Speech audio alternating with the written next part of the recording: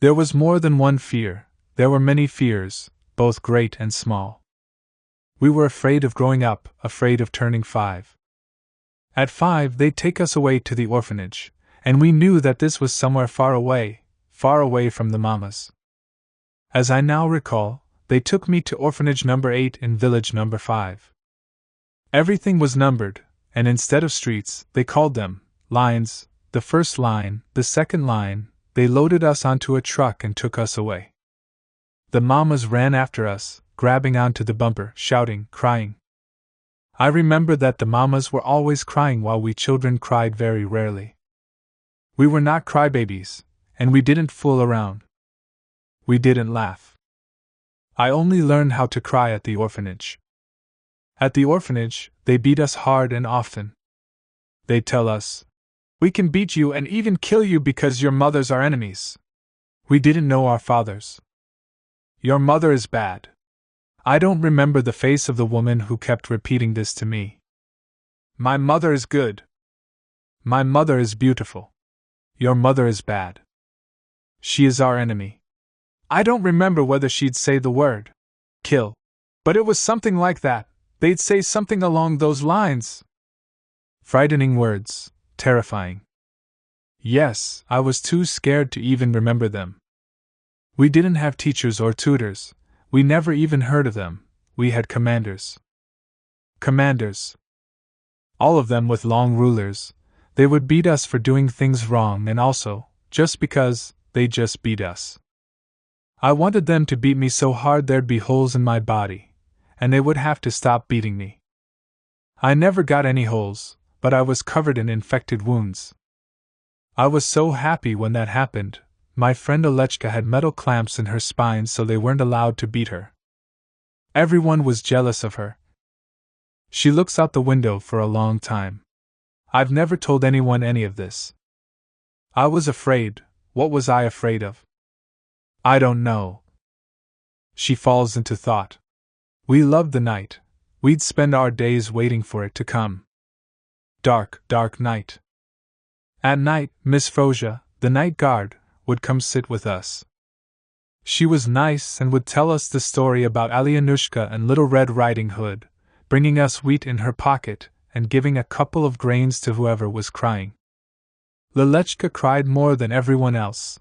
She cried in the morning and cried at night. All of us had scabies, fat red boils on our stomachs, but Lelechka also had blisters in her armpits, and they burst from being full of pus. I remember that the children would inform on one another. It was encouraged. Lelechka did it more than anyone else. The climate in Kazakhstan was harsh. In the winter, it would be 40 degrees below zero, and in the summer, it was 40 above. Lelechka died in the winter. If only she had made it until there was grass again, in the spring, she wouldn't have died. She wouldn't have. She falls silent in the middle of a word. We were taught, above all, we were taught to love Comrade Stalin. The first letter we ever wrote was addressed to him in the Kremlin. Here's how it happened. Once we'd learned the alphabet, they handed out white sheets of paper and dictated a letter to our most benevolent, most beloved leader.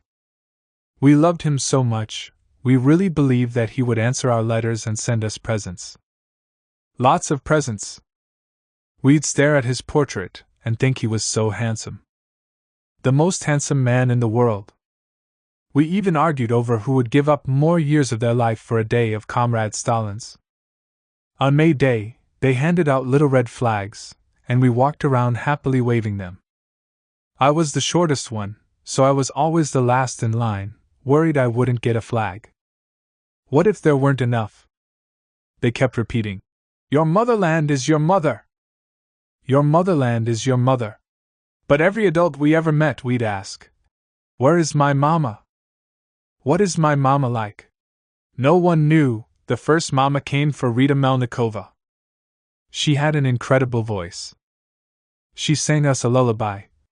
"Sleep, my little darling, sleep. All of the lights have gone out. None of the doors squeak. Even the mouse is asleep." We didn't know this song, so we learned it. We begged her more. I don't remember what else she sang us. By the time she finished, we were all asleep. She told us our mamas were good, our mamas were beautiful. All mamas are beautiful. She said all of our mamas sang this song. We waited for them, and then we'd get terribly disappointed. She hadn't told us the truth. Other mamas came and they were not beautiful. They were sick and they didn't know how to sing. We cried, we sobbed. We weren't crying because we were so happy to see them, we cried out of disappointment. Ever since then, I've disliked untruths. I don't like to daydream. She shouldn't have consoled us with those stories. We shouldn't have been lied to and told that our mamas were alive when they were actually dead. Because later on it would turn out that there was no beautiful mama, or there was no mama at all, none. All of us were very quiet kids. I don't remember our conversations. I remember touching. My friend Valianarina would touch me, and I would know what she was thinking because all of us thought the same things. We all knew each other in intimate detail. Who wet their bed, who screamed in their sleep, who couldn't pronounce their R's. I would always straighten out one of my teeth with a spoon. There were 40 metal beds in one room. In the evening they'd order us. Palms together, hands under your cheeks, and everyone on your right side. And we were supposed to do all that all together. Everyone. That was community. Maybe it was savage, maybe we were like cockroaches, but that's how I was brought up. That's still the way I am today. She turns away from me to face the window so I can't see her face in these moments. We'd lie there at night and then we'd all start to cry, all of us in chorus. All of the good mamas have come already, one girl said. I hate my mama. Why won't she come for me? I was also upset at my mother. And in the morning, we would all sing. She immediately bursts into song. With gentle light, the morning paints the ancient Kremlin walls. The whole Soviet nation awakens with the dawn. It's a pretty song. To me, it's still pretty. May Day. Our favorite holiday in the world was May 1st. On that day, they would give us new coats and dresses. All of the coats and all of the dresses were identical. You'd start breaking yours in, leaving your mark on it, just one little knot or crease to show that it's yours, a part of you. We were told that our motherland is our family, and that it was thinking of us. Before the May 1st assembly, we would carry a big red banner out into the courtyard, to the beating of a drum. One time, it was a miracle. A general came to wish us a happy holiday. For us, all men were either soldiers or officers, but here he was, a real general. His pants had the special piping. We climbed up on the tall windowsill to catch a glimpse of him getting into his car and waving to us. Do you know what having a father is like? Valianarina asked me that evening. I didn't. And neither did she. She is silent. We had Stepka. He'd wrap his arms around himself as though he was dancing with someone and twirled down the corridor. Dancing with himself. We thought it was funny, but he never paid any attention to any of us. And then one morning he suddenly died. He wasn't sick, but he died. In an instant. We thought about him for a long time. They said that his father was a big-time army official, very high up, a general too. After that, I started getting blisters in my armpits, the kind that burst. It was so painful, I'd weep from the pain. Igor Korolev kissed me in the storeroom. We were in 5th grade. I started getting better. I survived, again. Her voice breaks, she's almost screaming. Does anyone care about any of this anymore? Show me, who? It hasn't been useful or interesting to anyone for a long time. Our country doesn't exist anymore, and it never will, but here we are, old and disgusting, with our terrifying memories and poisoned eyes. We're right here. But what's left of our past? Only the story that Stalin drenched this soil in blood, Khrushchev planted corn in it, and everybody laughed at Brezhnev. But what about our heroes? In the papers, they've started writing that Zoya Kosmodymianskaya had schizophrenia as a result of childhood meningitis and had a known propensity for arson. That she was just mentally ill. Alexander Matrosov was drunk. That's why he threw himself in front of a German machine gun, and not because he wanted to rescue his comrades. Pavka Korchagin is no longer a hero, they're Soviet zombies. She calms down a little. But to this day, I still have dreams about the camp. I still get upset whenever I see German shepherds. I'm afraid of anyone in military uniform. Through tears. I can't go on like this. I turned on the gas, all 4 burners, shut the windows and pulled the blinds down. I don't have anything left that would make me afraid to die. She is silent. When you still have something holding you back, like the smell of a baby's head, I don't even have any trees under my windows, just roofs. Silence. I put a bouquet on the table, turned the radio on. In the final moments, as I was lying there, I was already lying on the floor. All of my thoughts were from the camp. Despite everything else that ever happened to me, I saw myself walking through the camp gates. They were metal gates, so they slammed shut behind me with a loud clank. I'm free, I've been released. I walked along talking to myself, no matter what, don't look back. I was terrified that someone would catch up with me and make me go back. That for some reason, I'd have to go back there. I walked a little ways and saw a birch tree by the road, just a regular birch. I ran up to it and put my arms around it, pressed my whole body against it. There was a bush next to it, and I embraced the bush too. There was so much joy my first year out, everything made me happy. She is silent for a long time. My neighbor smelled gas, the police broke down the door. When I came to in the hospital, my first thought was, where am I? Am I back in the camp? As though my whole other life hadn't happened, like there'd been nothing at all between the camp and the hospital. First I heard sounds, then I felt pain, everything hurt, every single motion, swallowing air, lifting a finger, opening my eyes. The whole world was my body. And then the world spread out and grew taller. I saw the nurse standing over me in her white uniform, her white kerchief. It took me a long time to come back to life. A girl was dying in the bed next to mine. She died over the course of several days, lying there with all these tubes coming out of her. There was a tube in her mouth, so she couldn't even scream. For some reason, they couldn't save her. Looking at all those tubes, I pictured everything in detail. I'm lying there like that, I'm dead. But I don't realize that I've died and no longer exist. Because I've already been to the other side. She stops. Are you sick of listening to me? No. You can tell me, I can shut up. Mama, my mother came for me in the beginning of 6th grade. She'd ended up doing 12 years in the camps. We were together for 3 of them, and separated for 9. Now we were being shipped off for resettlement. They had granted us permission to go together. It was morning. I was walking through the yard when I heard someone calling to me. Anechka! Anyutaka? No one ever called to me like that. No one ever called me by my name. I saw a woman with black hair and screamed. Mama! She embraced me with a bone-rattling cry. Daddy! She'd call me that. When I was little, I'd looked a lot like my father. Bliss. So many feelings, so much joy. For several days I was beside myself. I'd never been so overcome with happiness before or since. Such a rush of feelings, but soon, very soon, it turned out that my mother and I didn't understand one another. We were like strangers. I was eager to join the Komsomol and combat all the invisible enemies plotting to destroy this very best life of ours. My mother would just look at me and weep. She said nothing. She was always afraid.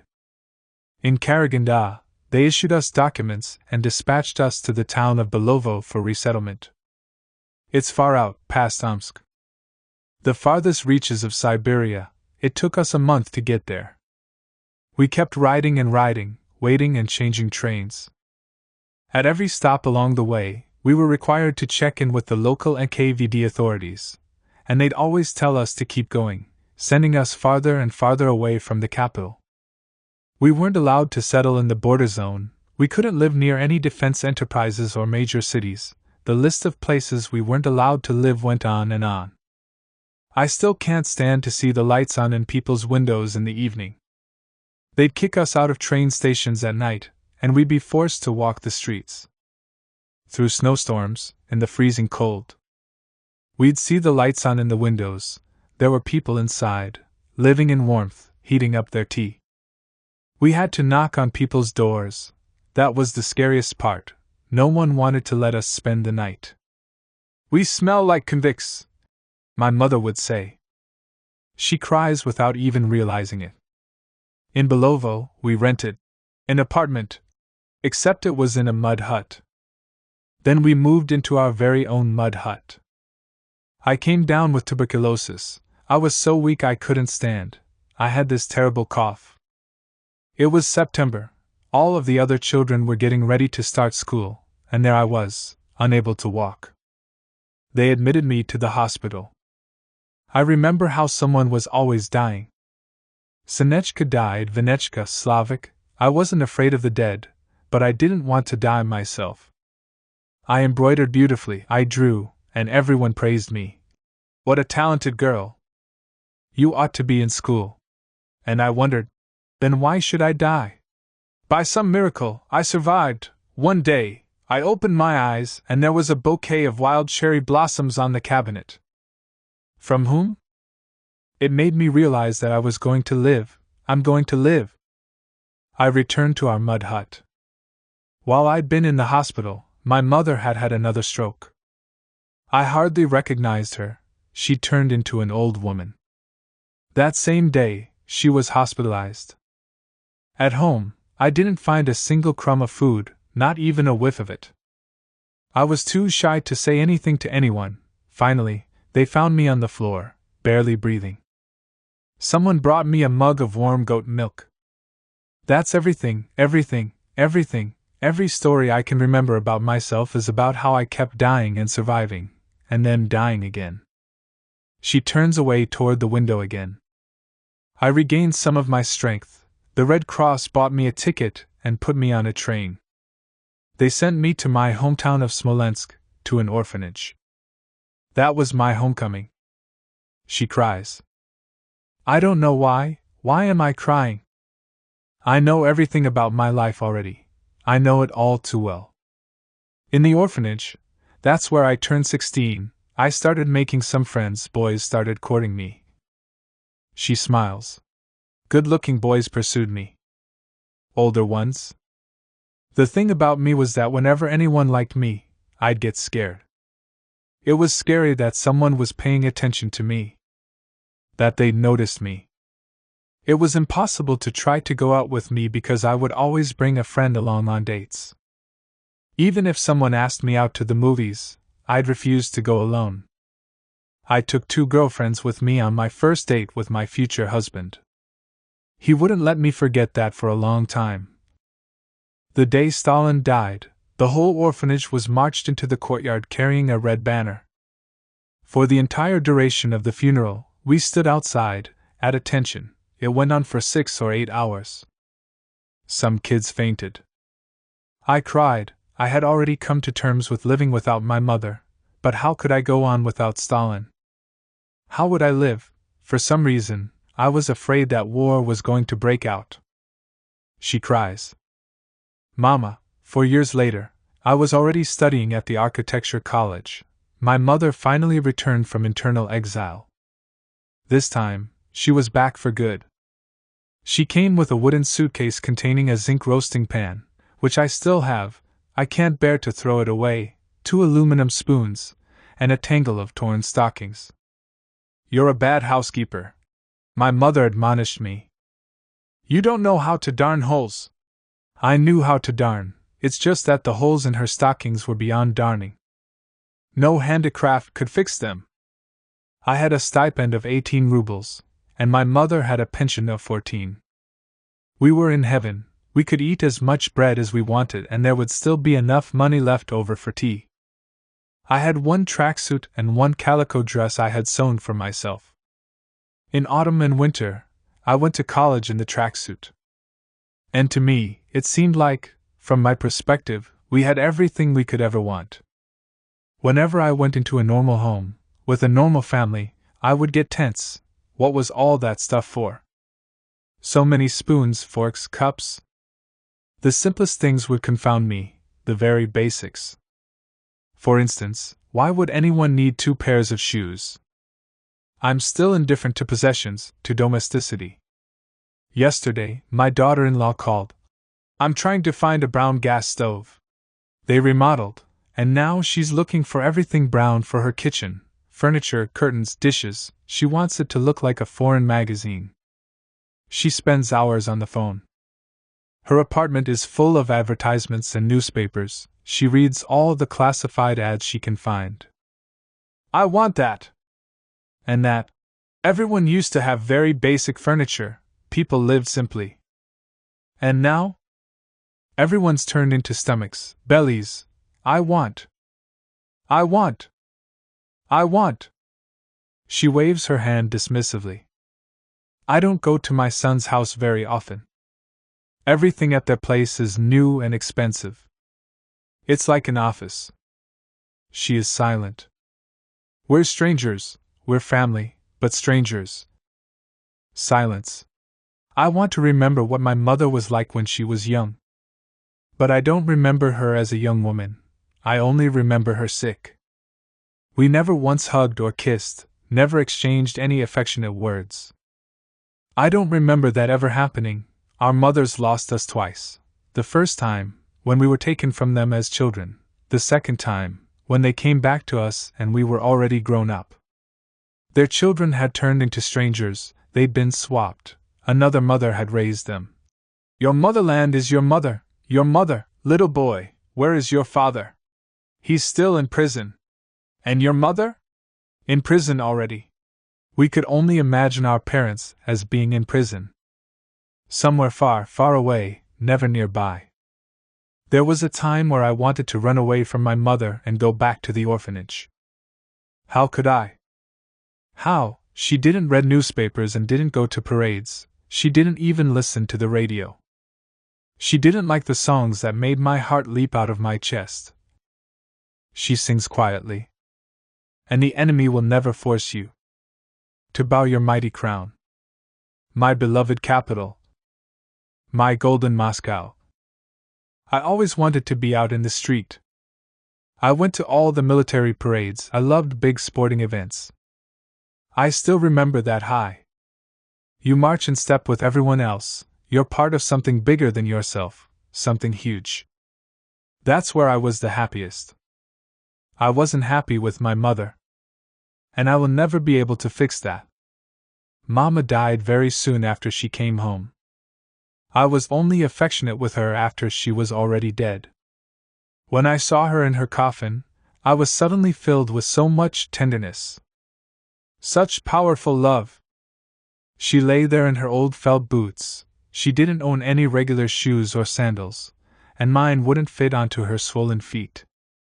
I said so many sweet words to her, confessed so much. Could she hear me? I kissed her and kissed her. Told her how much I loved her. She cries.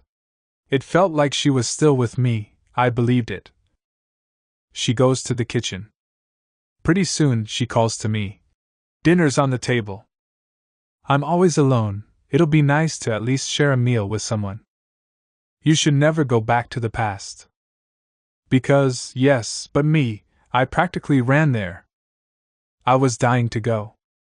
50 years, for 50 years, I kept returning to that place. In my thoughts, I was there day and night. Winter, most often, my dreams were of winter. It was so freezing cold, there were no dogs or birds anywhere. The air is brittle like glass, the smoke from the chimneys rises straight up into the sky in a column. Or it would be the end of the summer, after the grass stops growing, and everything is covered in a heavy coat of dust. Finally I decided to make the trip. By then, it was perestroika. Gorbachev, the rallies, Everybody was out in the streets, celebrating. You can write about whatever you want, shout whatever you want wherever you want. Freedom! Freedom! No matter what awaited us, the past was finally over.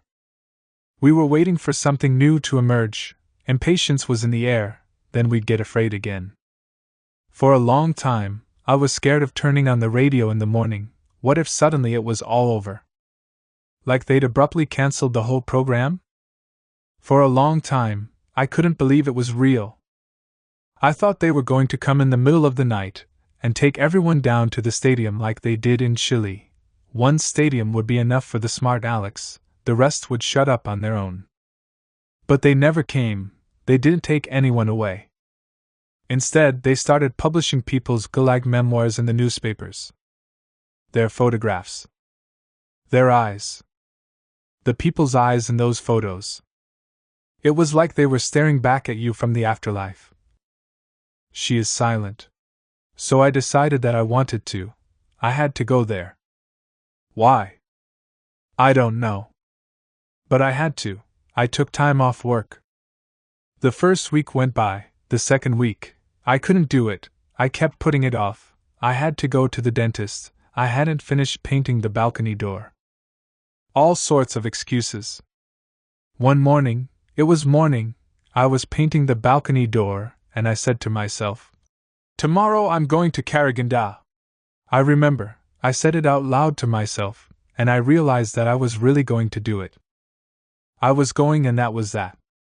What's Karaganda?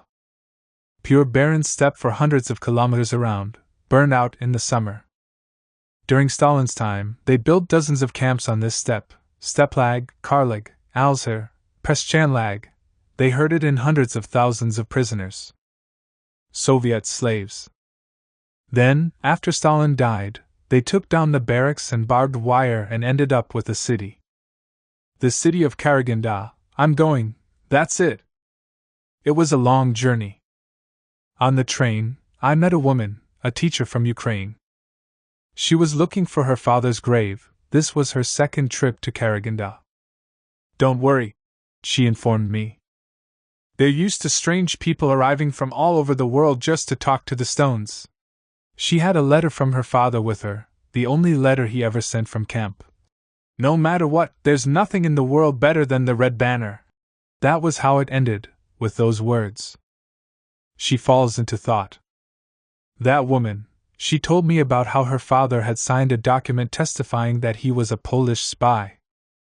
The interrogator had turned over a stool, hammered a nail into one of its legs, made her father sit on it, and spun him around. That's how he got his way. "Fine, I'm a spy." The interrogator. "For whom?" Now it was her father's turn to ask. "Where do spies come from?" They gave him a choice. He could either be German or Polish. "Say that I'm Polish." He knew two phrases in Polish, "Dziękuję bardzo" and "Wszystko jedno." Just those two phrases. As for me, I don't know a single thing about my father. One time, my mother let slip that he had gone mad from the torture in prison.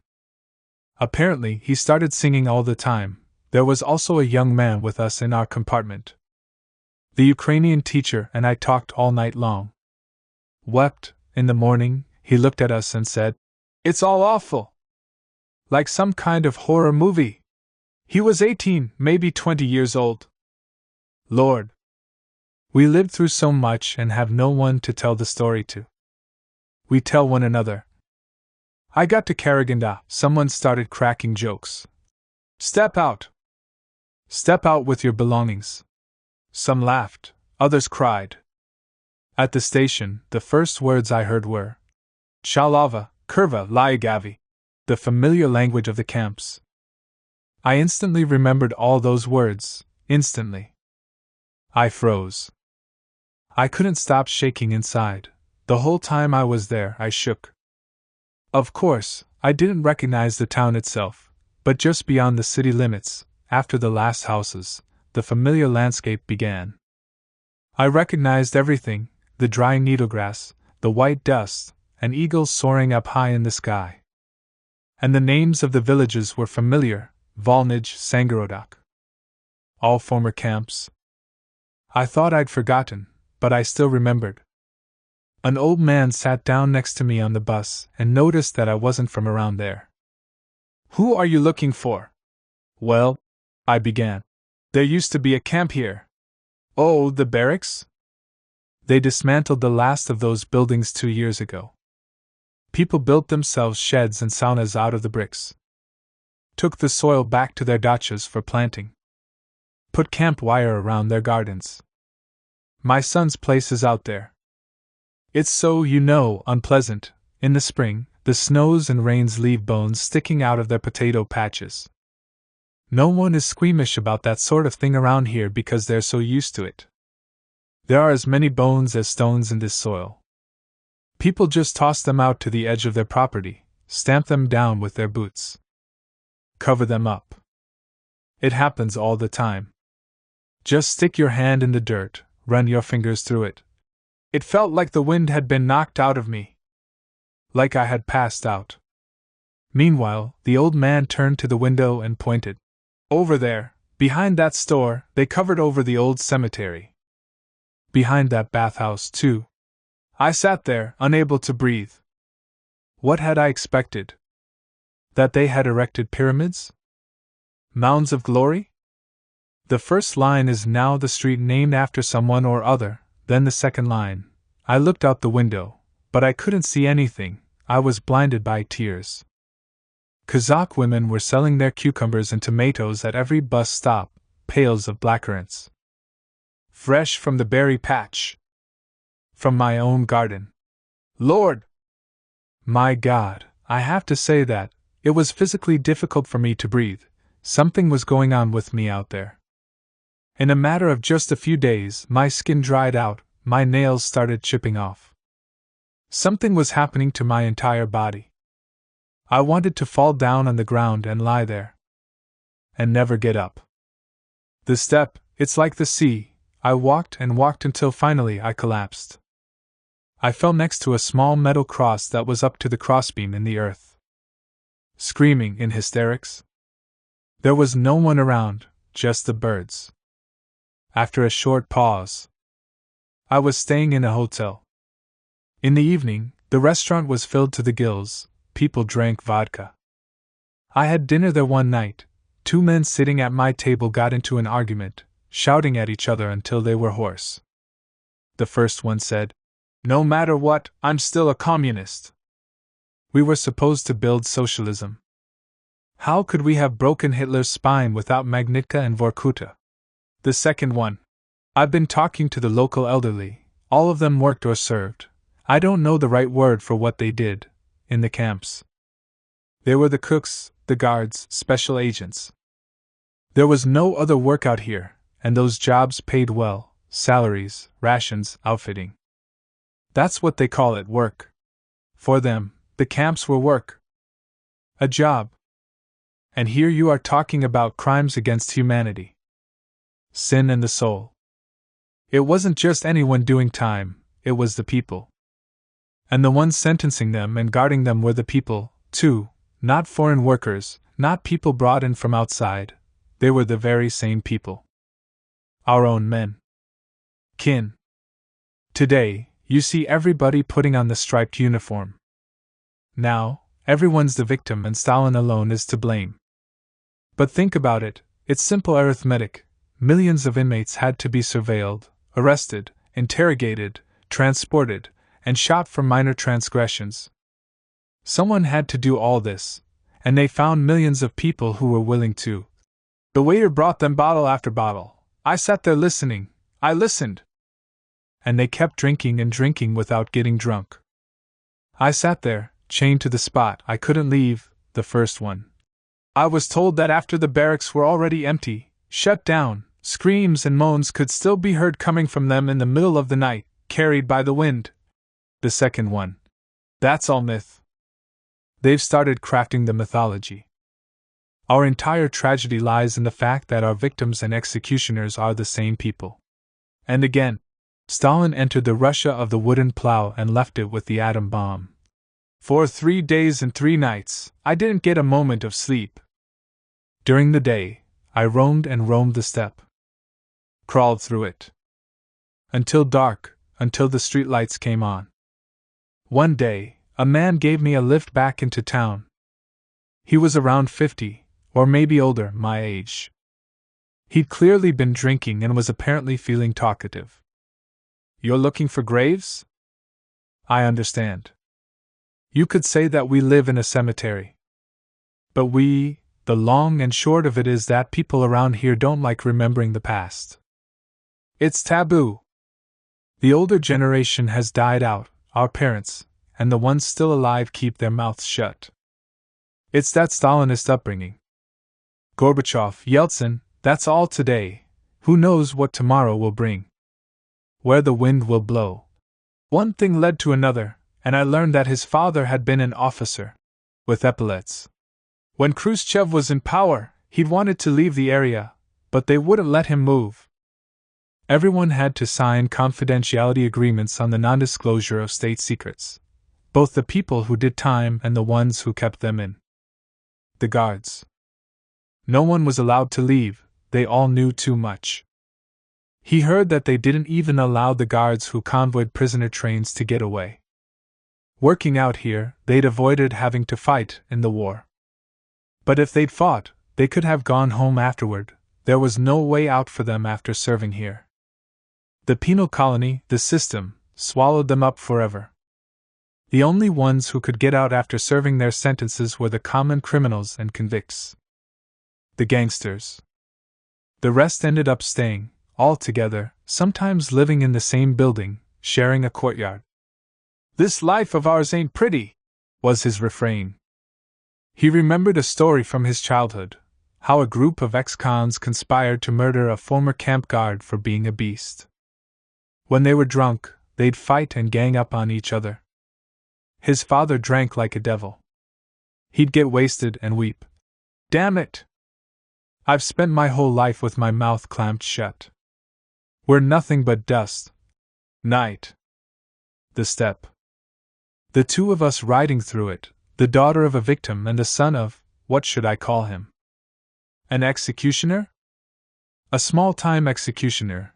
The big-time executioners can't do without the little ones. You need a lot of people who are willing to do the dirty work. And so we'd cross paths. What did we talk about? We talked about how neither of us knew anything about our parents, about how they'd kept silent until their very deaths. Taken their secrets with them to their graves. But apparently, something about me got to him, and it really upset him. He told me his father never ate fish because fish, he said, were willing to eat human flesh. If you throw a naked man into the sea, a few months later there will be nothing but bones left of him.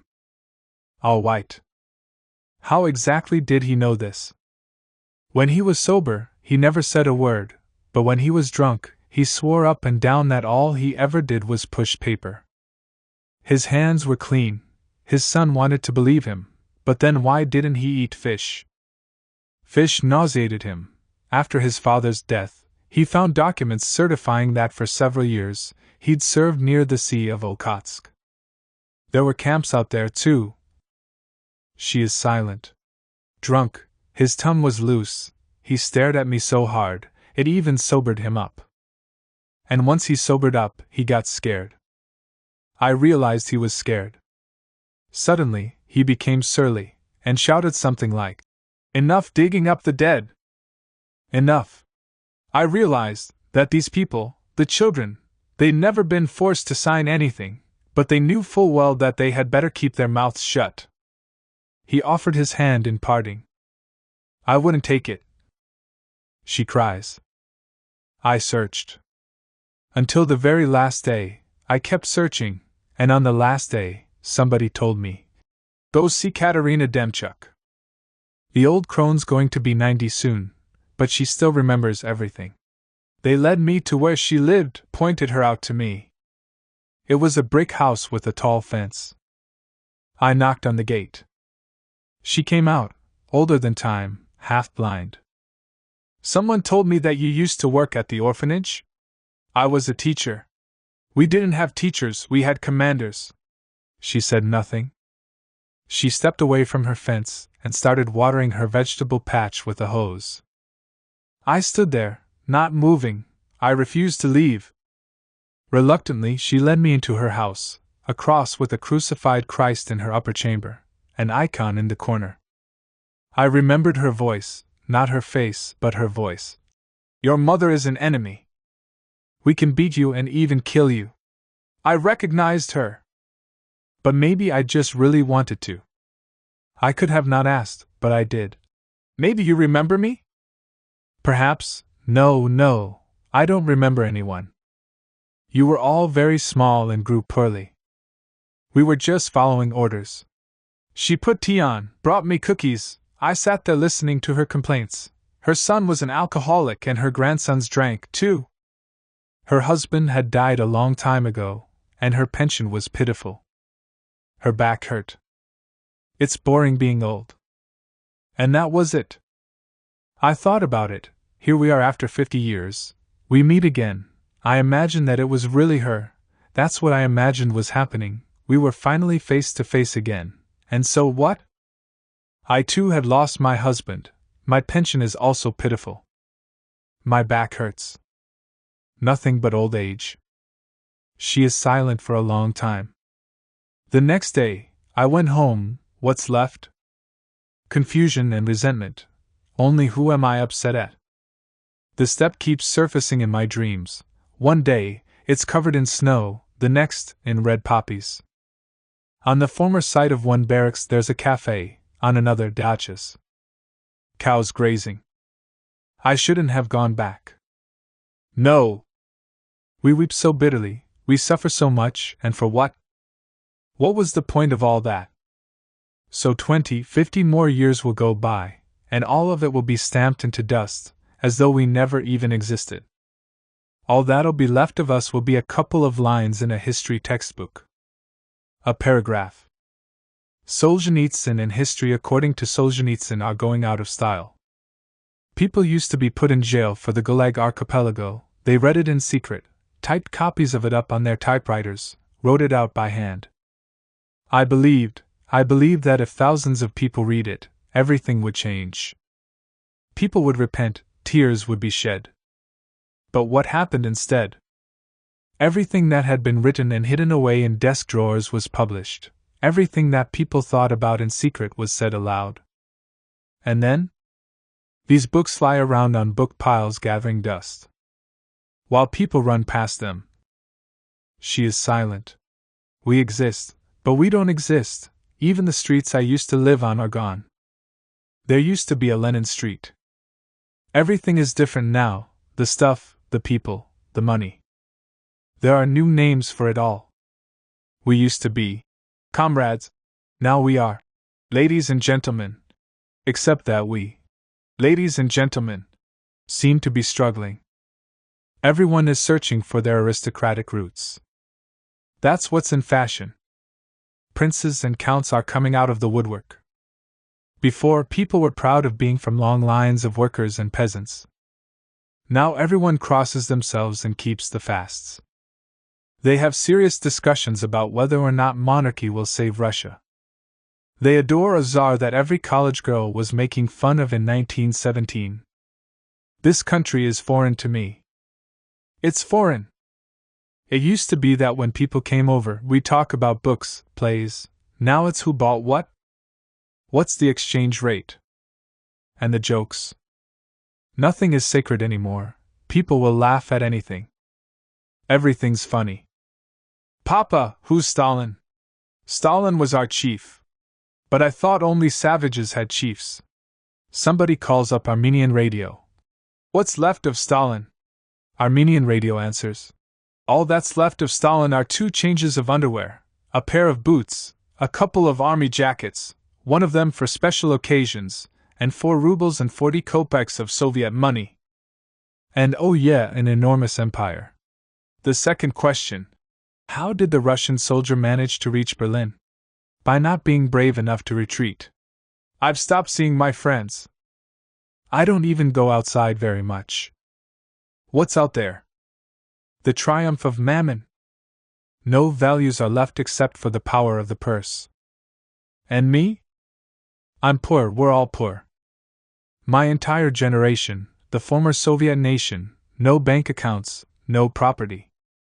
All of our things are Soviet, no one will give us a single kopeck. Where is our capital?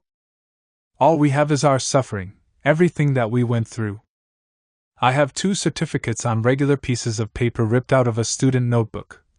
Rehabilitated. And rehabilitated, due to the absence of a crime. One for my mother and one for my father. There was a time. I used to be proud of my son. He was in the Air Force, he served in Afghanistan. Now he sells things at the market, a major with 2 combat decorations, a street peddler. It used to be called speculation, today, it's known as business. He crates vodka, cigarettes, and skis out to Poland and comes back with clothes. Junk. He goes to Italy with amber and returns with plumbing fixtures, toilets, taps, plungers. Yuck. There's never been a single salesman in our family. They were detested. I may be a chunk of Sovak, but it's better than all this buying and selling. So, I admit it, I used to like people more. The people before were our people. I lived with that country for its entire history. I don't care about the one that exists now, it's not mine. I can tell that she's tired. I turn off the tape recorder. She hands me a sheet of paper with her son's phone number on it. You asked for this. My son will tell you his version, he has his own story. There's a gulf between us, I realize. Through tears. Now go. I want to be alone. Her son's story. For a long time, he wouldn't let me turn on the tape recorder. And then, out of the blue, he suggested it himself. This you should record, it's not just family squabbles, fights between fathers and sons. This is history with a capital H, don't use my last name. I'm not afraid of anything, but it's unpleasant for me. You already know everything, but what can we say about death? Nothing intelligible, it's unknowable. I still like old Soviet films, there's something about them that you won't find in today's movies. I like that certain something ever since I was a kid. I can't put it into words. I was into history, I read a lot, everyone read a lot back then. I read about the Kaliuskinites and Chkalov, Gagarin and Korolev, but it was a long time before I learned anything about 1937. One day, I asked my mother, "When did my grandfather die?" And she fainted. My father told me, "Never ask your mother about that again." I was a little Octoberist, a young pioneer, whether I believed in it or not didn't matter. Maybe I did. More likely, I didn't think twice about it, the Komsomol. Songs by the campfire. If it suddenly turns out that your friend / is not friend, but not quite foe. And so on. He lights a cigarette. My dream? I dreamed of becoming a soldier. Of flying. It's prestigious and magnificent. All of the girls were dying to marry an army man. My favorite author was Alexander Kuprin. An officer. In an elegant uniform, dying a heroic death. Fraternal debauchery. Friendship. All of that seemed very attractive when I was young and impressionable. And my parents supported me. I was raised on Soviet books. Man is higher, mankind. That has a proud sound. They wrote about a man that didn't exist, who doesn't exist in nature. I still can't understand it. Why were there so many idealists back then? Now they've all vanished. What kind of idealism can the Pepsi generation have? They're pragmatics. I finished military school and served in Kamchatka. On the border. Out where there's nothing but snow and volcanoes. The one thing I've always loved about my country is the nature. The landscape. Now that's really something. 2 years later, they sent me for training at a military academy, and I graduated with honors. More little stars. A career. There would have been a gun salute at my funeral. Provocatively. And now? There's been a change of scenery. The Soviet major is now a businessman. I sell Italian plumbing fixtures. If someone had prophesied this 10 years ago, I wouldn't have even bothered punching that Nostradamus. I would have just laughed in his face. I was totally Soviet. It's shameful to love money, you have to love a dream. He lights a cigarette and falls silent. It's too bad, you forget a lot, you forget because it all goes by too fast. Like a kaleidoscope. First, I fell in love with Gorbachev, then I was disillusioned. I went to demonstrations and shouted alongside everyone else. Yeltsin, yes! Gorbachev, no! I screamed. Down with Article 6. I even put up flyers. We talked and read and talked. What did we want? Our parents wanted to say and read whatever they wanted. They dreamt of humane socialism, with a human face. And young people? We also dreamt of freedom. But what is it? Our idea of freedom was purely theoretical. We wanted to live like they do in the West. Listen to their music, dress like them, travel the world. We want change, sang Victor Tsoi. We had no clue what we were hurtling toward. We just kept on dreaming. Meanwhile, the only things on sale at the store were 3-liter jars of birch juice and sauerkraut. Bags of bay leaves. We had ration cards for noodles, butter, grain, tobacco. You could get killed in the vodka line. But they published the forbidden Platonov Grossman. They took the troops out of Afghanistan. I got out alive. I thought that all of us who had fought there were heroes. We returned to our motherland only to discover that it was gone. Instead of the motherland, we found ourselves in a new country that didn't give a damn about us. The army fell apart and people started flinging mud at army men. Murderers. We were no longer defenders, now we were murderers. They blamed us for everything from Afghanistan to Vilnius to Baku. All the bloodshed was our fault. It became unsafe to walk around in your uniform at night, you could get beaten up. People were angry because there was no food or anything else at the stores.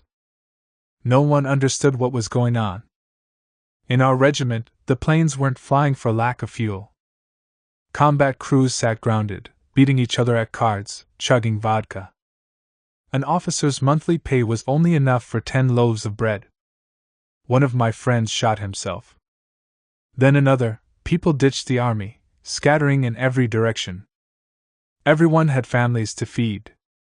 I have 2 kids, a cat and a dog. How to live? We switched the dog from meat to cottage cheese, while we ate nothing but kasha for weeks on end. All of this gets wiped clean from your memory. Yes, it's important to write it down while there are still people around who remember it. Officers, we'd work the night shift, unloading trained cars, or as security guards. Laying asphalt. The people working alongside me were PhDs, doctors, surgeons. I even remember a pianist from the symphony. I learned how to lay ceramic tile and install armored doors. And so on, and onwards. It was the dawning of the age of business. Some people imported computers, others cooked jeans. He laughs. 2 men decide to start a business together. One is going to buy a cistern of wine, and the other one's going to sell it. They shake on it. One goes looking for money, and the other one wonders where he's going to find a cistern of wine. It's a joke, and it's the truth. People like that would come see me, too, wearing beat-up sneakers, trying to sell me a helicopter. A pause. But we made it out alive. We survived, and the country survived. So what do we know about the soul? Only that it exists. For me and my friends, everything worked out all right. One of them runs a construction business, another one has a little grocery store, cheese, meat, salami. A third one sells furniture. Some have capital abroad, others have houses in Cyprus. One used to be an academic, another one, an engineer. They're smart, educated people. In the papers, they portray new Russians in 10-kilo gold chains with gold bumpers and silver wheels on their cars. That's all bullshit. Successful businesses are run by all sorts of people, but never idiots. So we'll get together, bring expensive cognac, but drink vodka. We get drunk and by morning, we're putting our arms around each other and belting out Komsomol songs at the top of our lungs. Komsomol youth, volunteers / our mighty friendship is our strength. We remember the trips we took, digging potatoes, and funny anecdotes from army life. In short, we reminisce about the Soviet era. Do you understand? Our conversations always end the same way. It's a mess out there. We need a Stalin. Even though all of us, as I've already told you, have made it. What's that about? Take me, for example. November 7th is still a holiday to me. On that day I celebrate something great. And I miss something, I miss it enormously. Actually, to be perfectly honest, on the one hand, it's nostalgia, but on the other hand, it's fear. Everyone wants to leave, get the hell out of this country. Make the big bucks and clear out. What about our children? They all want to study accounting. But ask them about Stalin, that past has been severed clean. To give you a rough idea, I gave my son Solzhenitsyn to read, and it made him laugh. I'd hear him laughing while reading it. For him, the accusation of being a triple agent seems ridiculous. Papa, there wasn't a single literate interrogator, they misspelled every word. They couldn't even spell execution right. He will never understand me or my mother because he didn't spend a single day of his life in the Soviet Union. My mother, my son, me, we all live in different countries, even though they're all Russia. The ties that bind us are ghastly. Ghastly. Everyone feels lied to. Socialism is alchemy. It's an alchemical concept. We were hurtling forward and ended up God knows where. A joke. Where do I sign up for the Communist Party? At the psychiatrist's. While they, our parents, my mother, want to feel like they led important, not worthless lives, believing in the things that are worth believing in. But what do they have instead? From all sides, they hear that their lives were total shit, that they never had anything but their terrible missiles and tanks. They were prepared to defeat any enemy. And they could have done it. But without a war, it all collapsed. No one can understand why. That's something we need to think about, but no one ever taught us how to think. All anyone remembers is fear, and fear is all anyone talks about. I read somewhere that fear is also a form of love. I bet that's a quote from Stalin. Today, the museums stand empty while the churches are full. It's because all of us need therapists. Psychotherapy sessions. Do you think that Chumak and Kasparovsky heal people's bodies? They heal souls. Hundreds of thousands of people sit in front of their televisions and listen to them like they're hypnotized. It's a drug. The terrifying loneliness, the sense of abandonment, from the taxi driver to the office clerk to the people's artist and the scholar. Everyone is terribly lonely. And on, like that, life has completely transformed. The world is now divided into new categories, no longer white and red, or those who did time and the ones who threw them in jail, those who've read Solzhenitsyn and those who haven't. Now it's just the haves and have-nots. You don't like that? No, of course not, and as for me, I don't like it either. You, and even I, we were romantics, and how about those naive 60s dissidents? A cult of earnest people. They thought that as soon as communism fell, the Russian man would drop everything and learn how to live with freedom. Instead, he went out and learned how to live. Really live. Try everything, lick it, take a bite of it. Eat good food, wear nice clothes, travel, see palm trees in the desert. Camels, instead of burning and burning out, eternally running somewhere with a torch and a pickaxe. No, all Russians wanted was to live like other people, in France and Monaco, because you never know what might happen. They gave us land, but they can take it away. They let us do business, but they might still put us in jail. They'll take away the factory and the little grocery, too. That fear keeps drilling away at our brains, boring holes into us. What history? It's time to hurry up and make some money. No one thinks about anything great or sublime. We've had it up to here with greatness. We want something on the human scale. Normal. Mundane, everyday stuff. It's enough to remember the great stuff occasionally. After a little vodka, we were the first ones in space, and manufactured the best tanks in the world. But there was no detergent or toilet paper. Those goddamn toilets always leaked.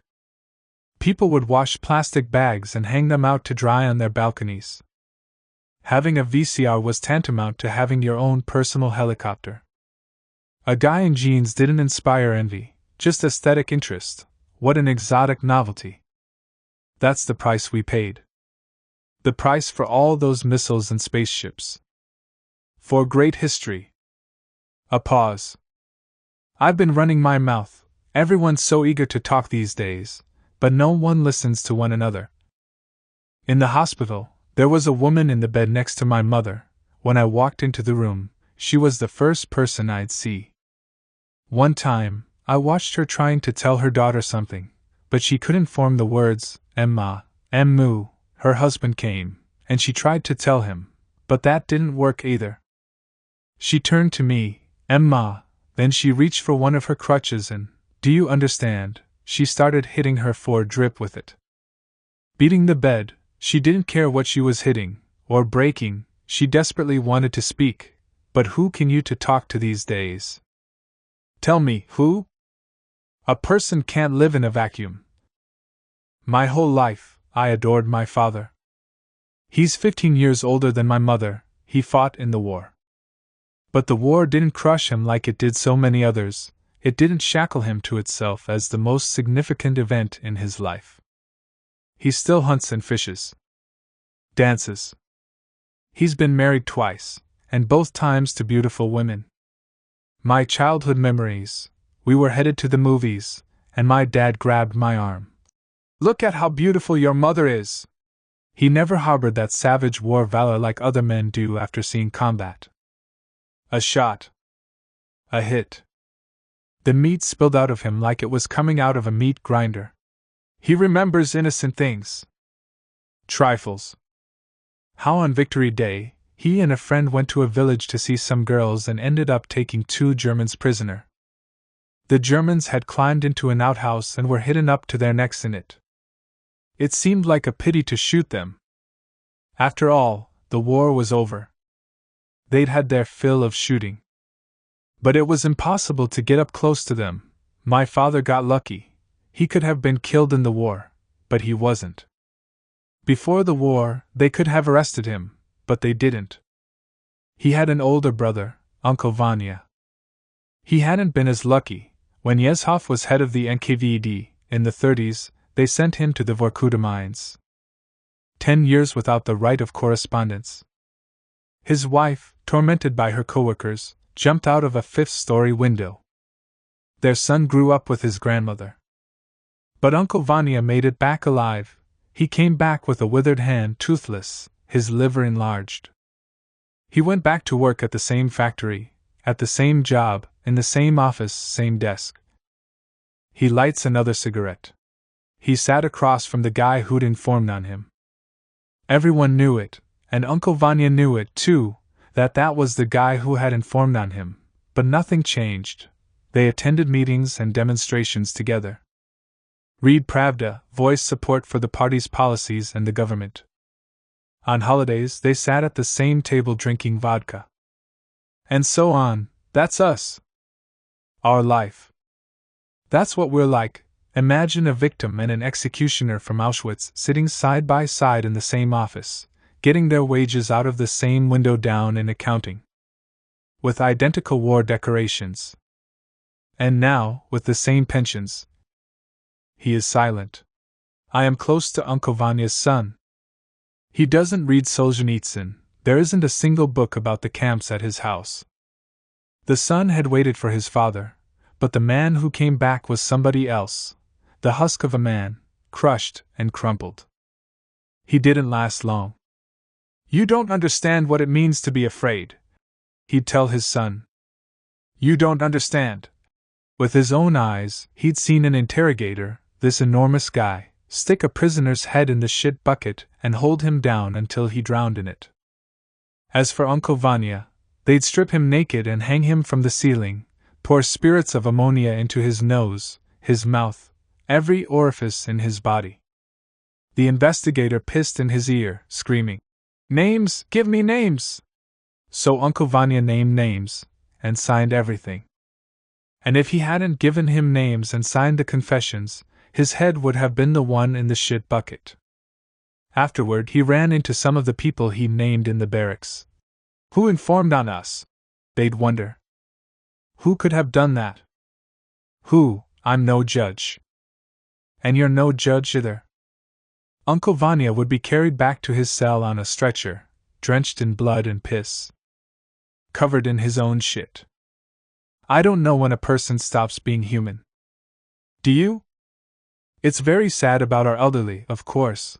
They collect bottles at the stadiums, sell cigarettes in the metro at night, pick through the garbage dumps. But our elderly are no innocents. That's a terrifying thought. Seditious. I'm scared just thinking it. He is silent. But I will never be able to talk about this with my mother. I've tried. She goes into hysterics.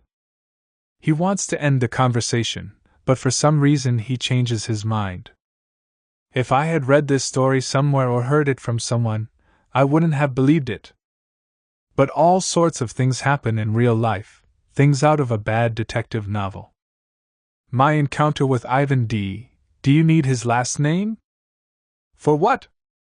He's dead. His children? The son doesn't answer for the father. That's an old proverb, yes, and his children are old men themselves. The grandchildren and great-grandchildren? I don't know about the grandchildren, but the great-grandchildren, they don't even know who Lenin is. Grandfather Lenin is all but forgotten. He's nothing but a statue now. A pause. Let me tell you about my encounter with him. I had just been promoted to lieutenant, and was about to get married to his granddaughter. We'd already bought the wedding rings in her dress. Anna, that was her name. Pretty, right? He lights another cigarette. She was his granddaughter. He adored her. At home, everyone jokingly called her the doted toad. He made it up. It meant that she was adored. And she looked like him, too, even a lot, I'd say. I come from a normal Soviet family. Our whole lives, we lived from kopeck to kopeck, while these people had crystal chandeliers, Chinese porcelain, rugs, new ziggilies. Everything was first class. There was an old Volga, too, that the old man refused to sell. And so on. I was already living with them in that apartment. In the mornings, we'd drink tea in the dining room, out of cups and silver cup holders. It was a big family, sons-in-law, daughters-in-law. One of the sons-in-law was a professor. Whenever the old man got angry at him, he'd always say the same thing. People like you, I would have them eating their own shit. Yep, that was a nice touch, but I never put it together. I didn't get it. Later on, I remembered. Afterward, young pioneers would come see him and write down his stories. They got his photographs for the museum. By the time I was around, he was already ailing, so he'd stay home. But before that, he'd speak at schools, tie red kerchiefs around the necks of the excellent students. He was an honored veteran. Every holiday, there'd be a big congratulatory card in the mailbox. Every month, a special ration of groceries. One time, I went with him to pick up the ration. In some strange basement, we were handed a stick of servelat, a jar of pickled Bulgarian cucumbers and tomatoes, imported canned fish, a jar of Hungarian ham, peas, canned cod liver. In those days, these were all scarce goods. Privileges. He took a liking to me right off the bat. I like army men, and I hate suits. He showed me all of his expensive hunting rifles. I'll leave these to you. Every wall of their giant apartment was covered in deer antlers. Taxidermied animals stood on the bookshelves. Hunting trophies. He was a passionate hunter. For 10 years or so, he'd been the head of the city hunting and fishing society. What else? He told a lot of war stories.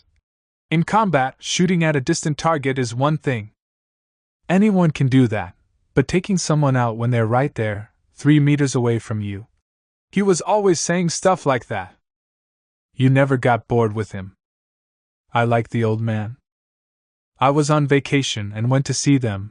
The wedding was right around the corner. It was the middle of summer. We were all living together at their big dacha. It was one of the old dachas, not just the regulation 400 square meters of land. I don't remember exactly how big it was, but they had a piece of the woods, too. Old pines. Only top-ranking officials got dachas like that. For special services. Prominent academics and writers. And him, whenever I'd wake up, the old man would already be out in the garden. I have the soul of a peasant. I came to Moscow from Tver in bast shoes. Most evenings, he'd sit alone on the terrace smoking. It was no secret. They'd discharged him from the hospital to die. He had terminal lung cancer. He didn't quit smoking. He came back from the hospital with a Bible. I've been a materialist my whole life, but now, in the face of death, I've come to God. Some nuns who took care of the gravely ill had given him the Bible in the hospital. He read it with a magnifying glass. Before dinner, he'd read the papers, and after his post-dinner nap, war memoirs. He'd collected an entire library of memoirs, Zhukov, Rokossovsky. He liked remembering his own life, too, how he'd seen Gorky and Mayakovsky in the flesh, the Kelyuskinites. He often said, "The people want to love Stalin and celebrate May 9th. I'd argue with him. It was perestroika, the spring of Russian democracy. I was just a kid. One day, it was just the two of us, everyone else had gone to the city. 2 men in an empty dacha. A carafe of vodka. I don't give a damn about the doctors. I've lived my fill. So should I pour you one? Go ahead." And so it began. I didn't understand right away. It didn't immediately occur to me that what we needed was a priest. The man was coming to terms with death, not immediately. At first, it was the regular conversation that people were having in those days: socialism, Stalin, Bukharin. Lenin's political last testament, which Stalin had hidden from the party. We talked about everything that was in the air and in the papers. We drank. We got good and drunk. Pretty soon, he had gotten worked up. "You little snot! All young and green, listen up! The last thing we want is for our men to have freedom. They'll piss it all away. You understand?" Then swearing. A Russian can't convince another Russian of anything without obscenities. I'm taking them out. Get that through your skull. Of course, I was in shock. In shock. He was going all out. These arm-waving liberals ought to be handcuffed and taken out to chop timber. Get some pickaxes into those hands. You need fear. Without fear, everything will fall apart in the blink of an eye. A long pause. We picture monsters with horns and hooves. But there he was, by the looks of it, a regular person sitting there, just a normal person, blowing his nose, sick, drinking vodka. I think that was the first time it occurred to me that the victims stick around and testify while the executioners hold their silence. They disappear, they go down some invisible hole. They have no last names, no voices. They vanish without a trace, and we know nothing about them. In the 90s, while the executioners were still alive, they got spooked. The name of the interrogator who tortured academician Vavilov flickered through the papers. I remember it, Alexander Kvat. They printed a couple more names.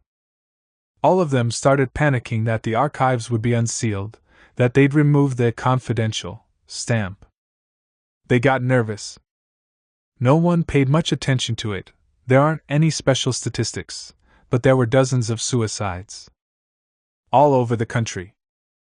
They wrote it off as another consequence of the fall of the empire, blamed it on the general impoverishment, but I'd hear about the suicides of rather well-off, decorated old men. Without apparent cause. They all had one thing in common: all of them had served the regime. Some of them suddenly heard the voice of their consciences, some of them got scared that their families would find out. They lost their nerve. Were stricken with terror. They couldn't comprehend what was going on, why a vacuum had suddenly formed around them. They were loyal hounds. Faithful service dogs.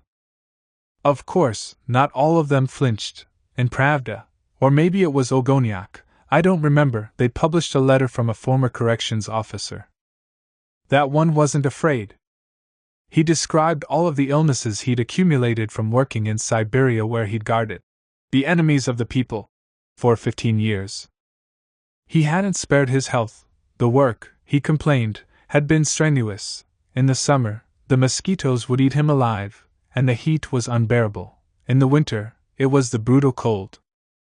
The little jackets, I remember, he wrote, little jackets, distributed to the soldiers were thin, while the real bosses went around in sheepskin coats and felt boots.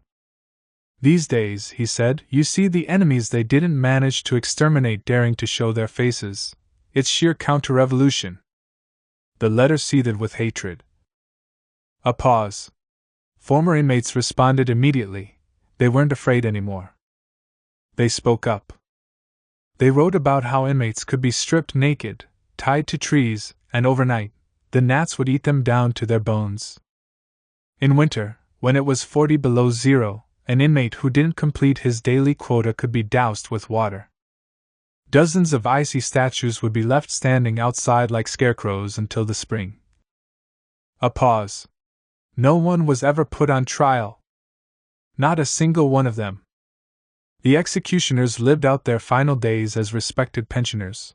What can I say? Don't ask anyone to repent. Don't make things up about what our people are like, saying that Russians are so good at heart. No one is prepared to repent. It's a great feat, repentance. Even when I go to church, I don't have it in me to confess. It's hard, and really, people only ever feel sorry for themselves. Not anyone else. Anyway, the old man was furiously pacing the terrace, screaming. The things he was telling me made my hair stand on end. By then, I already knew a lot. I'd read Shalamov, but here there was a little bowl of candy on the table, a bouquet. It was this completely idyllic scene. And that contrast made the reality all the starker.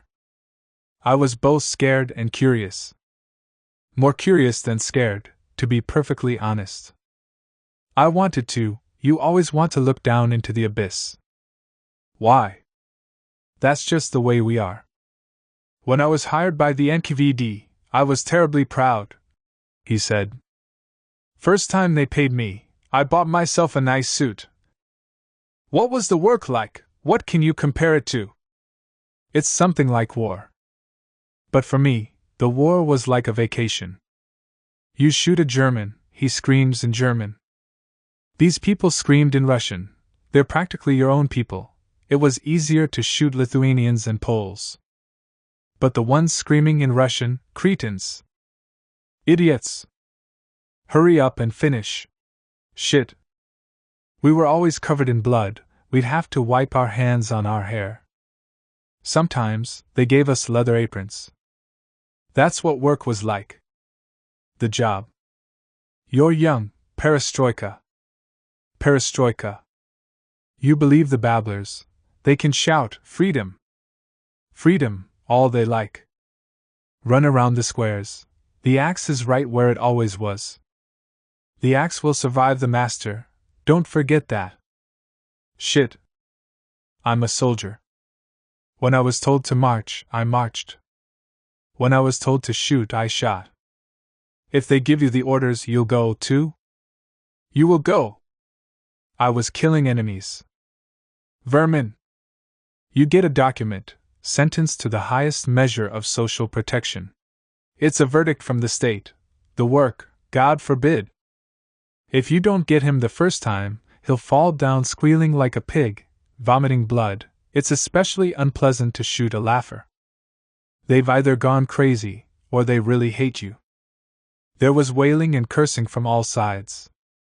You can't eat beforehand. I couldn't. I was always thirsty. Water! Water! Just like when you're hungover, shit.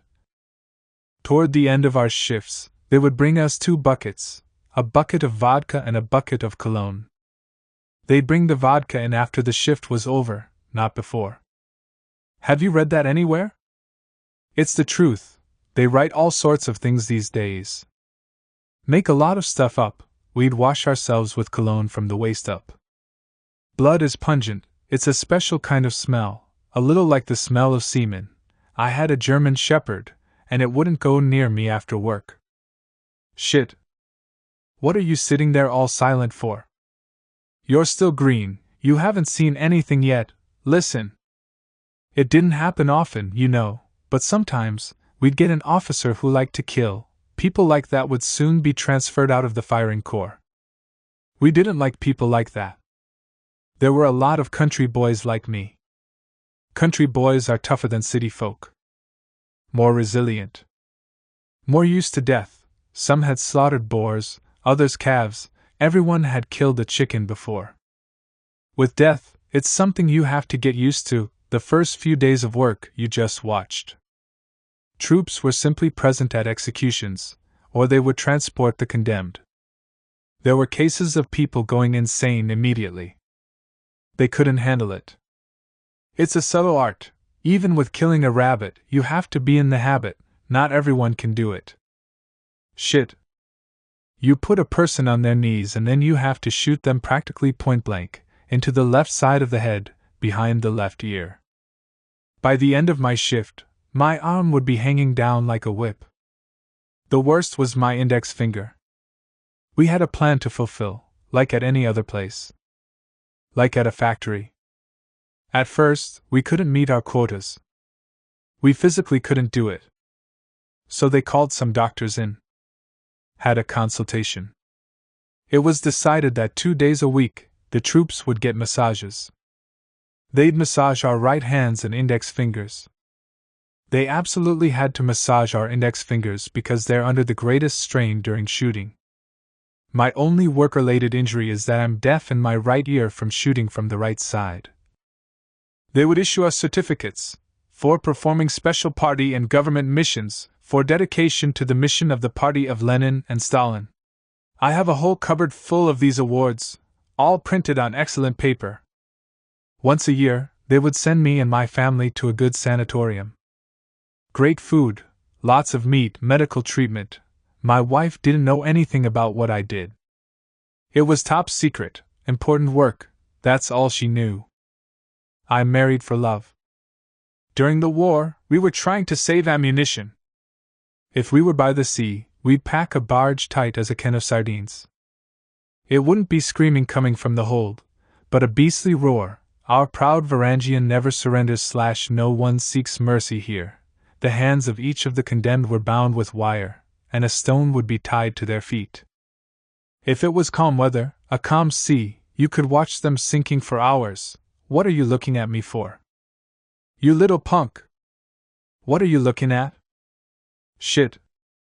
Pour me another! That was our job. Work. I'm telling you this so that you understand. The Soviet state cost us dearly. It needs to be guarded. Preserved. At night, we'd go back to the sea, and the barges would be empty. Dead silence. Everyone had the same thought. As soon as we set foot on the shore, they'll shit. For years I kept a wooden suitcase ready under my bed, a change of underwear, a toothbrush, a razor. I slept with a gun under my pillow, always prepared to put a bullet through my forehead. Everyone lived like that in those days. Soldiers and marshals alike. In that we were equals. When war broke out, I immediately asked to be sent to the front. It's not that frightening to die in battle. At least you know that you're dying for the motherland. It's all very straightforward. I liberated Poland and Czechoslovakia, shit. I finished my tour of duty in Berlin. I have 2 decorations and medals. Victory! Then, what happened was, after the victory, I was arrested. The special service agents had the lists prepared ahead of time. For Czechists, there are only 2 ways out of the service: either you die by the enemy's hand or at the hands of the NKVD. They gave me 7 years. And I did all 7. To this day, I still wake up like I did at the camps, at 6 on the dot. What was I in for? They never told me. What was I in for? Shit. He nervously crumples the empty pack of cigarettes. Maybe he was lying. But no, of course he wasn't lying. It didn't seem like it. I don't think so. In the morning, I made up some excuse, some nonsense, and left. I ran. Called off the wedding. Yep, how could I marry her? I couldn't go back to that house. I couldn't. I went to my regiment. My fiancée, she didn't understand what had happened. She wrote me letters, suffered, and I did too. But that's not what we're talking about right now. This isn't about love, that's another story. I want to understand, and you want to understand, as well, what kind of people they were. Right. After all, a murderer is an interesting kind of person. No matter how you cut it, a murderer can't be just a regular guy. You're drawn to him. It pulls you in. Evil is mesmerizing. There are hundreds of books about Hitler and Stalin. What were they like as children, with their families, with the women they loved? Their wine and their favorite cigarettes, we're interested in every last detail. We want to understand, Tamerlane, Genghis Khan, who were they? Who? And the millions of people like them, miniature copies. They also committed atrocities and only handfuls of them lost their minds. While the rest led normal lives, kissing girls and playing chess, buying toys for their kids, each one of them thinking, that isn't me. I wasn't the one putting those people on the rack or blowing their brains out. That wasn't me back there putting sharpened pencils through women's nipples. It's not me, it's the system. Even Stalin, even he'd say, I'm not the one who decides, it's the party. He taught his son, you think that I'm Stalin, you're wrong. That's Stalin. And he'd point to the portrait of himself hanging on the wall. Not at himself, but at his portrait. Meanwhile, for decades, the death machine worked non-stop. Its logic was brilliant. The victims are accused of being executioners and then, in the end, the executioners themselves become the victims. As though it wasn't just people running it, things are only that perfect in nature. The flywheel turns, but there's no one to blame. No one! Everyone wants to be pitted. Everyone is a victim. Everyone is at the bottom of the food chain. There. I was young, I got scared, I was bewildered. Today, I would have asked him more questions. I need to know these things, why? I'm afraid. Knowing what I know about people, I'm afraid of myself. Scared. I'm an ordinary man, weak, I'm black and white and yellow, I'm all sorts of things. In Soviet school, they taught us that by himself, man is good, he's great. And even today, my mother still believes that it is only terrible circumstances that make him terrible, but man is essentially good. That's just not how it is. It's not. No, man vacillates between good and evil for his entire life. Either you're stabbing someone in the nipples with a pencil, or you're getting stabbed. Take your pick. Go ahead. It's been so many years, but I still can't forget it, he shouted. I watch TV, I listen to the radio. It's the rich and poor all over again. Some people gorge themselves on caviar, buy islands and private jets, while others can't afford a loaf of white bread. This won't last long around here. People will once again acknowledge Stalin's greatness. The axe is right where it always was, the axe will survive the master. Mark my words, you asked how long a man is a man, how long can he hang on?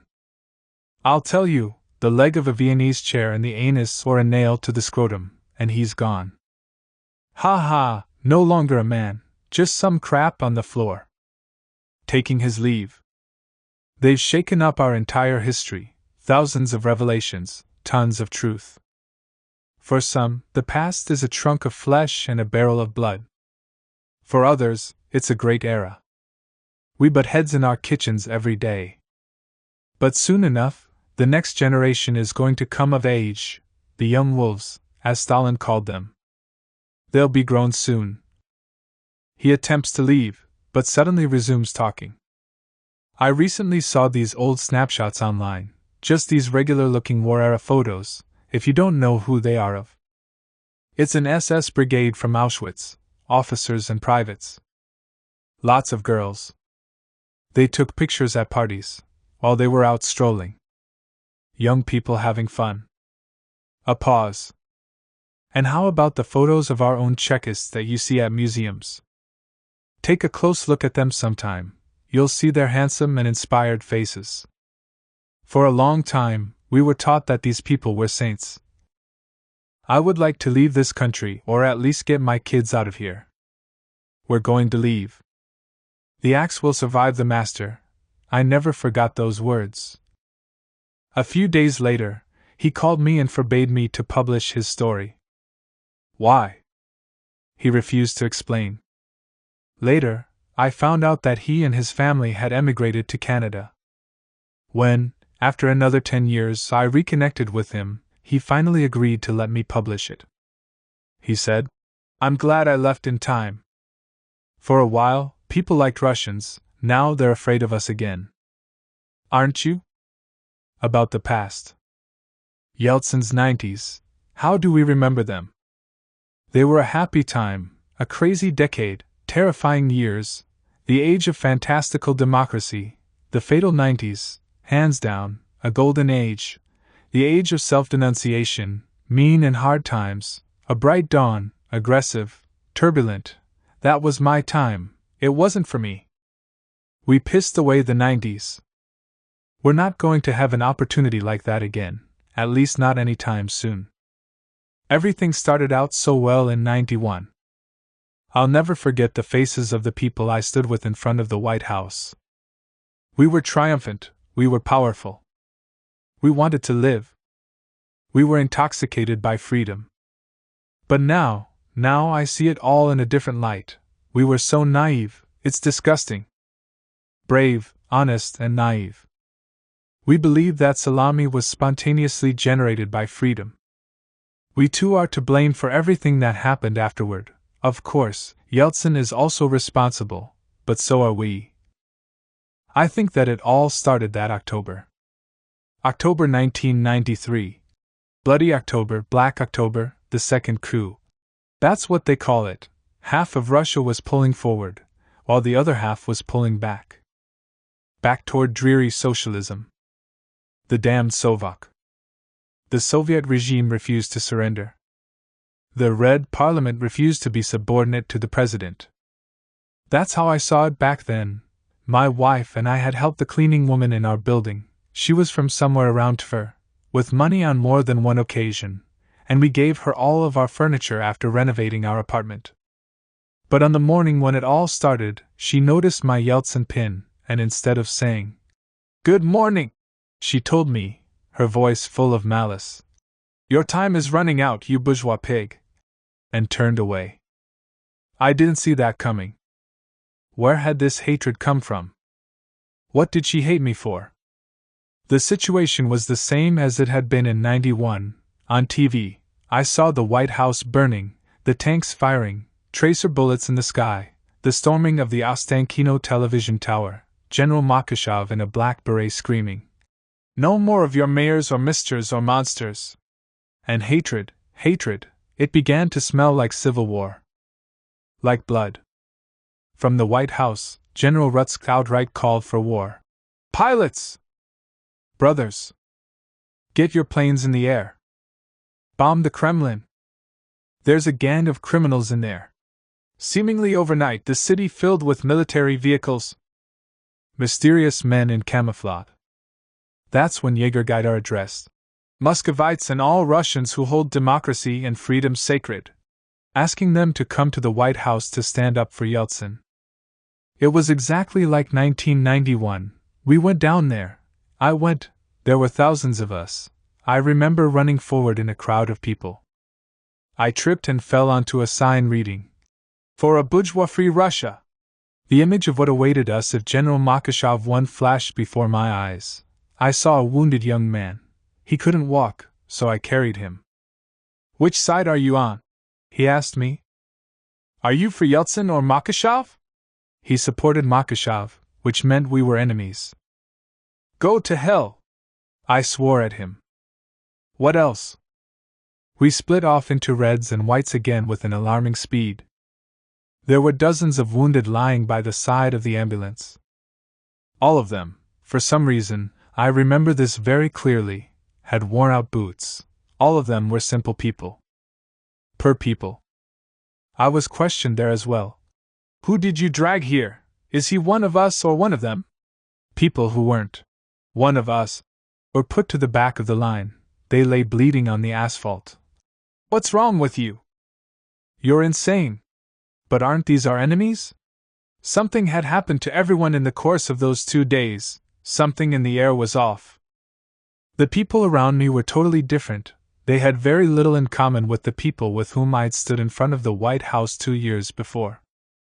They were carrying spikes made of sharpened plumbing fixtures, real machine guns, which people were handing out from the back of a truck. War. It was real this time. They were piling up the dead next to a phone booth. The corpses were also in worn-out boots. Meanwhile, not far from the White House, the cafes were still open, and people were still drinking beer as though nothing was happening. Gawkers hung out on their balconies watching it all like it was a play. And suddenly, right in front of me, I saw 2 men carrying a TV out of the White House. With telephone receivers hanging out of their coat pockets, the looters were cheerfully being shot at from above. Probably by snipers. Sometimes they would hit them, other times they would hit the TVs. There was the constant sound of gunfire in the streets. He falls silent. After it was all over, when I got home, I found out that our neighbor's son had been killed. The kid was 20. He had been on the other side of the barricades. It had been one thing when we argued with them in our kitchen, but shooting, how did it happen? I never wanted that. When you're part of a mob, the mob is a monster. A person in a mob is nothing like the person you sit and chat with in the kitchen. Drinking vodka, drinking tea. I'm never demonstrating again, and I won't let my sons do it either. He is silent. I still can't wrap my mind around it. Were we defending freedom or participating in a military coup? I have my doubts. Hundreds of people died. No one but their families remembers them. Woe to him who is building a city by blood! Silence. And what if General Makashov had won? There would have been even more bloodshed. Russia would have collapsed. I don't have the answers. Until 1993, I believed in Yeltsin. My sons were little boys back then, they've grown up since. One of them is even married. Several times I tried. I wanted to tell them about 1991, 1993, but they're not interested. Their eyes would glaze over. The only question they have for me is, "Papa, why didn't you get rich in the 90s, back when it was so easy?" As though the only people who didn't get rich were the armless and dumb. Your Cretan ancestors, kitchen impotents, we were too busy running around to protests. Sniffing the air of freedom while the smart ones divvied up the oil and gas. Russians are the kind of people who get swept up in things.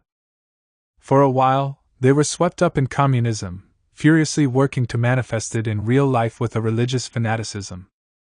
Eventually, they got tired of it and grew disillusioned. They decided to reject the old world, shaking its ashes off of their feet. It's very Russian to start over from the smoking ruins. So once again, we're drunk on seemingly new ideas. Forward, toward the triumph of capitalism. Soon, we'll be living as well as they do in the West. Rose-colored dreams. The living is better. And for some people, it's gotten 1,000 times better.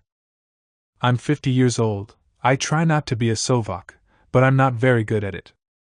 I work at a private company and hate the owner.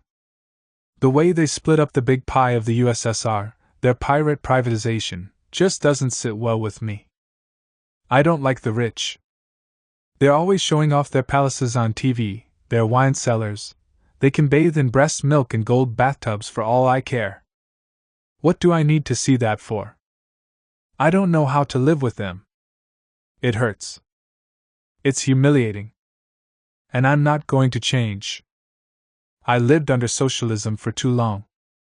Life is better now, but it's also more revolting. I'm amazed at how many people are still rooting for the Soviet regime. What's there to talk about with Soviets? We just have to sit tight until they all die out, and then remake everything the way we think it ought to be. The first order of business is getting that mummy Lenin out of the mausoleum. What Asiatic nonsense! It lies there like a hex, that rotting carcass. Calm down, comrade. You know that people speak much more kindly about the USSR these days than they did 20 years ago. I recently visited Stalin's grave, and there were mountains of flowers there. Red carnations. The devil knows how many people were murdered, but it was our era of greatness. I don't like the way things are today. I'm not thrilled about it. But I don't want to return to the Soviet either. I'm not champing at the bit to go back in time. Unfortunately, I can't remember anything ever being good. I would like to go back. I don't need Soviet salami. I need a country where people are treated like human beings. We used to say, simple people, and now they say, the simple folk. Can you feel the difference? I grew up in a dissident family, in a dissident kitchen. My parents knew Sakharov, they distributed samizdat. Along with them, I read Vasily Grossman, Yevgenia Ginsburg, Dovlatov, listened to Radio Liberty. In 1991, I was, of course, in front of the White House, in a human chain, prepared to sacrifice my life to prevent the return of communism. Not a single one of my friends was a communist. For us, communism was inextricably linked with the terror, the gulag. A cage. We thought it was dead. Gone forever. 20 years have passed.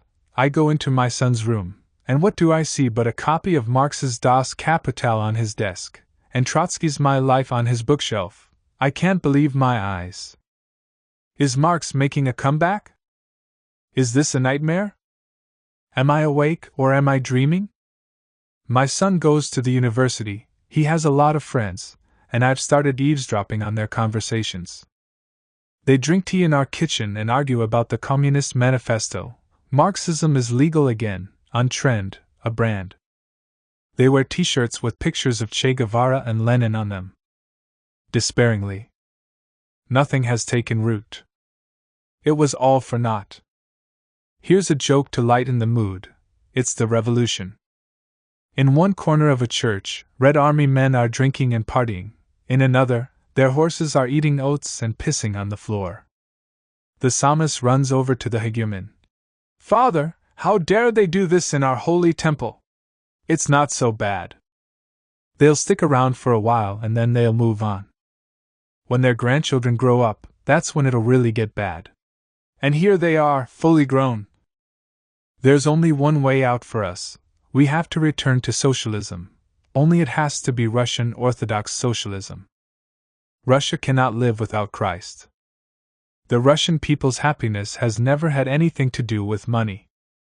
That's the difference between the Russian idea and the American dream. Russia doesn't need democracy, it needs a monarchy.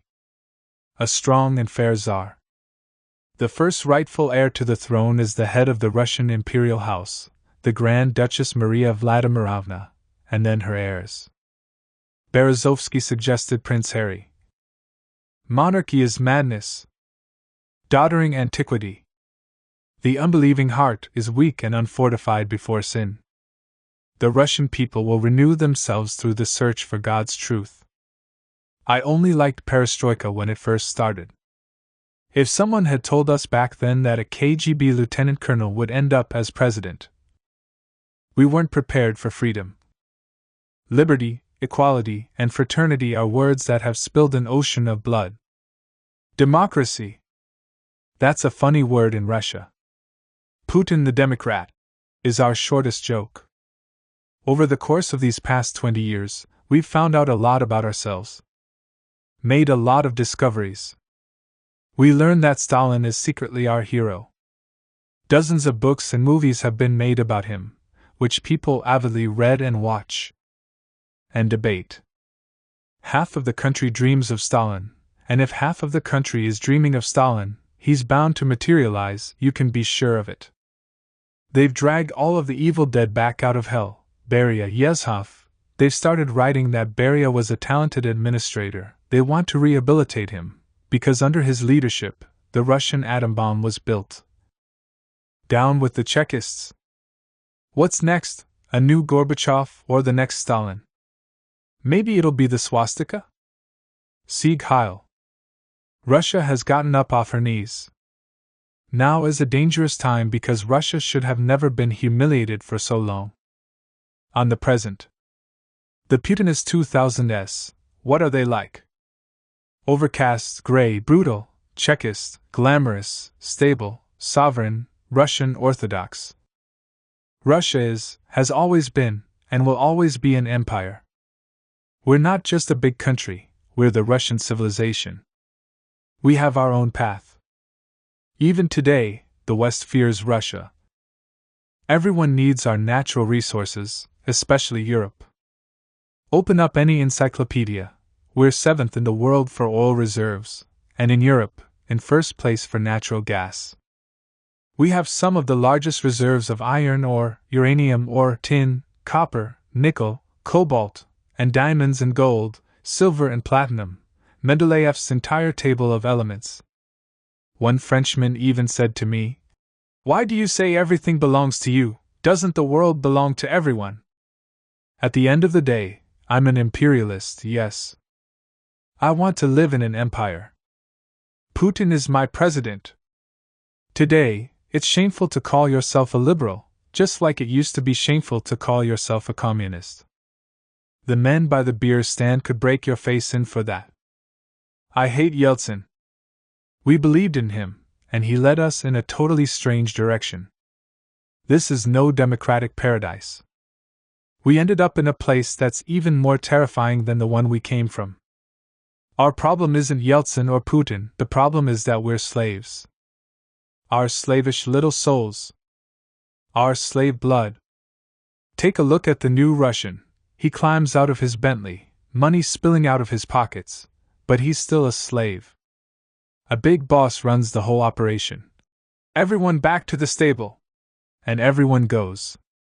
I was watching a talk show. "Are you worth $1 billion?" asked Mr. Polanski. "No." "Then go fuck yourself. I'm one of the people whom the honorable oligarch told to go fuck himself. I come from a normal family. My father's an alcoholic. My mother breaks her back for kopecks at a nursery school. To them, we're just shit, we're nothing but manure. I go to various political meetings. I sit in with the patriots, the nationalists. I listen to their speeches. The day will come when somebody will hand me a rifle. And I'll take it. Capitalism isn't taking root here. The spirit of capitalism is foreign to us. It never made it out of Moscow. We don't have the proper climate for it in the rest of the country. And we're not the right people. The Russian man isn't rational or mercantile. He'll give you the shirt off his back, but sometimes he'll steal. He's elemental, more of a watcher than a doer. He can get by on very little. Accumulating money isn't for him, saving bores him. He has a very acute sense of fairness. We're a Bolshevik people. And finally, Russians don't want to just live, they want to live for something. They want to participate in some great undertaking. You'll sooner find a saint here than an honest and successful man. Read the Russian classics. Why is it that when our people go abroad, they have a fine time assimilating into the capitalist way of life? But when they're at home, they like to talk about sovereign democracy, a separate Russian civilization, and how there's no foundation for capitalism in the Russian way of life? Our capitalism is all wrong. Abandon all hope for any other kind of capitalism. It's like Russia has capitalism but no capitalists. There are no new Demidovs or Morozovs. The Russian oligarchs aren't capitalists, they're just thieves. What kind of capitalists can you fashion out of former communists and Komsomol members? I don't feel sorry for Khodorkovsky. Let him rot on his prison bunk. I'm only sorry that he's the only one doing time. Someone ought to be held responsible for what I lived through in the 90s. I was robbed blind. My job was taken away. The capitalist revolutionaries, Gaidar, aka the Iron Winnie the Pooh, Ginger Chubai, they ran experiments on living people like they were some kind of mad scientists. I went out to the country to visit my mother. The neighbors told me that the night before, someone had burned the farmer's house down. The people had made it out alive, but the livestock were all killed. The village drank for 2 days straight in celebration. And you call this capitalism? What we have is a socialist people living under capitalism. Under socialism, I was promised that there was a place in the sun for everyone. Now they're singing a different tune. If we live according to Darwin's laws, we will enjoy abundance. Abundance for the fittest. But I'm one of the weak. I'm not a fighter. There was a plan for me and I was used to living according to plan, school, college, family. My husband and I will save up for an apartment in a cooperative, and after the apartment, we'll save up for a car. Then they cancelled that plan. Threw us to the wolves of capitalism. I have a degree in engineering. I worked at the design institute that everyone called the Women's Institute, because it was all women. You sit there and stack papers all day. I like to keep things neat, in tidy little piles. I would have sat there my whole life, but then they started downsizing. They didn't touch the men, there weren't that many of them, or single mothers, or women who only had 1 or 2 years left before retirement. They posted lists, and I saw my last name on one of them. What was I going to do now? I was completely lost. I'd never been taught how to live by Darwin's laws. For a long time, I continued to harbor hopes of finding a job in my field. I was an idealist in the sense that I didn't know my place in the world, my true worth. I still miss the girls from my department, the girls in particular, our chatter. Work came second, socializing, our banter came first. We'd have tea about 3 times a day, and everyone would talk about what was going on in their lives. We celebrated all the holidays, all our birthdays, and now, I go to the employment office. No results. Nothing but jobs for painters and plasterers. My friend, she and I went to college together. She's a housekeeper for this businesswoman. She walks her dog. Essentially, she's a servant. She used to cry from the humiliation, but now she's used to it. I couldn't do it. Vote for the communists, it's cool. In the end, a sane person can't understand Stalinists. 100 years of flushing Russia down the drain, and now they're crying, "Glory to the Soviet cannibals!" Russian communists haven't been real communists for a long time now. Private property, which they have indeed recognized, is irreconcilable with the communist idea. I can say the same thing about them that Marx said about his disciples. All I know is that I'm not a Marxist. Heine put it even better. I have sown dragon's teeth and reaped only fleas. Communism is the future of mankind. There is no alternative.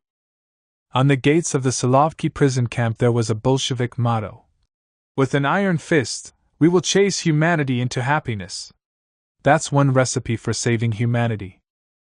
I have no desire to go out into the street and try to accomplish anything. It's better to do nothing. No good, no evil. What's good today will turn out to have been evil tomorrow. There's nothing more terrifying than an idealist. I love my motherland, but I am not going to stay here. I could never be as happy as I would like here. I might be an idiot, but I don't want to leave, even though I can. I'm not going anywhere either. It's more fun to live in Russia. Europe doesn't have this kind of pulse. It's better to love our motherland from afar. Today, it's embarrassing to be Russian. Our parents lived in the country of victors. We live in the country that lost the Cold War. We have nothing to be proud of. I'm not about to take off. I have a business here. I can tell you with certainty that it's possible to live well in Russia as long as you stay out of politics. All of these rallies for freedom of speech, against homophobia, I don't give a rat's ass about any of that. Everyone's talking about revolution, how Rublevka's growing vacant, the rich are fleeing abroad and taking their capital with them. They're shuttering their palaces, for sale, signs are everywhere you look. They sense that the people are resolutely determined.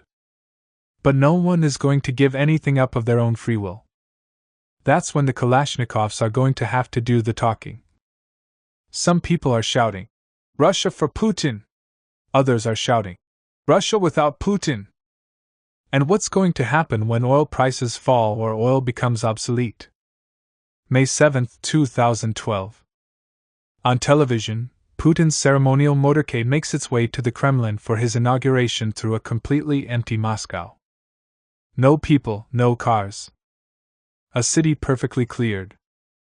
Thousands of policemen, soldiers, and OMON troops posted in front of every metro exit and building. The capital, swept clean of Muscovites and the eternal Moscow traffic jams. A dead city. After all, this isn't a true czar. On the future. More than a century ago, Dostoevsky finished writing The Brothers Karamazov. He wrote of the eternal, Russian boys, who will always debate the big questions, nothing less: is there a God? Is there immortal life? As for those who don't believe in God, they take up the subjects of socialism and anarchism, remaking humanity according to a new model. Don't they see that all they'll end up with is the devil? It's always the same questions, no matter how they are posed. The specter of revolution is once again haunting Russia. On December 10, 2011, 100,000 people came out to demonstrate on Bolotnaya Square. Since then, protests against the current regime have not stopped. What are the Russian boys chewing over today? What will they choose this time around? I go to protests because it's time they stop treating us like chumps. Bring back free elections, you lowlifes! The first time 100,000 people assembled on Bolotnaya Square, no one imagined that there would be that many of us. We kept putting up with it, and then, at a certain point, the lies and lawlessness went off the charts. Enough. Everyone watches the news on TV, reads articles online. People are talking about politics. Being part of the opposition is fashionable. But I'm afraid that we're all just blowhards.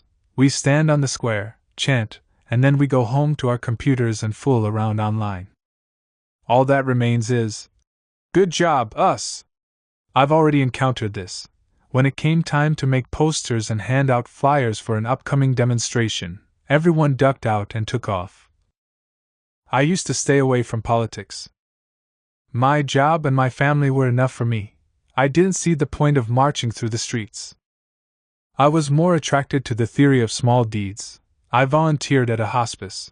When there were forest fires outside of Moscow, I brought clothes and groceries to the victims. It was a different kind of experience. Meanwhile, my mother was always in front of the television. She was sick of the liars and crooks with the Chekist past. She'd tell me everything.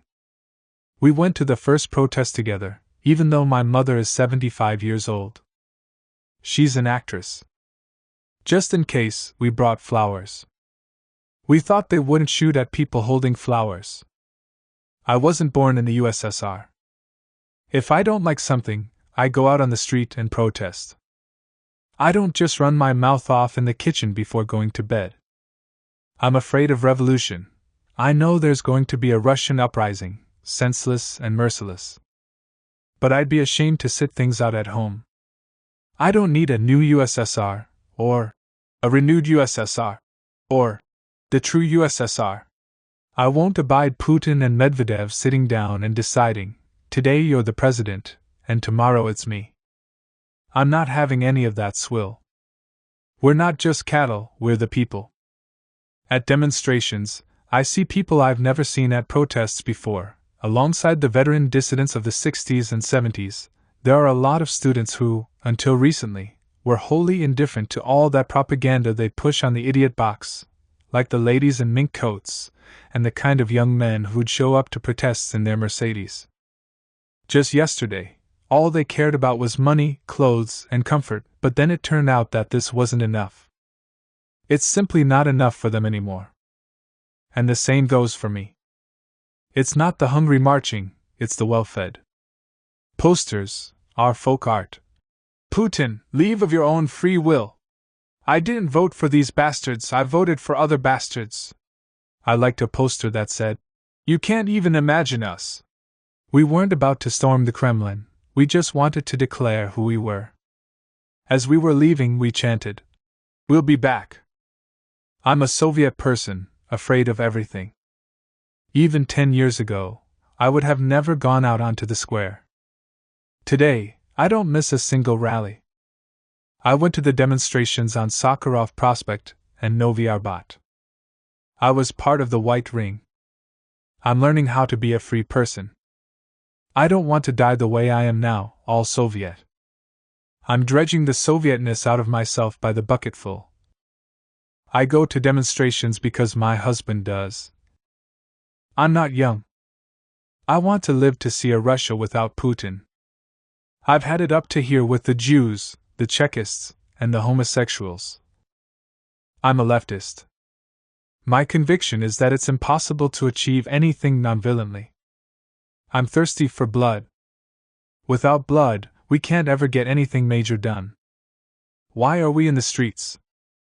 I am standing here waiting to storm the Kremlin. This isn't a game anymore. We should have taken the Kremlin a long time ago instead of going around shouting.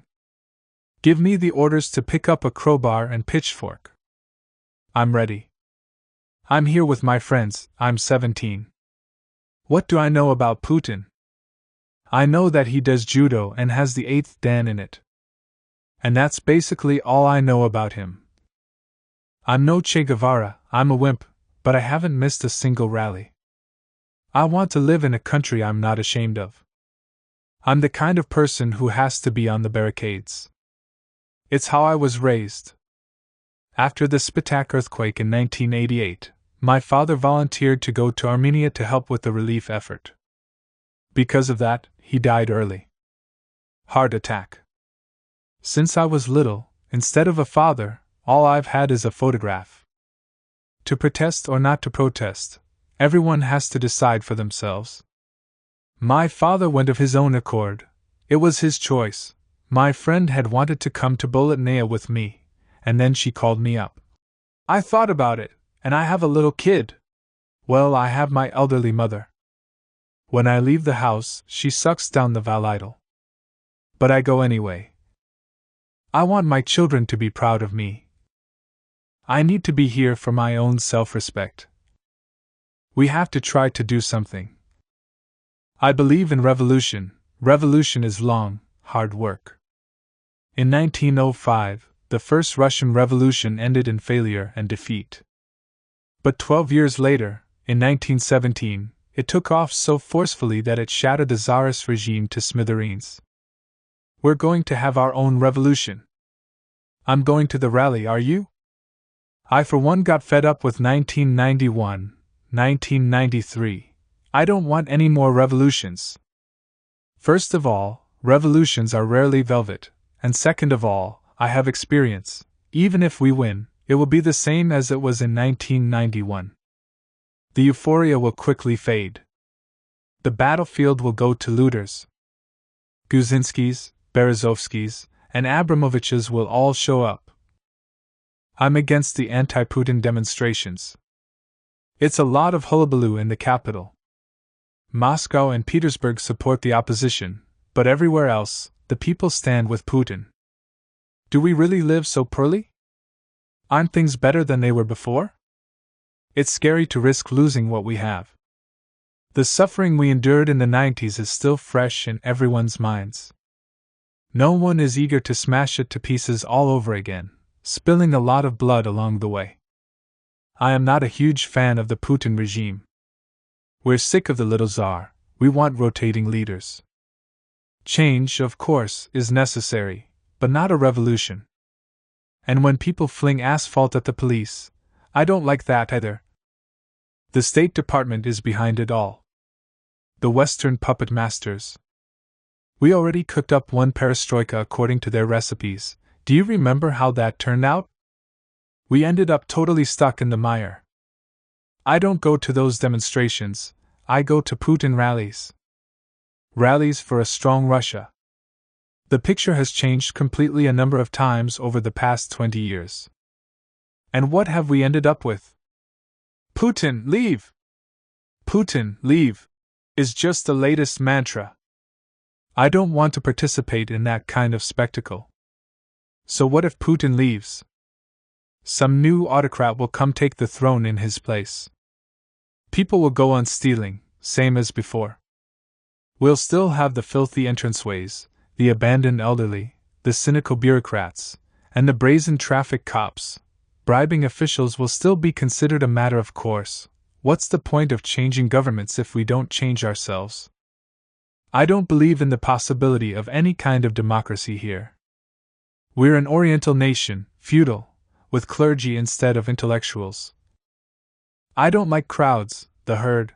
A crowd doesn't decide anything, individuals do. The government made sure that there were no flashy personalities at the top. The opposition doesn't have a Sakharov or Yeltsin. This revolution hasn't produced any heroes. Where's their platform? What are they going to do? They'll come out to the streets and shout, and then that same Nemtsov or Navalny will tweet about how they're on vacation in the Maldives or Thailand. That they're enjoying Paris. Imagine Lenin going on a jaunt to Italy or skiing in the Alps after a demonstration in 1917. I don't go to the demonstrations, and I don't vote. I don't harbor any illusions. Are you aware that besides you people, there's also a Russia? All the way out to Sakhalin, Russia doesn't want any revolutions, not an orange one or a rose one or even this snow revolution. Enough revolutions. Leave the motherland alone. I don't give a damn about tomorrow. I don't want to march alongside communists and nationalists, next to Nazis. Would you march alongside the KKK wearing their hoods and carrying crosses? No matter what wonderful objective a march may have. We're dreaming of different Russias. I don't go to the rallies. I'm afraid of getting hit over the head with a club. We need to pray, not go to demonstrations.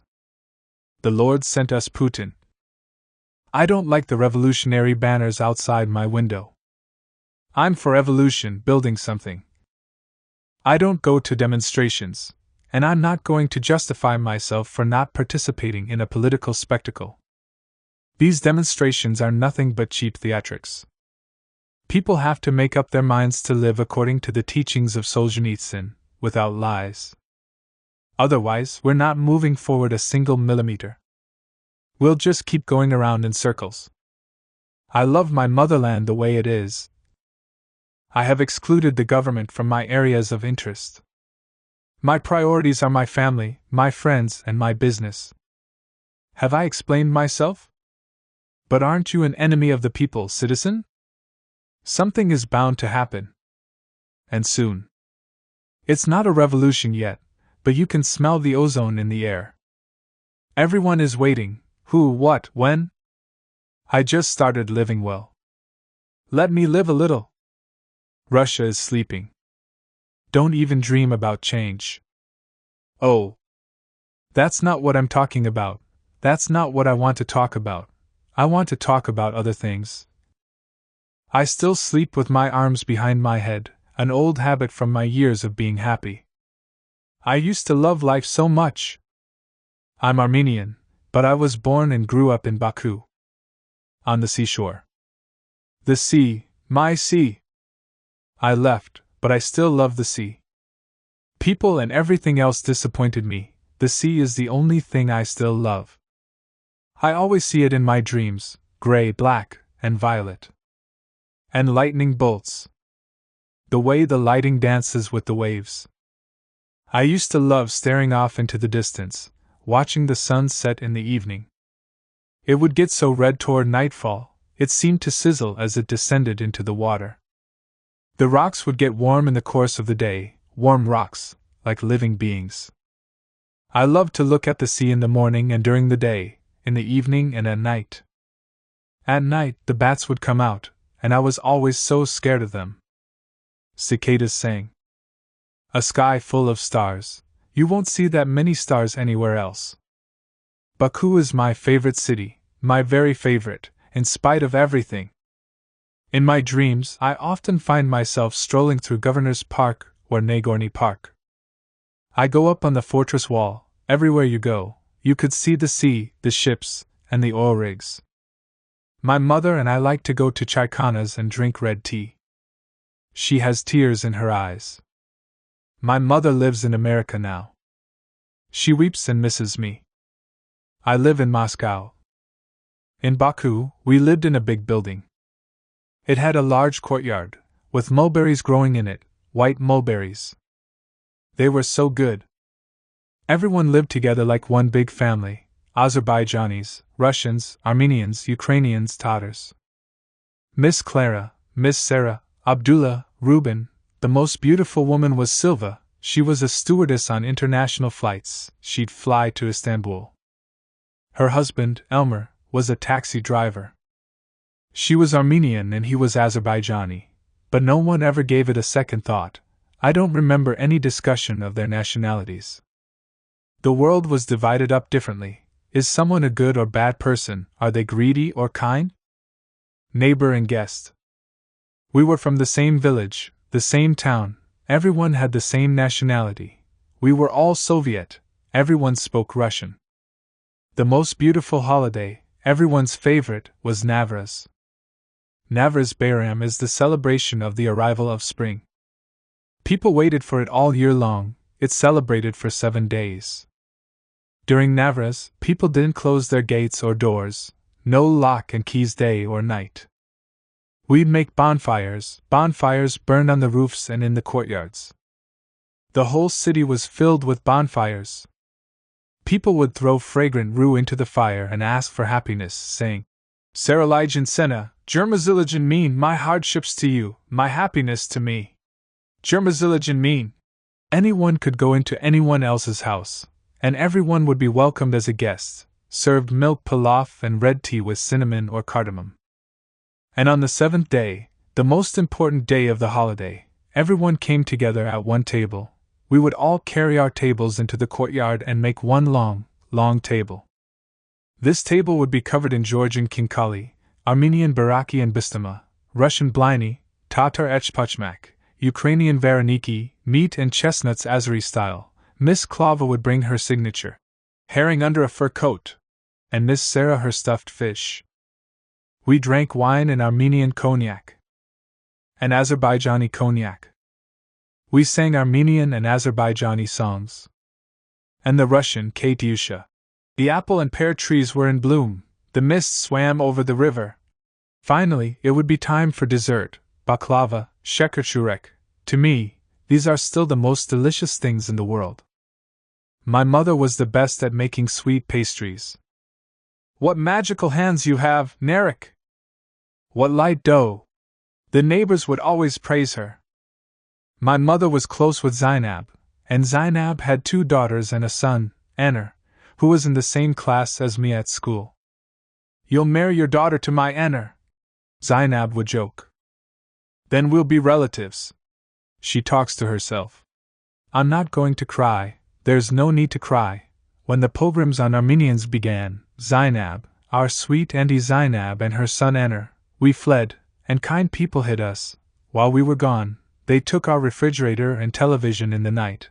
our gas stove, and our new Yugoslavian wall cabinet, Anna and his friends ran into my husband and beat him with iron rods. "What kind of Azerbaijani are you? You're a traitor. You live with an Armenian woman, our enemy. My friend took me in to live with her. She hid me up in her attic. Every night, they would unseal the attic, feed me, and then I would have to go back up there, and they would nail the door shut. Dead shut. If anyone found me, they'd kill me. When I came out of hiding, my bangs had gone gray." Very quietly.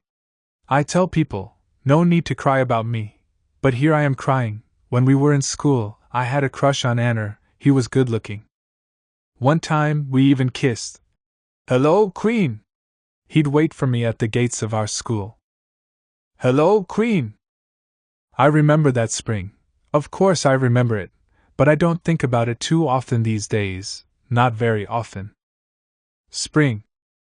I had completed special courses and gotten a job as a telegraph operator at the Central Telegraph Office. People would stand at the window. One woman is crying. Her mother just died. The next one is laughing. She's getting married. Happy birthday. Happy golden anniversary. Telegrams, telegrams. Calling Vladivostok, Ust Ashkabad. It was a fun job. Never boring. Meanwhile, I waited for love. When you're 18, you're always waiting for love. I thought that love only came once, and you understand that it's love instantaneously. But the way it happened was funny. It was really funny. I didn't like how he and I met. In the morning, I usually walked right through security. Everyone knew me, so no one would ever ask for my ID. Hi, no questions. Then one day, "Your ID, please." I was dumbfounded. There was this tall, handsome guy standing in front of me, not letting me through. "But you see me every day. Your ID, please." It just so happened that that day, I had forgotten my ID. I dug around in my purse, but it turned out that I didn't have any of my documents with me. They called my boss. I got chewed out. I was so mad at that security guard. And I was working the night shift, and he and his friend came by to have tea with me. Imagine that. He brought me pastries filled with jam. They don't make them like they used to. They were so good, but it was scary to bite into them because you never knew what side the filling was going to come out of. We laughed. But I didn't talk to him because I was still mad. A few days later, he found me after work. "I got tickets to the movies. Wanna come?" They were tickets to my favorite comedy, Mimino, starring Vakhtang Kikabidze. I'd seen it 10 times already. I knew the whole thing by heart. It turned out that he did too. We walked along quoting lines, testing one another. "I'll let you in on something smart, just don't get mad at me. How am I supposed to sell this cow if everyone around here knows her?" So we fell in love. His cousin had big greenhouses, he sold flowers. Abulfas always brought me roses, red and white. There are even lilac-colored roses. They look like they're dyed, but they're real. I fantasized. I'd often dreamed of love, but I didn't know how hard my heart could beat, how it could feel like it was jumping out of my chest. On the wet beach, we'd leave our writing on the sand. "I love you," in giant letters. And 10 meters further along, "I love you," again. Back then, there were these vending machines all over town that dispensed soda water. They'd have cups attached to them by chains, and everyone would drink out of the same cup. You'd rinse it out and drink from it. We went up to one of the vending machines, but there was no cup attached to it, and the next one didn't have a cup either. I was thirsty. We'd sung, shouted, and laughed so much when we were by the sea. I was thirsty. For a long time, magical, improbable things kept happening to us, and then, one day, they stopped. Yes, I promise, it's the truth. "Abulfas, I want to drink." "Think of something." He looked at me, raised his hands to the sky, and began muttering. He muttered at the sky like that for a long time. Suddenly, from behind the overgrown fences and shuttered kiosks, This drunk appeared out of nowhere and handed over a cup.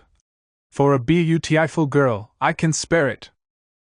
And that sunrise, not a soul around, just the two of us. The fog rolling in from the sea. I was barefoot, the fog rose up from the asphalt like steam. And then another miracle. The sun suddenly came out. Light, so much light, as though it was the middle of a summer day. My dress, wet from the dew, dried instantly. You look so beautiful right now. And you. She has tears in her eyes. I tell other people not to cry, but I keep remembering everything, but every time, there are fewer voices and fewer dreams. Back then I really dreamed, I was always up in the clouds, floating through life. Only it never happened. We never got our happy ending, the white dress, the wedding march, a honeymoon. Soon, all too soon. She stops. I wanted to say something, but I keep forgetting the simplest words. I've started forgetting things.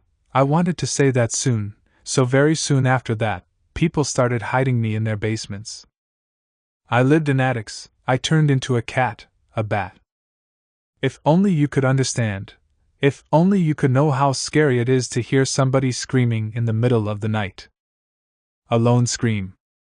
When a lone bird cries out in the middle of the night, it's enough to make anyone shudder.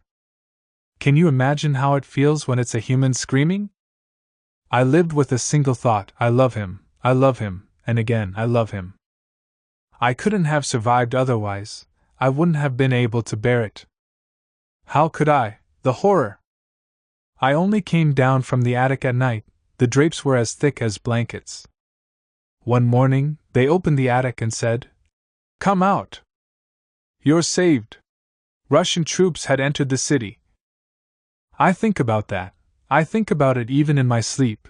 When did it all begin? 1988. People started gathering on the square, dressed in all black, singing and dancing. They danced with knives and daggers. The telegraph building was near the square. It all happened right before our eyes. We flooded out onto the balcony and watched. What are they shouting? I asked. Death to the infidels! Death. This went on for a long time, a very long time, many months. They started chasing us away from the windows. Girls, it's dangerous. Go to your desks, and don't get distracted. Do your work. At lunchtime, we'd usually drink tea together, and then, one day, the Azerbaijani girls suddenly started sitting at one table and the Armenian girls at another. It all happened in the blink of an eye, do you understand? I for one could not understand it at all, I just couldn't. I couldn't believe any of it for a long time. I was in love, wrapped up in my feelings. Girls! What happened? Didn't you hear? The boss said that pretty soon, only pure-blooded Muslim girls are going to be working for him. My grandmother had survived the Armenian pogrom of 1915. I remember when I was little, she would tell me about it. When I was a little girl like you, they murdered my father, my mother, and my aunt. And all of our sheep. My grandma always had sad eyes. Our neighbors were the ones who did it. Before that, they had been normal, you could even say good, people. We all sat around the same table on holidays. I thought that it had all been so long ago. Could something like that really happen today? I asked my mother. Mama, did you notice that the boys in the courtyard have stopped playing war and started playing killing Armenians? Who taught them that? Quiet, daughter. Or the neighbors will hear you. My mother was always crying. She just sat there and wept. Once, I saw the children dragging some dummy through the courtyard and poking it with sticks, children's daggers. Who's that? I called over little Orkan, Zainab's grandson. That's an old Armenian woman. We're killing her. Auntie Rita, what are you? Why do you have a Russian name? My mother had named me, Mama liked Russian names. Her whole life, she dreamed of seeing Moscow. My father had abandoned us, he lived with another woman, but he was still my father. I went to him with the news. Papa, I'm getting married. Is he a good guy? Very. But his name is Abulfas. My father didn't say anything, he wanted me to be happy. But I had fallen in love with a Muslim, he prayed to a different god. My father said nothing. And then Abulfas came to our house. I want to ask for your hand. But why are you here alone without your groomsmen? Where are your relatives? They're all against it, but I don't need anyone but you. And I didn't need anyone else either. What could we do with our love? The things happening all around us were very different from what was happening inside of us, radically different. At night, the city was chillingly quiet. How can it go on like this? I can't stand it. What is all this? The horror. During the day, people weren't laughing anymore, they weren't joking around, they'd stopped buying flowers. It used to be that there was always someone walking down the street with a bouquet. People kissing here and there. Now the same people were walking down the street avoiding one another's gaze. Something loomed over everyone and everything, some sort of foreboding. I can't remember everything precisely anymore. The situation changed from day to day.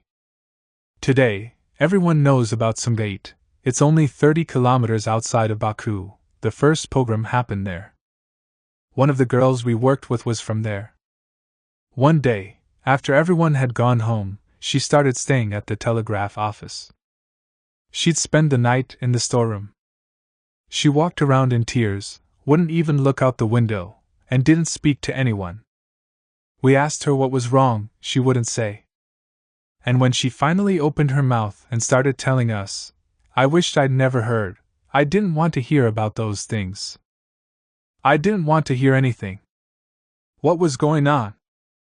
What is this? How could they?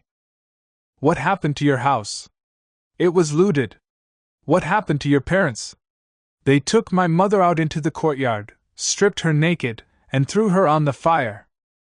And then they forced my pregnant sister to dance around the fire. Then, after they killed her, they dug the baby out of her with metal rods. Shut up. Shut up. My father was hacked to pieces with an axe. My relatives only recognized him by his shoes. Stop. I'm begging you. Men, young and old, in groups of 20 or 30, got together and started breaking into the houses where Armenian families lived. They killed and raped daughters in front of their fathers, wives in front of husbands. Stop it. Just cry instead. But she wouldn't cry. She was too scared. They torched cars. At the cemetery, they knocked over tombstones with Armenian last names on them. They even hate the dead. Hush. Are people really capable of such things? All of us became afraid of her. Meanwhile, on television, on the radio, and in newspapers, there wasn't a single word about Sumgait. All we had were rumors. Much later, people would ask me, how did you survive? How could you go on living after all that? Spring came. Women put on their light dresses. It was so beautiful all around us, and yet there was so much terror. Do you understand? And the sea. I was preparing for our wedding, my mother pleaded. Daughter, think about what you're doing. My father said nothing. Abulfas and I would walk down the street together. Sometimes we would run into his sisters. Why did you tell me she's ugly? Look at what a cute little girl she is. Whenever they saw us, they'd whisper those kinds of things to each other. Abulfas. Abulfas. I begged him. We should get married, but do we really need to have a big wedding? What's wrong with you? My people believe that a person's life consists of just 3 days. The day you're born, the day you get married, and the day you die. He had to have a proper wedding. Without a wedding, we couldn't be happy. His parents were against it, categorically against it. They gave him no money for the wedding and wouldn't even return the money he'd earned himself. But everything had to be done according to custom, according to the traditions. Azerbaijani traditions are beautiful, I love them. The first time the groomsmen come, they are heard out and sent away, and only on the second try do they get an agreement, or rejection. That's when they drink wine? Then it's the groom's job to buy a white dress and a ring, and bring them to the bride's house in the morning. And it has to be on a sunny day, because you have to convince happiness to stay, you have to ward off the forces of darkness. The bride accepts the gifts and thanks the groom, kissing him in front of everyone. She wears a white shawl over her shoulders, a symbol of her purity. On the wedding day, the couple is brought gifts by both sides of the family. They receive a mountain of gifts that are placed on large trays and tied with red ribbons. They also blow up hundreds of balloons and fly them over the bride's house for several days afterward. The longer the better. It means that their love is strong and mutual. My wedding, our wedding, all of the gifts from both the bride's side and the groom's side were purchased by my mother, and the white dress and the gold ring, too.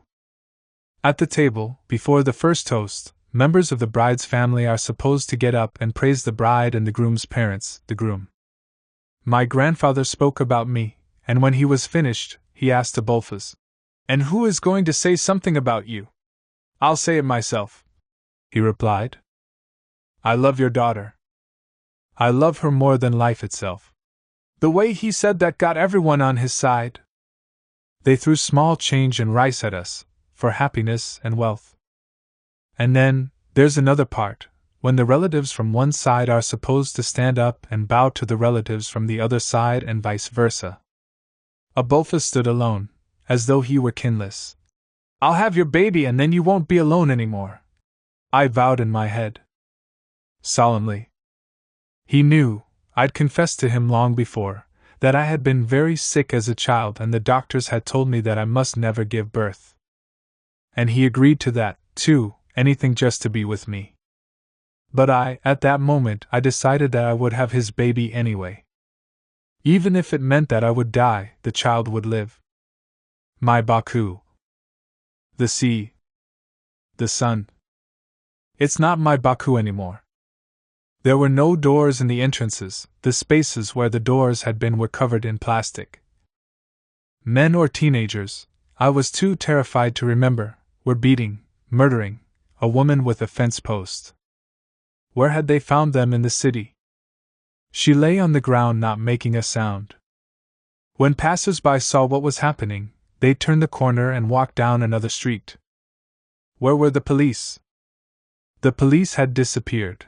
I would go days without seeing a single policeman. At home, Adolphus was nauseated. He was a kind man, very kind. But where had those other people come from, the ones out on the street? A man covered in blood came running toward us, his coat, his hands all covered in blood. He was clutching a long kitchen knife, the kind people use to cut herbs. He had this triumphant, maybe even happy look on his face. "I know that guy," said the girl standing with us at the bus stop. Something inside me died in those days. I lost a part of myself. My mother quit her job. It became dangerous to walk down the street. People instantly saw that she was an Armenian. I didn't have that problem, only under one condition: I could never bring any of my documents out with me. None of them. Adolphus would pick me up from work, and we'd walk home together so that no one would have a chance to suspect that I was Armenian. Anyone could come up to you and demand to see your passport. Hide. Leave. Our neighbors, the old Russian ladies, warned us. The younger Russians had already left, abandoning their apartments and nice furniture. Only the old women remained, those kind-hearted Russian grandmas. I was already pregnant. Under my heart, I carried a child. The bloodbath in Baku went on for several weeks. Or at least that's what some people say. Others say it was longer. They didn't just kill Armenians. They also killed the people who hid them. My Azerbaijani friend hid me. She had a husband and 2 kids. One day, I swear, I'll come back to Baku and bring my daughter to their house. This is your second mother, daughter. They had these thick drapes, thick as a coat. They'd had them sewn especially for me. At night, I would come down from the attic for an hour or 2. We spoke in whispers, but I absolutely had to be talked to. Everyone understood. They needed to talk to me so that I wouldn't go dumb and lose my mind. so that I wouldn't miscarry or start wailing in the night like an animal. I remember our conversations very well. Afterward, I would spend all day up in the attic going over them in my head. I was alone. All I saw was a thin ribbon of sky through a crack. They stopped old Lazar in the street and started beating him. "I'm a Jew," he insisted. By the time they found his passport, he was already seriously injured. People get killed for their money and just because they seek out the homes of well-off Armenians. They killed everyone who lived in this one building. The youngest girl climbed a tree to escape, so they shot at her like she was a little bird. It's hard to see at night. They couldn't get her for a long time. It made them angry. They kept firing. Finally, she fell at their feet. My friend's husband was an artist. I love his work. He painted portraits of women and still lives. I remember how he'd go up to the bookshelves and rap on the spines. "We have to burn them all.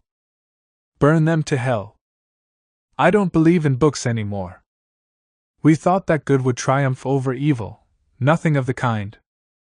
We'd argue about Dostoevsky. Yes, those are the characters who are always with us, walking among us. They're right here. I didn't know what he was talking about. I'm a simple girl, a commoner. I didn't go to university. All I knew was how to cry and wipe my tears. For a long time, I had believed that I lived in the best country in the world, among the very best people. That's what they taught us in school. He was terribly upset. It was all incredibly hard on him. He ended up having a stroke and becoming paralyzed. She stops. I need to be silent for a moment. I'm shaking. After a few minutes, she continues. And then Russian troops entered the city. I could go home. My friend's husband was bedridden. He could only move one of his arms, and barely. He embraced me with that arm. "I thought about you all night long, Rita, and about my life. For many years, practically my whole life, I've railed against the communists. Now I have my doubts. So what if those old mummies ruled over us, pinning metal after metal onto one another, and we couldn't go abroad, read forbidden books, or eat pizza, the food of the gods? That little girl, she would have still been alive. No one would have been shooting at her. Like she was a bird, you wouldn't have had to hide in the attic like a mouse." He died soon afterward, just a little while later. Many people died in those days, a lot of good people. They couldn't take it anymore. The streets filled with Russian troops. Military equipment. Russian soldiers, just boys. What they saw made them faint. I was 8 months pregnant. My due date was coming up. On nights when I was in pain, we'd call an ambulance, but as soon as they heard my Armenian last name, they'd hang up on us. They wouldn't accept us into any maternity clinics, not the neighborhood one, not anywhere. They'd open my passport and right away it was, "Sorry, no room. No room. Nowhere and no way, simply no way." My mother found an old midwife, a Russian woman, one who had helped her give birth a long, long time ago. She found her living in a small village on the edge of town. Her name was Anna. I don't remember her patronymic. Once a week, she'd come to our house, examine me, and tell us that labor wouldn't be easy. My contractions started in the middle of the night. Abulfas ran out to flag a cab. We couldn't reach one by phone. The taxi driver came and saw me. "What is she, Armenian?" "She's my wife. I'm not taking you anywhere." My husband broke down in tears. He took out his wallet and waved all his money at the man, his entire month's pay. "Take it, I'll give you everything, just save my wife and child." We got in the car, all of us. My mother came too. We went to the village where Anna lived, to the hospital where she worked part-time, to supplement her pension. She had been waiting for us. They put me on the table immediately. I was in labor for a long time, 7 hours. There were 2 of us giving birth that night, me and an Azerbaijani woman. They only had 1 pillow, and they gave it to her, so my head was very low the whole time, in a painful and uncomfortable position. My mother stood in the doorway. They kept trying to kick her out, but she wouldn't leave. What if they tried to steal the baby? What if? Anything could have happened. In those days, anything was possible. I gave birth to a girl. They only brought her to me once, showed her to me, and then they wouldn't bring her again. They let the other mothers, all Azerbaijani, breastfeed their babies, but not me. I waited for 2 days. And then, along the wall, clinging to it for support, I crept to the room where they kept the newborns. It was completely empty except for my little girl. The doors and windows were all shut. I felt her temperature. She was burning up, all hot. Just then, my mother came. "Mama, we're taking the baby and leaving. She's already sick." My daughter was sick for a long time. An old doctor, long retired, treated her. A Jew. He went around helping Armenian families. "They're killing Armenians just for being Armenian the same way they once killed Jews just for being Jewish," he said. He was very, very old. We named our daughter Irinka. We decided that she should have a Russian name, it might protect her. The first time Abulfaz held her, he cried. He wept with joy. There was joy in those days as well. Our joy. Around then, his mother got sick. He started going to see his family all the time. When he'd come back from seeing them, I won't be able to find the words for how he was when he'd come back. It was like he was a stranger with a face I didn't recognize. Of course, I was scared. There were tons of refugees flooding the city, Azerbaijani families fleeing Armenia. They showed up empty-handed, without anything, exactly the same way Armenians fled Baku. And they told the same stories. Oh! It was all identical. They spoke about Kajali, where there had been a pogrom on Azerbaijanis.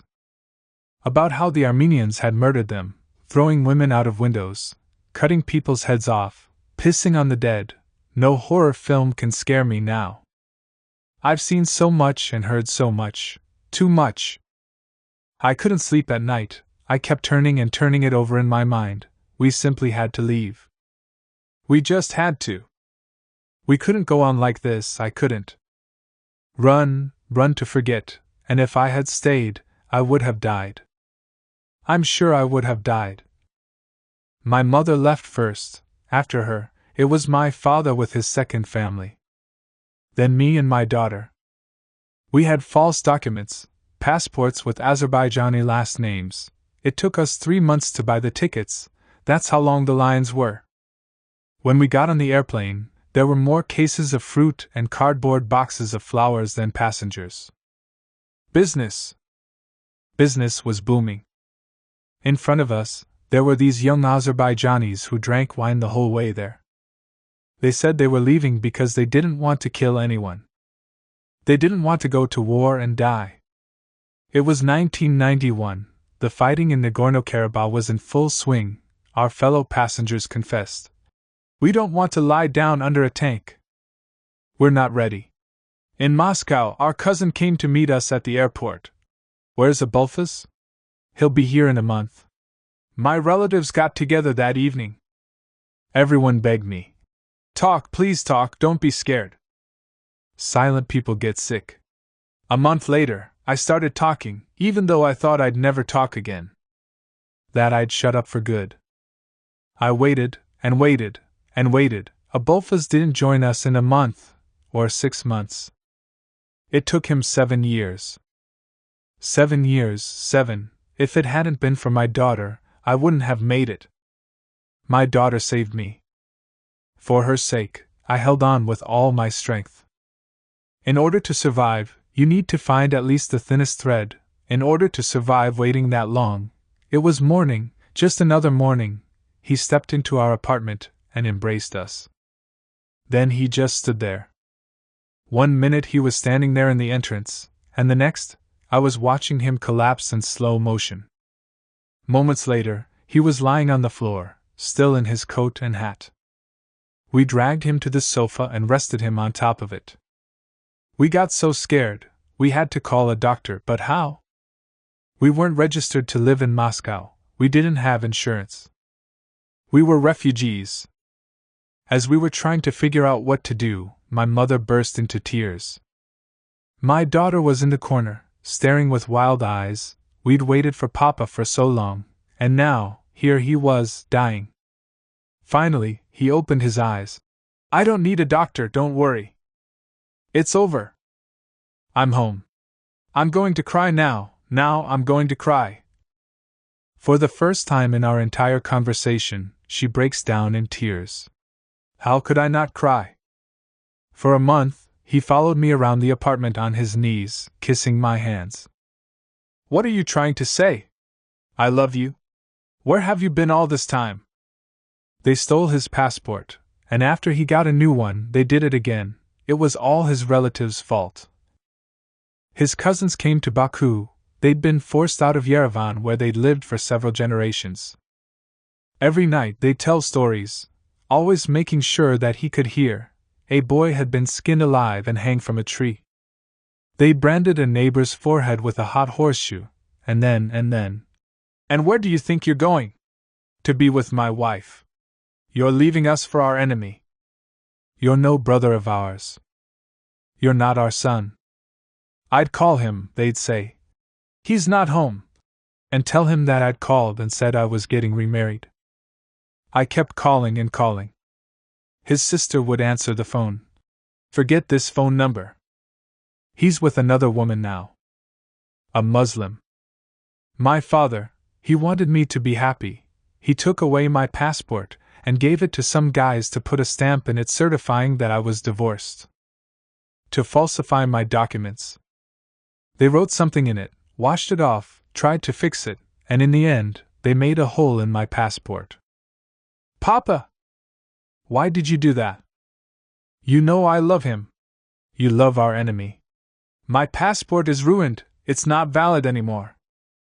I read Shakespeare's Romeo and Juliet, two enemy families, the Capulets and the Montagues. It's about my life. I understood everything, every word. I didn't recognize my daughter. She started smiling from the moment she saw him. Papa! Papochka. She was little. Before he came home, she'd take his photos out of the suitcase and kiss them. But only when she thought I wasn't looking, so I wouldn't cry. But this is not the end, you think that's it? The end? Oh no, not yet. We live here as though we're at war. Everywhere we go, we're foreigners. Spending time by the sea would cure me. My sea! But there's no sea anywhere near here. I was a cleaning woman in the metro. I scrubbed toilets. I dragged bricks and sacks of concrete at a construction site. Right now, I clean at a restaurant. Abulfas renovates apartments for rich people. Nice people pay him, bad people cheat him. Get the hell out of here, Churka! Or we'll call the police. We're not legally registered to live here. We have no rights. There are as many of us here as there are grains of sand in the desert. Hundreds of thousands of people fled their homes. Tajiks, Armenians, Azerbaijanis, Georgians, Chechens. They escaped to Moscow, the capital of the USSR, only now it's the capital of another country. You won't find our nation anywhere on the map. My daughter finished school a year ago. Mama, Papa, I want to continue my education. But she doesn't have a passport. We live like transients. We rent from an old lady. She moved in with her son and rents us her one-bedroom apartment. The police knock on the door wanting to check our documents, and we freeze like mice. Once again, we're living like mice. They'll send us back, but to where? Where can we go? They can kick us out in 24 hours. We don't have the money to buy them off, and we're not going to find another apartment as good as ours. Everywhere you go, you see ads that say, we'll rent an apartment to a Slavic family, we'll rent to a Russian Orthodox family. Others need not apply. We never leave the house at night. If my daughter or husband are late, I take valerian. I beg my daughter not to wear too much makeup or flashy dresses. They killed an Armenian boy, they stabbed a Tajik girl to death, they stabbed an Azerbaijani. We used to all be Soviet, but now we have a new nationality.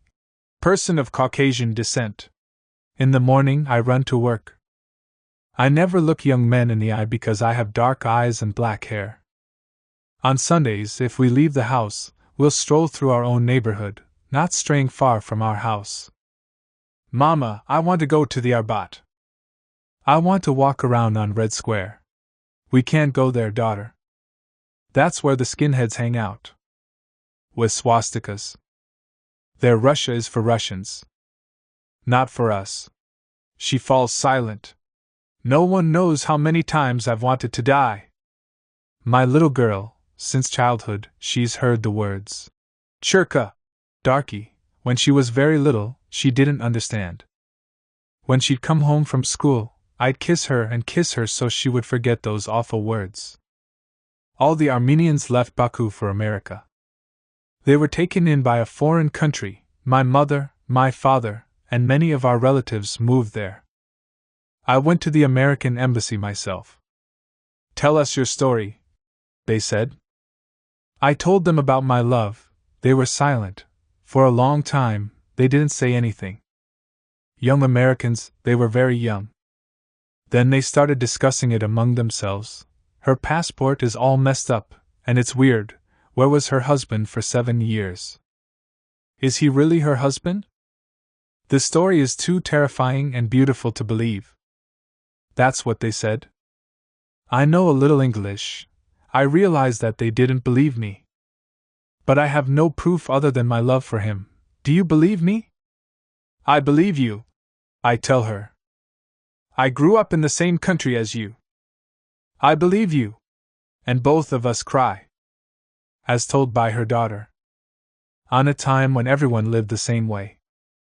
Do you know Moscow well? It was in the Konsevo district. We had a 3-room apartment in a 5-story building. We got it when we took my grandma in. After my grandpa died, she lived alone for a long time, but then she began to decline, and we decided that we should all live together. I was excited. I loved my grandma. We'd go cross-country skiing, play chess. She was an amazing grandma.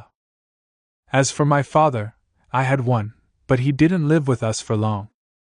He started screwing up, getting drunk with his buddies all the time, so Mama asked him to leave.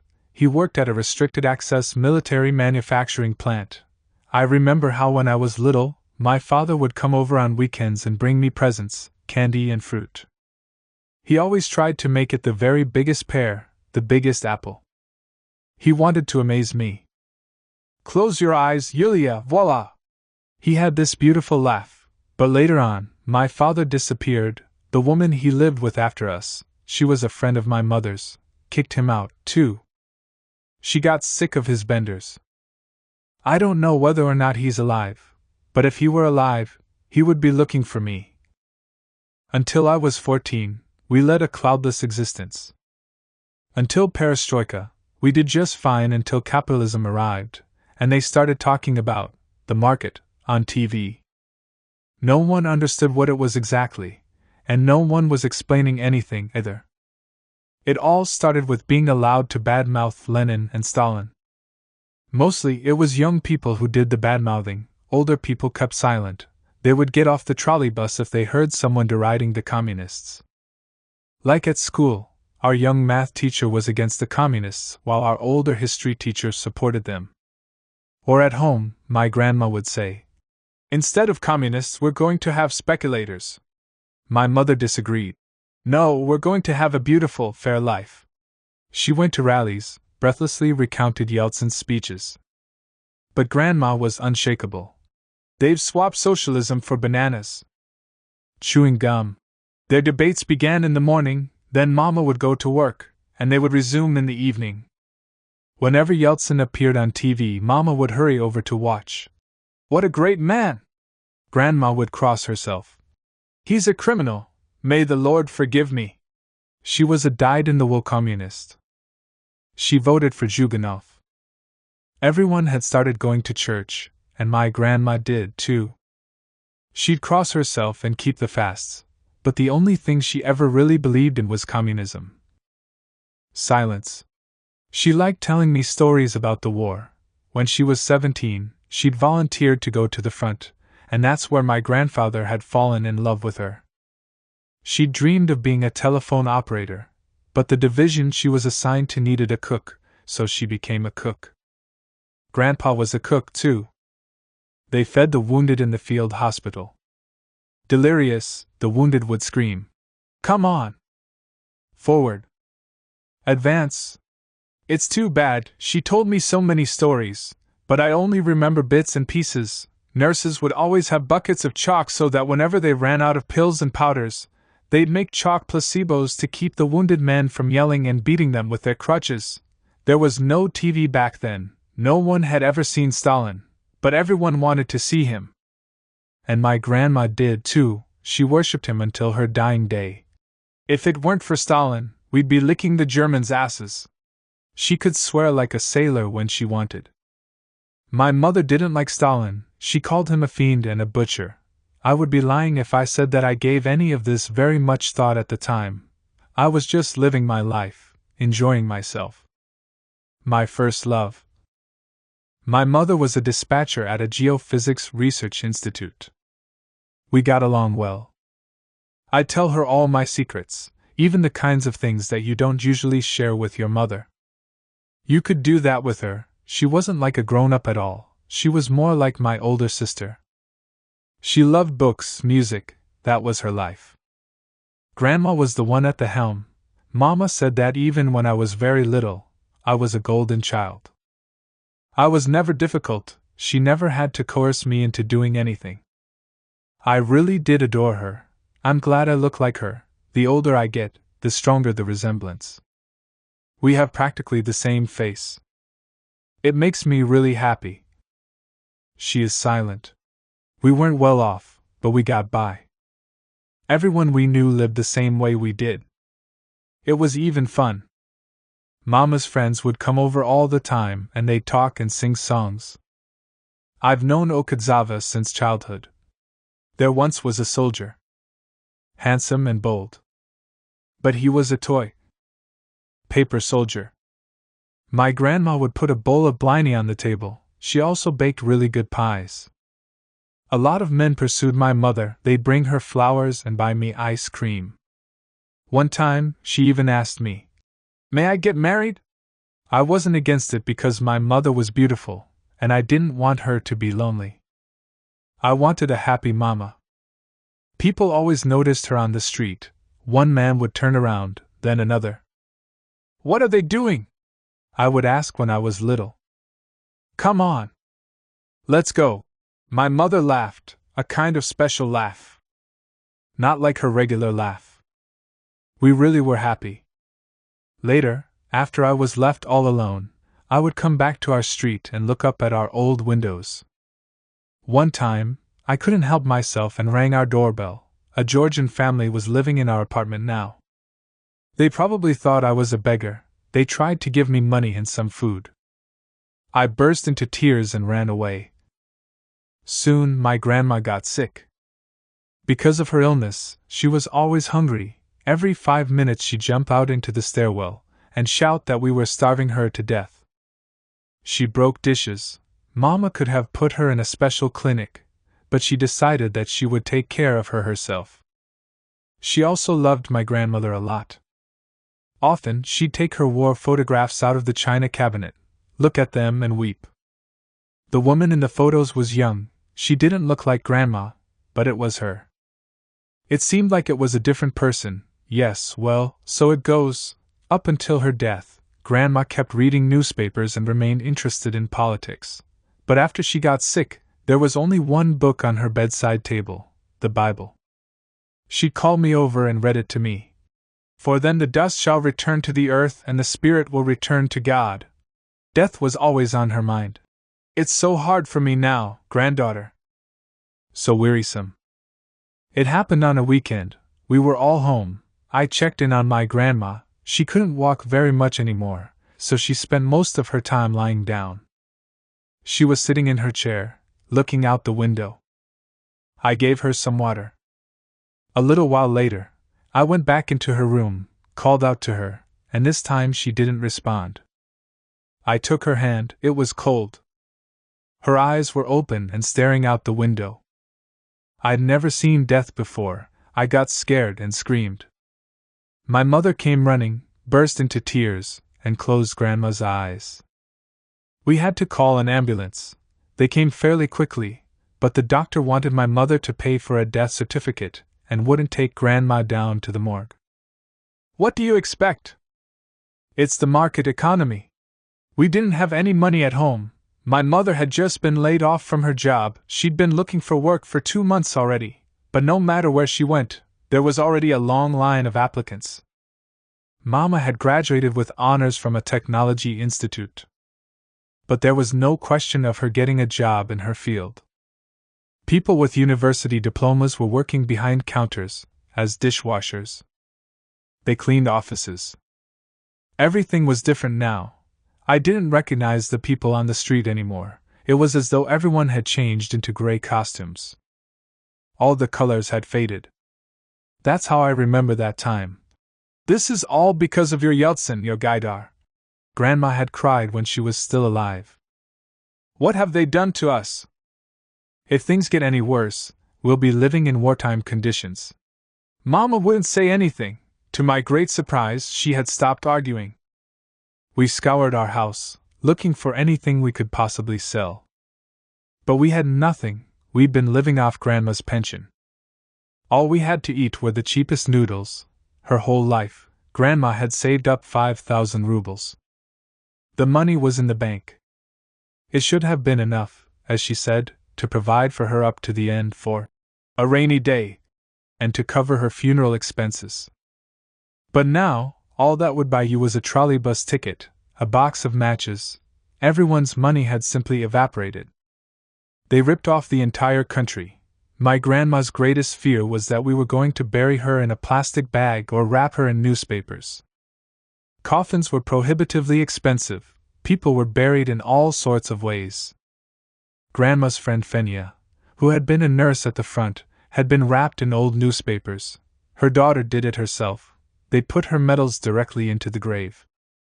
Her daughter was disabled, dug through garbage cans. It was all so unfair. My friend and I would go to privately owned stores to ogle the salami. All those shiny wrappers. At school, the girls whose parents could afford to buy them leggings teased the ones whose parents couldn't. I was teased. She is silent. But Mama had promised Grandma she'd bury her in a coffin. She'd sworn that she would. The doctor saw that we didn't have any money, so they turned around and left, leaving us to deal with Grandma on our own. We lived with Grandma's body for a week. Several times a day, my mother would rub her down with potassium permanganate and kept her covered in a wet sheet. She sealed all the windows and tucked wet blankets under all the doors. She did it all on her own. I was afraid of going in Grandma's room. I would run past it to the kitchen and back as fast as I could. The smell, it was already there, although, it's awful to say this, but we were lucky. Grandma had lost a lot of weight during her illness. All that was left of her was skin and bones. We called all our relatives. We're related to half of Moscow, but suddenly it was like we had no one. They would come over with 3-liter jars of pickled zucchini, pickles, jam, but no one offered us any money. They'd sit with us, cry a little, then leave. None of them had cash. I think that's what it was. Instead of money, at his factory, my mother's cousin was paid in canned goods, so he brought us canned goods. Whatever he could. In those days, soap and toothpaste were considered good birthday presents. We had nice neighbors, really, they were good people. Miss Anya and her husband, they were packing, getting ready to move out to the country to live with their parents. They'd already sent their kids there, they simply didn't have time for us. Miss Valia, what could she do to help us, when her husband and son both drank? My mother had so many friends, but none of them had anything but books at home. Half of them were already jobless. The phone went dead. Everyone transformed the moment communism fell. We all lived behind closed doors now. She is silent. My dream was that I'd go to sleep, wake up, and Grandma would be alive again. On a time when gangsters walked the streets and didn't even bother concealing their weapons. Who were these people? These strangers appeared out of nowhere, and they somehow knew everything. We understand your trouble. We're here to help. They made a phone call, a doctor came over immediately and issued a death certificate, then a policeman arrived. They bought us an expensive coffin, there was a hearse and tons of flowers, every kind of flower imaginable. Everything was exactly as it should be. Grandma had asked to be buried at Kovensko Cemetery, and although it's impossible to get in there without bribing someone, it's an old, famous cemetery. They took care of that, too. They brought in a priest, he said some prayers. It was all so beautiful. My mother and I just stood there and wept. Someone called Miss Ira was in charge of everything, she was the leader of that crew. There were always these beefy guys with her, her bodyguards. One of them had fought in Afghanistan, and for some reason this comforted Mama. She thought that if someone had fought in a war or done time in Stalin's camps, they couldn't possibly be a bad person. How could he? He's been through so much. And in general, our people have each other's backs. This was her conviction, based in part on Grandma's stories of how people had saved one another during the war. Soviet people. She falls silent. But these people were different.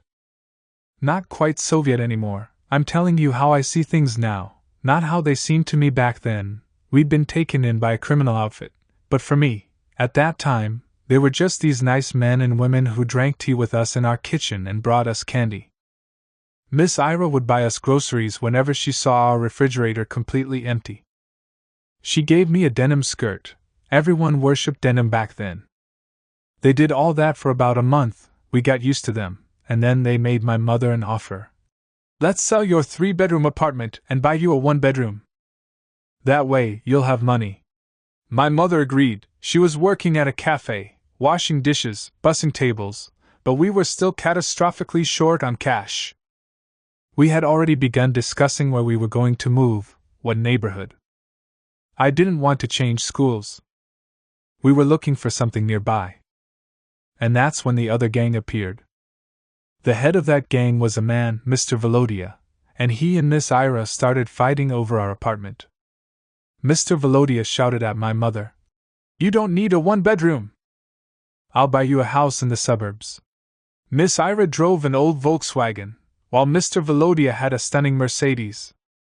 He also had a real gun. It was the 90s. Gangsters walked the streets and didn't even bother concealing their weapons. Everyone who could afford them installed metal doors. One night, in our building, a gang showed up at our neighbor's house with a hand grenade. Our neighbor owned a kiosk, basically just painted boards and plywood. He sold everything: groceries, makeup, clothes, vodka. The gangsters demanded dollars. His wife didn't want to hand over the money, so they'd put a hot iron on her belly. She was pregnant.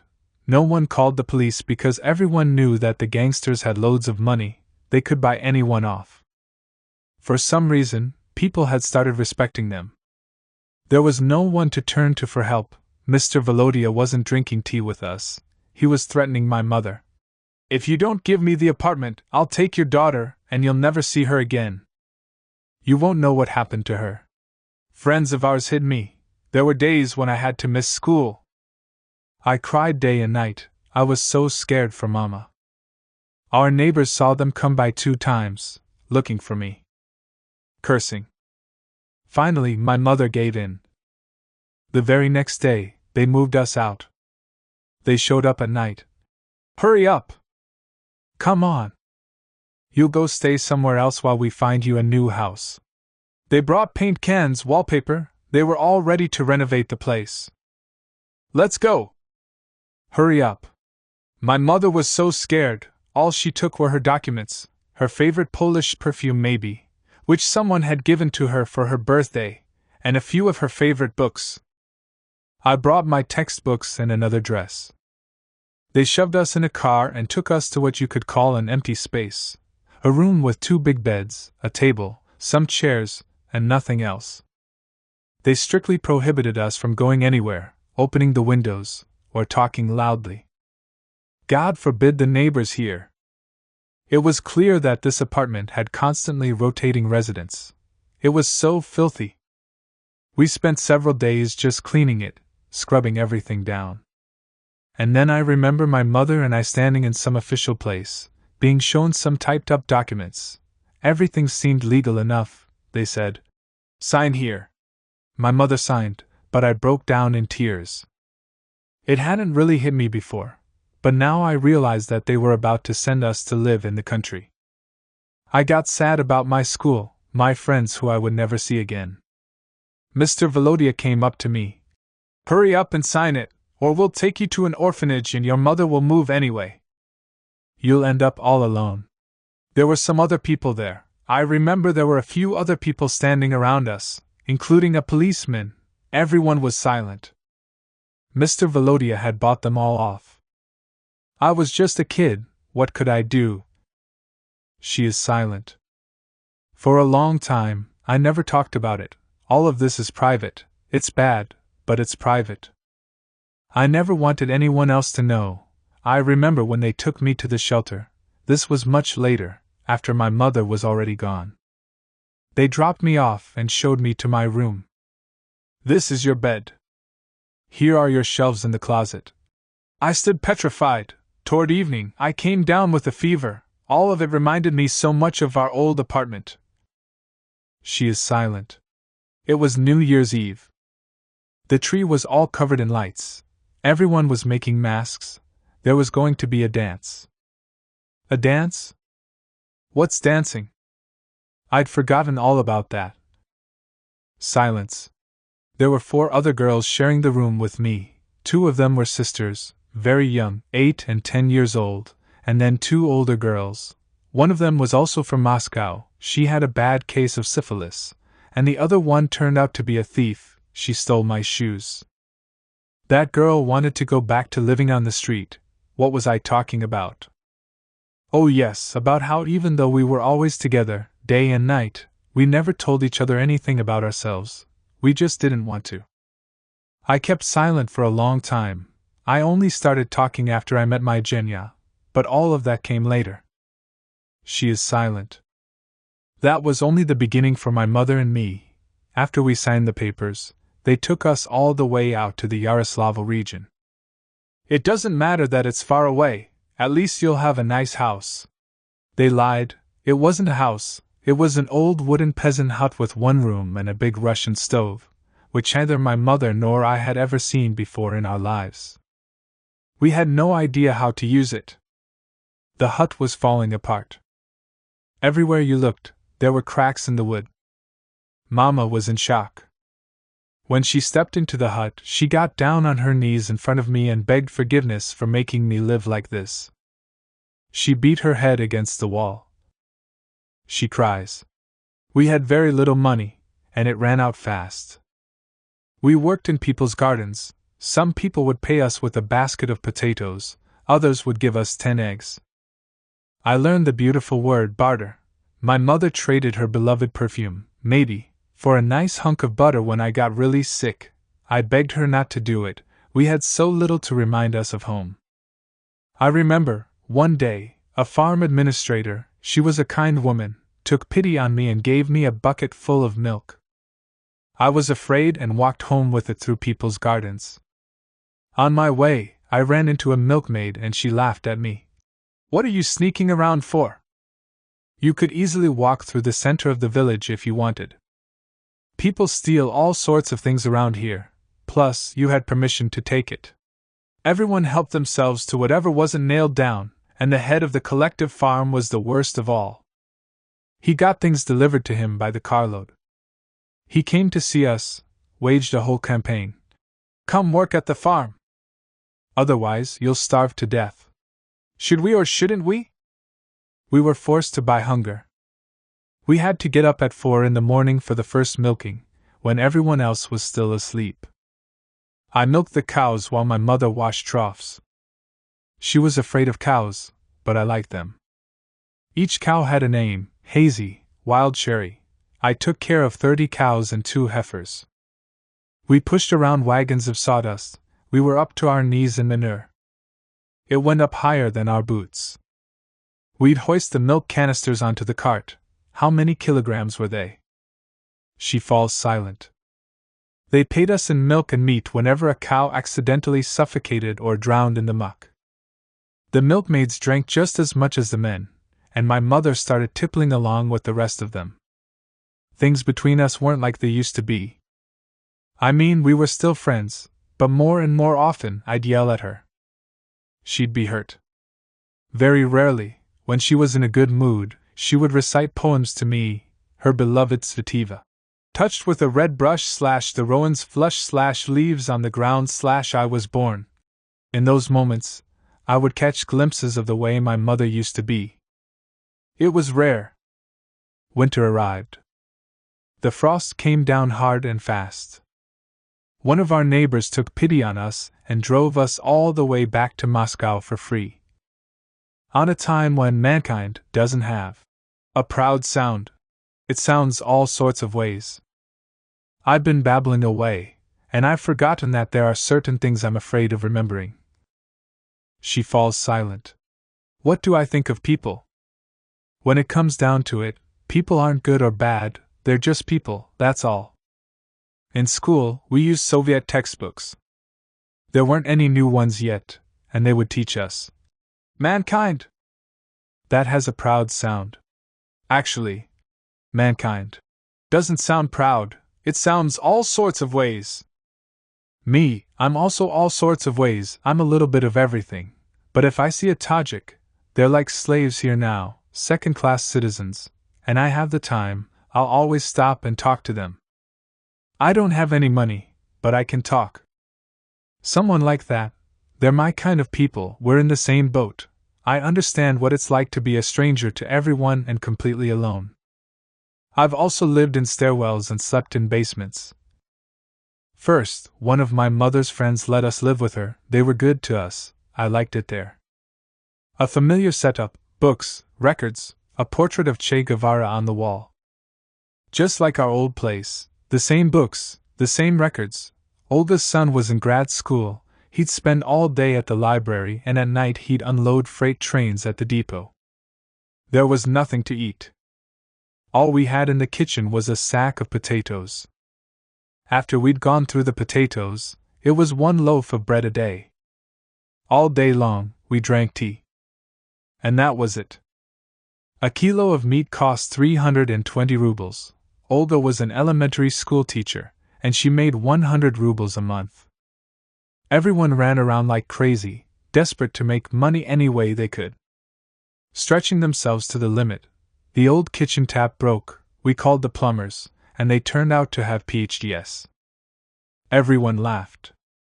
As Grandma used to say, you won't get by on tears. Taking time off was a huge luxury, very few people could afford it. During vacations from school, Olga would go to Minsk to see her sister, a university lecturer.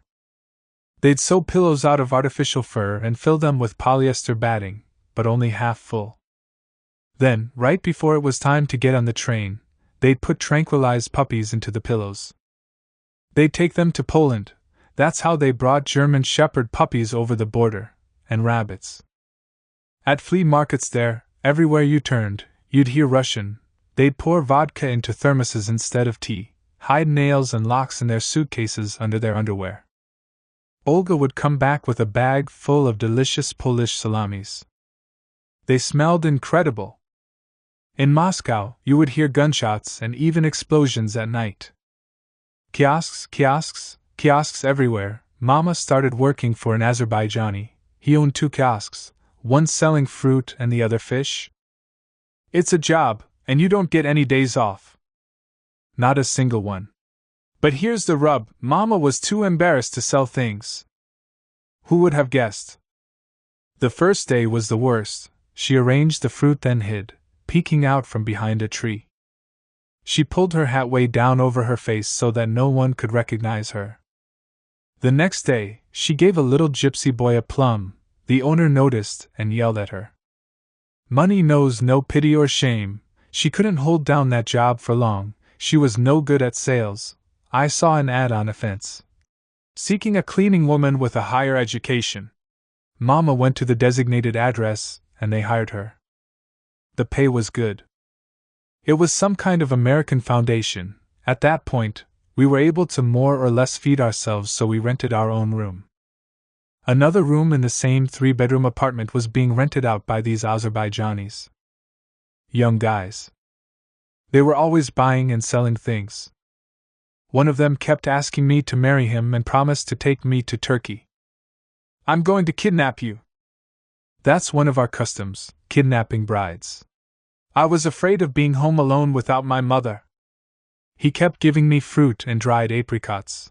The man who owned the apartment would drink for weeks on end. He'd go completely berserk. "You fucking whore! You bitch!" He'd beat his wife.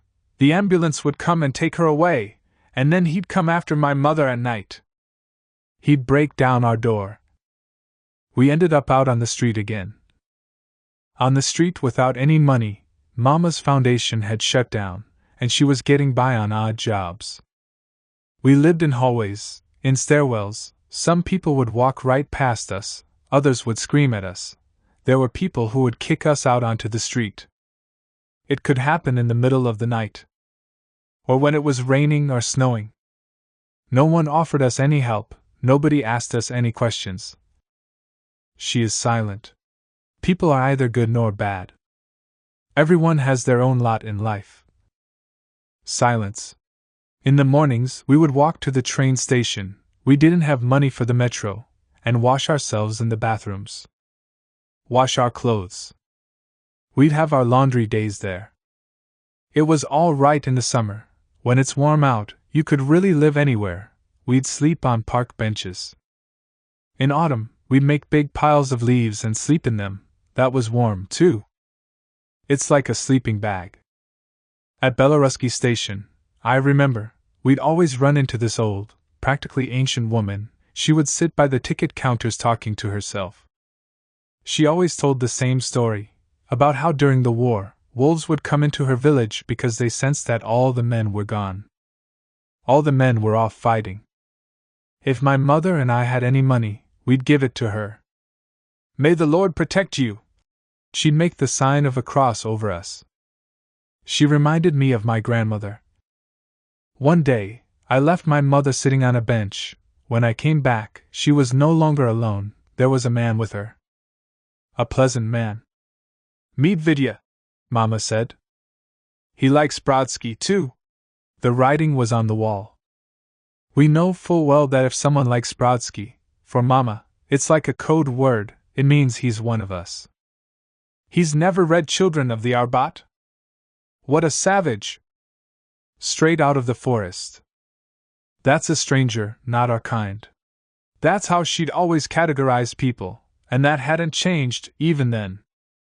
I, on the other hand, had changed a lot in the course of our 2 years of vagrancy. I'd grown serious, perhaps beyond my years. I'd realized that my mother couldn't do anything to help me, quite the contrary. I felt like I was the one who needed to take care of her. That's how it felt to me. Vidya was smart, he asked me instead of her. "So what will it be, girls? Shall we?" He took us to his house. He had a 2-bedroom apartment. We always lugged all of our possessions wherever we went, and so, with our tattered bags, we suddenly found ourselves in paradise. His house was like a museum. Paintings on the walls, a magnificent library, a curved antique cabinet, a grandfather clock as tall as the ceiling. We were dumbfounded. "Don't be shy, girls. Take your coats off." We were embarrassed and worse for wear. The smell of railway stations and stairwells. "Don't be shy, girls." We sat down to tea. Vidya told us about himself. He'd been a jeweler and had his own studio. He showed us his tools, his satchels of semi-precious gems, silver settings. Everything was so beautiful, interesting, and expensive. I couldn't believe we were going to live there. The miracles were really raining down upon us.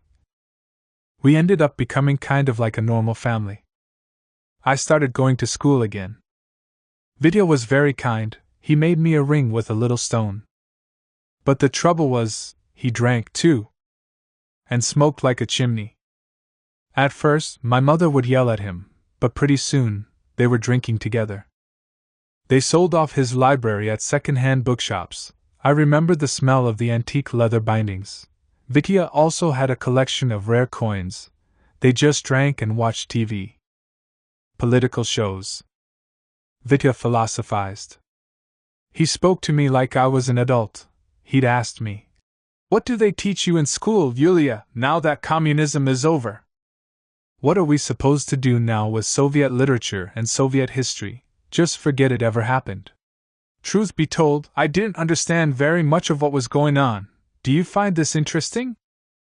Well, I didn't think that I had anything to do with all those questions, but as it turns out, when I think about it now, Russian life is supposed to be evil and base. That's what elevates the soul, and forces it to recognize that it doesn't belong in this world. The cruder and bloodier life is, the more space there is for the soul. The only way we know how to modernize is with criminal syndicates and executions.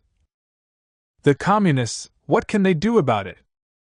Bring back ration cards and fix up the barracks out in Magadan.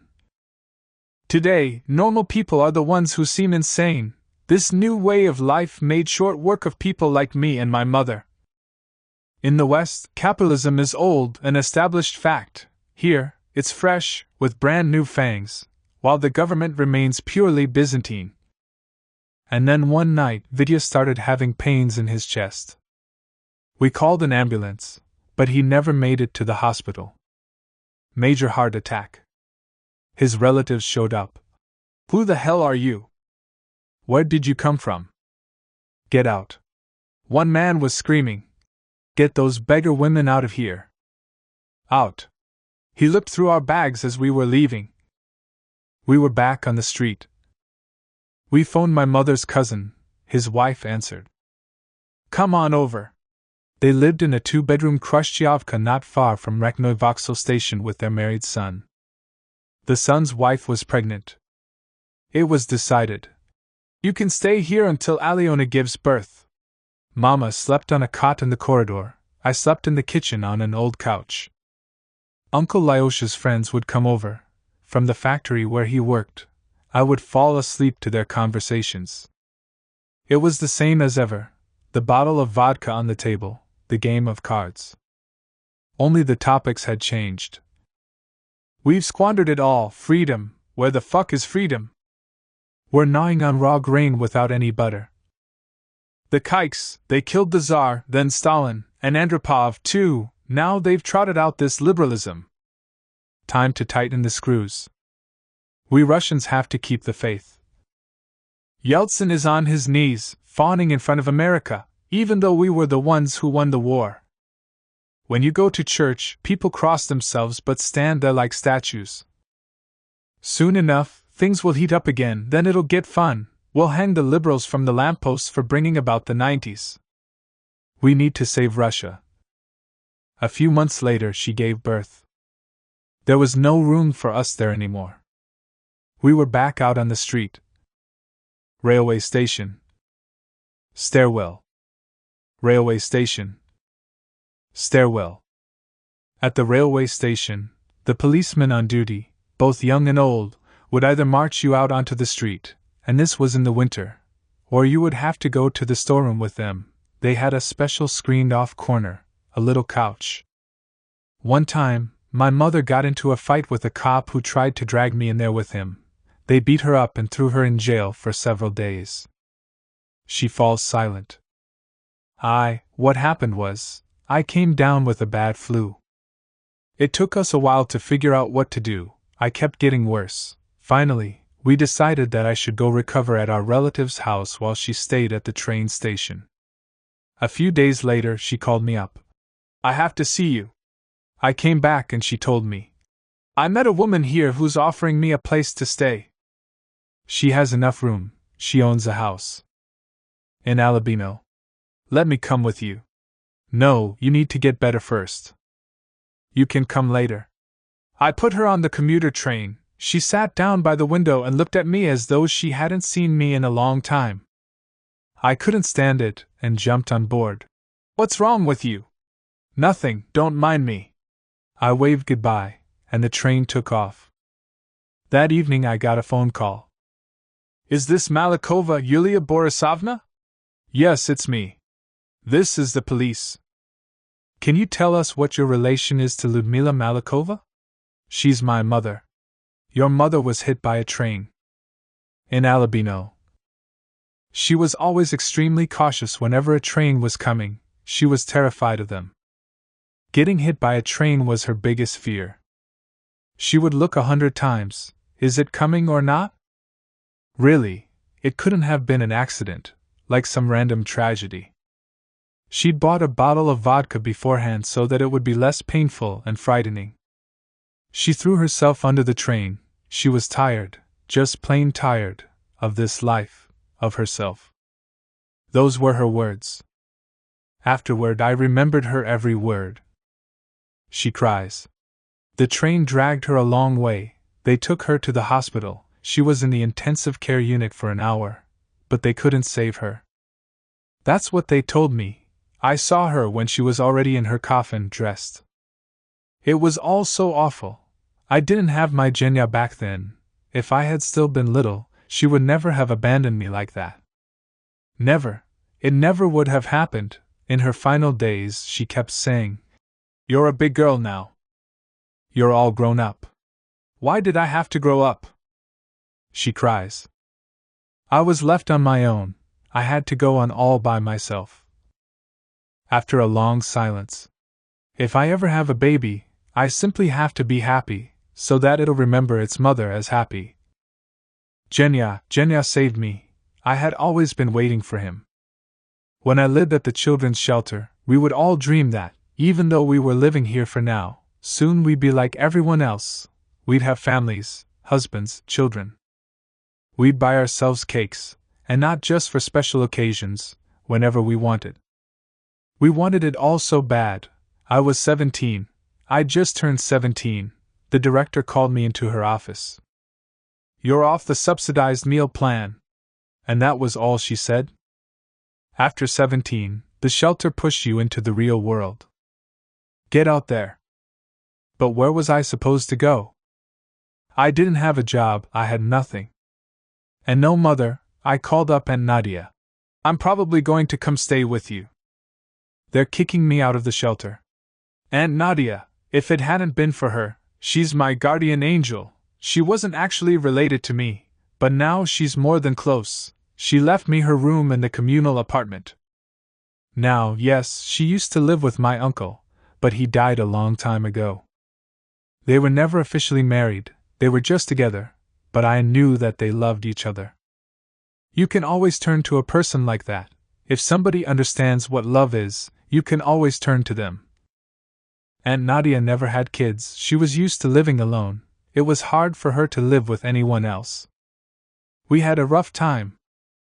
The room we shared was 16 square meters. I slept on a cot. Naturally, her neighbor started complaining. She needs to go. She'd call the police on us. Aunt Nadia was unmovable. And where exactly is she supposed to go? It had probably already been a year.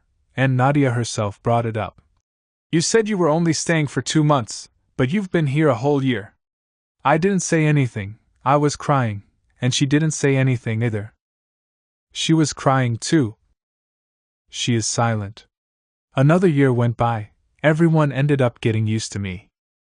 I did everything in my power. Even that neighbor got used to me. Miss Marina isn't a bad person, she's just had a hard life.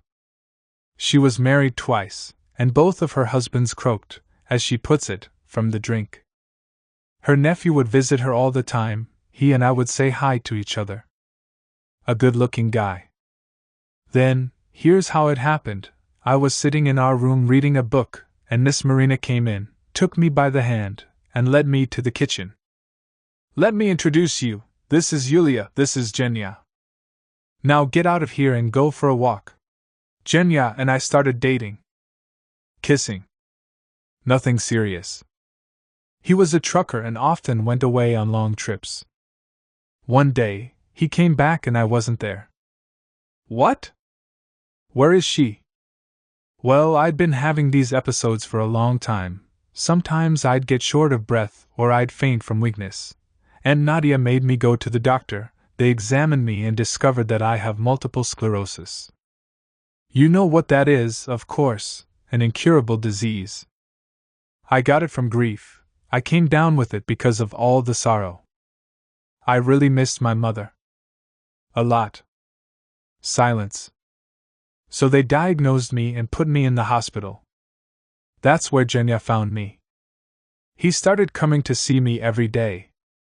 One day, he'd bring me a beautiful apple, the next, an orange, just like my father once had. Then it was May. One day, he appeared with a bouquet of roses. I gasped. A bouquet like that must have cost half of his monthly wages. He was in his best suit. Marry me. I was dumbstruck. What? You don't want to? What could I say? I don't know how to lie, and I didn't want to lie to him. I had already been in love with him for a long time. I want to marry you, but you have to know the truth. I have a very serious disability.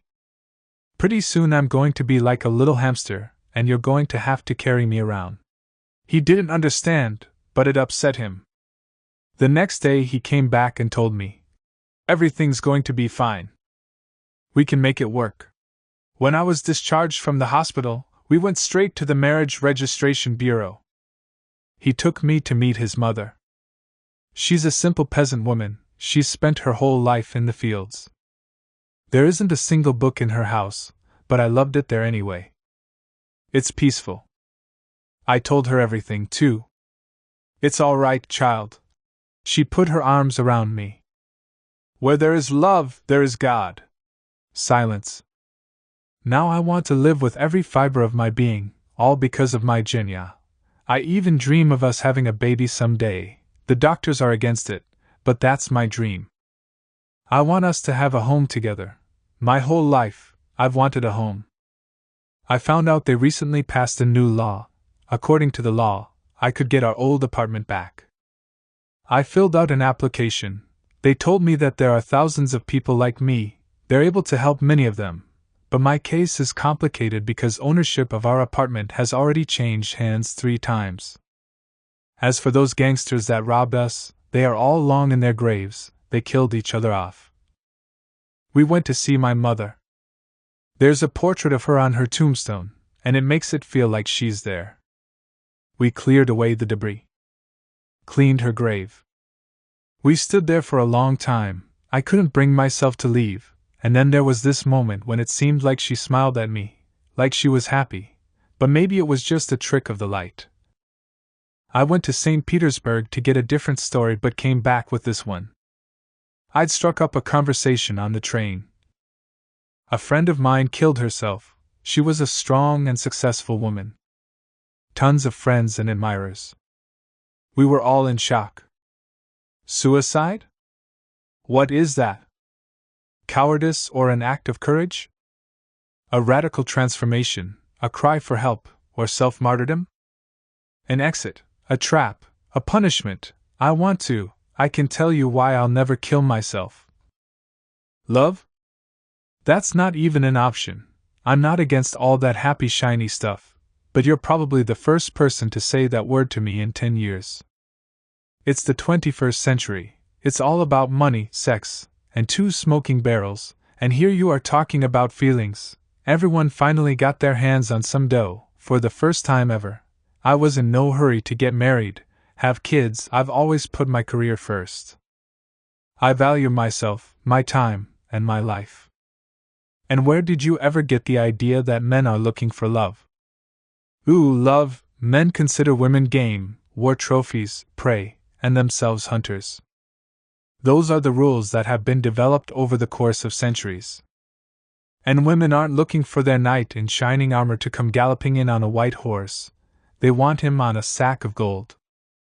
A knight of indeterminate age, even a daddy, will do. So what? Money rules the world. But I'm no prey, I'm a huntress myself. I came to Moscow 10 years ago. I was wild, fired up. I told myself that I was born to be happy, that only the weak suffer, and modesty is nothing but adornment for the weak. I'm from Rostov. My parents work at a school, my father's a chemist, and my mother's a Russian language and literature teacher.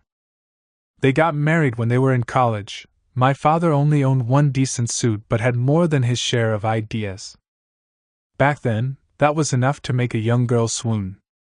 They still love to remember how, for ages, they got by with one set of linens, one pillow, and one pair of slippers. They'd spend their nights reciting Pasternak. They knew it all by heart. "Anywhere is heaven with the one you love," until the first frosts. I'd laugh. "You have no imagination," my mother would reply, hurt. We were your typical Soviet family. For breakfast, it was always buckwheat or noodles with butter.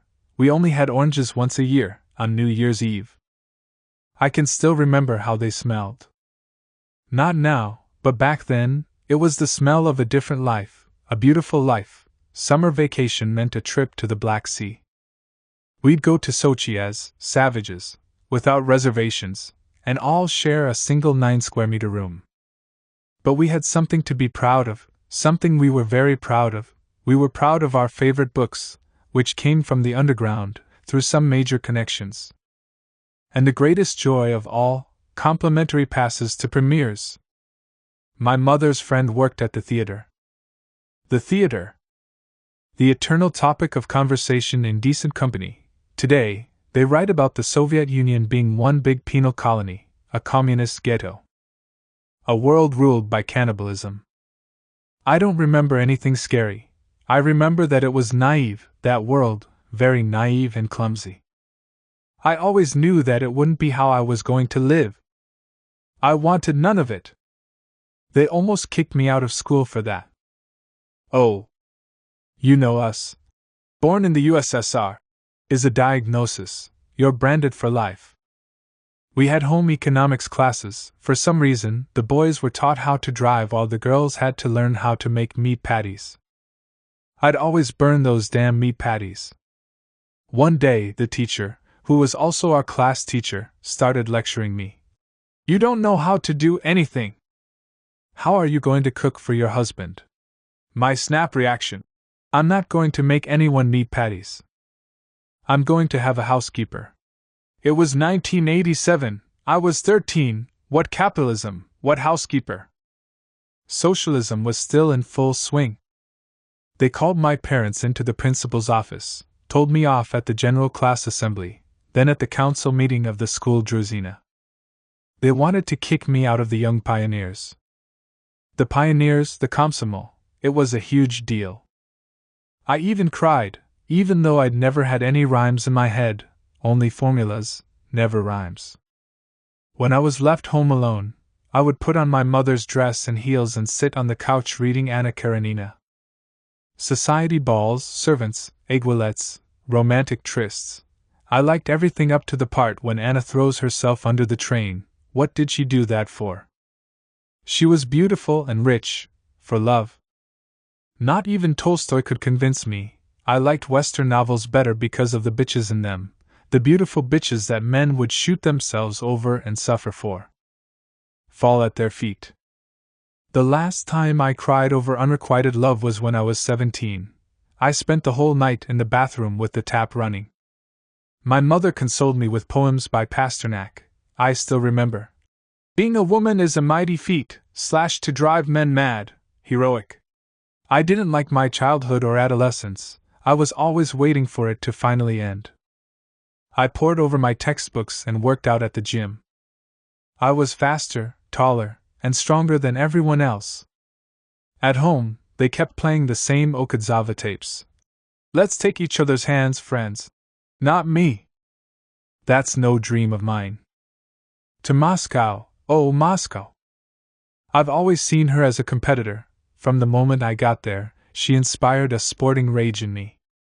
My kind of town. The crazy pace gets you high. A city big enough to spread my wings in. I showed up with $200 and a few lousy rubles in my pocket. That was it. The roaring 90s, my parents hadn't been paid in ages. We were so poor. Every day, Papa would repeat, "We need to be patient. Just wait and see." I trust Gaidar. It took a long time for people like my parents to realize that capitalism had already begun in earnest. Russian capitalism, young and thick-skinned, the same beast that had been put down in 1917. She falls into thought. Do they understand it today? It's hard to say. There's one thing I know for sure. Capitalism was not what my parents ordered. No two ways about it. It's what I ordered. It's made for people like me, who didn't want to stay in the cage. The young and the strong. For us, capitalism was exciting, adventures and enterprise, risk. It's not just about money. The mighty dollar. Now I'll reveal my secret. For me, capitalism, I mean modern capitalism, not Dreiser, is more interesting to read about than the Gulag or Soviet shortages. The informants. Oh. Gosh, I've trod on the sacred. I wouldn't dare breathe a word of this to my parents. My lips are sealed. How could I?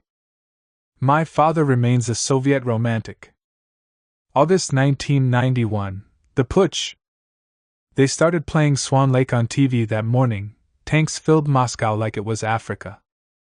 So my father and around 7 other people, all of his friends, took off from work, heading straight to the capital. To support the revolution. I sat glued to the television. The image of Yeltsin on the tank stayed with me. The empire crumbled, so let it crumble.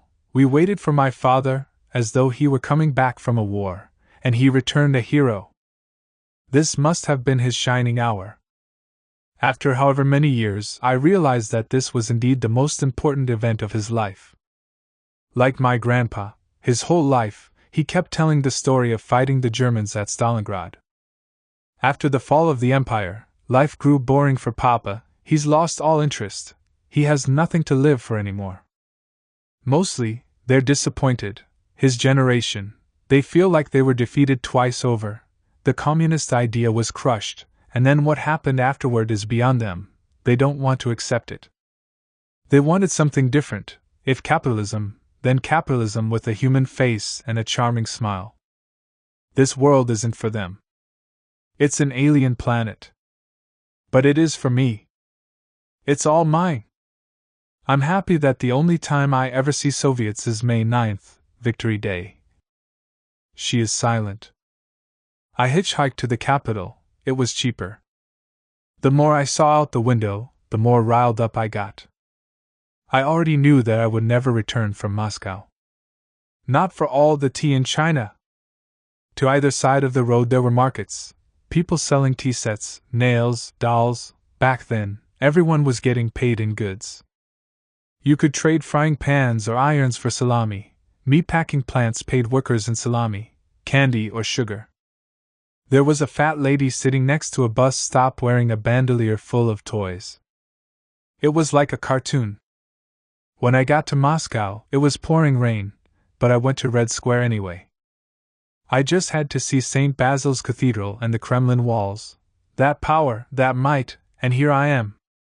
In the very heart of it. I walked along limping. Shortly before I had left, I'd broken my little toe at the gym, but I was still in high heels and my very best dress. Of course, fate is just luck, the luck of the draw, but I also have good intuition and know what I want. The universe never grants you anything just because, for free, here you go. And for you, you have to really want it. And I really did. All my mother brought me were little homemade pies, and then she'd tell me about how she and Papa were going to all the Democratic rallies. The ration cards allotted each person 2 kilos of grain, 1 kilo of meat, and 200 grams of butter a month. Lines, lines, lines, numbers scrawled on people's palms. I don't like the word Sovak. My parents aren't Soviets, they're romantics. Toddlers living adult lives. I don't understand them, but I love them. I went through life alone, all on my own. It wasn't a cakewalk, and I have good reason to love myself. Without any tutors or money or patronage, I got into Moscow State University. The journalism department. In my first year, a boy from my class fell in love with me. He wanted to know, Are you in love with me back? My reply. I'm in love with myself. I did everything for myself. Myself. My classmates didn't interest me, the lectures were boring. Soviet professors teaching Soviet textbooks. Meanwhile, non-Soviet life was roiling all around us at a fever pitch. The first used foreign cars appeared, awesome. The first McDonald's on Pushkin Square, Polish makeup, the creepy rumor that it was intended for corpses. The first commercial on TV for Turkish tea. Everything used to be gray, but here came the bright colors, the eye-catching billboards. You wanted it all. And you could have it all. You could be anyone you liked, a broker, a hitman, gay, the 90s. To me, they came as a blessing, an unforgettable time, the era of technocrats, bandits, and venture capitalists. Only the stuff stayed Soviet, the people had a new agenda. With some luck and a bit of elbow grease, you might end up with everything you've ever dreamed of. What Lenin? What Stalin? That's all in the past. There's an amazing new life ahead of you. You can see the whole world, live in a gorgeous apartment, drive around in a luxury car, eat elephant steak for dinner every night. Russia's eyes darted in every direction. You could learn more on the streets and at parties, so I transferred to the distance learning department and got a job at a newspaper. I started loving my life from the moment I got up in the morning. I was looking up, to the top of the tall ladder of life.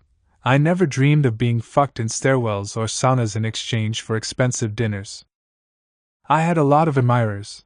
I didn't pay any attention to my peers. We could be friends, go to the library together. It was unserious and safe. I preferred older, more successful men who had already made it. They were interesting, fun, and useful. But I attracted. She laughs.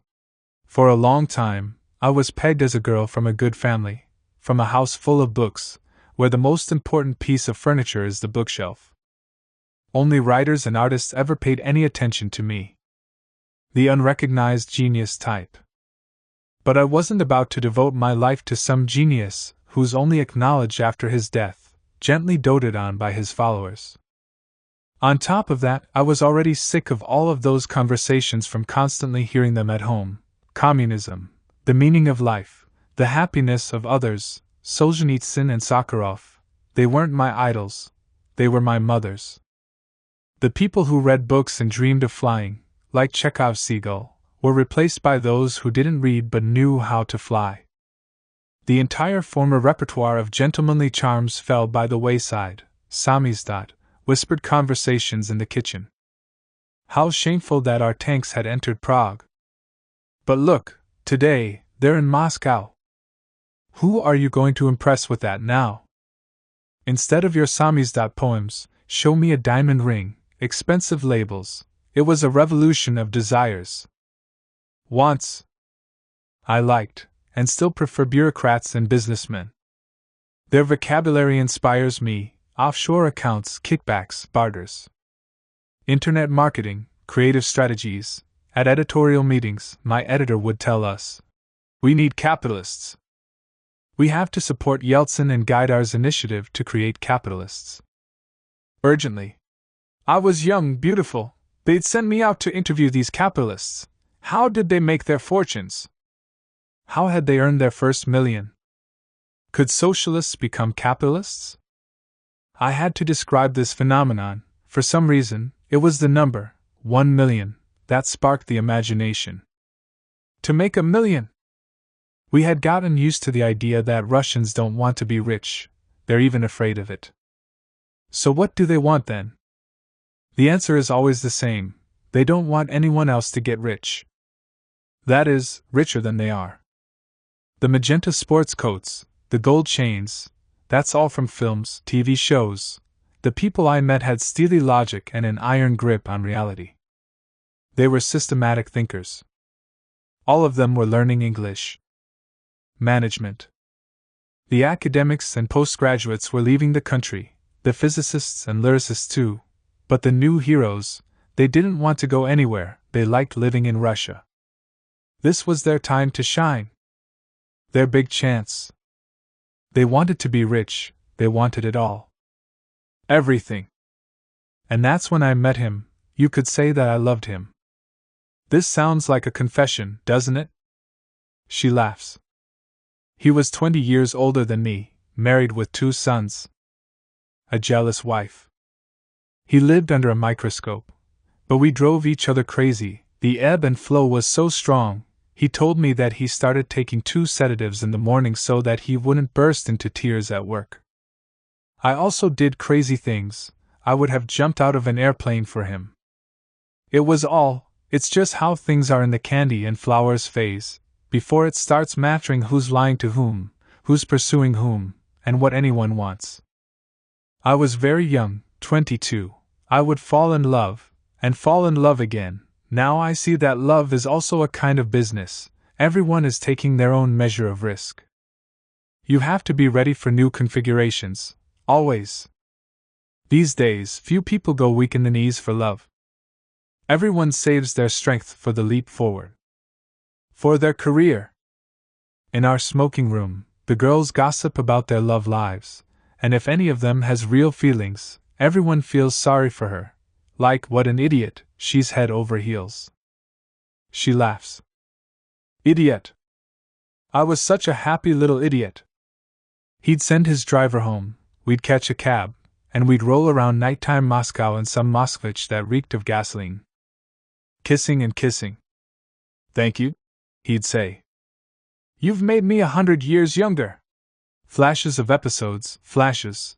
I was stunned by his pace, the pressure. I'd get a phone call in the evening. We're going to Paris tomorrow morning.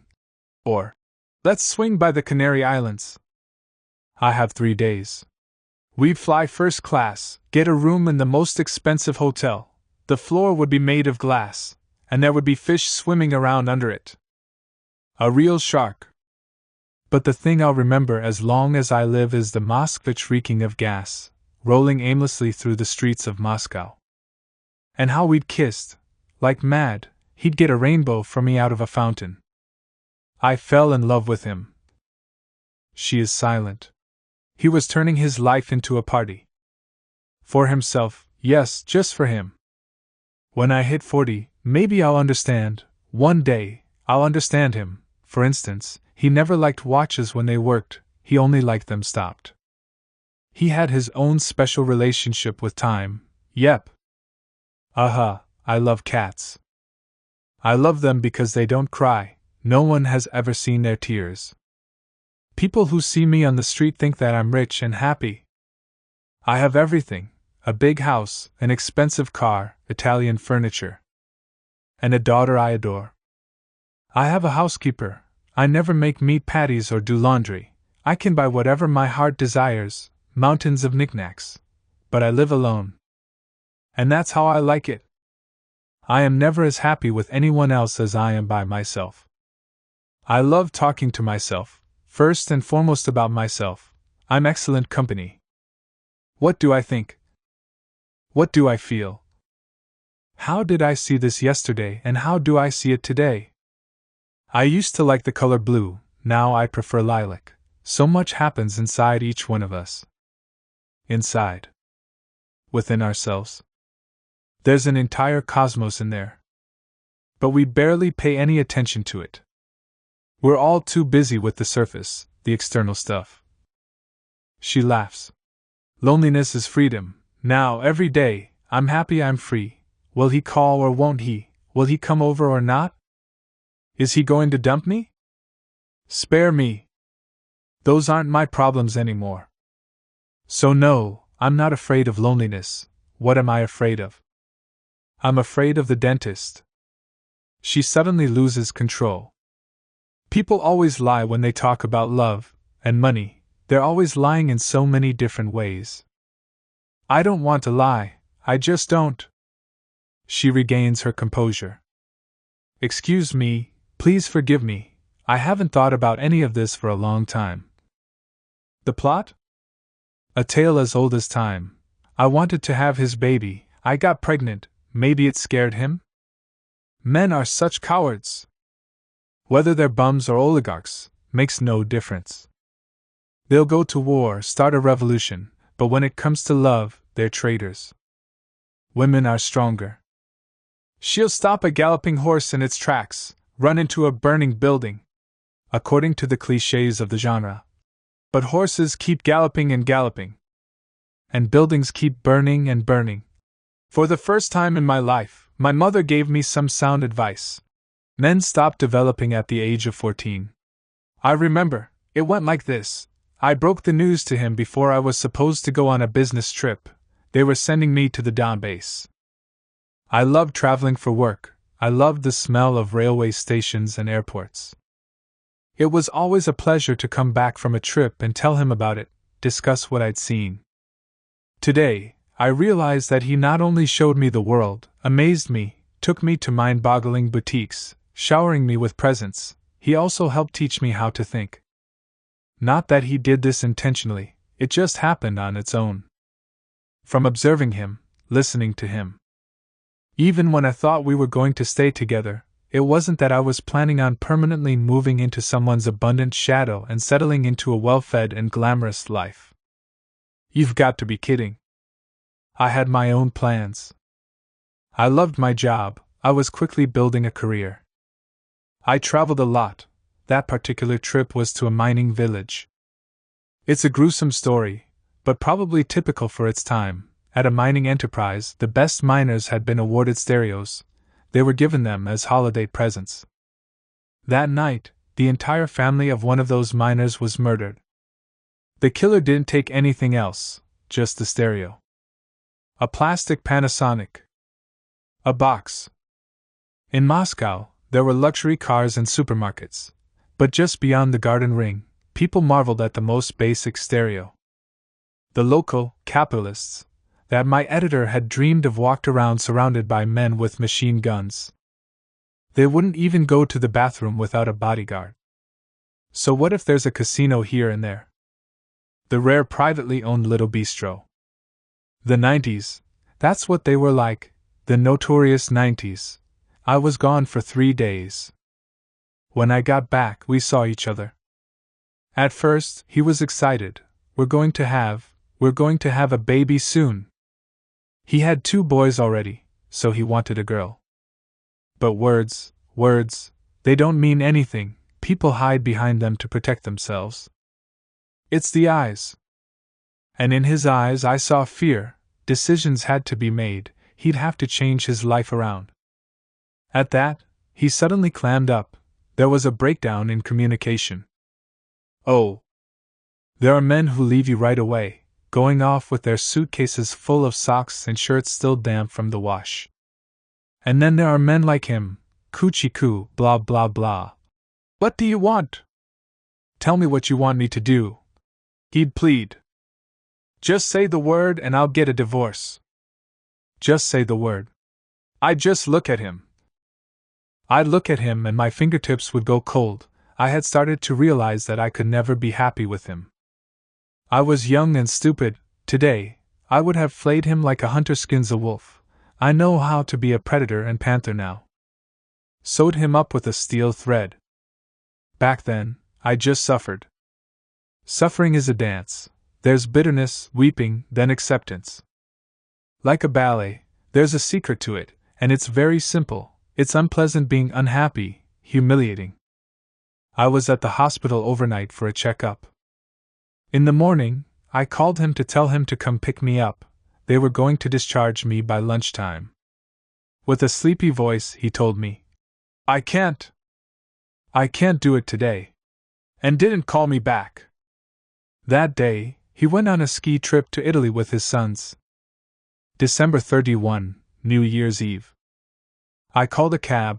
The city was blanketed in snow. I walked through the snowdrifts clutching my belly. Alone. Actually, no. The 2 of us walked together. My daughter and I.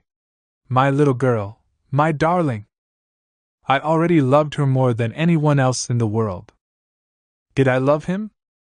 Like in a fairy tale, they lived happily ever after for a long, long time and then died on the same day. I was suffering, but I wasn't like, I can't live without him. I'll just die. I haven't yet met a man who has made me feel that way, So yes. Yes, yes, yes. But I learned to lose. I'm not afraid of losing. She looks out the window. I haven't had any major relationships since then, a couple of flings. I'll go to bed with someone pretty easily.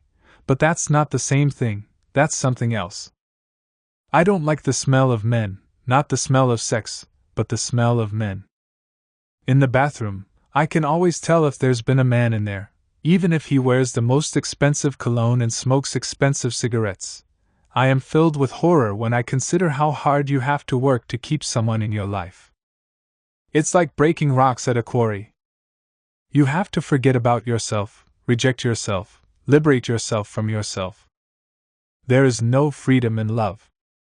Even if you find your ideal partner, he'll wear the wrong cologne, he'll like fried meat and mock you for your little salads, leave his socks and pants all over the place.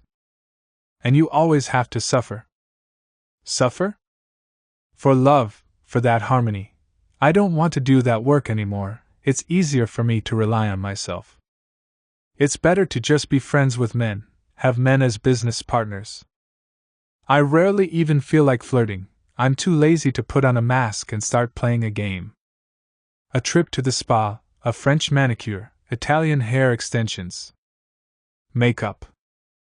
It's like war paint, my God! Good Lord! Girls from Bumblejekistan, from all over Russia, to Moscow. To Moscow! Wealthy princes await. They dream of someone transforming them from Cinderellas into princesses.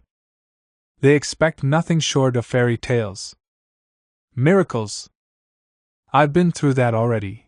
I understand the Cinderellas, and I feel bad for them. You know, there's no heaven without a hell. Pure heaven, there's no such thing. But they don't know that yet, they're blissfully unaware. It's been 7 years since we broke up. He calls me sometimes, for some reason, it's always at night. He's not doing well, he's lost a lot of money, says he's unhappy. He was dating this one young girl, now he's with another one. He asks to see me, what for? She is silent. I missed him for a long time. I'd turn off all the lights and spend hours sitting in the dark. I'd lose myself in time. Silence. And then, after him, it's been just flings. But I'll never be able to fall in love with a man from a dormitory town who doesn't have any money. From a prefab ghetto, from Harlem. I hate people who grew up in poverty, their pauper's mentality.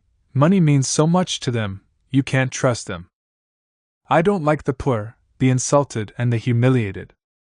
All those Bashmikins and Opuskins, the heroes of great Russian literature. I don't trust them. So what? Does that mean that there's something wrong with me? I don't fit the stereotype?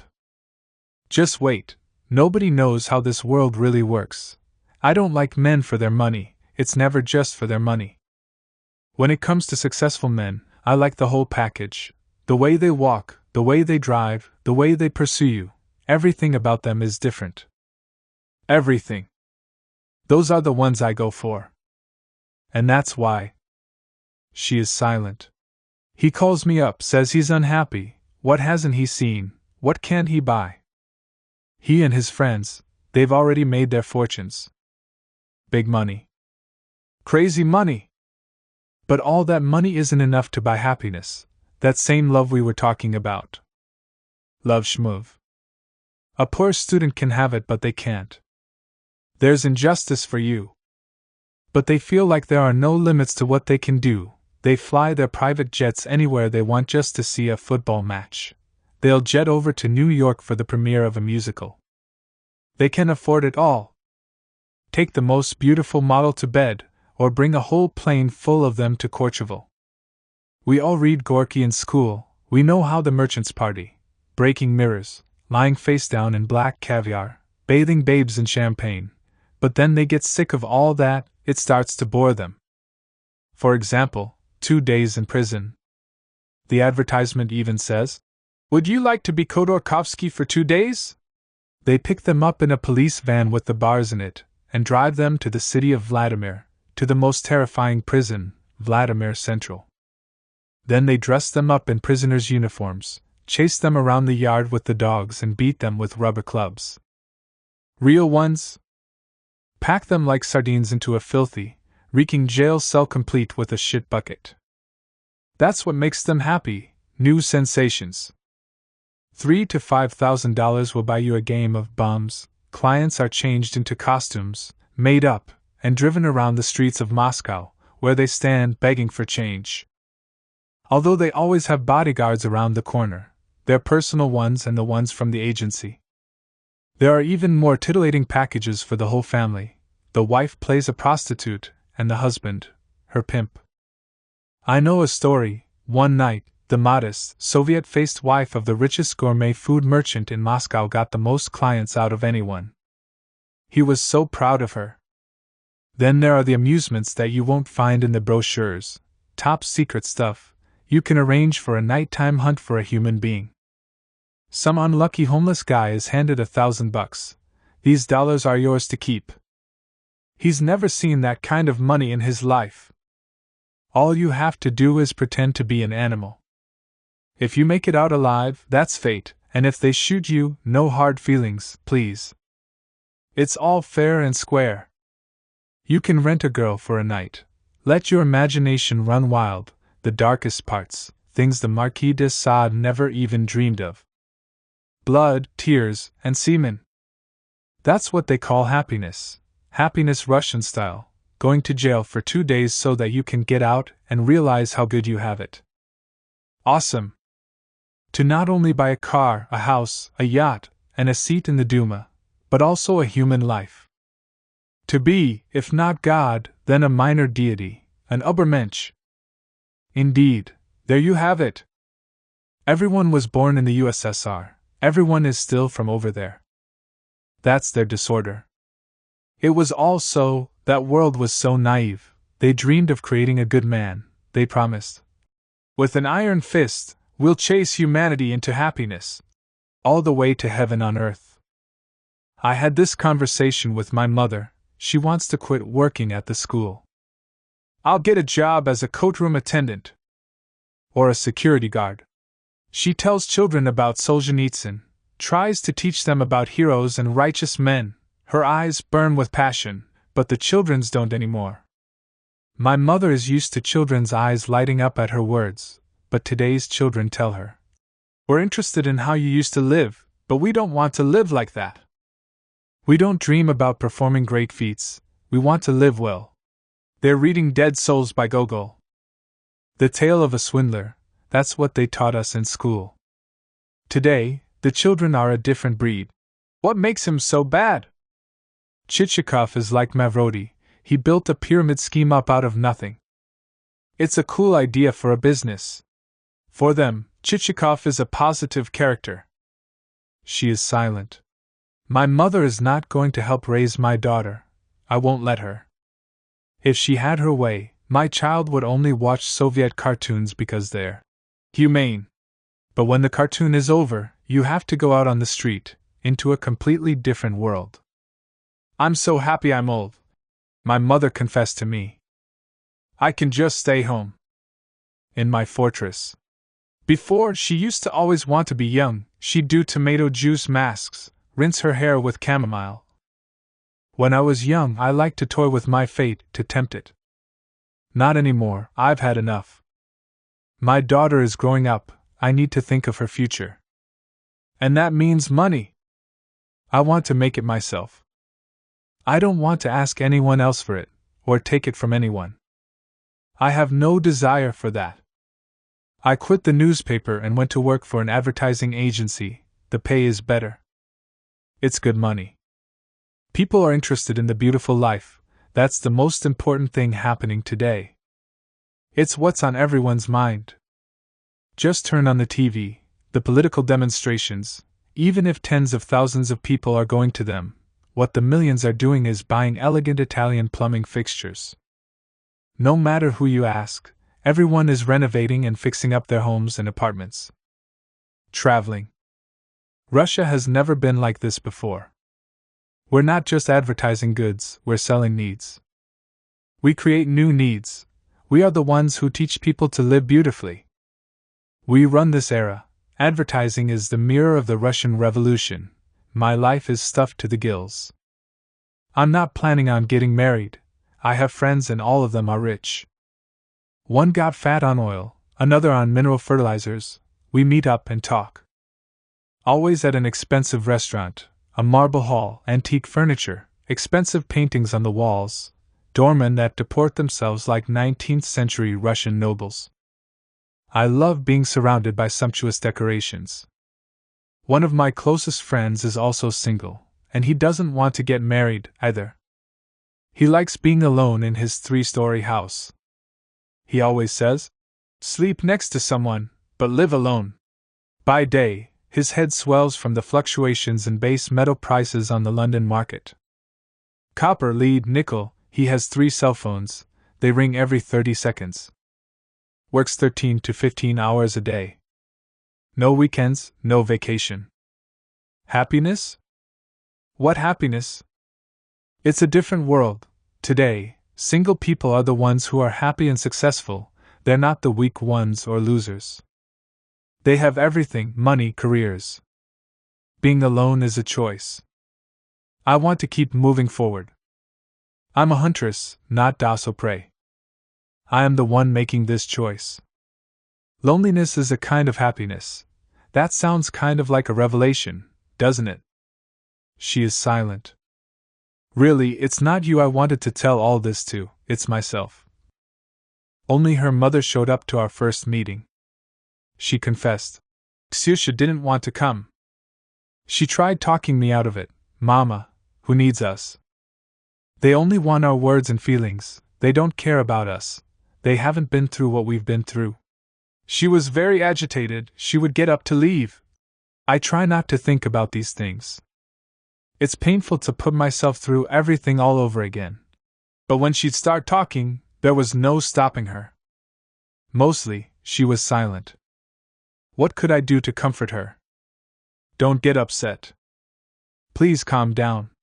At the same time, I was eager to hear her recollections of that terrifying day, February 6, 2004, when there was a terrorist attack on the Zamyslov-Voretskia line of the Moscow Metro, between the Avtozavodskaya and Pavletskia stops.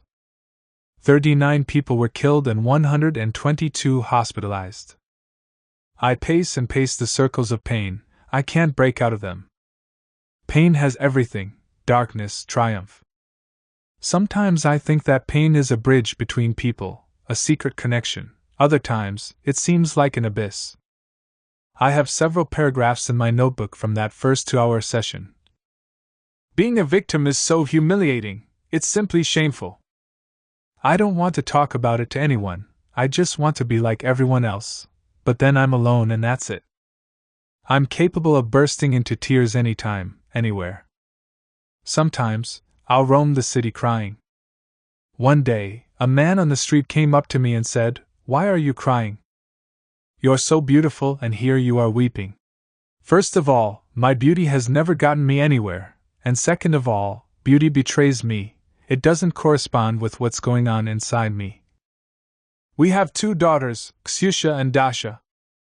We've always lived modestly, but whenever we could, we went to museums, the theater, we read tons of books. When the girls were still little, their father would always make up fairy tales to tell them. We did whatever we could to shelter them from life's harsh realities. We believed that art saved people. And then it turned out that it didn't. There's an old woman who lives alone in our building, she's religious.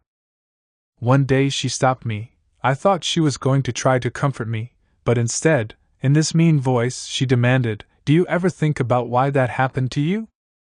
To your children? Why, what did I do to deserve those words?" I'm sure she repented. I think that afterward she must have repented for what she said. I've never deceived or betrayed anyone. I had 2 abortions, those are my only 2 sins. I know in my heart, whenever I can, I give money to people on the street, even a tiny bit, whatever I have. I feed the birds in the winter. The next time, the 2 of them, mother and daughter, came to see me together. The mother. Maybe some people consider them heroes? They have this idea, They're happy to die for it, they think that they're going to heaven. It makes them unafraid of death. I don't know anything about them. We've created a composite sketch of the alleged terrorist. And that's it. For them, we're targets. No one explained to them that my little girl is no target, that she has a mama who can't live without her, that there's a boy who's in love with her. How can you kill someone who is loved? I think that's a crime twice over. Go to war, go up to the mountains and shoot each other. What are you shooting at me for? Why are you shooting at my daughter? They kill us in the midst of our civilian lives. Silence. Now I'm afraid of myself, frightened of my own thoughts. Sometimes you want to kill them all, and then it horrifies you that you wanted that. I used to love the Moscow metro. The most beautiful metro system in the world. It's like a museum. She is silent. After the attacks, I'd see people going into the metro holding hands. Fear kept its grip on us for a long time afterward. It was scary to go out into the city. My blood pressure would skyrocket immediately. I was always scoping out suspicious passengers on the metro. At work, it was the only thing we talked about. What's happening to us, dear Lord? One day, I was standing on the platform, and there was this young woman near me with a baby stroller. She had black hair, black eyes. I could tell that she wasn't Russian. I don't know what her ethnicity was, Chechen, Ossetian. Who was she? I couldn't help myself and peeked into the stroller. Was there a child in there? Or was it something else? Thinking about riding in the same car as her ruined my mood. No, I thought. She can go ahead, I'll wait for the next train. A man came up to me. Why did you look into her stroller? I told him the truth. So you too, then. I see an unhappy girl curled up in a ball. It's my Ksyusha. Why is she all alone? Without us? No, it's impossible, it can't be true. Blood on the pillow, I cry. Ksyusha! Ksyushenka! But she can't hear me. She pulled a hat over her face so that I wouldn't see her, so that I wouldn't get scared. My little girl. She dreamed of being a pediatrician, but now, she's lost her hearing. She was the most beautiful girl in her class, and now her face, for what? I'm drowning in a viscous fluid, my consciousness is splintering into shards. My legs don't work, they feel like they're made of cotton, and I have to be let out of the ward. The doctor screams at me. Get a hold of yourself, or else we won't let you see her again. I get a hold of myself, and go back into the room. She didn't look at me, she looked past me, off somewhere, as though she didn't recognize me. The look in her eyes was like a suffering animal's, it was unbearable. It was barely possible to go on living after seeing it. Now she's hidden that look away somewhere, she's put on an armored shell, but she's holding all that inside of her. It's all been imprinted on her. She's always in that place where none of us were with her. There was an entire hospital ward full of girls like her. They'd all ridden in the same metro car, and there they all lay, lots of students, school kids. I thought that all of us mothers were going to march out into the street to demonstrate. All of the mothers with their children. There would be thousands of us. Now I realize that my girl is only important to me, only at home, just to us. People listen and sympathize, but without feeling the pain. There's no pain for anyone else. I'd come home from the hospital and lay there feeling nothing. Dashenka would sit with me, she took time off of work. She'd stroke my head like I was a little child. Their father didn't scream, he didn't panic, then suddenly he had a heart attack. We found ourselves in hell, again? What have we done to deserve this? My whole life, I've made my daughters read good books, tried to convince them that good is more powerful than evil, that good always wins in the end. But life is nothing like books. Will a mother's prayer be heard from the bottom of the sea? It's all lies. I'm a traitor, I couldn't protect them like I could when they were little, and they were depending on me. If my love alone was enough to protect them, they would be invulnerable to all harm and disappointment. One operation, another, 3 total. Ksyusha regained her hearing in one ear, then her fingers started working again. We lived on the border between life and death, between faith in miracles and utter injustice. It made me realize that even though I am a nurse, I know next to nothing about death. I've seen it many times, but only in passing. You put in 4 in, listen for a pulse. Everyone thinks that medics know more about death than other people, but no. I worked with a pathologist. He was about to retire. "What is death?" he asked me. Silence. My previous life turned into a big white nothing. All I remember is Ksyusha, every little detail, how she was brave and funny as a little kid. She wasn't afraid of big dogs and wanted for it to always be summer. The way her eyes sparkled the day she came home and told us that she had gotten into medical school. Without bribes or private tutors. We couldn't afford the tuition, it was beyond our means. How a day or two before the terrorist attack, she happened to come across an article in an old newspaper about what you should do in the event of an extreme situation on the metro. That, I don't remember what exactly, but it was a set of instructions. Then, when it happened, before she lost consciousness, Ksyusha remembered that article. And on that morning she had just picked up her boots from the cobbler's. When she had already put on her coat and was pulling them on, she couldn't get them on. "Mama, can I borrow your boots?" "Sure." "Go ahead. We're the same size." My maternal intuition didn't tell me anything. I could have stopped her. Some time before, in my dreams, I'd seen big stars, a constellation.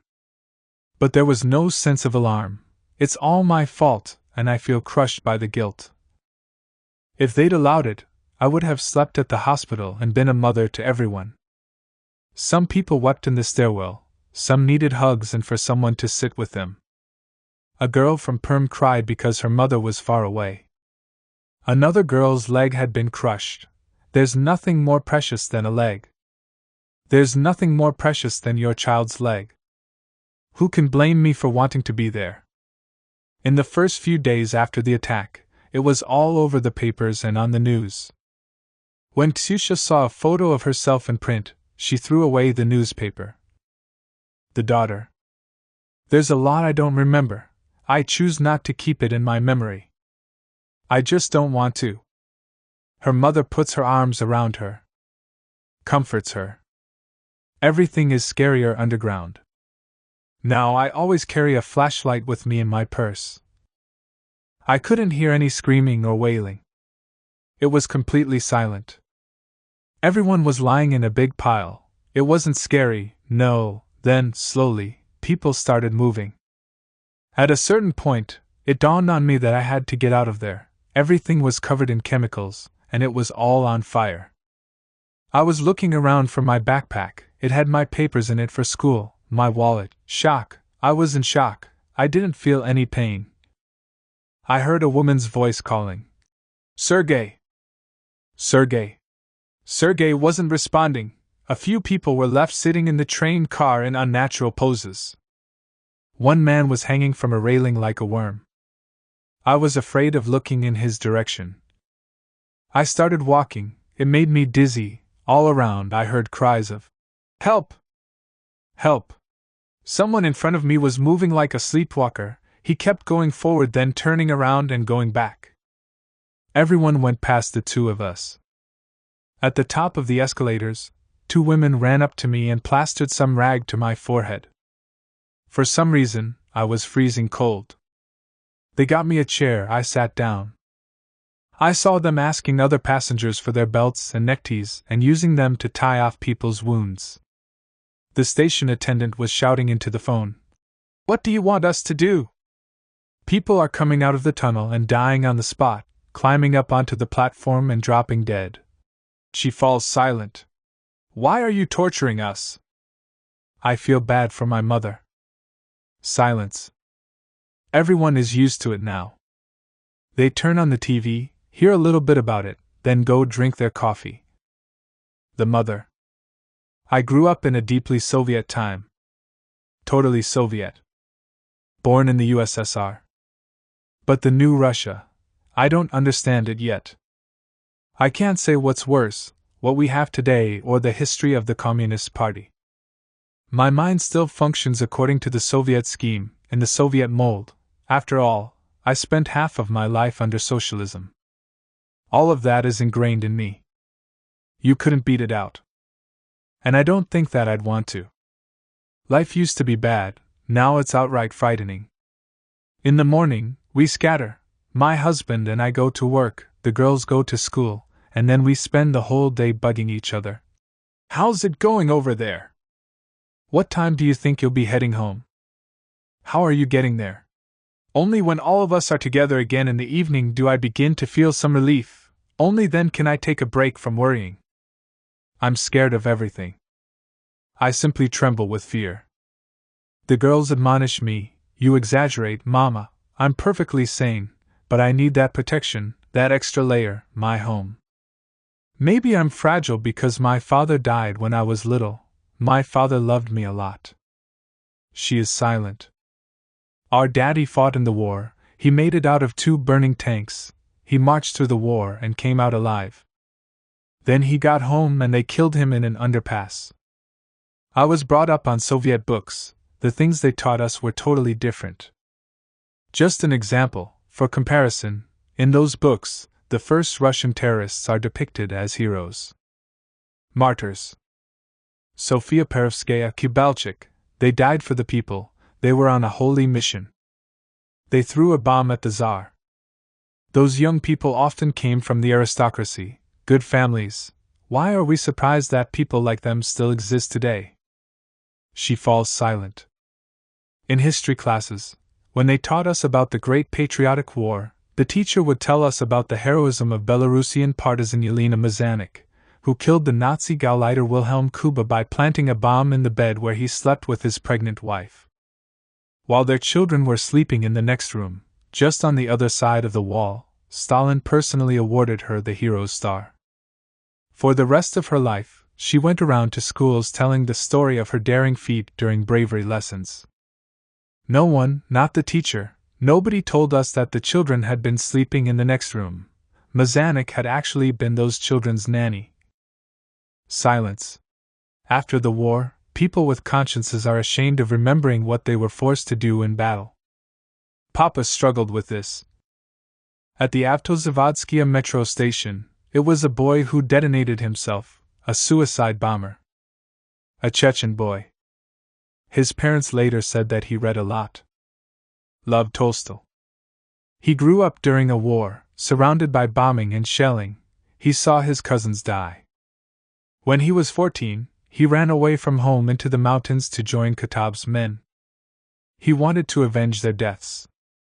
He was probably a pure boy with a passionate heart. They made fun of him, ha ha, little idiot kid, but he learned how to shoot better than anyone else and how to throw grenades. His mother found him and dragged him back to their village. She wanted him to finish school and become a tile setter. But after a year, he disappeared into the mountains again. They taught him how to detonate bombs, and then he came to Moscow. Silence. If he had done it for money, it would have all made sense, but he wasn't getting paid to kill. This boy was capable of throwing himself under a tank and blowing up a maternity ward. Who am I? We're just people, nothing but faces in the crowd. Our life is mundane, insignificant, though we do our best to live. We love, we suffer. It's just not that interesting to anyone else. No one is going to write a book about us. The crowd, the masses. No one has ever asked me so many questions about my life before, that's why I'm talking so much. Mama, put your soul away, my girls will say. They're always educating me. Young people today inhabit a world that's much crueler than the Soviet Union. She is silent. It's like life's not for us anymore, it's not intended for people like us, it's somewhere else. Somewhere, things are happening, but they have nothing to do with us. I don't go to expensive stores, I'm too shy. The security guards give me bad looks because my clothes come from the regular market. Made in China from head to toe. I ride the metro, it terrifies me, but I do it. People who are more well off don't ride the metro. It's not for everyone, it's for the poor, it's princes, boyars, and the taxed masses all over again. I don't remember the last time I went to a cafe. I haven't been able to afford that in ages. And the theater is a luxury now, too, even though there used to be a time when I didn't miss a single premiere. It hurts a lot. We lead this gray existence, and all because we're not allowed into the new world. My husband brings home library books by the bagful, that's the one thing we can still afford. We still have our strolls around old Moscow, through our favorite places, Yakamenka, Kitaygorod, Varvarka. That's our shell. These days, everyone has to grow armor. She is silent. We were taught, Marx wrote that, capital is theft. And I still agree with him. I've known love, I could always tell when somebody really loved me. I have an intuitive connection with the people who've loved me. It's wordless. I just remembered my first husband. Did I love him? Yes. A lot? Madly. I was 20. With a head full of nothing but dreams. We lived with his beautiful elderly mother. She was jealous of me. You're as pretty as I was when I was young. She would take the flowers he'd bring me and move them to her room. Later on, I understood her. Perhaps I've only just understood how deeply I love my girls, realized just how close you can be with your child. My therapist wants to talk me out of it. You have a hypertrophied love for your children. You shouldn't love them like that. No way, my love is normal. Love! My life, it's mine, there's no perfect recipe. She is silent. My first husband loved me, but he had a philosophy. You can't spend your whole life with just one woman, you have to know others as well. I gave it a lot of thought, shed many tears, then finally, I found the strength to let him go. I was left alone with little Ksyusha. My second husband, he's like a brother to me, and I'd always dreamed of having an older brother. At first, the whole thing troubled me. When he proposed, I didn't know how we were going to live together. In order to have kids, the house has to smell like love. But he went ahead and moved me and Ksyusha in with him. Let's give it a try. If you don't like it, I'll take you back to your old place. And we ended up figuring it out. Love comes in many different forms. There's mad love, and then there's love that resembles friendship. A friendly alliance. I like to think so, because my husband is a really good person. So what if I don't go around in silks? I had Dashenka, we were always with our children. In the summer, we'd go to their grandmother's house in the country, in Kaluga Oblast. There was a river there. A meadow and a forest. Their grandmother baked them cherry pies that they still talk about. We never went to the sea, although that was our dream.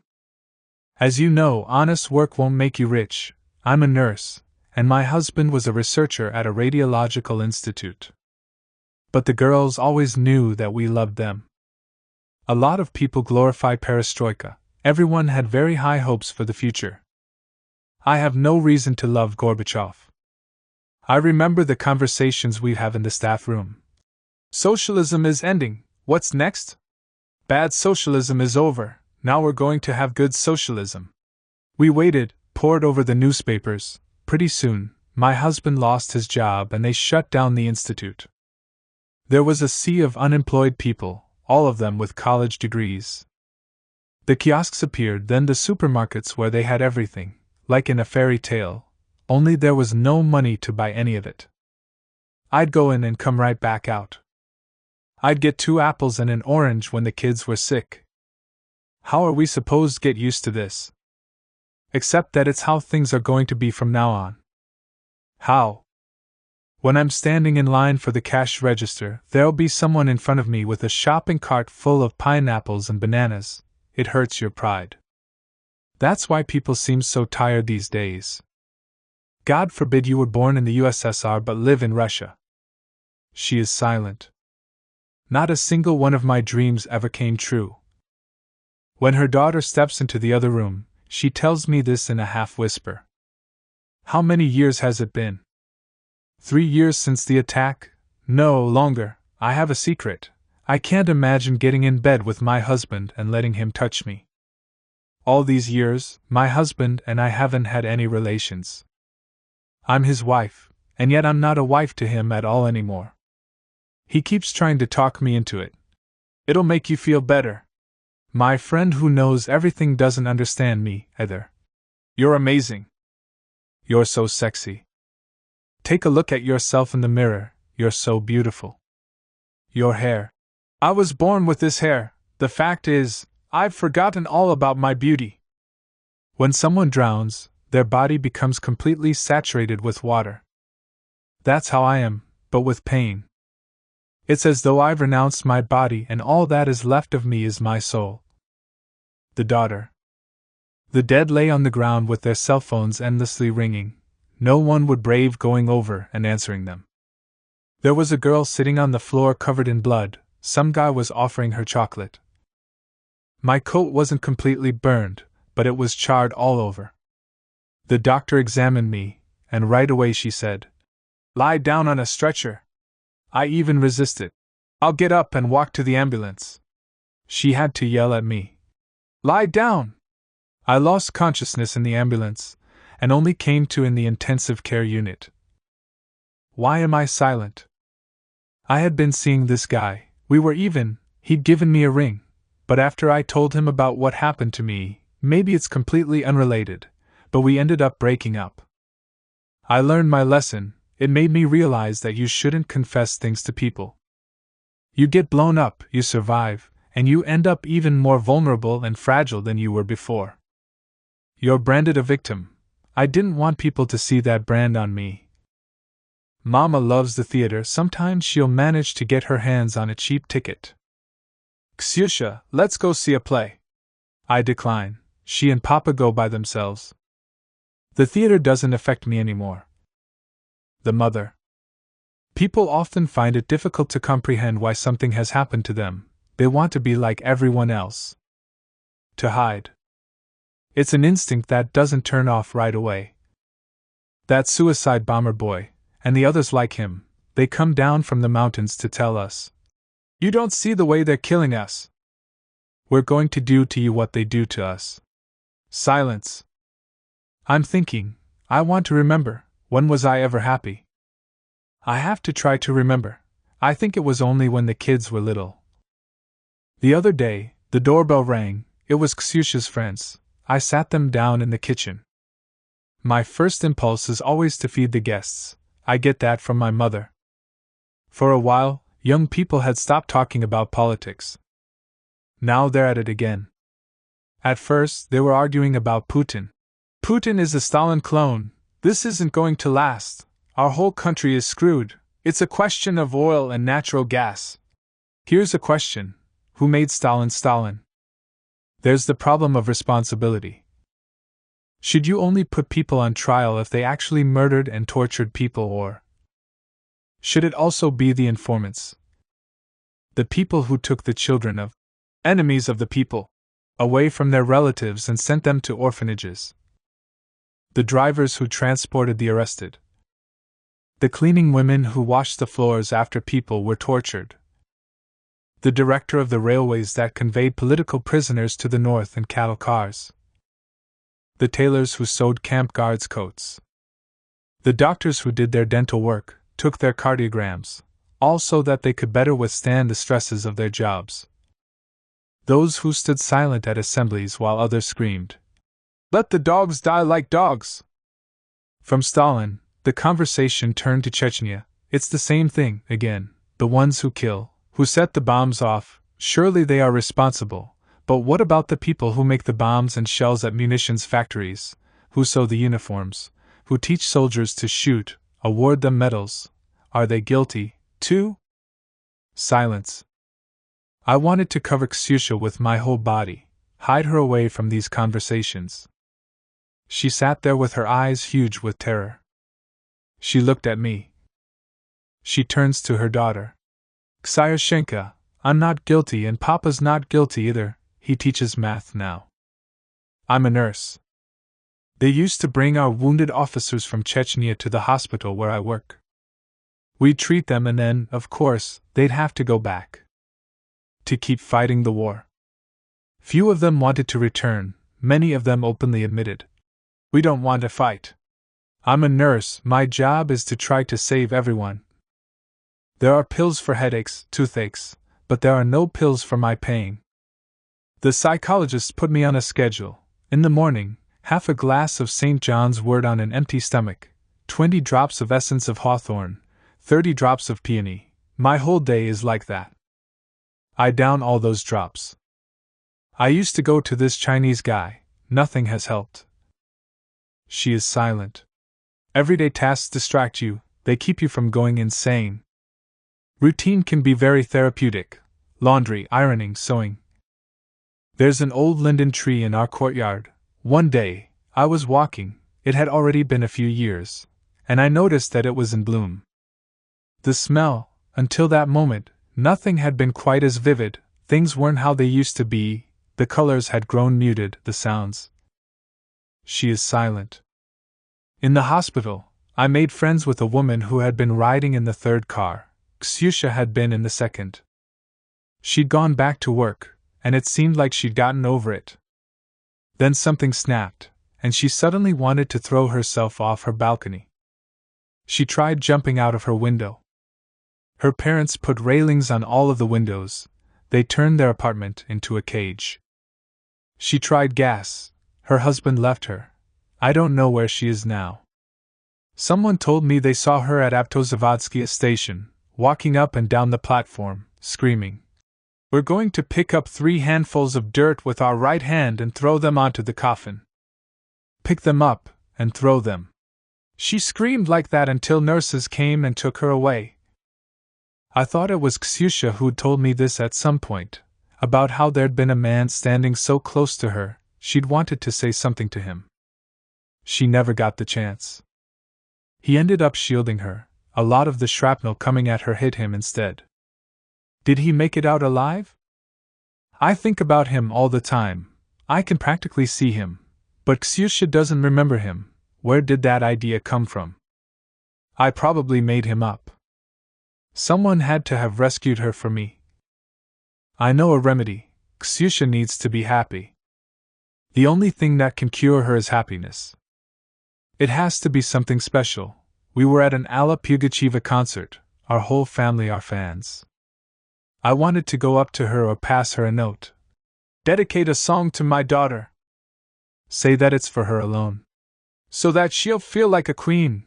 Raise her up to the heavens. She's seen hell. Now she needs to see heaven so that her world may regain its balance. My delusions, my fantasies. She is silent. My love wasn't enough to cure her. Who can I write to? Who should I turn to for help? You people made your fortunes on Chechen oil, Russian credits, now help me take her somewhere. She needs to sit under a palm tree, watch a turtle crawl past, she has to forget that inferno. Her eyes are always filled with hell. There's no light, I never see any light in them. I started going to church. Do I believe in God? I don't know. But I do always want to talk to someone. One day, the priest was reading a sermon about how great suffering either brings you closer to God or pushes you further away, and if someone turns away from God, you shouldn't judge them, because it comes from anger and pain. I felt like he was talking about me. I observe people from the outside. I don't feel like I'm one of them anymore. I look at them as though I am no longer a person myself. You're a writer, you'll understand what I mean. Words have very little in common with what goes on inside of you. Before, I was rarely in touch with what was happening inside me. Now, it's like I live down in the mines. I get upset, I fall into thought. I'm always chewing something over in my head. Mama, put your soul away! No, my darling girls, I don't want all my feelings and tears to simply evaporate. To disappear without a trace, without leaving a mark. This is what upsets me more than anything else. Everything that I've been through, I don't just want to leave it to my children. I want to share it with other people. I want it to be somewhere so that anyone who wants to can pick it up and see it for themselves. September 3rd. The Day of Remembrance for Victims of Terrorism. Moscow is in mourning. People with disabilities fill the streets along with young women in black kerchiefs. Memorial candles burn on Solyanka, on the square in front of the Dubrovka Theater, by entrances to the Park Kultury, Lubyanka, Avtozavodskia, and Rizkaya metro stations. I'm also a part of that crowd. I ask questions and listen to people's conversations. How are we living with this? Terrorist attacks took place in Moscow in 2000, 2001, 2002, 2003, 2004, 2006, 2010, and 2011. I was on my way to work.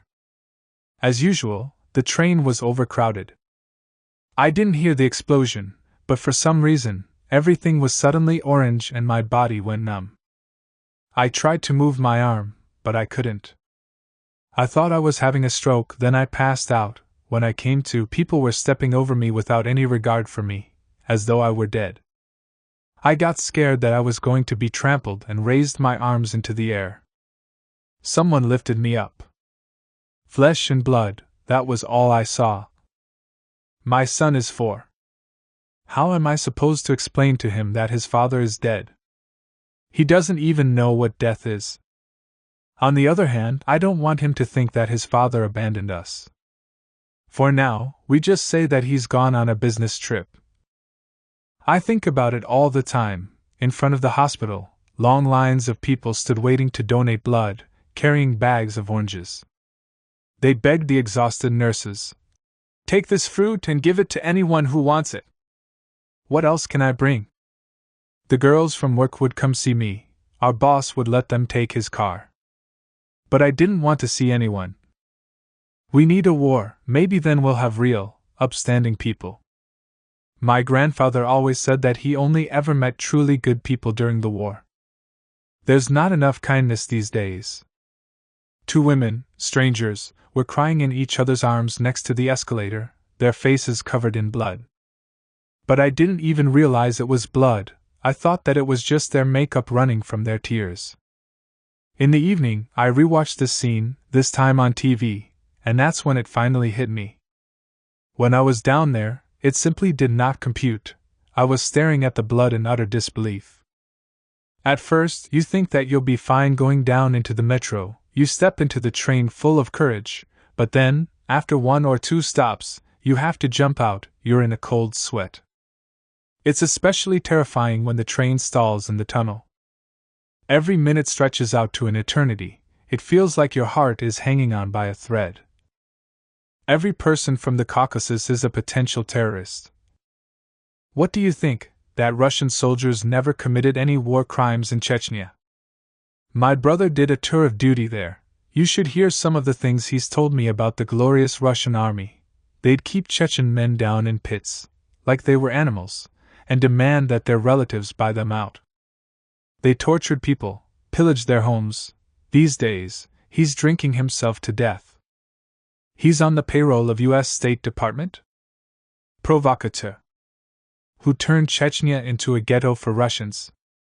They fired Russians from their jobs, chased them out of their apartments, stole their cars. If you didn't hand it over to them, they'd kill you. Russian girls were raped just for being Russian. I hate the Chechens. If it weren't for us Russians, they'd still be up there in their mountains, living in caves. I also hate journalists who stand up for Chechens. Fucking liberals. Shoots a look of absolute hatred in my direction. I'm recording our conversation. Did we put Russian soldiers on trial for killing German soldiers during the Great Patriotic War? They also killed them in all sorts of ways. Partisans cut captured Polizei up into little pieces. You should hear the stories veterans tell. During the First Chechen War, back when Yeltsin was still in power, they would always show how things really were on TV. We saw the Chechen women crying. Russian mothers roaming the countryside in search of their sons who'd gone missing in action. No one laid a finger on them. The hatred we see today didn't exist yet, not on either side. First it was just Chechnya burning, now it's the whole North Caucasus. Mosques going up everywhere. Geopolitics has come home to us. Russia is falling apart. Pretty soon, all that'll be left of the empire is Muscovy. I hate them. Who? Everyone. My son was alive for another 7 hours, then they shoved him in a body bag and put him on a bus with the other corpses. He was brought to us in a government-issue coffin along with 2 wreaths. The coffin was made out of some kind of wood shavings. It felt like cardboard. We lifted it up and it fell apart under the weight. The wreaths were cheap and pathetic. We ended up having to buy everything ourselves. The government doesn't give a damn about us mere mortals, and I spit on them in return. I want to get out of this fucked up country. My husband and I applied to emigrate to Canada. Stalin used to kill people, and now the gangsters do. Is that freedom? I have black hair, black eyes, I'm Russian Orthodox. The other day, my friend and I went down into the metro, and the police stopped us and took me aside. Remove your outerwear. Show us your documents. They paid zero attention to my friend because she's blonde. My mother said, dye your hair. But I'm ashamed to. A Russian stands on 3 legs. Perhaps, perchance, and sometime maybe. At first, everyone quaked with fear, but a month later, when I found a suspicious package under a bench in the metro, I barely managed to convince the station attendant to call the police. At Domodedovo Airport, after the terrorist attacks, those fucking taxi drivers hiked up their prices. Sky high. People will try to make a buck off of anything. I'd like to pull them out of their cars and slam their faces into their hoods, those shitheads. Some people were lying in puddles of blood, while others were snapping pictures of them on their phones. Click, click. Couldn't wait to put them up on their blogs. The office plankton need their entertainment. Today it's them, tomorrow it's going to be us. And no one says anything, everyone is okay with it. As much as we can, we'll try to help the departed with our prayers.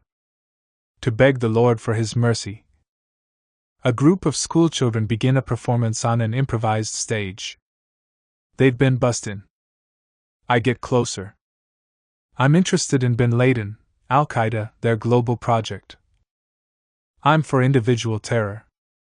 Pinpointed terrorism. For instance, against the police and the bureaucracy. Terrorism, is it a good thing or a bad thing? It's what passes for good these days. I'm sick of freakin' standing here. When do we get to go home? Here's a cool joke. A group of terrorists is sightseeing in Italy. They get to the Leaning Tower of Pisa. Amateurs! Terrorism is a business. Human sacrifice, like in ancient times. A mainstream phenomenon. A warm-up for revolution. Something personal. Death is like love. When I was little, we had a tree in our courtyard, this old maple. I'd talk to it, it was my friend. After Grandpa died, I cried for a long time. Bawled all day long. I was 5, and it had made me realize that I was going to die and everyone I knew was going to die too. I was seized by terror. Everyone is going to die before me, and I will be left all alone. Savagely lonely. My mother felt sorry for me, but my father came up to me and barked. Wipe those tears away.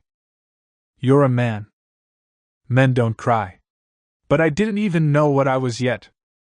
I'd never liked being a boy, I didn't like playing war. But no one ever asked me what I wanted, everyone made the decisions for me. My mother had dreamed of having a girl, and my father, in typical fashion, had wanted her to get an abortion. The first time I ever wanted to hang myself, I was 7, the incident with the Chinese bowl. My mother had made jam in this Chinese bowl we had and put it on a stool to cool. Meanwhile, my brother and I had been chasing our cat all over the house. Muska managed to fly over the bowl like a shadow, but not us. My mother was still very young, my father was in military training. And there it was, a puddle of jam all over the floor.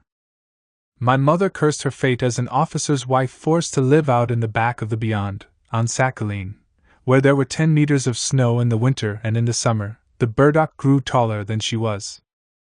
She grabbed my father's belt and chased us out into the street. But Mama, it's raining and the ants in the barn bite. Shoo! Get out of here! Beat it! My brother ran to our neighbor's house, and I decided to hang myself. I clambered into the barn, found a rope in a basket. They'll come looking for me in the morning and find me dangling from the rafters. Happy now, fuckers?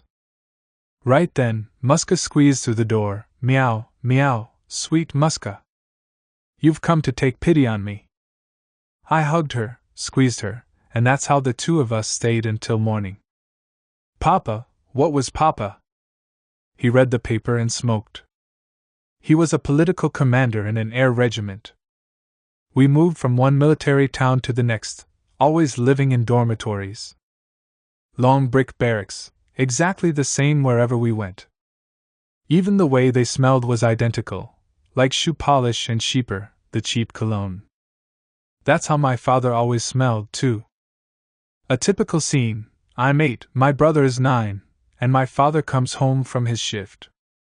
His belt squeaking, his calf boots creaking. In that moment, all my brother and I want is to become invisible, to fall off the face of the earth. Papa takes Story of a Real Man by Boris Polvoy down from the shelf. In our house, it was like the Bible. And what happened next? He starts in on my brother. The plane crashed. And Alexei Merciev crawled away from it, wounded. He ate a hedgehog, and fell into a ditch. What ditch? It was the crater from a 5-ton bomb. I try to help him. What? That was yesterday.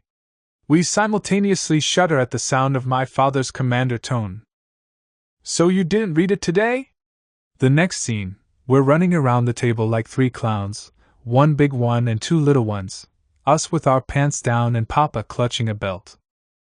A pause. We all grew up on movies, huh? The world in pictures. It wasn't books that raised us, it was movies. And music. The books my father brought home still give me a rash. My temperature rises whenever I see Story of a Real Man or The Young Guard on anyone's bookshelf. Oh! How Papa dreamed of throwing us under a tank. He wanted us to hurry up and grow up so we could volunteer to fight in a war. He was incapable of imagining a world without war. He needed us to be heroes.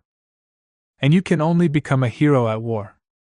If one of us had lost our legs like that Alexei Merciev of his, he would have only been happy. It would have meant that his life had not been in vain, success. Everything had fallen into place. And I think he would have carried out the verdict with his own bare hands if I had broken my oath, if I had dared to waver in battle. A regular terras bulba. I begot you, and I shall be the one to kill you. Papa belonged to the idea, he wasn't really a human. You must love the motherland with your entire being. Unconditionally. That was all I ever heard, my entire childhood.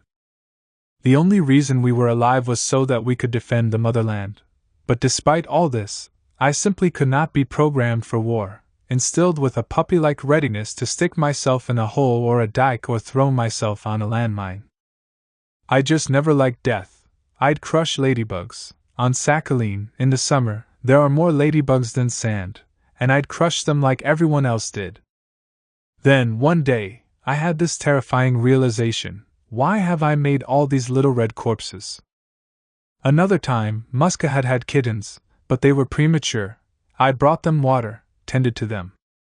My mother saw what I was up to and asked, "Are they dead?"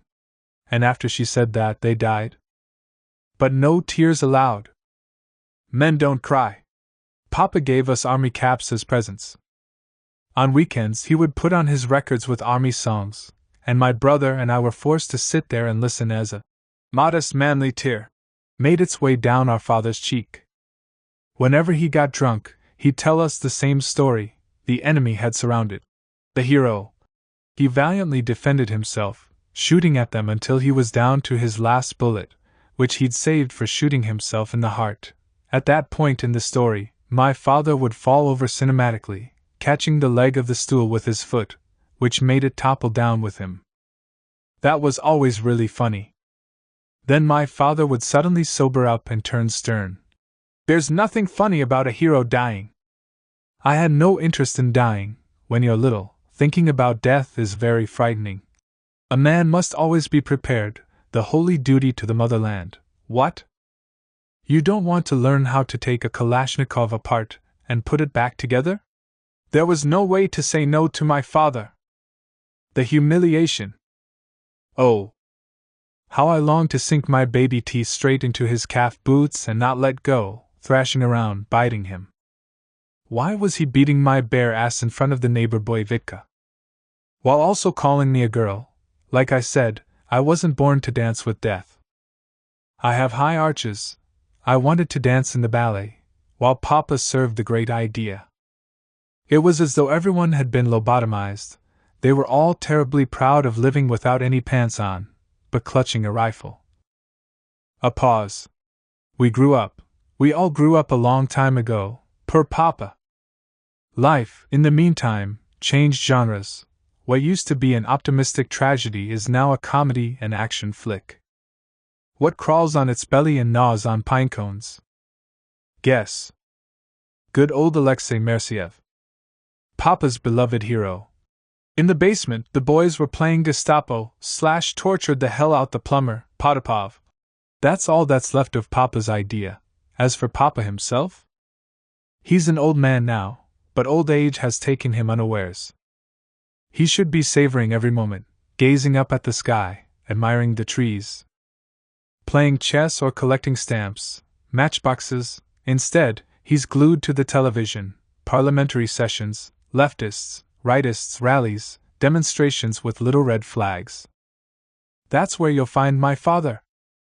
He staunchly supports the communists. We'll get together for dinner. He'll throw the first punch, awaiting my response. We lived through a great epic. Papa needs a battle. Without one, life has no meaning. The only place for him is on the barricades, banner in hand.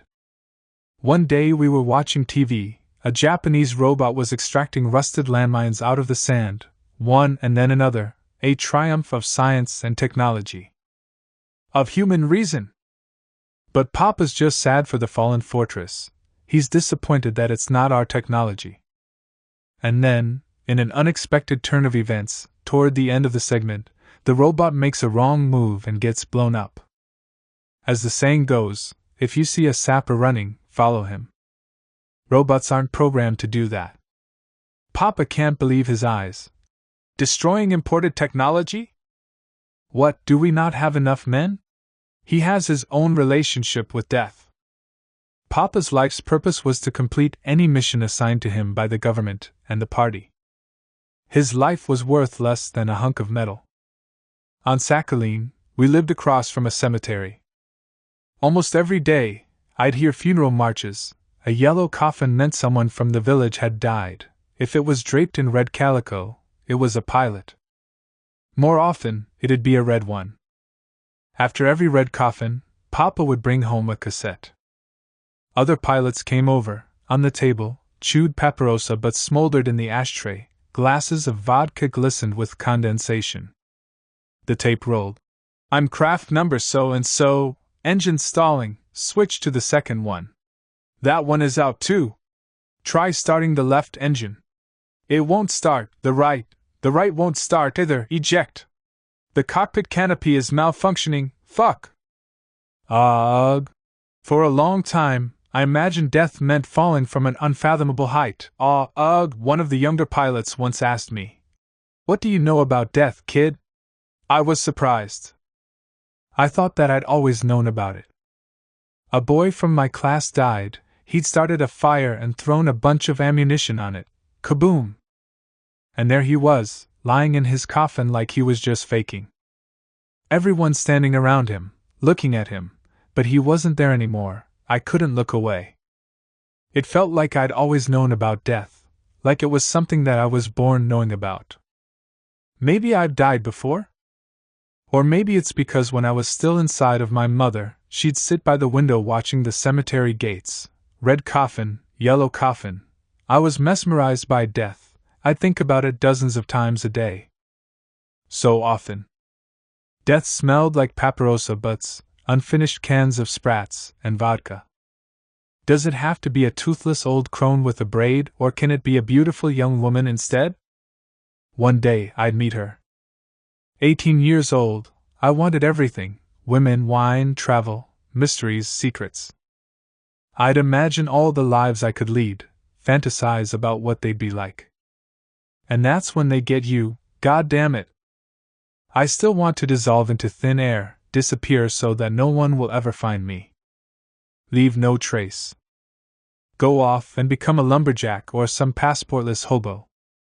I have this recurring nightmare. They're re-enlisting me into the army, they've messed up the documents, and I have to do another term of duty. I scream, trying to fight them off. I've already served, you bastards! Leave me alone! I go berserk! It's a terrible nightmare. A pause. I never wanted to be a boy, and I especially never wanted to become a soldier. I have no interest in war. Papa said, "It's time you finally become a man. Or else the girls will think you're impotent. The army is the school of life. You have to go learn how to kill people." For me, as I pictured it, this meant drums beating, columns of marching soldiers, top-of-the-line death machines blazing, the whistle of hot lead, and then, shattered skulls, eyeballs ripped out of their sockets, digits blown off, the wailing and moaning of the wounded, and the battle cries of the victors. The ones who are better at killing, kill. Kill. Use an arrow, a bullet, a shell, an atom bomb, whatever it takes, just as long as you kill them all. I didn't want to. I also realized that in the army, it would be other men making a man out of me. I was either going to get killed or be forced to kill someone. My brother had gone off with a head full of pink cotton candy, this total romantic, and come back a frightened man. Every morning, he'd get a kick in the face because he slept on the bottom bunk and his seniors slept on top. A heel in your face every day for a year. Just try and hold on to your old self under those conditions. And what if you were to undress someone? Can you imagine how many things you can do to them then? So much, you can make them suck their own dick while everyone laughs at them. And whoever doesn't laugh is the next one to have a go. How about cleaning the soldier's bathroom with nothing but a toothbrush or a razor blade? Make it shine like a cat's balls. Shit! There are two kinds of people: those who are incapable of being just meat, and those who can't be anything else. Human pancakes. I realized that I would need to harness every ounce of passion I could muster just to survive. I signed up for the athletic division, hatha yoga, karate. I learned how to kick people in the face, between their legs. How to break spines. I'd light a match, place it in the palm of my hand, and wait for it to finish burning. Of course, I couldn't take it. I'd cry. I remember. He pauses. A dragon is walking through the woods. He comes across a bear. "Hey bear," says the dragon. "I eat dinner at 8. Come over and I'll eat you." And he keeps going. A fox runs by. "Hey fox," the dragon says. "I eat breakfast at 7 in the morning. Come over and I'll eat you." Goes a little farther. A rabbit hops by. "Hold it right there, rabbit," says the dragon. "I eat lunch at 2. Come over and I'll eat you." "Can I ask you a question?" The rabbit raised his paw. "All right. Can I not come?" "Sure, I'll take you off the list." But few people are capable of asking a question like that. My send-off: 2 days of frying, boiling, steaming, stuffing, and baking in preparation. They bought 2 cases of vodka. All of my relatives came. "Don't embarrass us, Sonny!" My father raised the first glass. And so it began, the same old shit. Undergo harsh trials, endure with honor, prove your courage. In the morning, next to the conscription office, there was an accordion, singing, and vodka being passed around in little plastic cups. Except I don't drink. You sick or something? Before taking us down to the station, they inspected our personal belongings. They made us take everything out of our bags and confiscated all the knives and forks and food. At home, they'd given me a little bit of money. We'd stuffed the bills deep into my socks and underwear. Shit! The future defenders of the motherland, finally, they put us on the buses. The girls waved, the mothers wept. Here we go! A bus full of men. I can't remember a single one of their faces. They gave everyone buzz cuts and dressed us all up in rags. We looked like prisoners. Voices. 40 tablets constitute a suicide attempt, unfit for service. If you want to be smart, play dumb, beat me up. Hit me. So what, I'm shit, I don't care. At least at home I fuck girls while you go off to play war.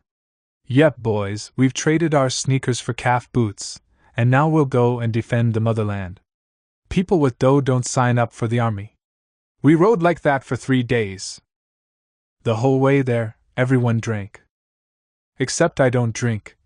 You poor bastard! What are you gonna do in the army? We had to sleep in our clothes. At night, everyone took off their shoes. Fuck. The stench. 100 guys with their boots off. Some people hadn't changed their socks in 2 or 3 days. It made you want to shoot or hang yourself. The officers escorted us to the bathroom 3 times a day. If you need to go more, tough luck. The bathroom's off limits. Who knows what could happen in there? We just left home. One guy still managed to kill himself in the night. Fuck. People can be programmed. Some of them want to be. 1-2. 1-2. In step. In the army, they make you walk and run a whole lot. You have to run far and fast, and if you can't run, then crawl. What do you get when you strand hundreds of young men in the same place? Beasts. A pack of young wolves. Prison and the army are governed by the same law. Total chaos. Rule number 1: never help the weak. The weak must be beaten. So the weak are weeded out right off the bat. Rule number 2: no friends, every man for himself. At night, some people oink, others quack, some cry for mommy, others fart, but the same rule applies to everyone. Bend over or bend others over. It's as simple as 1, 2, 3. What good were all those books I'd read? I believed Chekhov. He's the one who said that you have to squeeze the slave out of yourself drop by drop, that everything about a man ought to be wonderful. His sweet little soul, his cute little clothes, his charming notions. But in lots of cases, it's just the opposite. The complete opposite. Some people want to be slaves, they like it. It's personhood that they want to squeeze out of themselves drop by drop. On your first day, the sergeant explains that you're all swine, nothing but beasts of burden. He commanded us to lie down. Then, get up. Everyone did what he ordered except for one person. Lie down. Get up. The guy just kept lying there. The sergeant turned yellow, then violet. What's wrong with you? Vanity of vanities, what the hell? The Lord taught us, do not kill, do not even grow angry. The sergeant took him down to the squadron commander, and the squadron commander took him to the KGB officer. They opened a case against him. It turned out that he was a Baptist. How had he ended up in the army? They cordoned him off from everyone else and then took him away somewhere. An insanely dangerous element. Imagine, he didn't want to play war. A young warrior's training, aesthetic marching, learning army regulations by heart, disassembling and reassembling a Kalashnikov with your eyes closed, underwater. There is no God. The sergeant is Lord Tsar, and commander-in-chief all rolled into one. Sergeant Valerian. Even fish can be trained to do tricks. You got that? When you're singing in ranks, shout loud enough to make your ass muscles shake. The deeper you dig yourself into the dirt, the less they'll kill you. Folklore! The biggest nightmare was the imitation leather boots. The Russian army was only recently reshod. They finally gave them short boots just a few years ago. In my time, it was still calf boots. To make them shine, you have to rub them with shoe polish and buff them with a taut woolen rag. Then you're expected to cover 10 kilometers in them. In 85-degree heat, it's hell. The second biggest nightmare are foot traps. There were two kinds, one for the summer and one for the winter. The Russian army was the last to stop using them.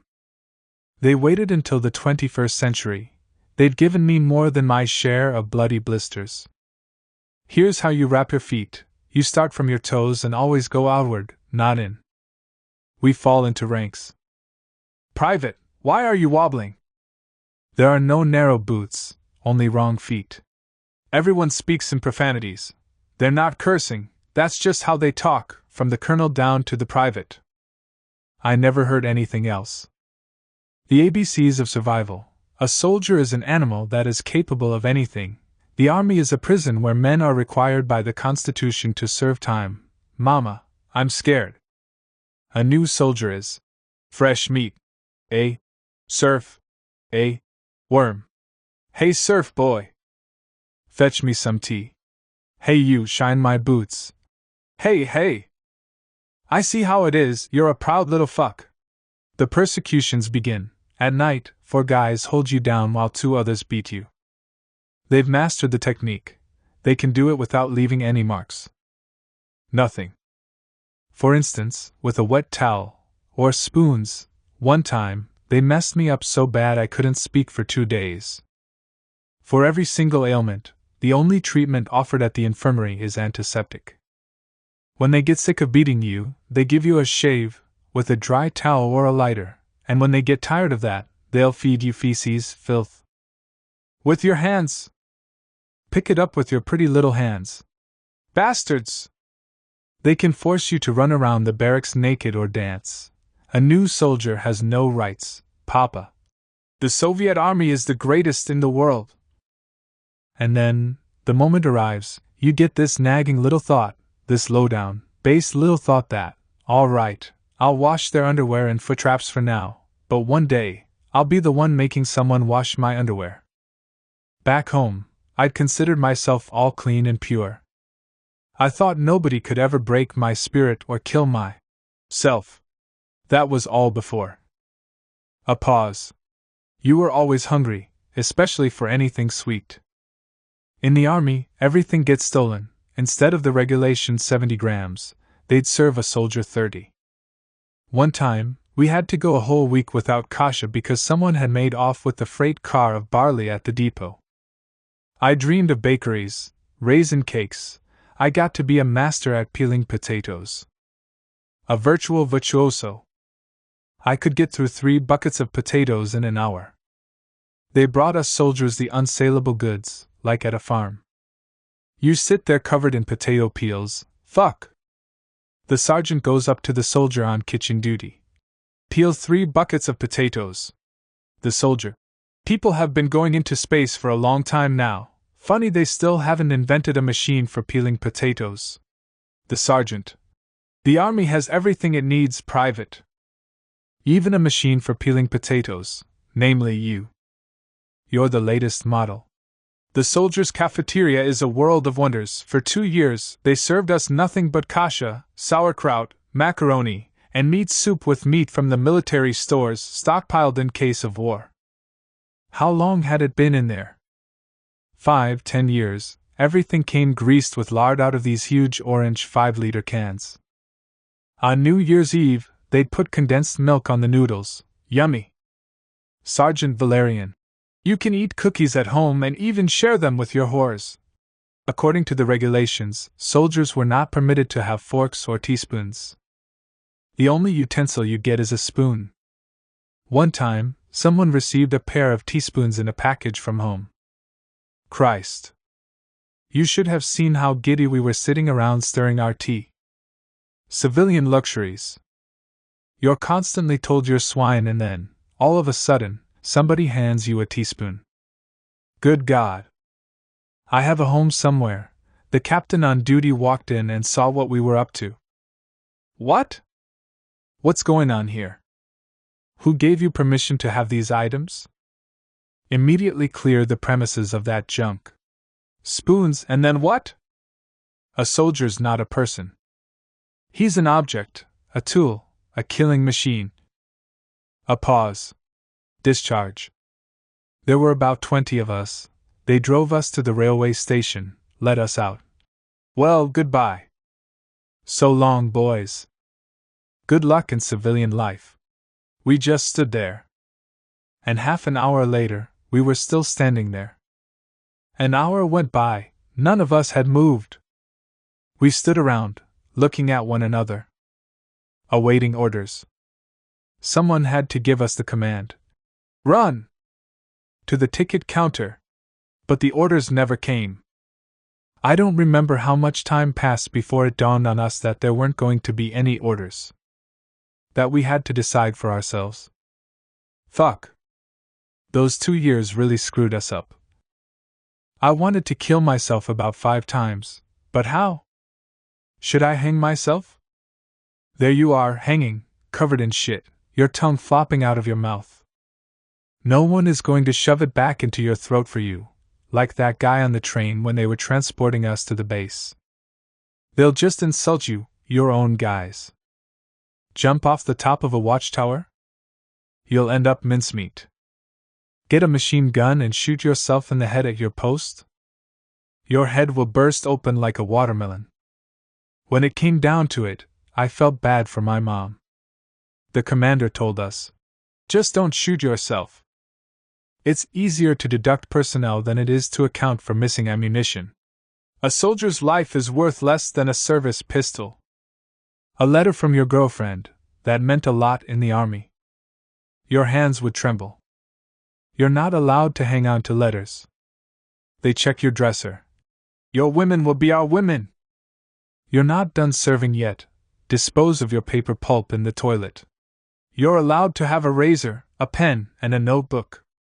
You sit in the can and read the letter one last time. I love you, kisses. Fuck. Defenders of the motherland. A letter from my father. There's a war going on in Chechnya, you know what I'm getting at. Papa expected me to return a hero. One of our warrant officers had served in Afghanistan. He'd signed up as a volunteer. The war had taken a major toll on him. He never told any stories, he just kept cracking jokes about it.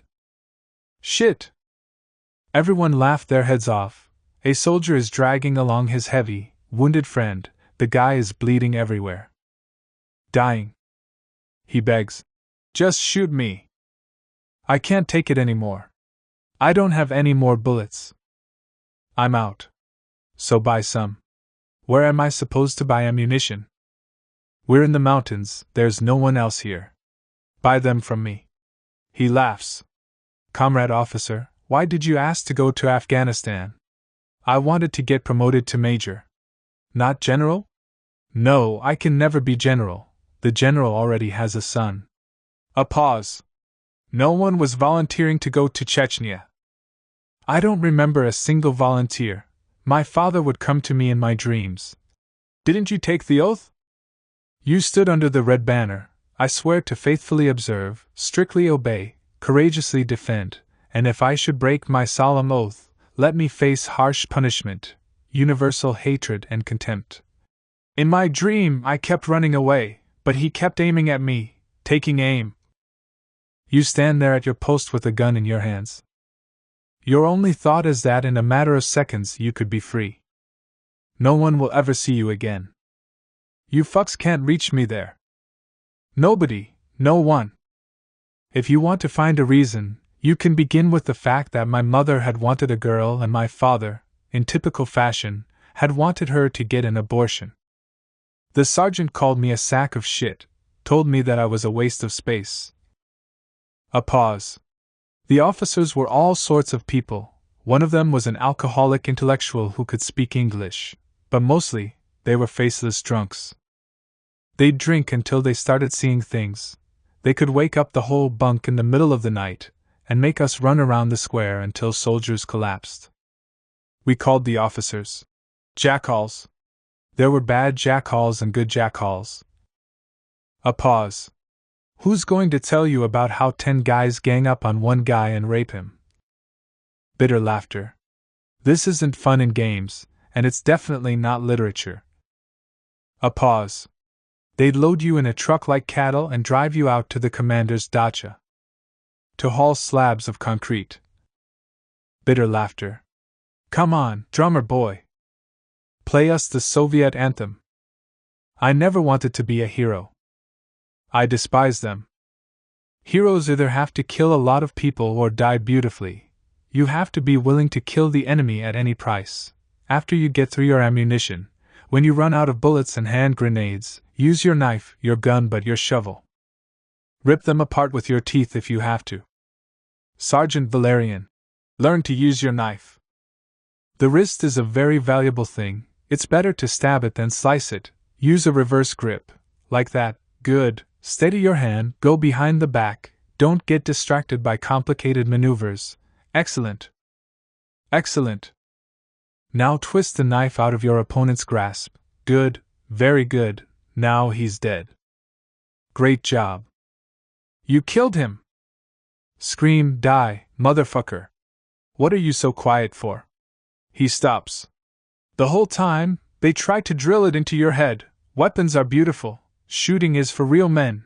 They train you by making you kill animals. They'd bring us stray cats and dogs to practice on so that afterward we wouldn't flinch at the sight of human blood. Butchers. I couldn't handle it. I'd cry at night. A pause. When we were kids, we'd play samurais. A samurai is supposed to die Japanese style. He has no right to fall face down, screaming. But I always screamed. The other kids didn't like playing that game with me. A pause. Sergeant Valerian. Remember, the machine gun works like this. 1, 2, 3 and you're out. To hell with all of you. 1, 2. Death is like love.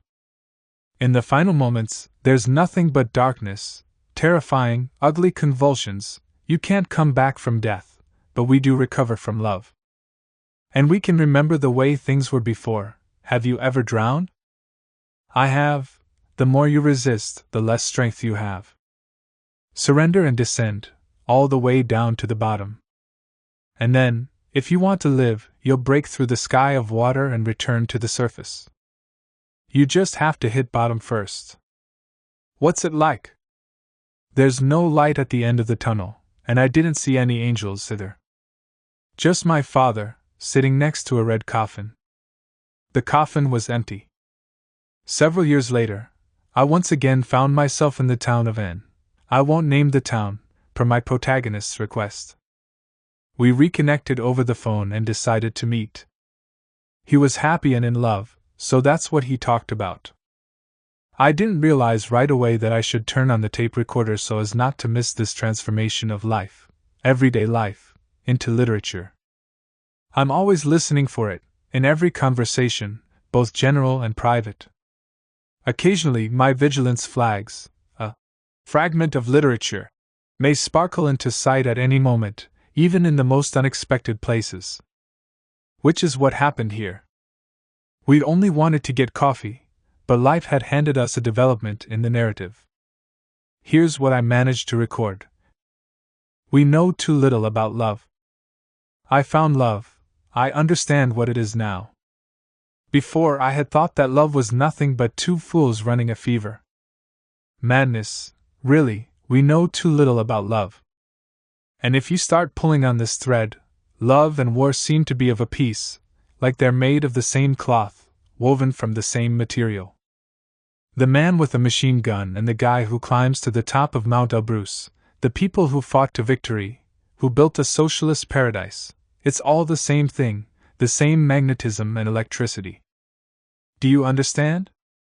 There are things that no one can do, that you can't buy or win in the lottery, but people know they exist and they want them, they just can't figure out how to look for them, or where.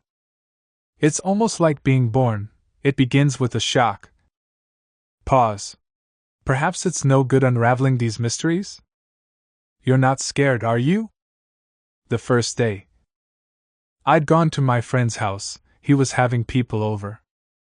As I was taking my coat off in the foyer, I heard someone coming toward me from the kitchen. I had to let them through. I turned around and it was her. For a moment, I short-circuited, like they'd suddenly switched off the electricity in the apartment. And that was it. I'm not usually one to be tongue-tied, but with her there, I just sat and stared. I couldn't even see her. It's not that I didn't look at her, but for a long, long time, it felt like I was looking through her. Like in a Tarkovsky film, someone is pouring water from a pitcher, and it's flowing down just past the rim of a cup, and then, very slowly, it turns along the cup's contour. The way I'm telling it, it sounds like this went on for longer than it really did. It happened in a flash. That day, I learned something that made everything else seem insignificant. I won't even attempt to dissect it. Really, what's the point? It happened and that's enough. It's a very solid thing.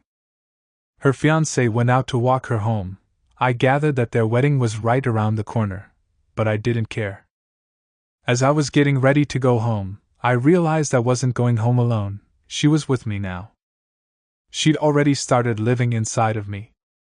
You fall in love, everything suddenly changes color, there are more voices, more sounds, you don't get a chance to make sense of any of it.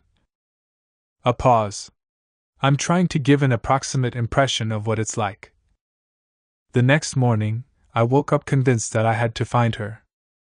I didn't know her name or address or phone number, but the important thing had already taken place.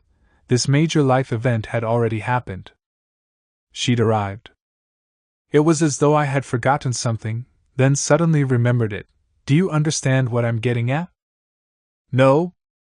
We're not going to derive any formula here. It'd all be artificial. We're accustomed to thinking that while our future is a mystery, the past is something that we can explain. It either happened or it didn't. For me, everything came into question. What if none of it had ever really happened? Like it was all just a film reel turning and then it stopped. I can pinpoint the moments in my life that feel like they never happened, even though they did. For instance, I was in love several times before that. Or at least I thought I was. There are lots of photos to prove it. But all of it has spilled out of my memory and washed away. There are things that never spill out of you, that you have to carry around with you forever. As for the rest, do people really remember everything that happens to them? The second day, I bought a rose. I had practically no money, but I went down to the market and bought the biggest rose I could find. And here's another thing, can you explain it? A gypsy woman came up to me. Let me tell your fortune, honey. I can tell by your eyes that. I ran away from her. What did I need my fortune for? I could tell for myself that the mystery was standing right there in the doorway. The mystery, the secret, the shroud. First, I went to the wrong apartment. A man opened the door, an undershirt drooping off of his body, visibly wasted. He saw me standing there with the rose and froze. Fuck! I went up to the next floor. A strange old woman in a knitted beret peered out at me through the chain. Lena, it's for you. That evening, she played the piano for us, told us stories about the theater. She was an old actress. They had a big black cat, the household tyrant, who took an immediate dislike to me, although I don't know why. I tried to get him to like me, their big black cat. While the mystery is happening, it's like you're not there. Do you understand what I'm talking about? You don't have to be a cosmonaut, an oligarch, or a hero. You can just be happy and experience everything there is to experience in a regular 2-bedroom apartment, 58 square meters, a full bathroom, surrounded by old Soviet junk. It got to be midnight, 2 in the morning. I had to go, but I didn't understand why I should ever leave this house again. More than anything, it felt like a memory. I'm looking for the right words. It was as though I was remembering something that I had forgotten for a very long time. Now it was all coming back to me. I reconnected. Something like that. I think it's like what a person experiences after spending many days in a monk's cell. The world suddenly appears to you in all of its infinite detail, all of its contours. Its secret becomes as accessible as any other object, say, a vase, but in order to understand this, it has to be painful. How can you understand something unless it hurts? It has to come with a great deal of pain. The first time anyone explained anything to me about women I was 7, it was my friends, they were 7 too. I remember how excited they were when they figured out that they knew and I didn't. Like, now we're going to open your eyes. They started drawing me diagrams with sticks in the sand. I realized a woman was a different kind of being when I was 17. Not from reading it in a book, I felt it on my skin, the feeling of something utterly different from myself so close to me, this huge difference that shocked me with its starkness. There's something hidden inside of the vessel of woman that I will never have access to. Picture the soldiers' barracks. It's Sunday. No planned activities. 200 men are holding their breath in front of a television watching aerobics. Women in skin-tight outfits exercising on the screen. The men sit frozen like the statues on Easter Island. It was a real catastrophe if the TV broke. The person whose fault it was could have been killed. Do you understand? This is all about love. The third day.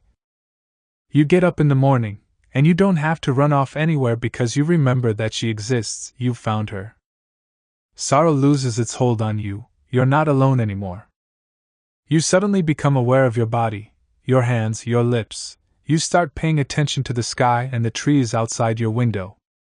For some reason, everything appears very close, it has all grown claustrophobically close to you. Things like this only happen in dreams. A pause. In the evening paper, we found an ad for a dreadful apartment in a dreadful neighborhood in the new buildings at the edge of town. All weekend long, from morning till night, men sit around in the courtyard swearing, playing cards and dominoes for bottles of vodka. A year later, we had our daughter. A pause. And now, I'll tell you about death. Yesterday, the whole city buried one of my classmates. He was a police lieutenant. His coffin got shipped in from Chechnya and they didn't even open it. They wouldn't show his mother the body. What was in there? There was a gun salute, and all that.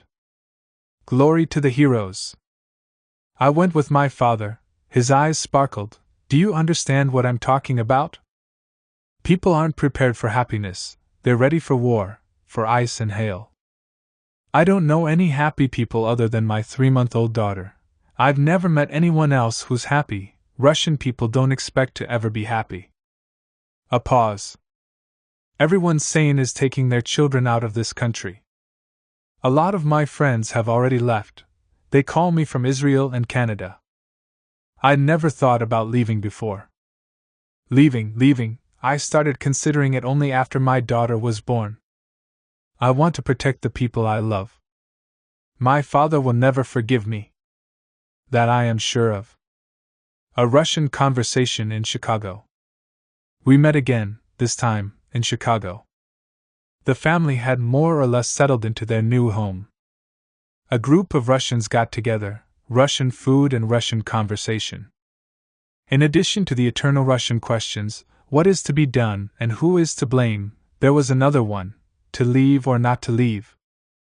I left because I got scared. Every revolution we have ends in people taking advantage of the disorder to rob one another and pummel the kikes. There was a real war going on in Moscow.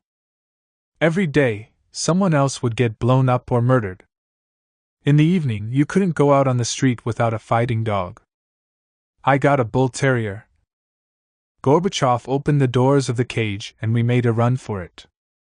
What did I leave behind? A shitty 2-bedroom apartment in a Khrushchevka. It's better to be a well-paid cleaning woman than a doctor scraping by on a bum's salary. We all grew up in the USSR. In school, we collected scrap metal and loved the song Victory Day. We were raised on the grand fairy tales about fairness, on Soviet cartoons, where everything is clearly delineated, this is good and this is evil. A kind of corrected version of reality, a world where everything was in its right place. My grandfather died at Stalingrad for his Soviet motherland, for communism. But what I really wanted was to live in a normal country. I wanted cute curtains, little cushions, for my husband to come home from work and put on his robe. The Russian soul isn't so strong in me, I don't seem to have very much of it. I skipped out to the States. Now I eat strawberries in the winter. There's tons of salami here, and it's not a symbol for anything at all. In the 90s, everything was fun and magical. You looked out the window and saw a protest on every street corner. But soon enough, the fun and magic ran out. We'd asked for the free market, and that's what we got. My husband and I are engineers, but so were half of the people in our country. They didn't stand on ceremony with us. You're out with the trash. And yet we were the ones who had brought about perestroika. We were the ones who had dug communism's grave. Now we were useless. I'd rather not think about it. Our little girl would say she was hungry, but there was nothing to eat in the house. There were notices up all over town. I'll buy a kilogram of food. Not meat, not cheese, but a kilogram of any kind of food at all. We were happy if we managed to get our hands on a kilo of potatoes. At the market, they started selling press cakes, like in wartime. Our neighbor's husband was shot in the hallway of our building. He was a palatoknik. He lay there for half a day, barely covered by a newspaper. In a puddle of blood. You'd turn on the TV, a banker was killed over here, a businessman over there. In the end, a gang of thieves took over everything. The time is coming when the people will descend on Wróblewka. With axes. They're not going to go after Wróblewka, they're going to attack the cardboard boxes at the markets, the ones that the migrant workers live in. They'll start murdering Tajiks and Moldovans. I don't give a fuck about anything. They can all drop dead. I'm going to live for myself. I decided to leave when Gorbachev returned from Foros and said that we weren't rejecting socialism. In that case, I'm out. I don't want to live under a socialist system. That way of life was boring. From a young age, we knew that first we would be little Octobrists, then pioneers, then join the Komsomol. Our first salary would be 60 rubles, then 80, then, toward the end of our lives, it'd go all the way up to 120. Laughs. Our class leader in school tried to spook us. If you listen to Radio Liberty, you'll never get into the Komsomol. And what if our enemies learn of this? The funniest part is that she lives in Israel now. I used to be on fire with the idea, more than just your typical citizen. Thinking about it makes me want to cry. The putsch. Tanks looked so crazy in the center of Moscow. My parents came into town from the dacha to stock up on groceries in case civil war broke out. That gang. That junta. They thought that all they had to do was call in the tanks, and that would be enough. Like people only wanted one thing, food, and as long as you gave it to them, they would agree to anything. The masses swept the streets. The nation awoke. It was only for a moment, it lasted 1 second, like some seed had suddenly germinated. Laughs. My mother is a flighty person, she goes around without a thought in her head. She's completely removed from politics and lives according to the principle that life is short, you have to take everything you can get in the moment. But even she went out to the White House with her umbrella slung over her shoulder. Ha ha ha, instead of freedom, they gave us vouchers. That's how they divvied up the wealth of a great nation, our oil, our natural gas. I'm not sure how to express these thoughts. Some people get the bagel, others get the bagel whole. You were supposed to use the vouchers to buy stocks from various enterprises, but very few people actually knew how to do that. My father would bring home these weird advertisements for companies like Moscow Real Estate, Oil Diamond Investa, Norilsk Nickel. He and my mother would argue in the kitchen, and in the end they sold everything they had to some guy in the metro and spent the money on a cool leather jacket for me. The whole lot. That jacket is what I wore to America. We still have our vouchers. In 30 years, I'll sell them to a museum. You can't even fathom how much I hate that country. I hate the Victory Day parade. All those prefab concrete apartment blocks with their balconies crammed full of jars of pickled tomatoes and cucumbers. They make me sick, all that old furniture. The Chechen War began. Our son would have had to enlist the following year. Hungry miners showed up to the capital to bang their helmets on the red square cobblestones in front of the Kremlin. It was hard to tell where all of this was headed. The people in Russia are magnificent, they're treasures, but you can't live there. We left for the sake of our kids, turning ourselves into the foundation for them to build on. But now they've grown up and they're terribly distant from us. How do you say it in Russian? I forget. Emigration is the norm. Russian people can't live where they'd like to, where they'd be most interested in living. Some people leave Irkutsk for Moscow, others leave Moscow for London. The whole world has become a caravanserai. A true patriot can only hope for Russia to be occupied. That someone comes and occupies it. I worked abroad for a while and then returned to Moscow. I was conflicted. I wanted to live in a familiar environment where I could find any book on the shelf with my eyes closed, like in my own apartment, but at the same time, I wanted to blast off into a world without limits. Am I staying or going? I couldn't decide. It was 1995, then, one day, I was walking, as I remember it now, down Gorky Street, and there were two women in front of me having a loud conversation. I couldn't understand what they were saying, but they were speaking Russian. I was dumbfounded. There's no other word. It was bewildering.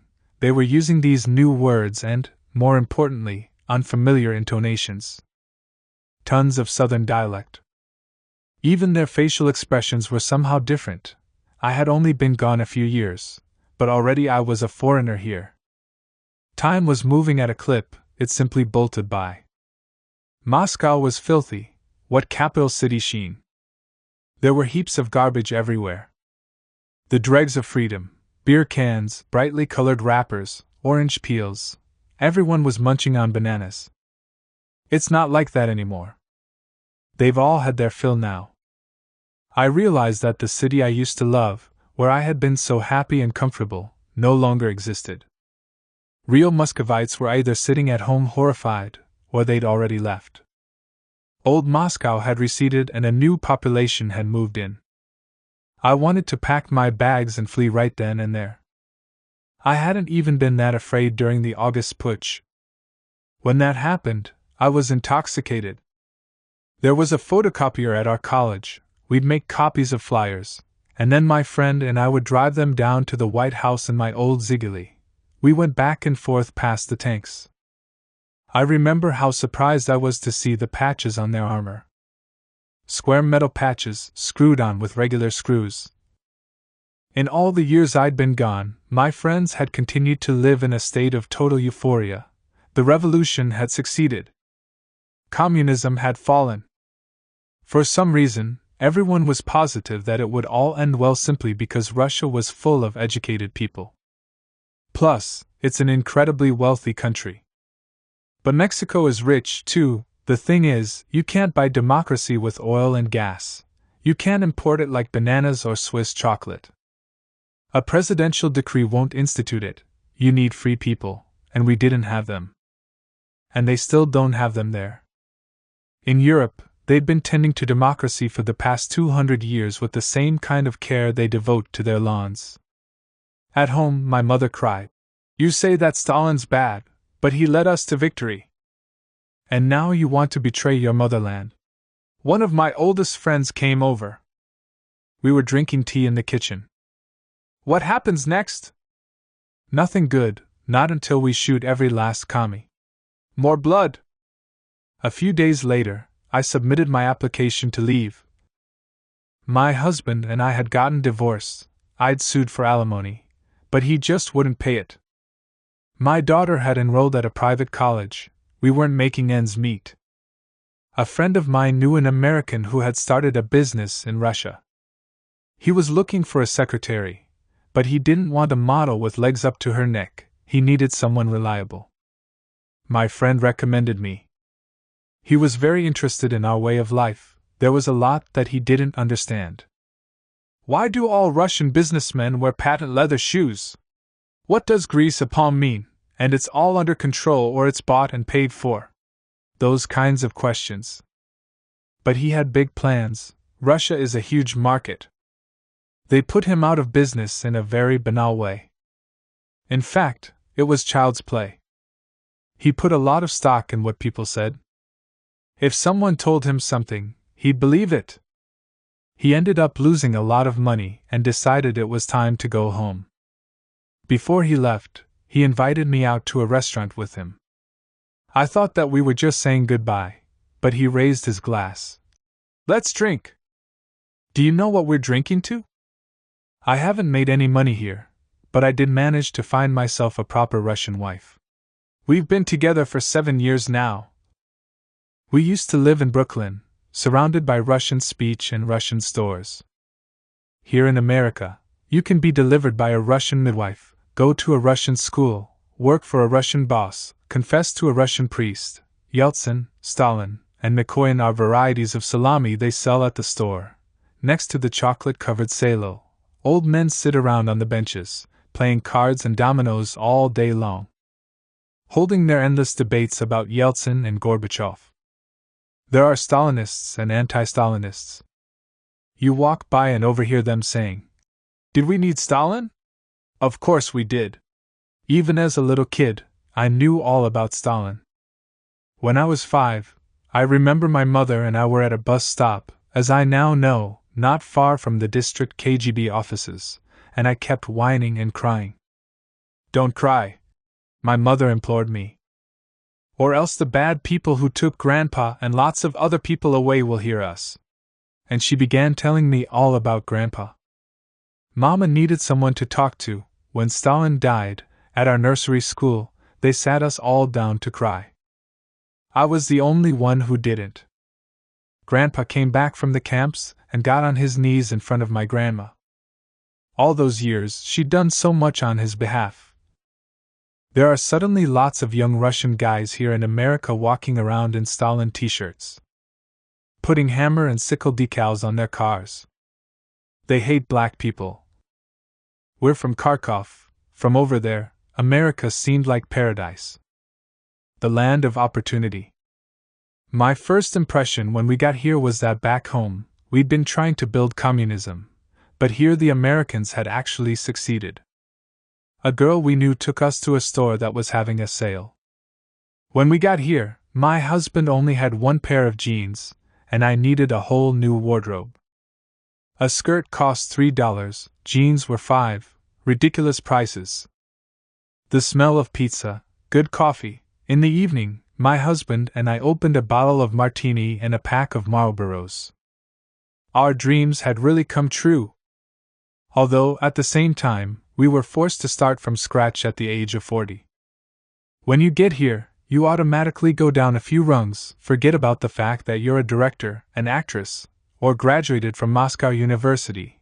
My first job was as an orderly at a hospital, emptying bedpans, washing floors. I couldn't do it. I started walking dogs for these 2 old men.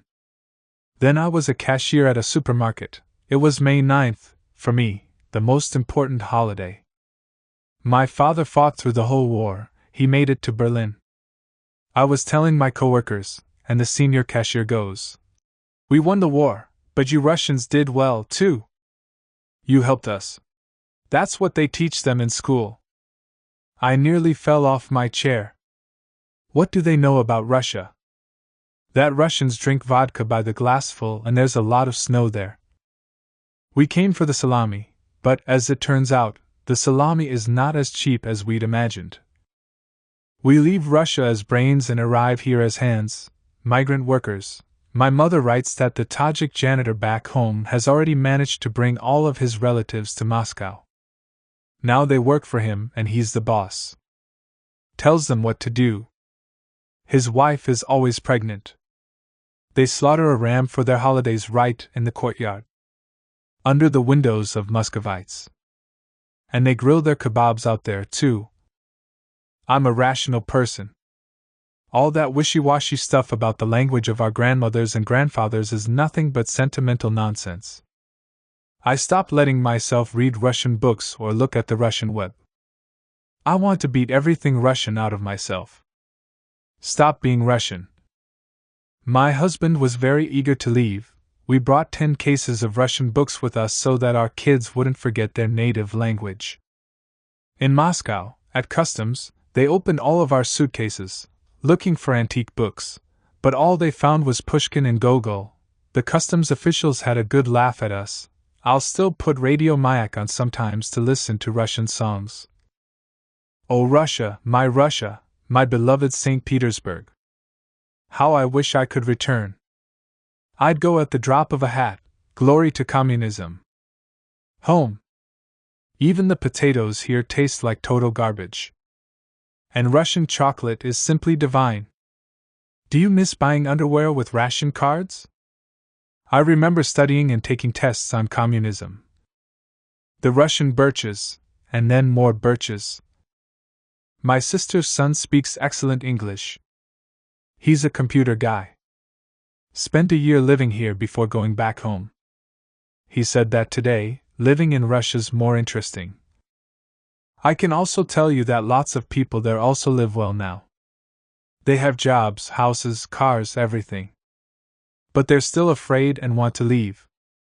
Their businesses could be taken away, they can be put in jail for no reason, get beaten up in the lobbies of their buildings at night.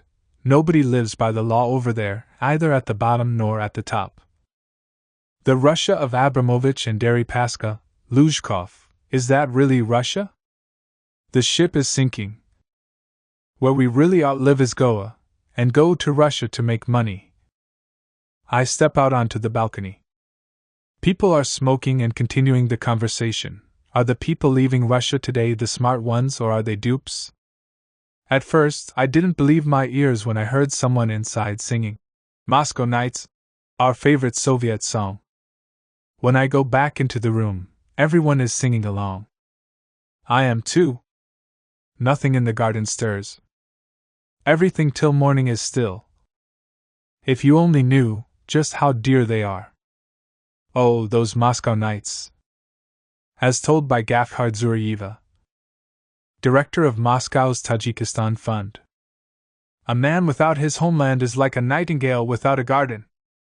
I know so much about death. Someday, the things I know will drive me insane. The body is a vessel for the soul. A home. According to Muslim custom, a body must be buried as quickly as possible, preferably the same day, as soon as Allah has taken the soul. In the house of the deceased, we hang a scrap of white cloth from a nail, and it stays there for 40 days. At night, the soul flies home and perches on the cloth. It listens to familiar voices and feels glad. Then it flies back. Ravshan, I remember him well, the usual story, they hadn't been paid in 6 months. He had 4 kids back in the Pamir region, then his father got very sick. He went to the construction bureau, asked for an advance, and they refused him. That was the last straw. He went out onto the porch and slit his own throat with a knife. They called me. I went down to the morgue, that strikingly handsome face, unforgettable. His face, we took up a collection. It's still a mystery to me, the workings of this inner mechanism. Nobody has a kopeck to spare, but if somebody dies they'll instantly raise the necessary amount. People will give the last of whatever they have to help the person get buried at home and rest in their native soil, so that they won't have to remain on foreign soil. For that, they'll give away their last 100 rubles. If you tell them that someone needs to go home, you'll get nothing. Say a child is sick, they refuse. But if there's been a death, here you go. They gathered all those crumpled 100-ruble bills in a plastic bag and brought them to me, placed them on my desk. I took the money down to an Aeroflot ticket office. To the manager. The soul will fly home of its own accord, but shipping a coffin is pretty expensive. She picks up a stack of papers from her desk and begins to read. Police entered an apartment occupied by migrant workers, a pregnant woman and her husband. They started beating the husband in front of the woman because the couple didn't have the proper resident registration documents. She started hemorrhaging. Both she and her unborn child died. In the suburbs of Moscow, 3 people went missing, 2 brothers and their sister, their relatives, who had come from Tajikistan to search for them, turned to our organization for help. We called the bakery where they had been working. The first time, they told us, "We don't know anyone by those names." The second time, the owner himself came to the phone. "Yes, I had some Tajiks working for me. I paid them for 3 months, and that same day, they all took off. I couldn't tell you where they went." That's when we went to the police. All 3 of them had been found bludgeoned to death and buried in the woods. The bakery owner started making threatening phone calls to the fund. "I have people everywhere. I'll bury you too." 2 young Tajiks were taken to the hospital in an ambulance from a construction site. They spent all night in a cold waiting room, and nobody helped them. The doctors didn't conceal their feelings. "Why do you blackasses keep showing up here?" One night, a group of riot policemen rounded up 15 Tajik street cleaners, marched them out of the basement where they had been living, threw them down on the snow, and started beating them, stomping on them with their steel-toed boots. One 15-year-old boy died. A mother received her son's body from Russia.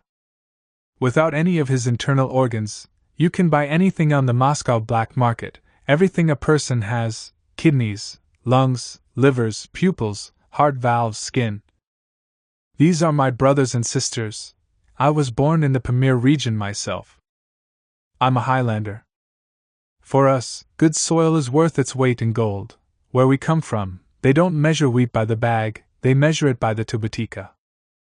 We're surrounded by towering mountains. Compared to them, everything man-made seems childish. Like a toy. You live with your feet on the ground and your head in the clouds. You're up so high, it's like you're already in the next world. The sea is completely different, it draws you in like a magnet, but the mountains make you feel protected, they stand guard over you. Like a second set of walls for your home. Tajiks aren't warriors. When enemies invaded our land, our people would hide up in the mountains. She is silent. My favorite Tajik song is a dirge about leaving your native land. I cry every time I hear it. The most terrifying fate for a Tajik is leaving his motherland. Living far away from her. A man without his homeland is like a nightingale without a garden. I've been living in Moscow for many years now, but I always surround myself with things that remind me of home. If I see a picture of the mountains in a magazine, I'll cut it out and put it on my wall. The same goes for pictures of flowering apricots and fields of white cotton. In my dreams, I often pick cotton. I open up the bowl, it has very sharp edges, and there's a little white clump in it, like cotton, almost weightless. You have to take it out without scratching your hands. In the morning, I wake up tired. I always look for Tajik apples at the Moscow markets. They're the sweetest ones in the world. Tajik grapes are sweeter than sugar cubes. When I was little, I dreamed that one day, I'd see the Russian forest, mushrooms. I thought about how I would go and meet those people. That's the other half of my soul, the peasant hut, the Russian stove, pirojki. She is silent. I'm telling you about our lives, about my brothers. To you, they all look the same, black hair, unwashed, hostile. From a world you don't understand.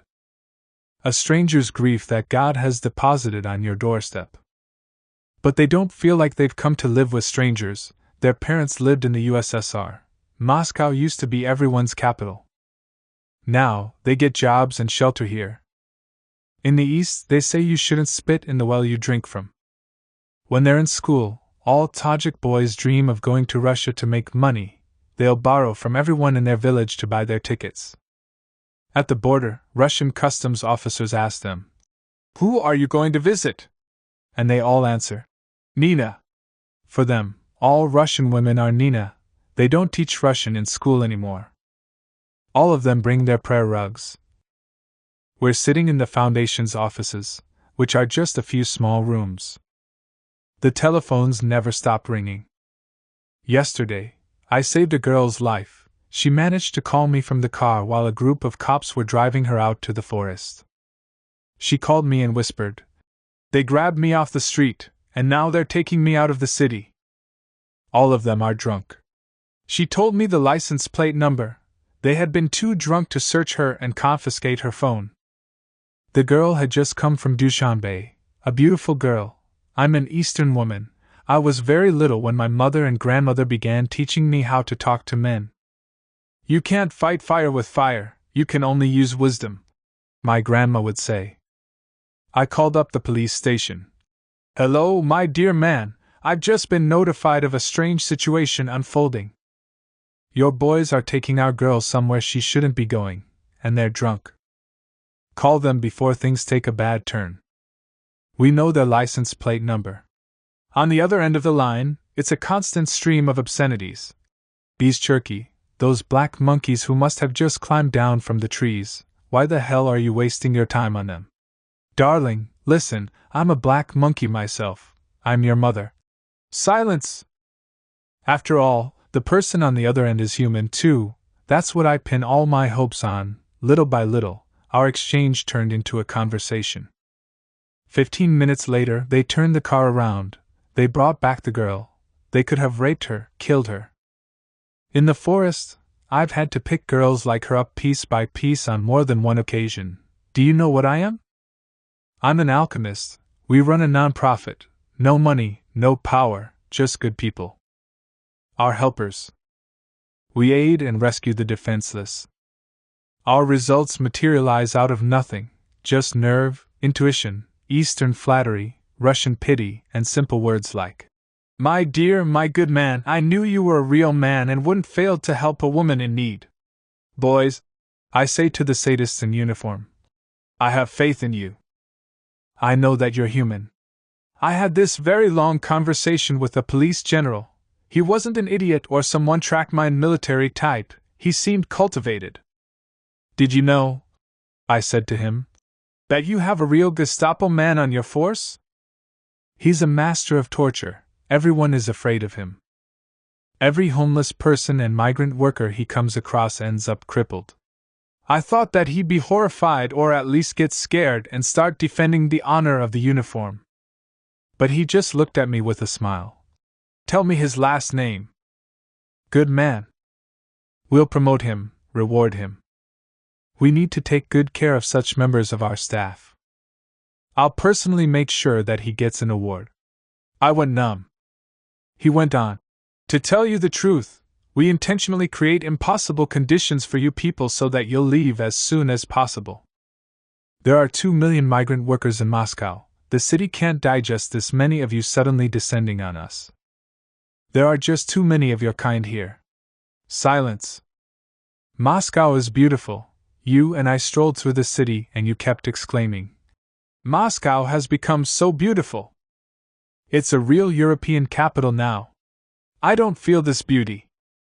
When I walk along looking at the new buildings, I always remember, 2 Tajiks died here, falling from the scaffolding. Here, a man drowned in cement. I remember how ridiculously little people were paid to dig these foundations. Everyone makes money off them, bureaucrats, policemen, building managers. A Tajik street cleaner signs a contract saying he'll earn 30,000 rubles, but they only ever pay him 7. The rest is taken from him, redistributed among various bosses, and bosses. Laws don't mean anything. Around here, it's all about money and muscle. The little man is the most vulnerable creature on earth. Even an animal in the forest is more protected than he is. For you, the forest protects the animals. For us, it's the mountains." She falls silent. I spent most of my life under socialism. I remember how much we idealized man. I too used to hold human beings in high regard. In Dushanbe, I worked at the Academy of Sciences. I was an art historian. I thought that books, that what men had written about themselves was the truth, but actually, it's only a tiny sliver of the truth. I haven't been an idealist for a long time now. I know too much. This girl comes in to see me all the time. She's unstable. She used to be a famous violinist. What made her lose her grip? Maybe it was people constantly saying to her, "You play the violin, what good is that? You know 2 languages, what for? Your job is to clean up, sweep the floors. You're nothing but slaves here. This girl, she doesn't play the violin anymore. She's forgotten everything." There was also this young man. One day, the police caught him somewhere in the suburbs of Moscow, took his money, but it wasn't enough for them. They got mad. Drove him out to the forest. Beat him. It was the middle of winter. Freezing cold. They stripped him down to his underwear, tore up all of his documents. And yet, here he was, telling me the story. I asked him, "So how did you make it out of there alive?" "I was sure I was going to die. I was running barefoot through the snow. Then suddenly, it was like a fairy tale, I saw a little hut in the middle of the woods. I knocked on the window, and an old man came out. He handed me a blanket so I could warm myself, poured me tea, and served me jam. Gave me clothes to wear. The next day, he led me to a large village and found a trucker who would take me back to Moscow. That old man, he is Russia too." She is called into the next room. "Gavkar Kandilovna, someone is here to see you." I wait for her to return. I have time. I think about the things I heard in Moscow apartments. In Moscow apartments. "We've been overrun, that's the Russian soul for you, we're too kind." The Russian people are not at all kind. That's just a widespread misconception. They're maudlin, sentimental, but they're not kind. Someone killed a stray dog and made a video of it. The whole internet blew up. People were ready to lynch the guy who did it. But when 17 migrant workers were burned alive at a market, their boss would lock them up in a metal wagon at night along with his goods. The only people who stood up for them were human rights advocates. People whose occupation it is to stand up for everyone. The general feeling was, these people died, others will come to replace them. Faceless, voiceless, strangers. They're slaves. Modern-day slaves. All they have are their dicks and their sneakers. And back in their homeland, things are even worse than they are in the most rotten Moscow basement. A bear accidentally wound up in Moscow and survived the whole winter here. All he ate was migrant workers, because who counts them, ha ha ha. Before the fall of the Soviet Union, we lived together like one big family. That's what they taught us in political literacy classes. Back then they were guests in the capital. Now they're churkas and cocks. My grandfather would tell me about how he defended Stalingrad alongside Uzbeks. They all believed that they were brothers forever. What you're saying surprises me. They're the ones who decided to split off from us. They wanted freedom. Did you forget that? Remember how they'd murder Russians in the 90s?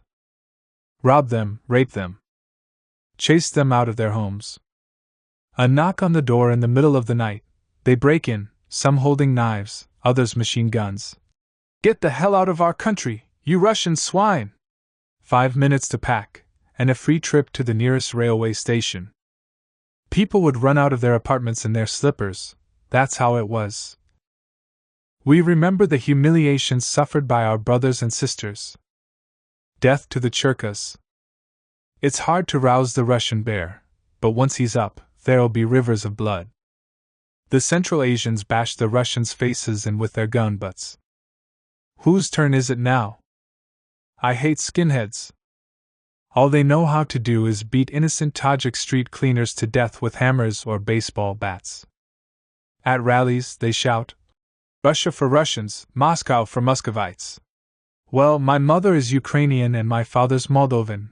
Only my maternal grandmother is Russian. So what does that make me? What criteria are they planning on using to cleanse Russia of non-Russians?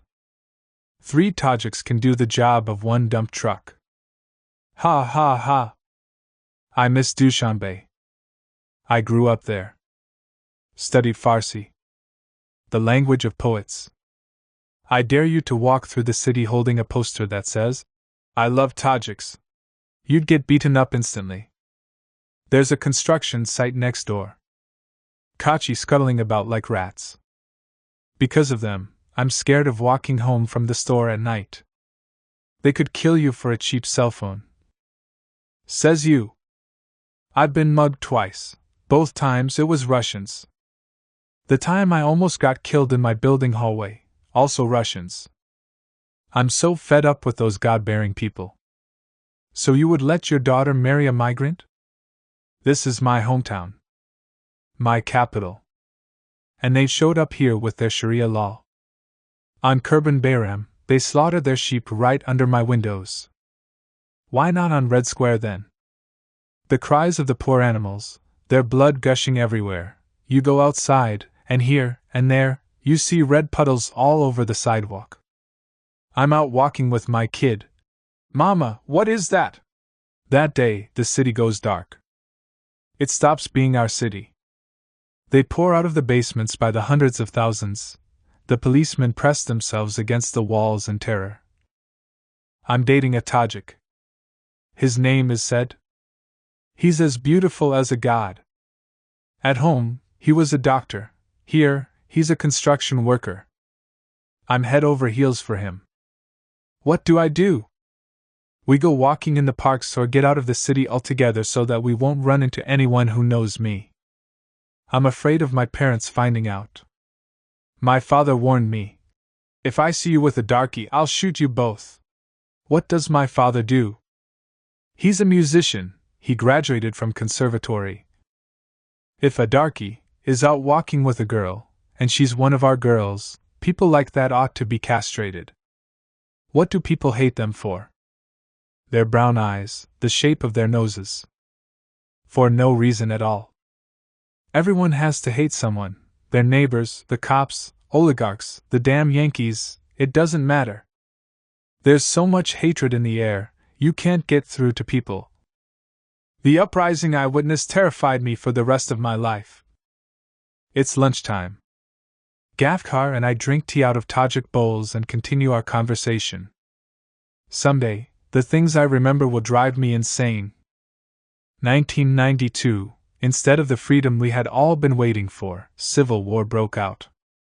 People from Kalab started killing people from Pamir, and Pamirites started killing Kilobites. People from Karadijan, Hyser, and Garm all splintered off.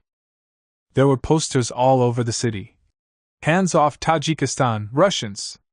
Go back to Moscow, communists! This was no longer the Dushanbe I loved. Mobs roamed the streets, armed with metal fixtures and rocks, completely peaceful, quiet people turned into murderers overnight. Just yesterday, they were absolutely different, calmly drinking tea at the Chaikhana. Today they were walking around ripping women's stomachs open with metal rods, shattering shop windows, smashing kiosks. I went to the market. Hats and dresses hung from the branches of the acacias, the dead lay on the ground, all in one heap, people and animals together. She is silent. I remember it was a beautiful morning. For a moment, I forgot about the war. It seemed like everything would go back to the way it was before. The apple trees were in bloom and the apricots, no signs of war anywhere. I opened the window wide. Immediately, I saw this roving, dark mob headed in my direction. They walked in silence. Suddenly, one of them turned toward me and we locked eyes. I could tell he was a poor man. The look in his eyes said, "I could come into your beautiful home right now and do whatever I want. This is my time." That's what his eyes told me. I was completely horrified. I leapt away from the window, shut the blinds, one set, then another, locked the doors, bolted all the locks, and hid in the innermost room. There was fervor in his eyes. There's something satanic about a mob. I'm scared of even remembering it. She cries. I saw a Russian boy being murdered in the courtyard. No one went out to help him. Everyone just closed their windows. I ran outside in my bathrobe. Leave him alone! You've already killed him! He lay there without moving. They left. But soon, they came back to finish him off. They were just kids, all of them were the same age as him. Boys, just boys, I called the police. They stopped by, took a look at who was being beaten to death, and left. She falls silent. The other day, I heard some people in Moscow saying, "I love Dushanbe. What an amazing city it used to be. I miss it." I was so grateful to the Russian who said that. Nothing but love can save us. Allah will not hear prayers said with ill will. Allah teaches us that you shouldn't open a door that you won't be able to close. Pause. They killed a friend of ours, he was a poet.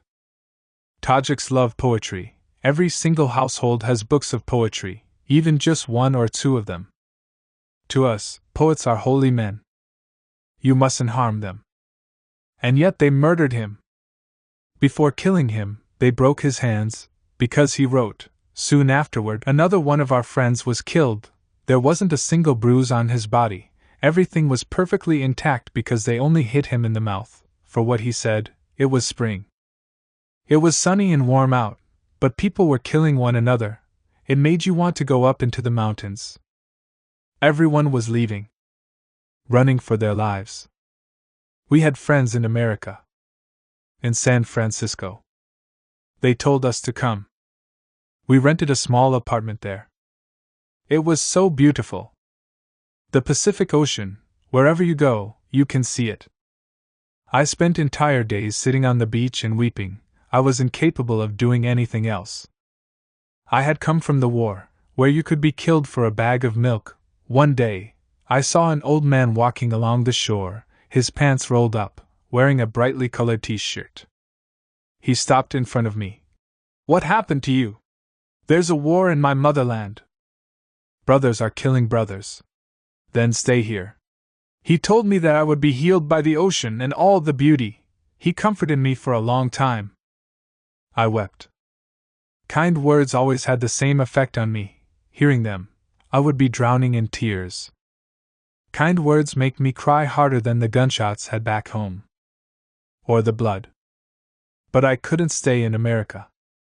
I was dying to get back to Dushanbe, and if it was too dangerous to go home, I wanted to be as close to home as possible.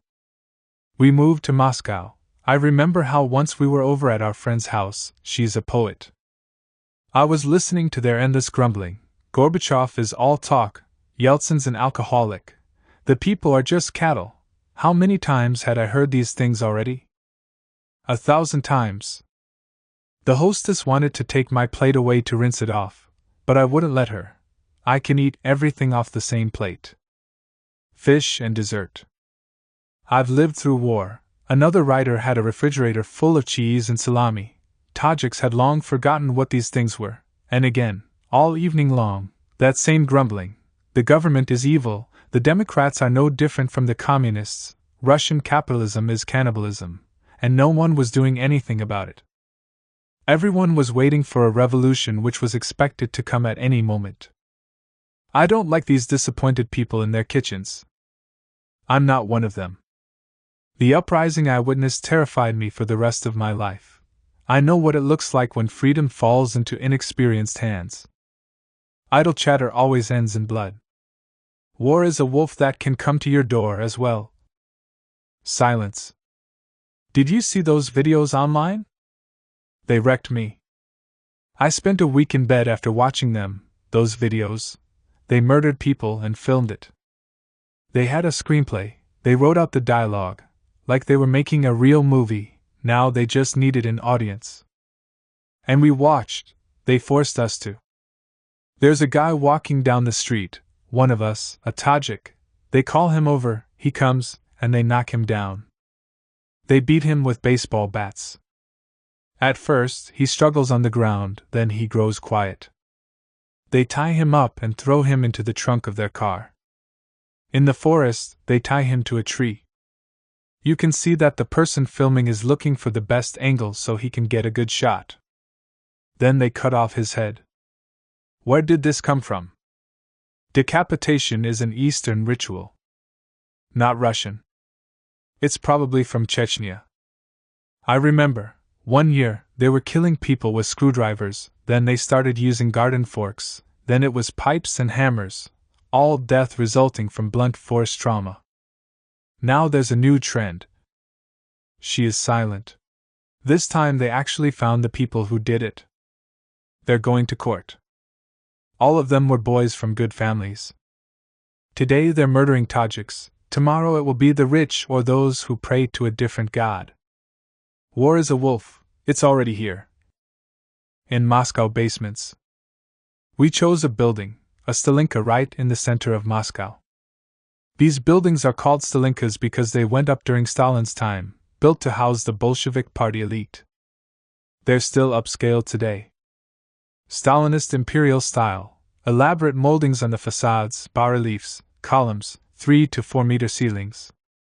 As the descendants of the country's former leaders have gone down in the world, the new Russians have been taking their places. The courtyard is full of Bentleys and Ferraris. On the street level, the lights are on in the windows of swanky boutiques. Such is life above ground, underground, it's a completely different world. A journalist friend and I descend into the basement. We spend a long time winding among rusted pipes and mold-infested walls. From time to time, our path is obstructed by painted metal doors studded with locks and seals, but that's all for show. If you know the secret knock, you're in. The basement teems with life. A long, well-lit corridor is lined with rooms on either side. The walls are made of plywood, they have multicolored blinds for doors. Moscow's underground world is divided between the Tajiks and the Uzbeks. We've found ourselves among Tajiks. 17 to 20 people live in each room. It's a commune. Someone recognizes my guide, it's not his first time down here, and invites us into his room. There's a heap of shoes in the doorway next to a number of baby strollers. In the corner, a stove, a gas tank, and tables and chairs dragged here from nearby dumpsters, all packed tightly into the small common space. The rest of the room is taken up by homemade bunk beds. It's dinner time. About 10 people are already sitting around the table. Midamir, Khurshid Ali, the older ones, who attended Soviet schools, speak Russian without an accent, while the young ones don't speak any Russian at all. They just smile. They're happy to have guests over. We're about to have a bite to eat. Amir sits us down at the table. He used to be a teacher. Here, he's like an elder. Try our Tajik pilaf. You won't believe how good it is. The Tajik custom is that if you see a stranger near your house, you have to invite them over and give them a cup of tea. I'm not allowed to record them, they're scared. I get out my pen. They respect people who write, and that helps me. Some of them come from villages, others came down from the mountains. Suddenly, they've all found themselves in this enormous megalopolis. Moscow is good, there's a lot of work. But living here is scary. When I am walking down the street alone, even during the day, I never look young men in the eye, they could kill me. You have to pray every day. 3 guys came up to me on the commuter rail. I was heading home from work. What are you doing here? I'm going home. Where's your home? Who asked you to come here? They started beating me up. Pummeling me, screaming. Russia for Russians! Glory to Russia! Why are you doing this? Allah sees everything. Your Allah can't see you here. We have our own God. They knocked my teeth out, broke one of my ribs, a train car full of people, and only one girl stood up for me. Leave him alone! He didn't do anything to you. What's your problem? We're beating a cock. They killed Rashid, stabbed him 30 times. Tell me, why 30 times? It's all the will of Allah. A dog will bite a doomed man even if he's on a camel. My father studied in Moscow. Now he laments the loss of the USSR day and night. He dreamt that I would come here to study like he did. Instead, the police brutalize me, my boss beats me, I live in a basement like a cat. I don't feel sorry for the Soviet Union. Our neighbor Kolya was Russian. He would scream at my mother when she'd speak Tajik to him. Speak normally. It's your country, but we're the ones in charge here. My mother would cry. I had a dream last night. I was walking down our street and the neighbors were all bowing to me. Salam alaikum, salam alaikum. The only people left in our villages are women, old men, and children.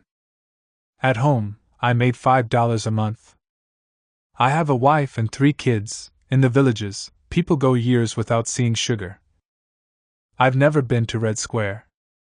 I haven't seen Lenin. It's all work. Work. Shovel, pickaxe, wheelbarrow. All day long, I'm dripping in sweat like a watermelon. I paid this major for my documents. May Allah grant you lasting health, good man. But the documents he gave me turned out to be false. I ended up in a jail cell. They kicked me, beat me with their truncheons. Without ID, you don't exist. A man without his homeland is like a stray dog, anyone can have their way with him. The police can stop you 10 times a day. Your papers. You have this one document, but you don't have that other one.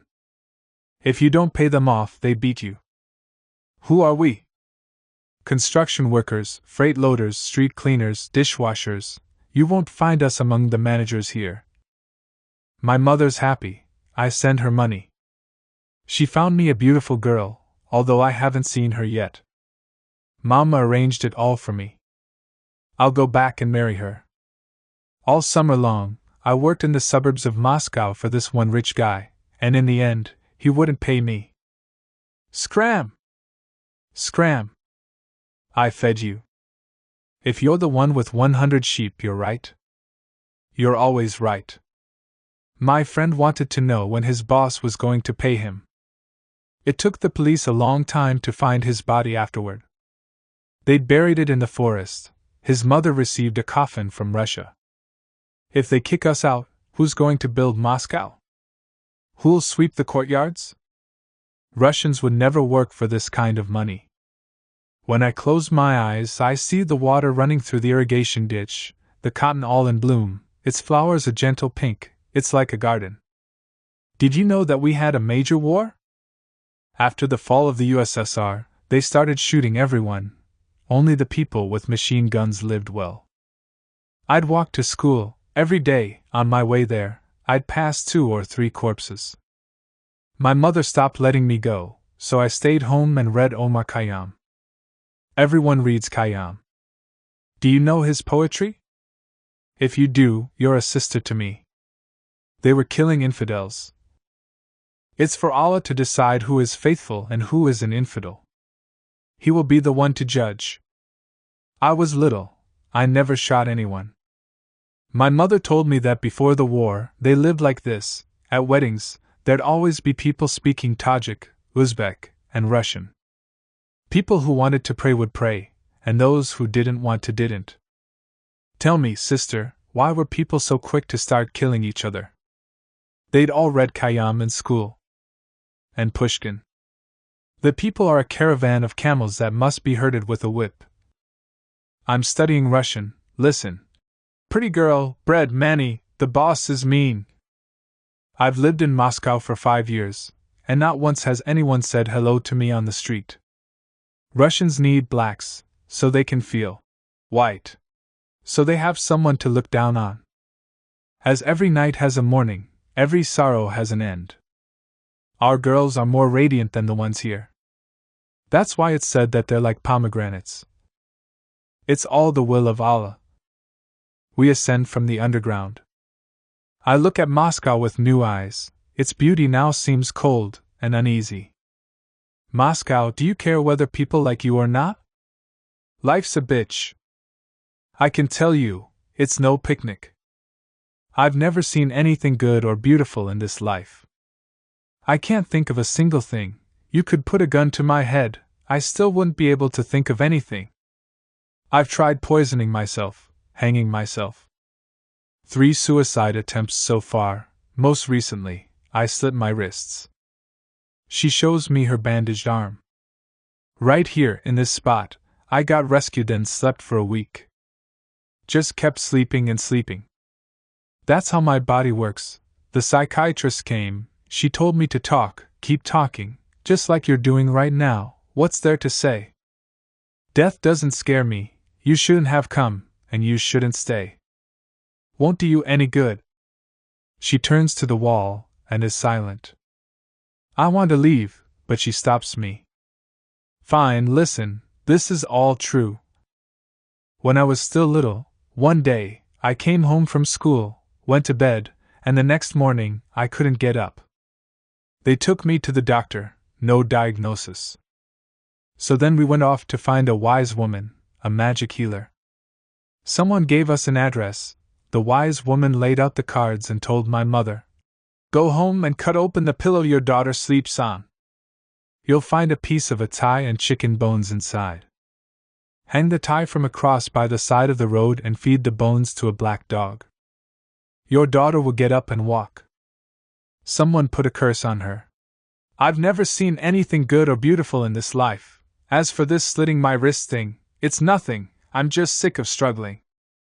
It's been like this since I was little. There's nothing but vodka in the fridge. In our village, everyone over the age of 12 drinks. Good vodka is expensive, so people drink moonshine and cologne, glass cleaner and acetone. They make vodka out of shoe polish and glue. Many young men die from that vodka, of course. It's toxic. I remember how one of our neighbors used to get drunk and fire birdshot at the apple trees. Call his whole household to arms. Our grandfather also drank into old age. At 70, he could put away 2 bottles in a single night. And he was proud of it, too. He'd returned from the war covered in medals, a hero. For a long time, he'd just parade around in his army jacket, drinking, carousing, having a gay old time. While my grandmother worked. Because Grandpa was a hero, he would beat my grandmother half to death. I'd crawl around on my knees in front of him begging him not to lay his hands on her. He chased us around the house with an axe. We'd sleep at the neighbors. In their barn. He hacked the dog to pieces. My grandpa made me hate all men. I was planning on staying single. When I moved to the city, I was afraid of everything, all the cars, all the people. But everyone moves to the city, so I did too. My older sister lived here, she took me in. You'll go to school and be a waitress. You're pretty, Tamara. You'll find yourself a nice army man to marry. A pilot. A pilot, yeah, right? My first husband was short and had a limp. My girlfriends tried to talk me out of it. Why him? There are so many good-looking guys who are into you. But I've always loved movies about war, women waiting for their husbands to return from the front, no matter what condition they were in, no arms, no legs, just as long as they were alive. My grandma told me how one man came back to our village without any legs, so his wife would carry him around everywhere. And still, he drank and raised hell. He'd pass out in a ditch, and she'd pick him up, wash him off in the trough, and set him down on a clean bed. I thought that must be what real love is. I don't really understand what love is. I took pity on him, coddled him. We ended up with 3 kids, but meanwhile, he'd started drinking. He'd threatened me with a knife. Wouldn't let me sleep on the bed. I'd lie there on the floor. I developed a reflex, like one of Pavlov's dogs. If my husband walked in, the kids and I would go out. Everything I can remember makes the tears run down my face. Or it makes me just want to say to hell with it all. I've never had anything beautiful or good happen to me. Those things only happen in the movies. On TV. And that's it. So you can sit there with someone and dream, think about good things. When I was pregnant with my second child, I got a telegram from the village. Come to the funeral. Mother. A little while before that, a gypsy at the train station had told my fortune. A long road awaits you. You're going to bury your father, and weep for a long time. I didn't believe her. My father was healthy, a calm presence. It was my mother who drank. She'd start first thing in the morning, while he'd go out and milk the cow, make some potatoes. He did everything himself. He loved her deeply, she'd put a spell on him, she knew how to do that kind of thing. Some kind of potion was involved. I went home. I was sitting next to the coffin weeping when the neighbor girl came up and whispered in my ear. She killed him with a cast iron pot and told me not to tell. She promised that she'd buy me chocolates. I felt sick, nauseated from fear, from the horror. When there was no one else home, everyone had gone out, I undressed my father and searched his body for bruises. There weren't any, but I did find a big wound on his head. I showed my mother, and she said that he'd been chopping wood when a stick flew up and hit him. I sat up all night weeping. While I was sitting there, I got the feeling that he wanted to tell me something. But my mother wouldn't leave. She stayed sober all night and never left me alone with him. In the morning, I saw a tear of blood appear from underneath his eyelashes. Out of one eye, then the other, the tears streamed down his face as though he were alive. It was terrifying. It was winter. At the graveyard, they'd had to break up the frozen ground with a crowbar. They'd warmed the soil by building a fire in the grave pit, burning birch logs and old tires. The men demanded a whole case of vodka for their efforts. As soon as they buried my father, my mother got plastered. She sat there all happy. While I wept, even now, all of this makes my tears come down like hail. My own mother, she gave birth to me. She's supposed to be the person I'm closest to. As soon as I left, she sold the house, burnt down the barn for insurance money, and came out to live with me in the city. She found herself another husband immediately. She worked fast. He kicked out his son and daughter-in-law and put his apartment in her name. She lured men in. She knew how to do that. She'd cast spells on them. She rocks her bandaged arm like it's a baby. Meanwhile, my husband would chase me around the house with a hammer. He fractured my skull twice. A bottle of vodka, a pickle in each pocket, and he's out the door. Where was he running off to? The children went hungry. All we had to eat were potatoes, and on holidays, potatoes with milk or a can of Sprats. Try saying something to him about it when he gets home. All that will get you is a glass in the face and a chair flying at the wall. At night, he'd pounce on me like a beast. There's never been anything good in my life, not even some small thing. I go to work all beat up, my eyes red from crying, but my job is to smile and bow to people. The head manager at the restaurant will call me into his office. I don't need any tears around here. My own wife has been paralyzed for a year already. And then he'll try to get in my pants. My new stepfather didn't even last 2 years. She called me up one day. Come over and help me bury him. We'll take him down to the crematorium. I almost passed out from the shock. But then I came to. I had to go. My only thought was, what if she killed him? She killed him so she could have the apartment to herself, and drink and party. Right. Now she's scrambling to take him down to the crematorium. To burn the body.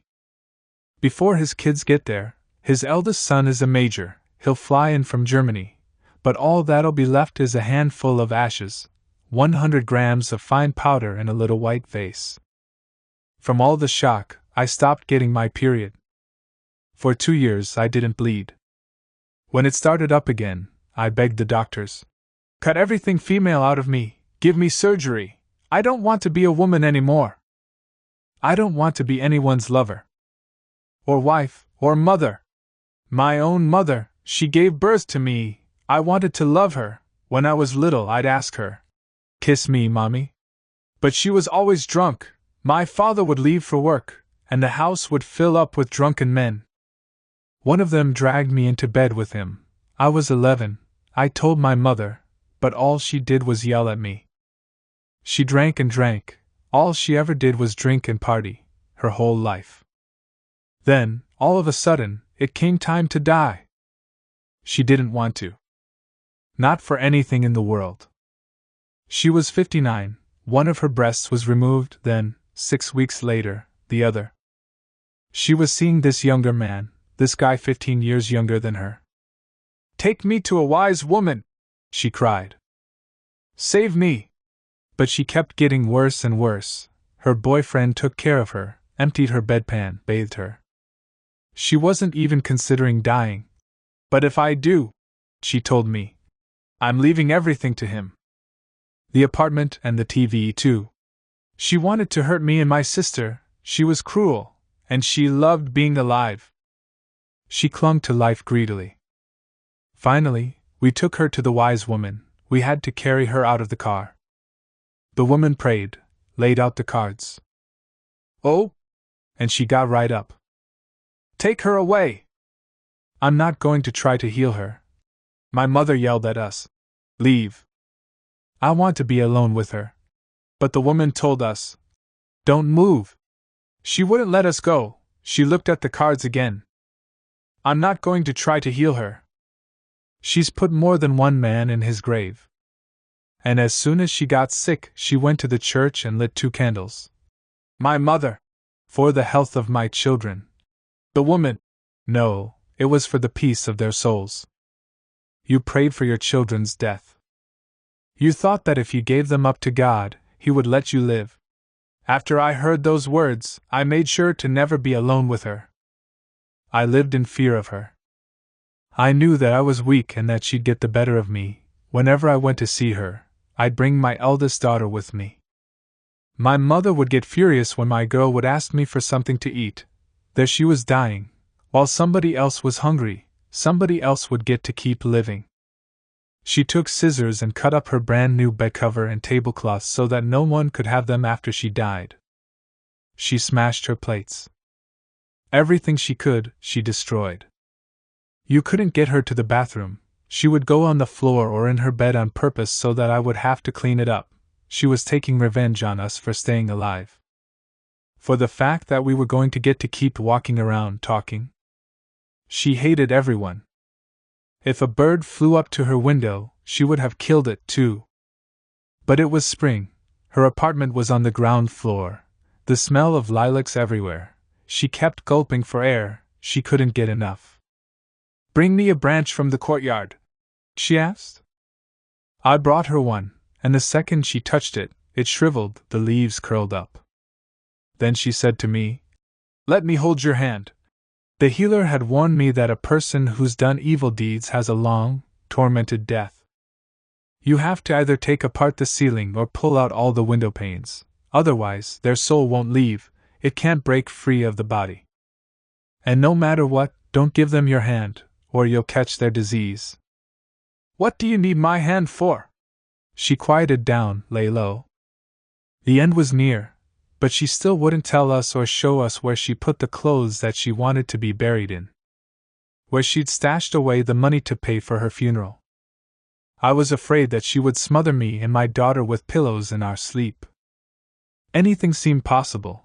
I closed my eyes, but kept peeking. How would her soul leave her body? What was it like, this soul of hers? Would there be a light or a little cloud? People have said and written all sorts of things, but no one has ever really seen a soul. One morning, I ran out to the store and asked her neighbor to watch her. Her neighbor took her hand, and that's when she finally died. At the last moment, she cried out something incomprehensible. She'd called someone's name, whose? The neighbor didn't remember. No one she'd ever heard of. I washed her and dressed her myself. I had no feelings, it was as though she were an object. A pot. No feelings, my feelings were hidden somewhere. It's all true. Some friends of hers came over, stole her phone, all of our relatives showed up, our middle sister came out from the village. My mother lay there, my sister started pulling her eyes open. Why are you molesting our dead mother? Remember how she tormented us when we were little? She liked it when we cried. I hate her.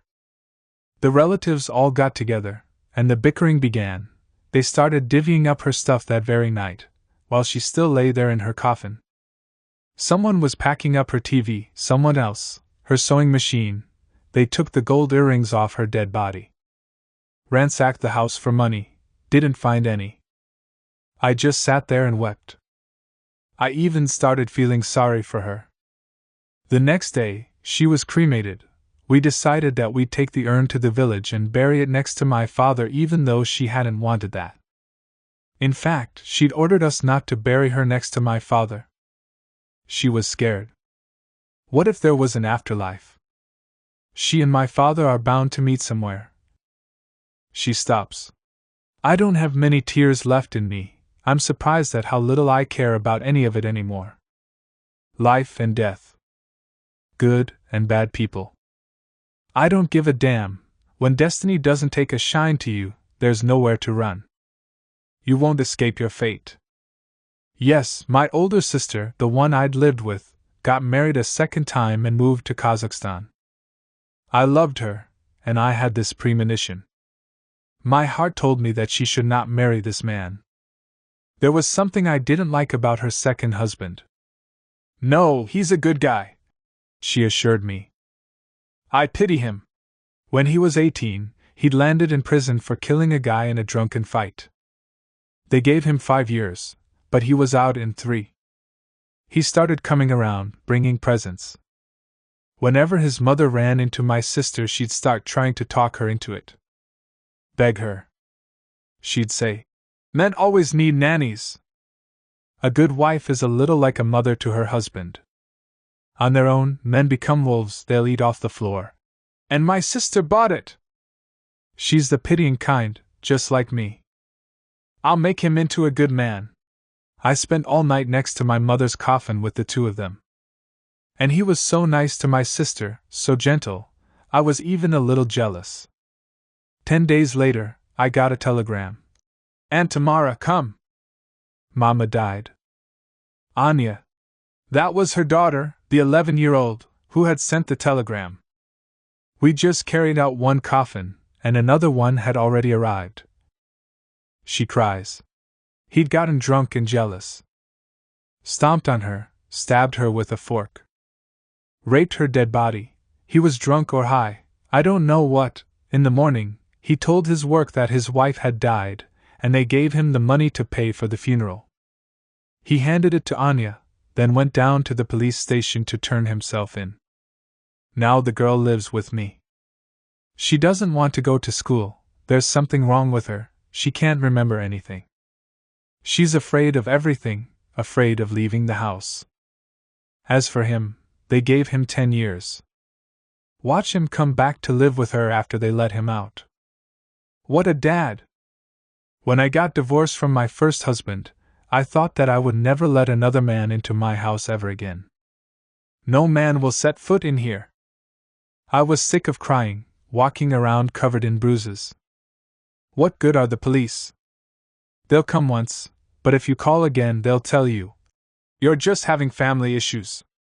On the floor above us, in the same building where we live, a man ended up killing his wife.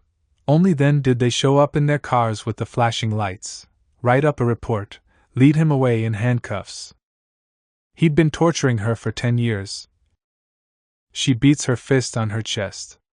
I don't like men. I'm scared of them. I have no idea how I ended up married a second time. He'd returned from Afghanistan shell-shocked, twice wounded. A paratrooper. Still, to this day, he hasn't removed his striped undershirt. He'd been living with his mother in the building across from ours. In the same courtyard. He'd come out and sit there playing the accordion, or just songs on a stereo, songs about the Afghan war, sad stuff. I had war on the brain. I was always so scared of those damn mushroom clouds, atom bombs. I used to like it when young people, a bride and groom, would go straight from the marriage registration office to pay their respects at the eternal flame with a bouquet. I loved it. It's so noble. One day, I sat down next to him on the bench. What is war? War is when you really want to live. I felt bad for him. He'd never known his father.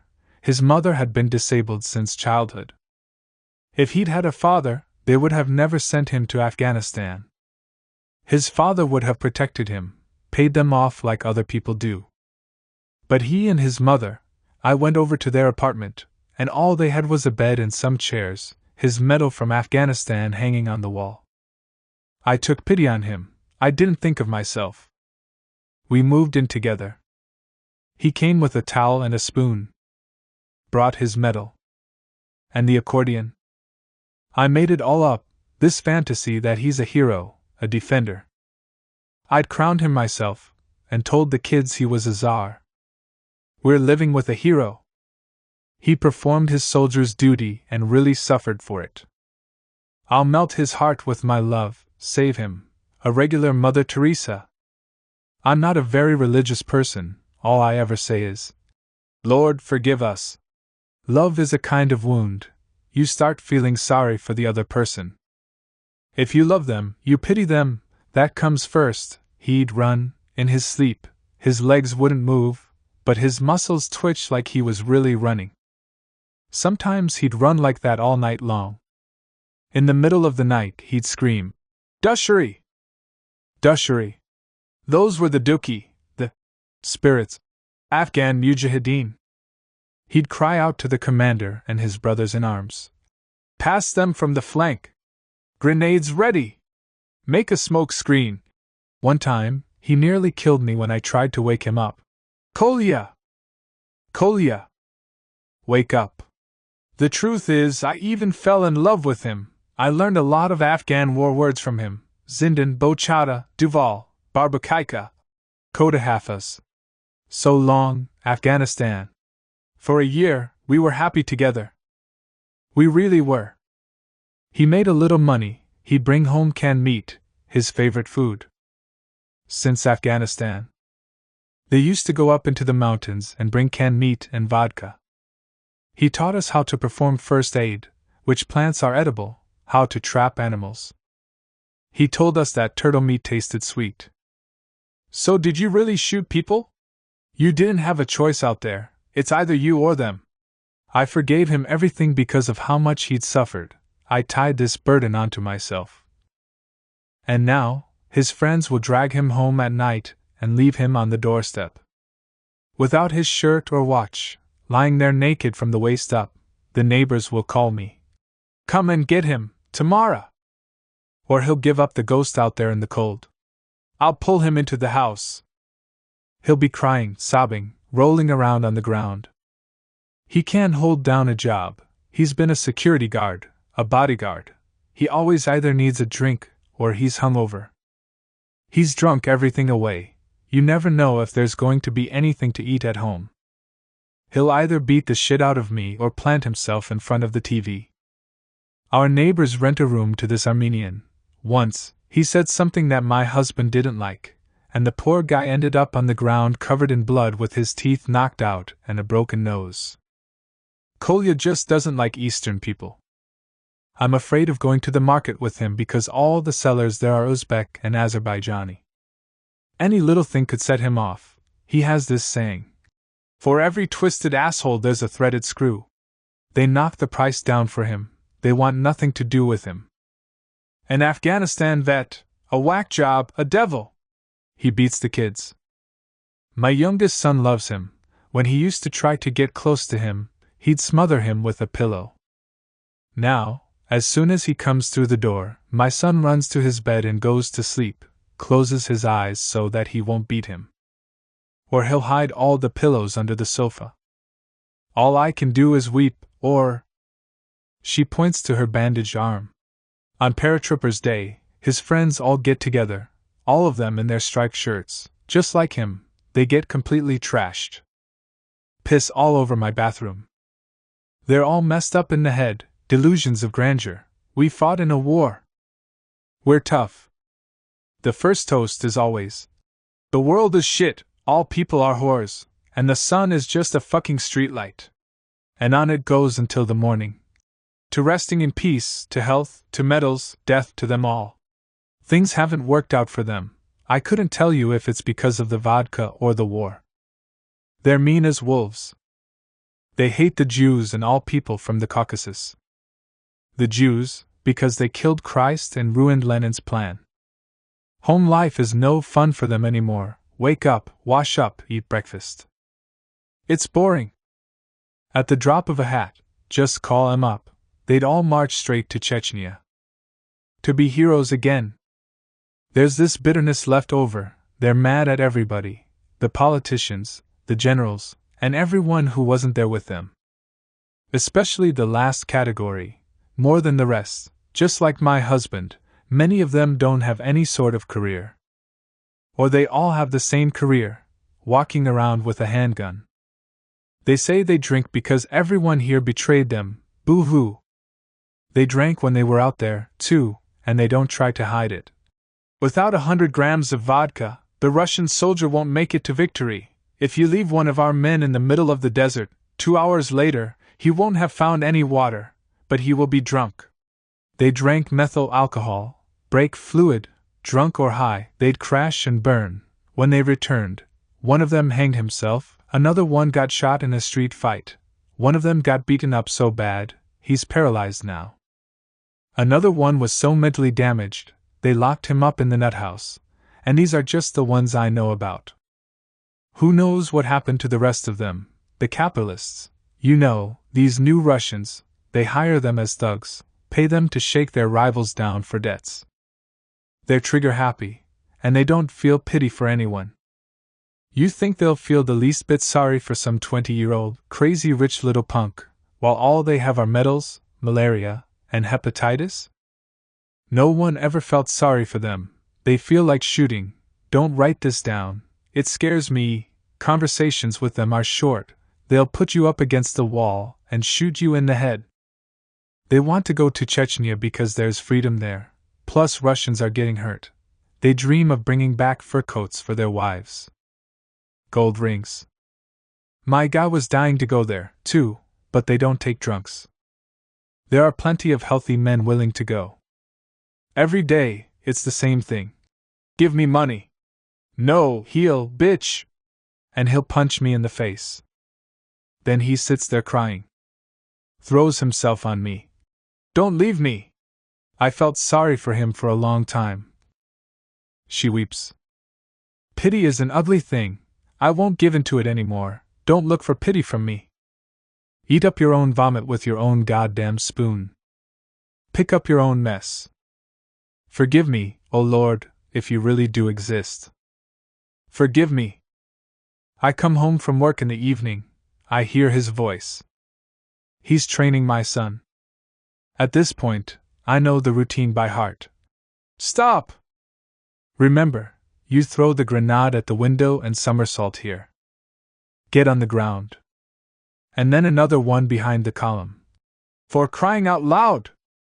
4 seconds and you're out on the stairwell. You kick down the door and shift the machine gun to your left-hand side. The first guy goes down. The second one runs past. The third one covers him. Stop. Stop. Stop. She screams. It terrifies me. How am I supposed to save my son? I asked my friends for help. One of them told me. You have to go to church. Pray. Another one took me to a wise woman. Where else can I go? There's no one else to turn to. The woman was as old as Kashai the Deathless. She told me to come back the next day with a bottle of vodka.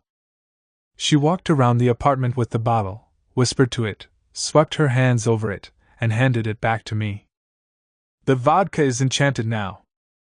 Give him a glass of it for 2 days in a row. On the 3rd day, he won't want it anymore. And it really did work. For a month, he didn't drink. But then he started again.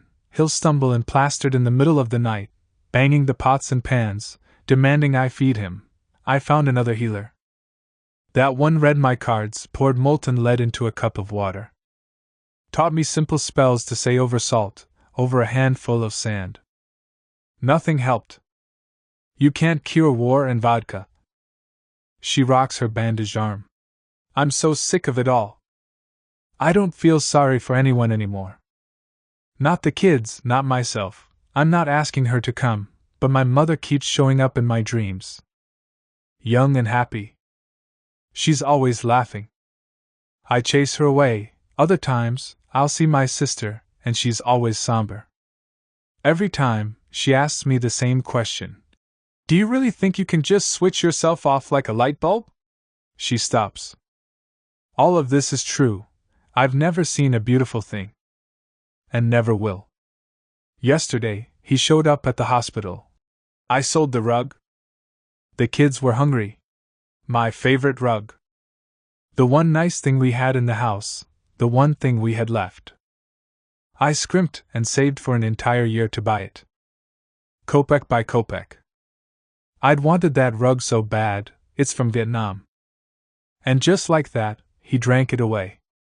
The girls from work ran over. Oh, Tamara, hurry up and come home. He's fed up with your youngest, he's been beating him. And your eldest, my sister's daughter, she's 12 now, you know yourself what can happen, one night he'll be drunk and… I lie awake at night. I can't sleep.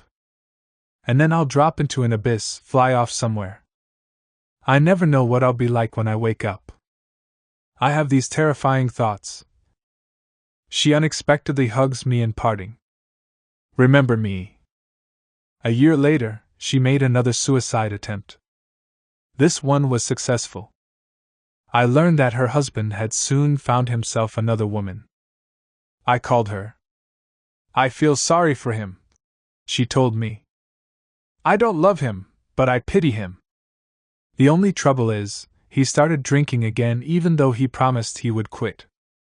Can you guess what she told me next? As told by her mother. Sooner or later, telling my stories will kill me. Why do I keep doing this? There's nothing you can do to help me. You'll write it down, publish it, good people will read it, they'll cry, but the bad ones, the important ones, they'll never read it. Why would they? I've told this story so many times already. November 23, 2006. It was all over the news, the neighbors knew. It was the talk of the town. But me and Nastia, my granddaughter, we'd been home all day. Our TV wasn't working, it had been broken a long time, it was very old. We were waiting for Olesia to come home to get a new one. We'd been cleaning the house. Doing laundry. For some reason, we were having a lot of fun that day, we kept laughing and laughing. My mother came home, Olesia's grandma, she came in from the garden. Oh girls, you seem to be having a little too much fun. Look out, the next thing you know, you'll be crying. My heart sank, how's my Olesia? We just talked to her the night before, it had been a holiday, police day. They'd presented her with a decoration. For excellent service in the Ministry of Internal Affairs. We congratulated her. I love you all so much, she said. I can't wait to see my native land again. Half of my pension went toward those long-distance calls. I'd hear her voice, and then I could get through the next 2 or 3 days, until the next phone call. Mama, don't cry. She'd comfort me. I carry a weapon, but I never use it. It's war on one side, and completely peaceful on the other. In the morning, I can hear the mullah singing, that's how they pray here. The mountains are alive, they're not dead, they're covered in grass and trees up to their very peaks. Another time. Mama, the Chechen soil is saturated with oil. Dig around in any garden, you'll find oil everywhere. Why did they send them down there? They weren't defending the motherland. They were fighting for oil derricks. These days, a drop of oil is worth a drop of blood. One of my neighbors stopped by, an hour later another. What are they all dropping in for? I wondered. They'd come by without any particular purpose. Just to sit for a moment, then leave. Meanwhile, they'd already played the story on TV several times. We didn't know anything until the following morning. My son called. Mama, are you at home? Why? I was about to go to the store. Wait for me. I'll come after you send Nastia to school. I was going to let her stay home. She has a cough. If she doesn't have a fever, send her to school. My heart dropped, my whole body started shaking. My blood ran cold. Nastia ran off to school, and I went out onto the balcony. I saw my son coming, and he wasn't alone, my daughter-in-law was with him. I couldn't stand waiting for them, 2 more minutes would have pushed me over the edge. I ran out onto the stairwell and screamed. What happened to Olesia? Apparently, The way I was screaming, bellowing, they started shouting, "Mama!" They came out of the elevator and just stood there, not saying a word. "Is she in the hospital?" "No." The whole world started spinning, whirling. After that, I don't remember much. Suddenly, there were a lot of people standing around me. All of our neighbors had opened their doors. People were lifting me up from the cement floor, trying to calm me down. I was crawling around on the ground, grabbing onto their legs, kissing their boots. Kind people, my friends, she couldn't have abandoned Nastia, her sunshine, the light of her life. No. I beat my head against the floor. At first, you don't believe it, you grasp at straws. She's not dead, she'll just return disabled. Without any legs, blind, it'll be all right, Nastia and I will lead her around by the hand. As long as she's alive. I wanted to beg someone, get on my knees and beg for her life back. There were suddenly so many people, the house filled up with strangers. They pumped me full of sedatives. I'd lie there, come to, and then they'd have to call the ambulance again. The war had come into my home, but other people had their own lives to lead. No one understands a stranger's tragedy. God willing, you might understand your own. Oh, everyone thought I was unconscious, but I was lying there listening to them. It's bitter for me, very bitter. I have 2 sons. They're still in school. I'm saving up to buy them out of military service. We are a patient people, that's for sure. People are nothing but meat, cannon fodder, and war, it's a job. Renovating the house cost us a fortune. We're lucky we bought the Italian tiles before they changed the prices.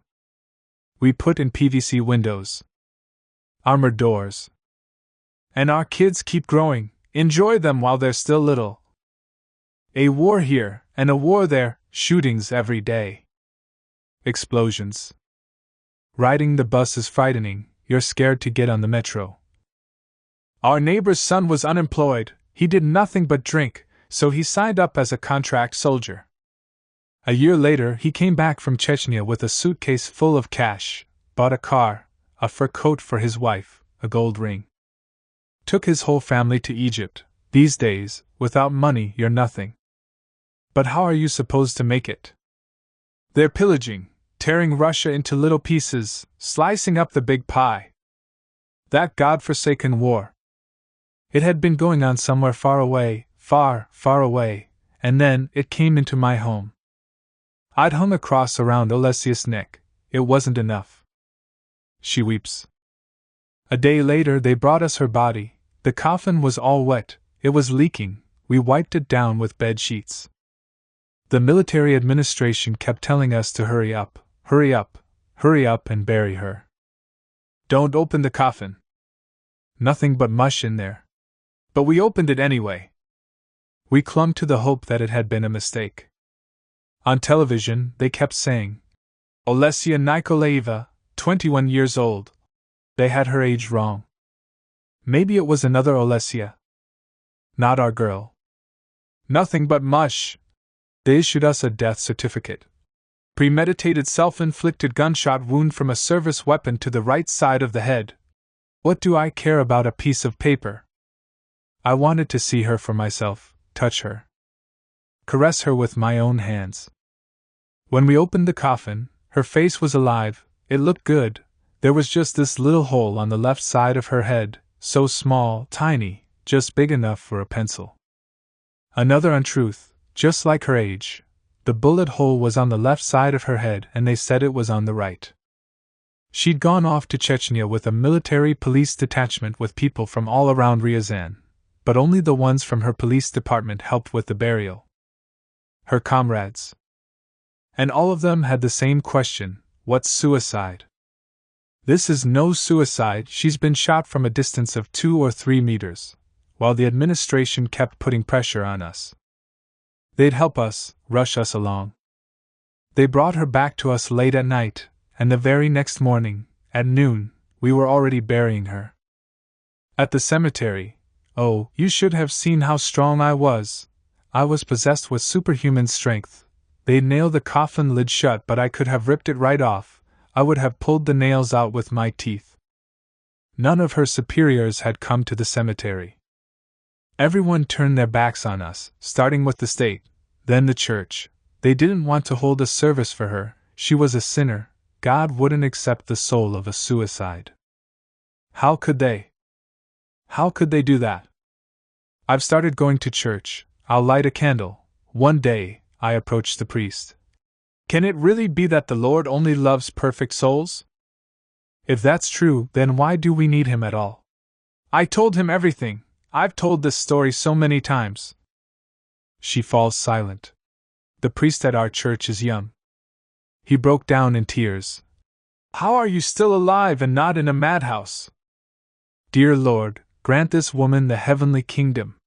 He prayed for my little girl, but people kept gossiping, saying she'd shot herself over a man. Or that she'd done it because she was drunk. Everyone knows that they drink nonstop out there. Men and women alike. The pain, it's enough to drown in. When she was packing, I'd wanted to tear everything up, smash it all to pieces. I had to hold myself back. I couldn't sleep. My bones felt like they were breaking. Spasms went up and down my whole body. I would have these dreams. I wasn't quite asleep. Eternal ice, eternal winter. Everything a silvery blue. Sometimes, I'd see her and Nastia walking over the water but never reaching shore. Nothing but water all around. I could always see Nastia, but Olesia would disappear. Suddenly, she'd just be gone. I would get scared in the dream, too.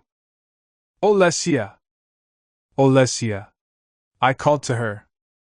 She'd reappear. But not as a living person, but as a portrait, a photograph, with a bruise on the left side of her face. In the same spot the bullet went through. She is silent.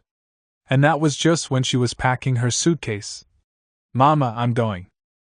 I've already submitted my documents. You're a single parent.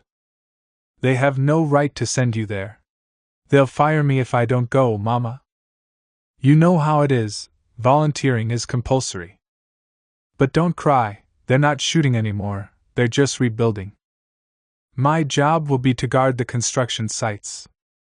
I'll go down there and make some money like everyone else does. Other girls from their department had already done their tours of duty, and everything had been fine. I'll take you to Egypt and we'll see the pyramids. That was her dream. She wanted to make her mama happy. We were poor, we barely had anything to our names.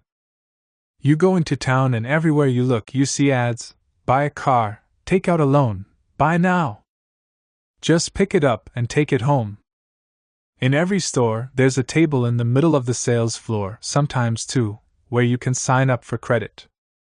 There's always a line in front of those tables. People are sick of being poor, they're all hankering to live a little. Meanwhile, I don't always know what I'm going to feed my family, even the potatoes run out. And macaroni. Sometimes, I wouldn't have enough for the trolleybus fare. After technical school, she enrolled at the teacher training college to study psychology. She went there for a year, and then we couldn't afford tuition anymore. She had to quit. My mother's pension is $100 a month, and that's how much mine is, too. The people at the top, they're pumping all that oil and natural gas. Those dollars aren't trickling down to us, they're going straight into their pockets. Regular people like us go to the store as though we're going to a museum, just to look. And on the radio, it's like subversive propaganda or something to incite the masses. They try to tell us to love the rich. That the rich are going to save us. That they'll give us jobs. They show us how they vacation, what they eat, their houses with their swimming pools, personal gardeners, personal chefs, like the gentry used to have in Tsarist times. In the evening you'll turn on the TV, and it's so gross you'll go straight to bed instead. A lot of people used to vote for Yavlinsky and Nemtsov. I was a social reformer. I voted in every single election. A true patriot. I liked Nemtsov, I liked that he was young and handsome. Then everyone realized that the Democrats had their eyes on the good life, too. They'd forgotten all about us. People are nothing but dust, specks of dust. Now the people have once again turned to the communists. There were no billionaires back when they were in charge. Everyone had a little bit, and that was enough for us all. We all felt like human beings. I was like everyone else. I'm a Soviet, and so is my mother. We were building socialism and communism. Children were taught that selling was shameful and money couldn't buy happiness. Live honestly and give your life to your motherland, the most precious thing we have. My whole life, I had been proud of being Soviet, but now I'm somewhat embarrassed about it, like I was dumb for believing in it. We used to have communist ideals, now the ideals are capitalist. No mercy for anyone, because no one has any mercy for you. Mama, Olesia would tell me, you're still living in a country that hasn't existed for a long time. You can help me. What have they done to us? What have they? She stops abruptly. There's so much I want to tell you. So much. But what's the most important thing? After Olesia's death, I found an old notebook of hers from school. It had an essay in it called, "What is Life?" I want to describe the ideal that mankind should strive for. She'd written, "The purpose of life is whatever makes you rise above." I was the one who had taught her that. She bawls. She couldn't even kill a mouse, and yet she went off to a war zone. All I know is that it was all wrong, but I have no idea what actually happened. They're hiding it from me. She screams. My daughter died without leaving a trace. They can't do this. During the Great Patriotic War, my mother was 12, they were evacuated to Siberia. Even though they were just children, they put them to work at a factory for 16 hours a day, just like the adults. All for a pass to the cafeteria where they would be served a bowl of noodles and a little piece of bread. Just a bit of bread. They were making shells for the front. Children would die at their workstations because they were so little. It made sense to her why people were killing each other back then, but she can't understand why they're doing it now. No one can. This filthy war. Argun, Gudurms Kankala, whenever I hear those words I turn the TV off. I have the certificate right here. Premeditated, gunshot wound from a service weapon. Leaving Nastia behind, she's only 9, now I'm both her grandmother and her mother. I'm sick, all cut up by surgeons. I've had 3 operations. My health is terrible, and how could I possibly be healthy? I grew up in Khabarovsk Krai, in the middle of the taiga. We lived in barracks. Oranges and bananas, we'd only ever seen pictures of them. To eat, we had noodles, macaroni and powdered milk, every so often, canned meat. Mama was recruited to the Far East after the war, when they called on the youth to master the North. They recruited them as though they were sending them to the front. Only destitute people like us went to the great construction sites. People without hearth or home. For the fog and the fragrance of the taiga. That's the songs, the books. In reality, we were bloated from hunger. It was hunger that drove us to great feats. I got a little older, and then I too went to work at the construction site. Mama and I helped build the Baikal-Amur main line. I have a medal for the construction of the Baikal-Amur main line, and a whole stack of certificates. She falls silent. In winter, it would be -50 degrees, the ground was frozen a meter down. The tall white hills. When they're covered in snow, they get so white, you can't even see them in good weather. Can't make them out.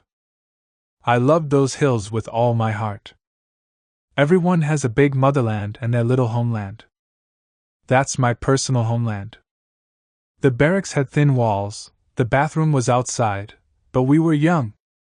We believed in the future, and our belief was unflagging. Plus, our lives really did improve year after year. No one had a TV, no one, and then, suddenly, they were everywhere. We lived in barracks, and then they started giving people their own apartments. They promised, the current generation of Soviets shall live to see communism. That meant me, I was going to get to live under real communism? She laughs. I enrolled in a university distance learning department and got a degree in economics. You didn't have to pay tuition fees back then. Who would teach me anything now? For that, I am grateful to the Soviet state. I worked at the district executive committee in the finance department.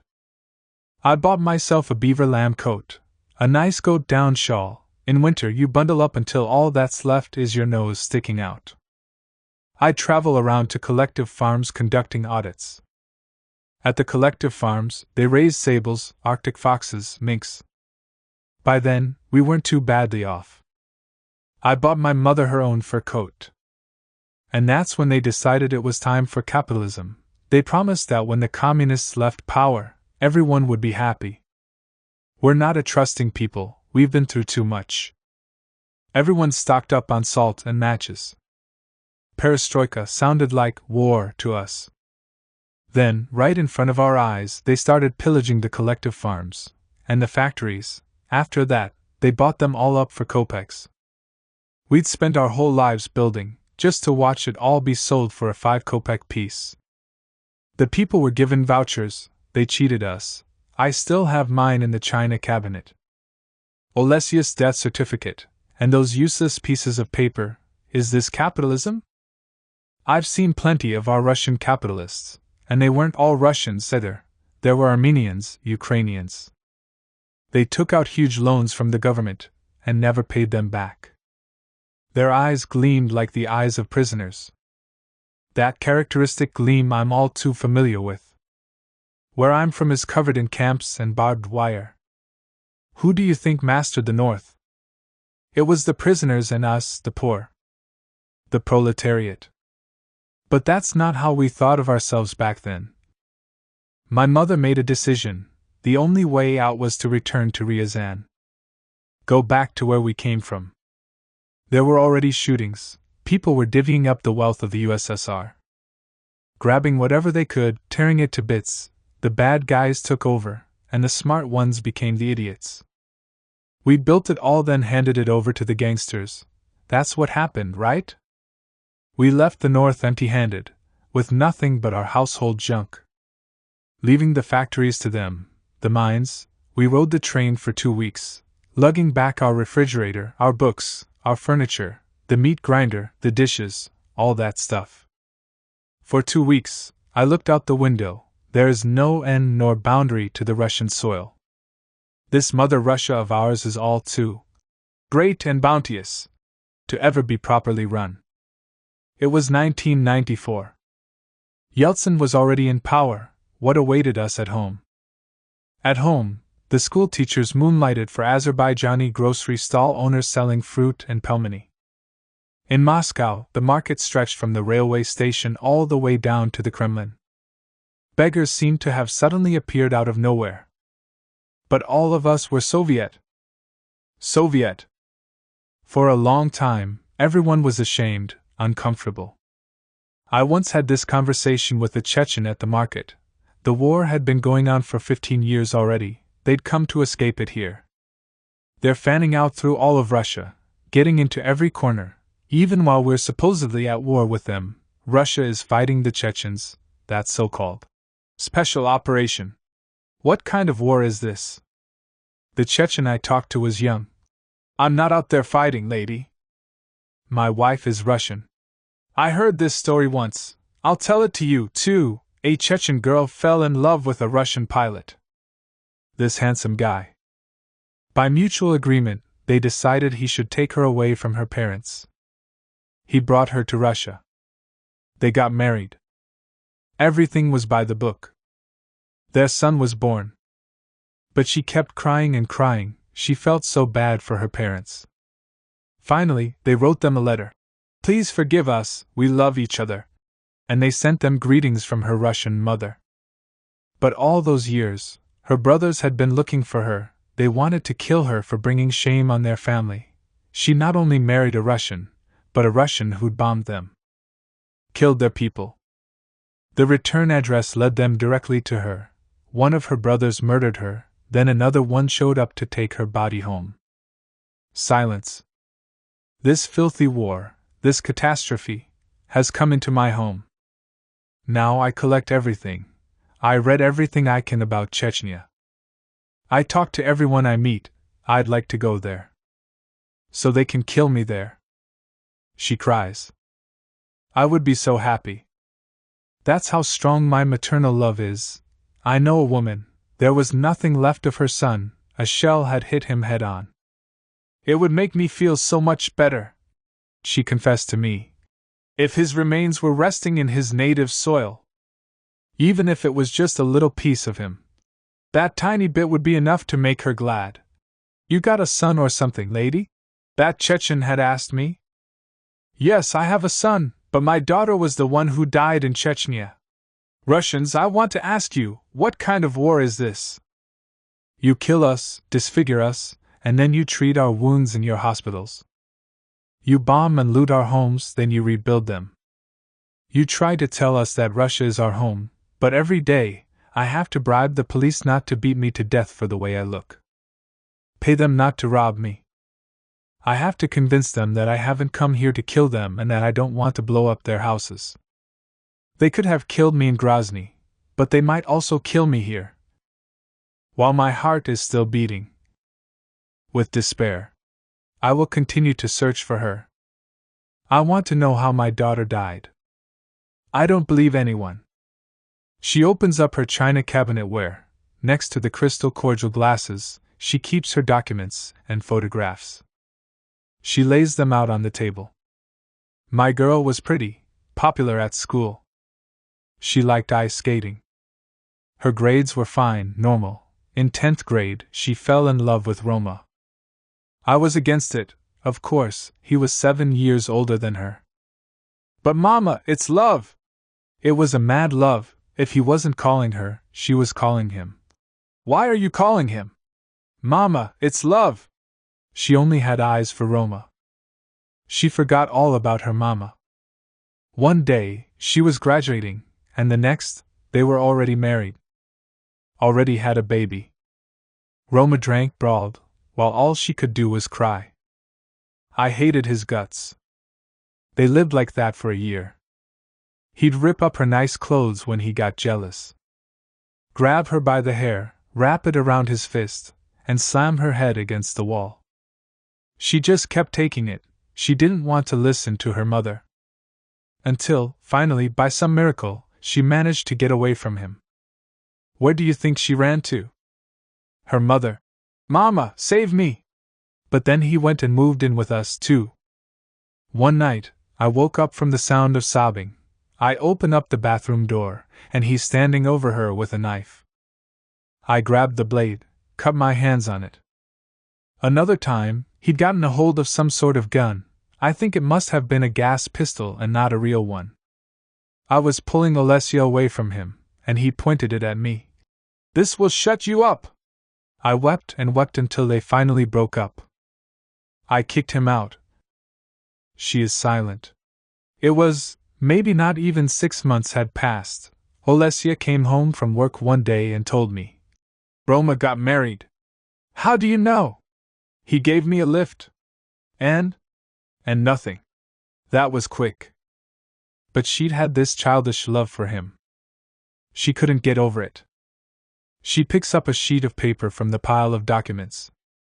The medical examiner put down that she was shot in the right side of the head, but the bullet hole was on the left. That tiny hole, maybe he never even saw the body?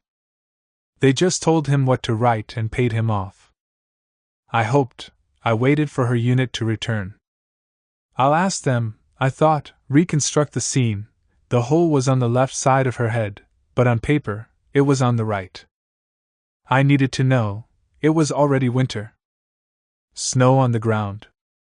I used to love the snow. And my Olesya had loved it, too. She would get her skates out ahead of time and oil them up in anticipation. It seems so long ago, ages. It's bitter for me, very bitter. I look out the window, and people are getting ready for Christmas. They're running around with presents and ornaments. Carrying trees. In my kitchen, the radio was always on. Tuned to the local station. Local news. waiting. Finally, it happened. They announced, "The Ryazan Police Division volunteers have returned from their tour of duty in Chechnya. Our countrymen honorably fulfilled their soldierly duty. They did not put us to shame." They were welcomed with pomp at the railway station. An orchestra, flowers. Presented with medals and valuable gifts. Some of them got televisions, others wristwatches. Heroes. The heroes had returned. Not a single word about Olesia. No one even mentioned her. I waited. I held the radio right up to my ear.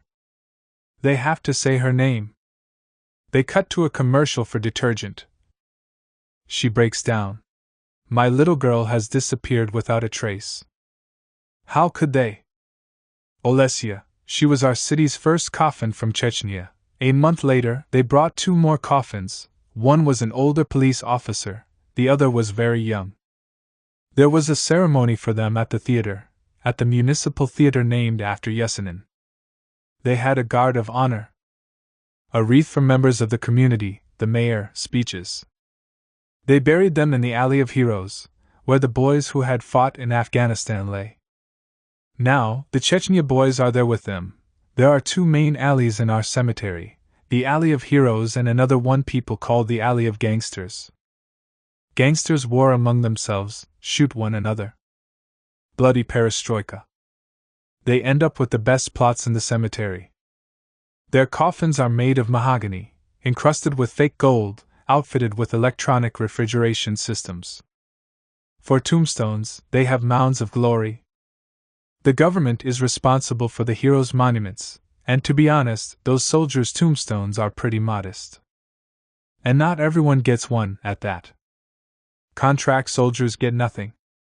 I know one mother who appealed to the conscription office, and they refused her. Your son fought for money. My Olesia, she lies apart from everyone else. After all, she's just a suicide. Oh. She can't speak. Our Nastia, they give her 1,500 rubles a month in death benefits. That's $50. Where's the truth? Where is justice? They give her so little because her mother isn't a hero. It would be a different story if she'd killed someone, blown them up with a grenade, but her mother only killed herself, she didn't manage to kill anyone else. That's no hero. How do you explain this to a child? What am I supposed to tell her? In one newspaper, they printed Olesia's alleged words. My daughter won't be ashamed of me. In the first few days after the funeral, Nastia sat there listless, as though she wasn't there, or didn't know where she was. No one could bear to do it. It was me who finally told her. Your mama, Olesia, your mama is gone. She stood there, and it was as though she hadn't heard me. I was crying, but she wasn't. And then, whenever I brought up Olesia, it was as though she couldn't hear me. This went on for a long time, it even started making me mad. I took her to a psychologist. They told me that she was normal, but in a state of shock. We went to see her father. I asked him, Are you going to take your child? Where do you want me to take her? He's already had another kid with his new wife. Then disown her. Why would I do that? What if I need something in my old age? A couple of kopecks. That's what her father's like. He doesn't help out with her at all. Only Olesia's friends visit. On Nastia's birthday, they always scrape together some money and bring it to us. They bought her a computer. Her friends remember her. For a long time, I sat there waiting for the phone to ring. Her unit had returned, the commander and her fellow troops. They'll call me, I thought, they have to. But the phone was silent, so I started looking up their names and phone numbers myself. The unit commander was Klimkin. I'd learned that from the newspapers. All of them. They were all over the papers, the epic heroes of Russia. The Knights of Ryazan. One of the newspapers even had a little article by him, where he expressed his gratitude to the unit for their excellent service. They had fulfilled their duty with honor, he said, with honor, even. I called the police department where he works. Please ask Major Klimkin to the phone. Who wishes to speak to him? Ludmila Vasilievna Nikolaeva, the mother of Olesia Nikolaeva. He's not here. He's busy. He's out of town. You're commander, you should be the one who comes and tells the mother what happened. Console her. Thank her. That's how I see it. She cries. I'm crying, but they're tears of rage. I never wanted to let Olesia go. I tried talking her out of it, but my mother told me. If that's what she needs to do, she should go. Needs? I hate that word now. I'm not the same person I used to be. Why should I love my motherland? They promised us that democracy would mean that everyone is happy. Everything would be fair. Honest. It was all a big fat lie. People are nothing but dust, specks of dust. The only good thing is that there's lots of stuff at the stores now. It's all yours. All yours for the taking. We didn't have that under socialism. Of course, I'm only a simple Soviet woman. No one listens to me because I don't have any money. If I had money, it would be a different story. They would be scared of me, the bosses. Today, money rules everything. When Olesia was going away, she was happy. Kormchaya is coming, too. They were the two women in their unit. Olga Kormchaya. I'd met her at the station when they were departing. This is my mother. Olesia had introduced me. There was a moment as they were leaving. Maybe I put too much stock in it now. After all the fanfare, the buses were just about to pull out. The national anthem had started up. Everyone was crying. I was standing on one side and, for some reason, I ran over to the other side. Olesia had shouted something to me out the window, and I thought she had told me that the bus was going to swing around. I ran over to the other side so I could see her one last time. Waved to her. But then, the bus went straight ahead, and I didn't get to see her again. It broke my heart. At the last moment, her purse strap had broken. I'm probably just working myself up now. She was my heart and soul. She cries. I found Kormchaya's phone number in the phone book. I called her. This is Olesia's mother. I want to see you. For a long time, she didn't say anything, and then, in a hurt and even angry tone, I've been through so much. When are you all going to leave me alone? And with that, she hung up on me.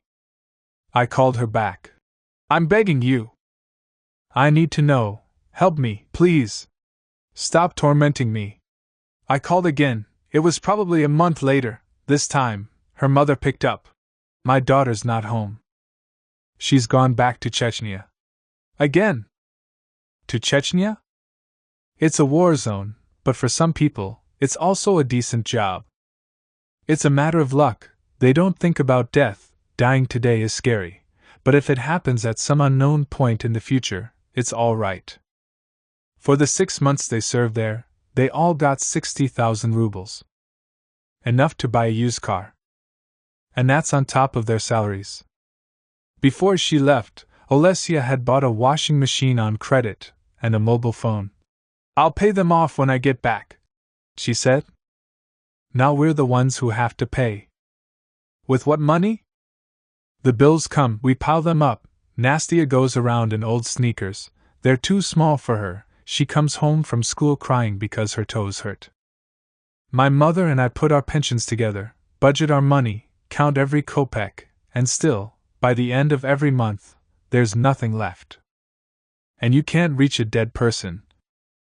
There were 2 people with her in her final moments, 2 witnesses. It happened at the security checkpoint, in a 2x2.5 meter booth. During the night shift. It was the 3 of them on duty. The first one. Well, you know, she came in. He told me over the phone. We chatted for 2 or 3 minutes. And then he had to go somewhere for some reason. Maybe he had to use the toilet. Or maybe someone had summoned him. From outside the door, he heard a bang. At first, it didn't even occur to him that it could have been a gunshot. He came back and found her lying on the floor. Her mood? What was she like that night? She was in a good mood, a regular mood. She came in, they said hi, joked around. The second witness, I called him at work. He didn't show up to our meeting, and they wouldn't let me anywhere near him.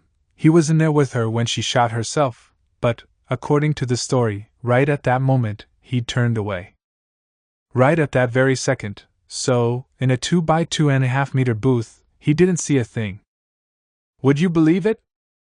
I pleaded with them, just tell me, I need to know. I won't go anywhere else with the information. I swear to God. They avoided me like the plague. They'd been ordered to keep their mouths shut. Defend the honor of the uniform.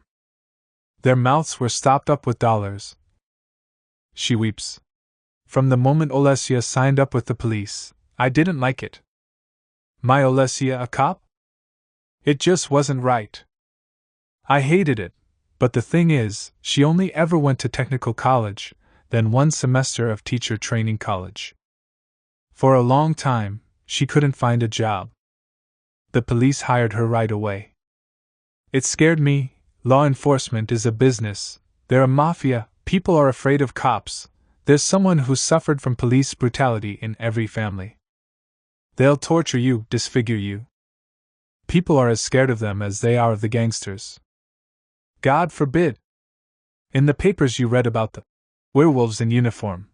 They rape people, kill people, the kinds of things that would never happen in Soviet times, not in a million years. And if they did happen, many things were kept silent back then, no one wrote about them, so we all felt safe. She falls into thought. Half of the people on the force have seen combat. Some fought in Afghanistan, others in Chechnya. They've killed people. They are psychologically disturbed. They fought civilian populations because that's what the wars are like now. Soldiers don't just fight other soldiers, they fight civilians too. Regular people.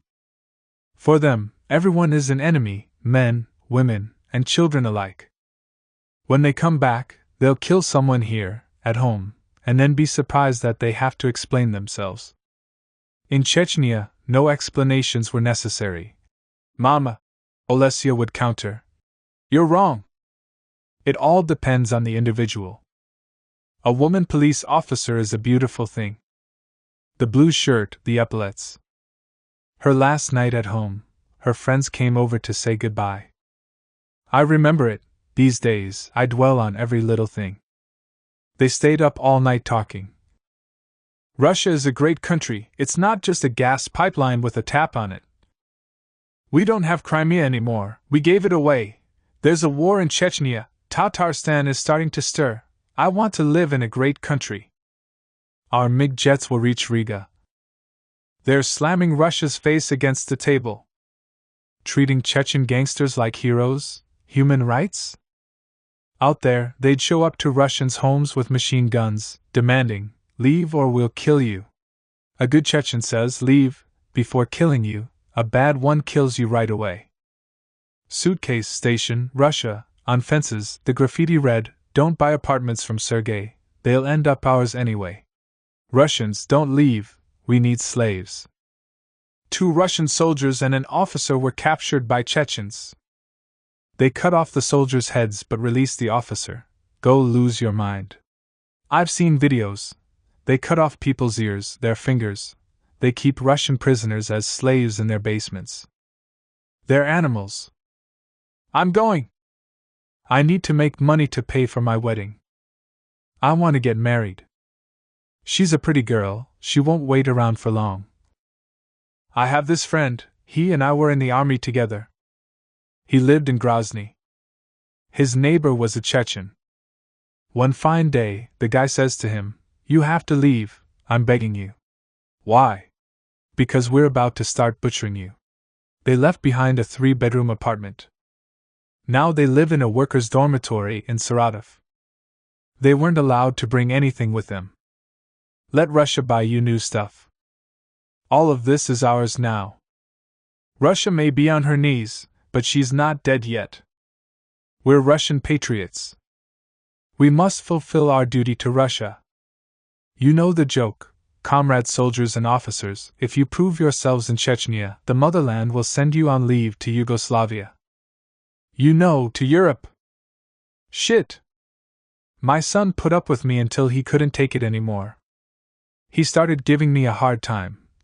Mama, the only thing you're going to accomplish is giving yourself a stroke. They sent me to a sanatorium. By force, you could say, after a huge family quarrel.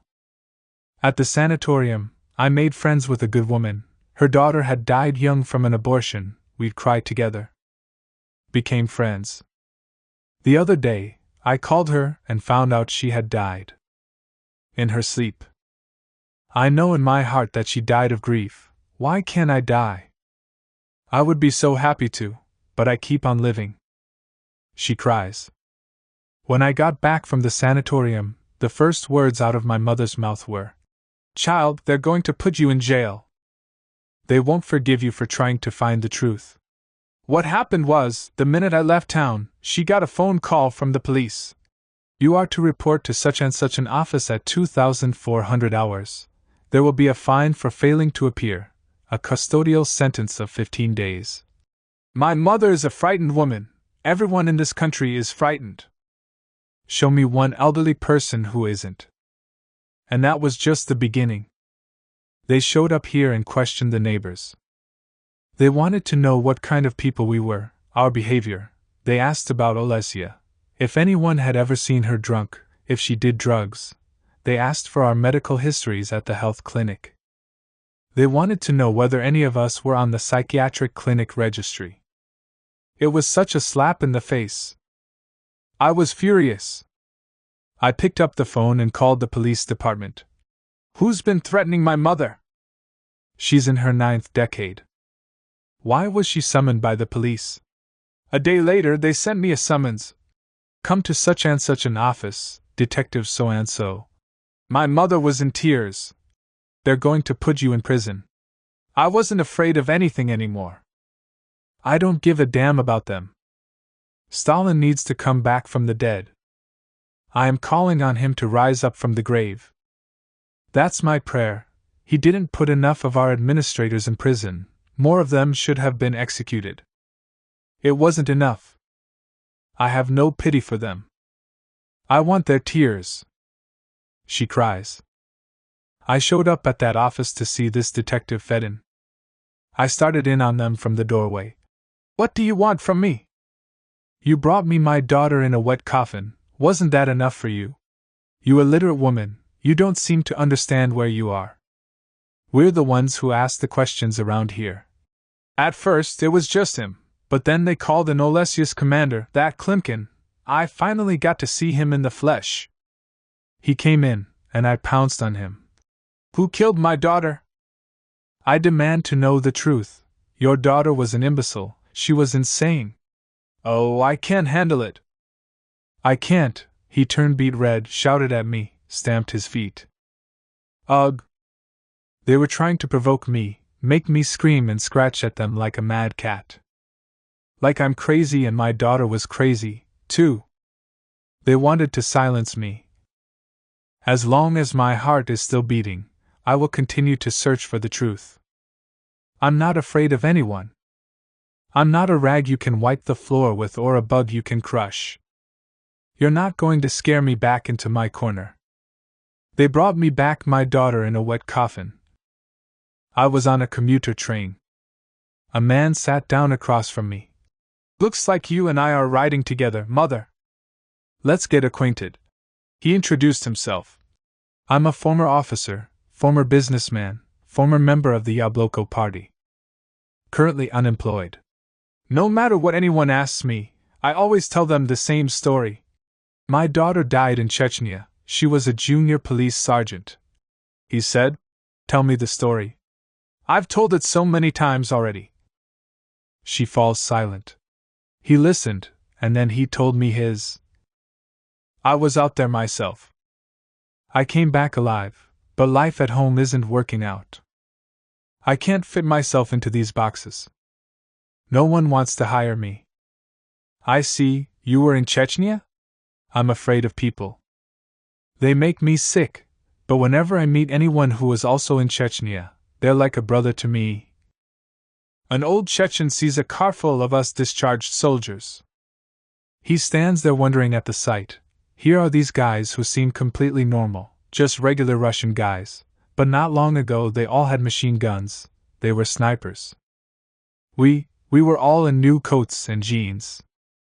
Where did we get the money to buy them? We earned it in Chechnya. What was our job? Waging war, shooting. Children and beautiful women are struck down as well. But take away a soldier's weapon, dress him in civilian clothes, and you'll have a tractor driver, a bus driver, a student. We lived behind barbed wire, surrounded by guard towers and minefields. A cramped, sequestered world. A penal colony. You couldn't leave, they'd kill you. Death to the occupiers. Everyone drank. They'd drink until they were dumb beasts. Every day, you saw bombed out houses, people looting, killing people. The things that start coming out of you. All of your boundaries break down, the boundaries of what you are capable of. You start allowing yourself to do all sorts of things. You're nothing but a drunken animal with a gun.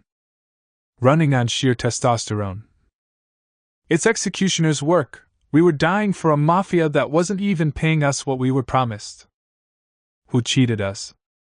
But it's not like I was here at home killing people on the street. I was at war. I saw a Russian girl that those jackhals had raped. They burned her chest with cigarette butts so that she would moan louder.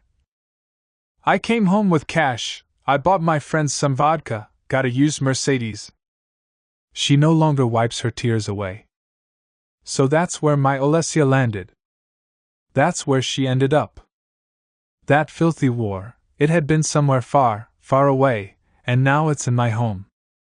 It's been 2 years. I knock on people's doors, meet with all sorts of officials. Write to the prosecutor's offices, district, regional, the prosecutor general's office. She points to a stack of letters. And in response, I always get form letters, a mountain of form letters. Regarding the death of your daughter, we write to inform you. And all of them lie. They'll say she died on November 13th, when really it was the 11th, or that her blood type is O, when it's actually B. In some, she was wearing her uniform, in others, she was in civilian clothes. The hole was on the left side of her head near the temple, but they keep saying it was on the right. I wrote a query to our State Duma representative. I'd chosen him, I voted for him. I used to have faith in our government. Somehow, I managed to get a meeting with him. I remember standing on the ground floor of the Duma. My eyes were like saucers. I saw their jewelry stall, gold rings with diamonds, silver and gold Easter eggs, pendants. The smallest diamond ring cost more money than I've made in my entire life. One little ring, our deputies, the people's deputies, where do they get all this money? In all my years of hard labor, all I earned was a stack of certificates, same as my mother. While they all have shares in Gazprom, we get pieces of paper, and they get money. Angry silence. I shouldn't have gone there and wept in that place for nothing. Bring back Stalin. The people are waiting for him. They took away my daughter and brought me back a coffin. A wet coffin, and no one wants to speak to the mother. She weeps. Now I wish I could go work for the police department myself, conduct a thorough investigation, write a detailed crime report. If it was a suicide, there should have been blood on the weapon and gunpowder on her hands. I know everything now. I don't like watching the news on TV. It's all lies. But the crime shows, murders, things like that, I never miss a single one. Some mornings, I can't get up, my arms and legs refuse to move, all I want to do is stay in bed. But then I remember Olesia, and I get up. I piece together the story, word by word. People would drunkenly blurt out bits of the truth. There were 70 of them there, word of what really happened must have spread. Our town isn't that big, it's not Moscow. Now, I have a partial picture of what happened. They all got outrageously drunk in honor of Police Day. Drunk to the point of blacking out, and things went downhill from there. If only Olesia had gone with the boys from home, from her own department. Instead, she was surrounded by strangers, in a combined unit, with people from everywhere. She ended up among the traffic police. These people, they live like kings, their pockets are always lined with bills. They stand on the roads with machine guns collecting tolls. Everyone has to pay them. A prime position. Boys like their fun, killing, drinking, and fucking, the three joys of war. They got tanked, they were sloshed, they turned savage, and supposedly raped every girl there. Their own girls. Olesia either resisted, or she threatened them afterward. "I'll make sure you all end up behind bars." So they wouldn't let her get away. There's also another version. They were at the checkpoint letting cars through. Everyone out there is always hustling, trying to make some extra money however they can. Some people transport contraband. What and from where, I couldn't tell you, and I'm not going to make things up. Drugs or I don't know what, but this was a done deal. Everything had already been bought and paid for. A Neva drove up. Everyone remembers it being a Neva, but Olesia dug her heels in. For some reason, she wouldn't let the car through, and that's why they shot her. A lot of money was on the line, and she'd gotten in somebody's way. Apparently, some high-ranking official was involved. My mother had had a dream about a Neva. When I went to see a clairvoyant, I put this photograph on her table. She shows me. She told me she saw a car. Some Neva. I'd struck up a conversation with this woman, a nurse. I don't know what she was like before she went to Chechnya. Maybe she'd been a cheerful person. Now she's full of rage just like I am. Many people today are very hurt. They don't say anything, but they're wounded. Everyone dreamed of winning big in this new life, but few have won anything at all, and almost no one has ended up with the golden ticket. Nobody was prepared to tumble all the way down to the bottom. Now, a lot of people live with this pain, harboring it. She is silent. And maybe Olesia, too, would have come back different, a stranger. Oh. Silence. This woman was very open with me. I went because I thought it was romantic. My friends laughed at me for a long time. To be perfectly honest, I was running from heartbreak. I didn't care whether a Chechen shot me or if I died of despair. People who don't handle corpses think that they're silent. That they don't make a sound. Actually, they make all sorts of noises. Air comes out of them, their bones crack. Strange scratching sounds. It's enough to drive you crazy. I didn't meet any men out there who didn't drink and shoot people. They'd get drunk and shoot whomever they wanted. Why? No one can answer that question. He was a surgeon. I thought we were in love. Then, right as we were about to go home, he told me, "Don't call and don't write. If I'm going to cheat, it better be with a beautiful woman, the kind that I'm not embarrassed to run into my wife with. I'm no beauty." But he and I would spend 3 days at a time in the operating room together. It felt like something even stronger than love. Now I'm afraid of men, the ones who came back from the war. I don't even want to see them, they're all pricks. Every last one of them. I was packing, thinking I want to bring this and that home, my stereo, my rug. The head of the hospital told me, I for one am leaving everything here. I don't want to take this war home with me. But the war isn't in the things we brought home, it's in our souls. They gave us Olesia's things back, her peacoat, her skirt, her gold earrings and necklace. There were some nuts and 2 little chocolates in the coat pocket. She must have been saving them for Christmas, collecting things to send to us. It's bitter for me, very bitter. So write down the truth, who should be scared of that? The people in the government, we can't reach them anyway. Our last remaining option is to go on strike, brandishing our rifles. Lie down on the train tracks. Only we don't have a leader, otherwise the people would have risen up ages ago. There's no Pugachev. But if someone were to hand me a gun, I know exactly who I'd shoot. She points to the newspaper. Have you heard? You can go to Chechnya as a tourist now. They'll fly you around in a military helicopter over the ruins of Grozny, the burned-out villages.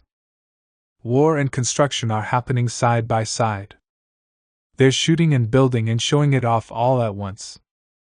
We're still crying, but someone is already profiting off our tears. Our fear. Selling them like their oil. A few days later, we meet again. I used to understand our way of life. The way we lived used to make sense to me. Now, I don't understand anything anymore. None of it makes any sense at all. It took me a long time to find a guide into this story, a narrator or interlocutor. I don't even know what to call the people who lead me on my travels through people's worlds. Through lives.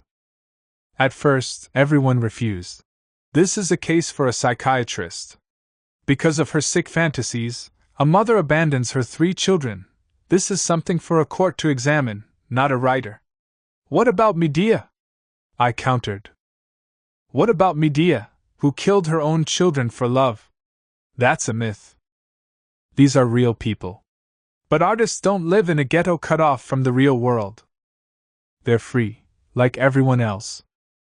Eventually, I learned that there was already a film about my protagonist, suffering, Fishka Films. So I met the director, Irina Vasilieva. As we watched the movie, listening to the characters tell their sides of the story, we would pause and Irina would tell me the rest. As told by filmmaker Irina Vasilieva. When I first heard the story, I didn't like it, it scared me. They tried to convince me that it would be a breathtaking film about love, that I had to go and start filming immediately. It's such a Russian story. A woman who's married with 3 kids falls in love with a prisoner, and a lifer, at that, sentenced to life in prison for a particularly brutal murder. And for him, she abandons everything, her husband, her kids, her home. But something was stopping me. Russia has loved its prisoners since the dawn of the ages. They're sinners, but they're martyrs too. They need comfort and consolation. There's a whole culture of pity, and its traditions are carefully preserved, especially in the small towns and villages. The simple women who live there don't have the internet, they use the mail. An ancient method. While the men drink and brawl, the women spend evenings writing each other letters. Their letters are filled with their artless tales alongside all sorts of ephemera, sewing patterns, recipes, and at the end, there'll always be prisoners' addresses. Someone's brother is doing time, he's spread word of his comrades on the inside. For others, it's their neighbor or former classmate. The addresses travel through the grapevine. Men will steal, raise hell, go to jail, get out, and then end up behind bars again. Always the same old story. In the villages, you'll learn that half the men have either already done time or are still serving out their sentences. But we're Christians, it's our duty to help the unfortunate. There are women who marry these habitual offenders, even murderers. I'm not judging, but if you were to ask me to explain this phenomenon, it's complicated. I can tell you that some men seem to have a nose for this kind of woman. Most often, it's women who come from bad situations, who haven't been able to realize their dreams. They're lonely. Suddenly, somebody needs them, they have someone to take care of. It's one way to change your life. A kind of medicine. Finally, we decided to go out there and shoot a film. I wanted to show people that even in our pragmatic era, there are still people who live by a different logic. And that they're very vulnerable. We often speak about our people. Some idealize them, others consider them beasts. Soviets. In reality, we don't even know them. There's a great gulf between us. I always film stories, and every story has everything in it. The 2 most important ingredients are love and death. All this takes place in a remote village in the Kaluga Oblast. We drove there, out the window, everything seemed endless, the fields, the forests, the sky. Churches shone on the hilltops. Power and peace. Ancient presences. We kept going and going. Finally, We turned off the main highway onto a country road. Oh! Russian roads are a special breed, some of them, not even a tank can pass. 2 or 3 pits every 3 meters already counts as a good road. And villages on either side, gnarled, slanting huts with broken fences, dogs and chickens wandering the streets. Every morning, before it even opens, there's already a line of alcoholics outside the shop. Sights so familiar they give you a lump in your throat. In the center of the village, the plaster statue of Lenin still stands where it's always stood. She is silent. There was a time, it's hard to believe that it existed, but we all used to be that way. When Gorbachev came to power, we ran around mad with glee. We lived in our dreams, our illusions, baring our souls to one another in our kitchens. We wanted a new Russia. 20 years down the line, it finally dawned on us. Where was this new Russia supposed to have come from? It never existed, and it still doesn't today. Someone put it very accurately: in 5 years, everything can change in Russia, but in 200, nothing. Boundless open spaces and yet, a slave mentality. You won't refashion Russia in a Moscow kitchen. They brought back the Tsarist seal but left the Stalinist anthem. Moscow is Russian, a capitalist city, but Russia itself was and remains Soviet. They've never even set eyes on a Democrat out there, and if they had, they would have ripped him to shreds. The majority of the people want equal shares and a leader. The cheap counterfeit vodka flows in rivers. She laughs. I get the sense that you and I both come from the kitchen generation. We started off talking about love, and 5 minutes later, we're discussing how to rebuild Russia. Russia doesn't care about what we have to say, it has its own life to lead. A drunken little man pointed out our heroine's house. She stepped out of the hut. I knew that I liked her right away. Deep blue eyes, statuesque. You could say she's a beauty. A true Russian beauty. A woman like her will sparkle whether she's in a modest peasant hut or a luxurious Moscow apartment. And can you imagine, she's married to some murderer? We haven't met him yet. He has a life sentence and a case of tuberculosis. When we told her why we'd come, she laughed. It's my little soap opera. I had been pacing around wondering how I would tell her that we were going to film her. What if she was afraid of cameras? But she said to me, I'm such a little fool, I tell anybody and everybody my story. Some people cry, others curse me. If you like, I'll tell you too. And she told us.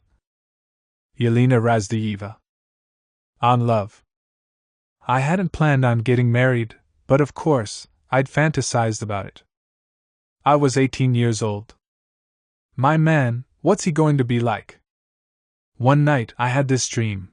I was walking through the meadow, toward the river. There's a river behind our village, and suddenly a handsome and tall young man appeared in front of me. He took me by the hand and said, You will be my bride.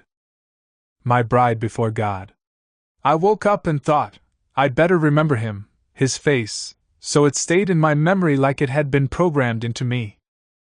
A year went by too, I never came across him.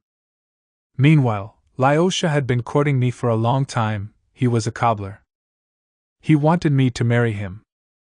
I was honest with him. I explained that I didn't love him, that I loved and was waiting for the man I had seen in my dream.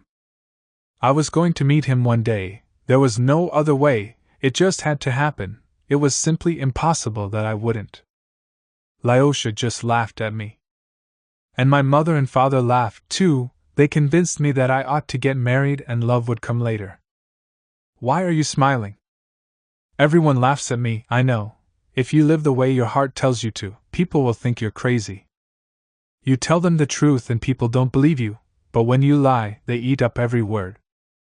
One day, I was digging in my garden, and a guy I knew came walking by. I said, Wow, guess what, Petya? You were in my dream the other night. Oh no! Anything but that. He ran from me like I was a leper. I'm not like everyone else, people are wary of me. I don't try to please anyone, I don't pay any attention to what I wear, I don't wear makeup. I don't know how to flirt. I only know how to talk to someone.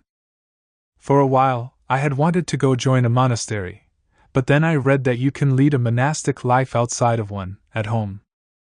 It can be how you live. I got married.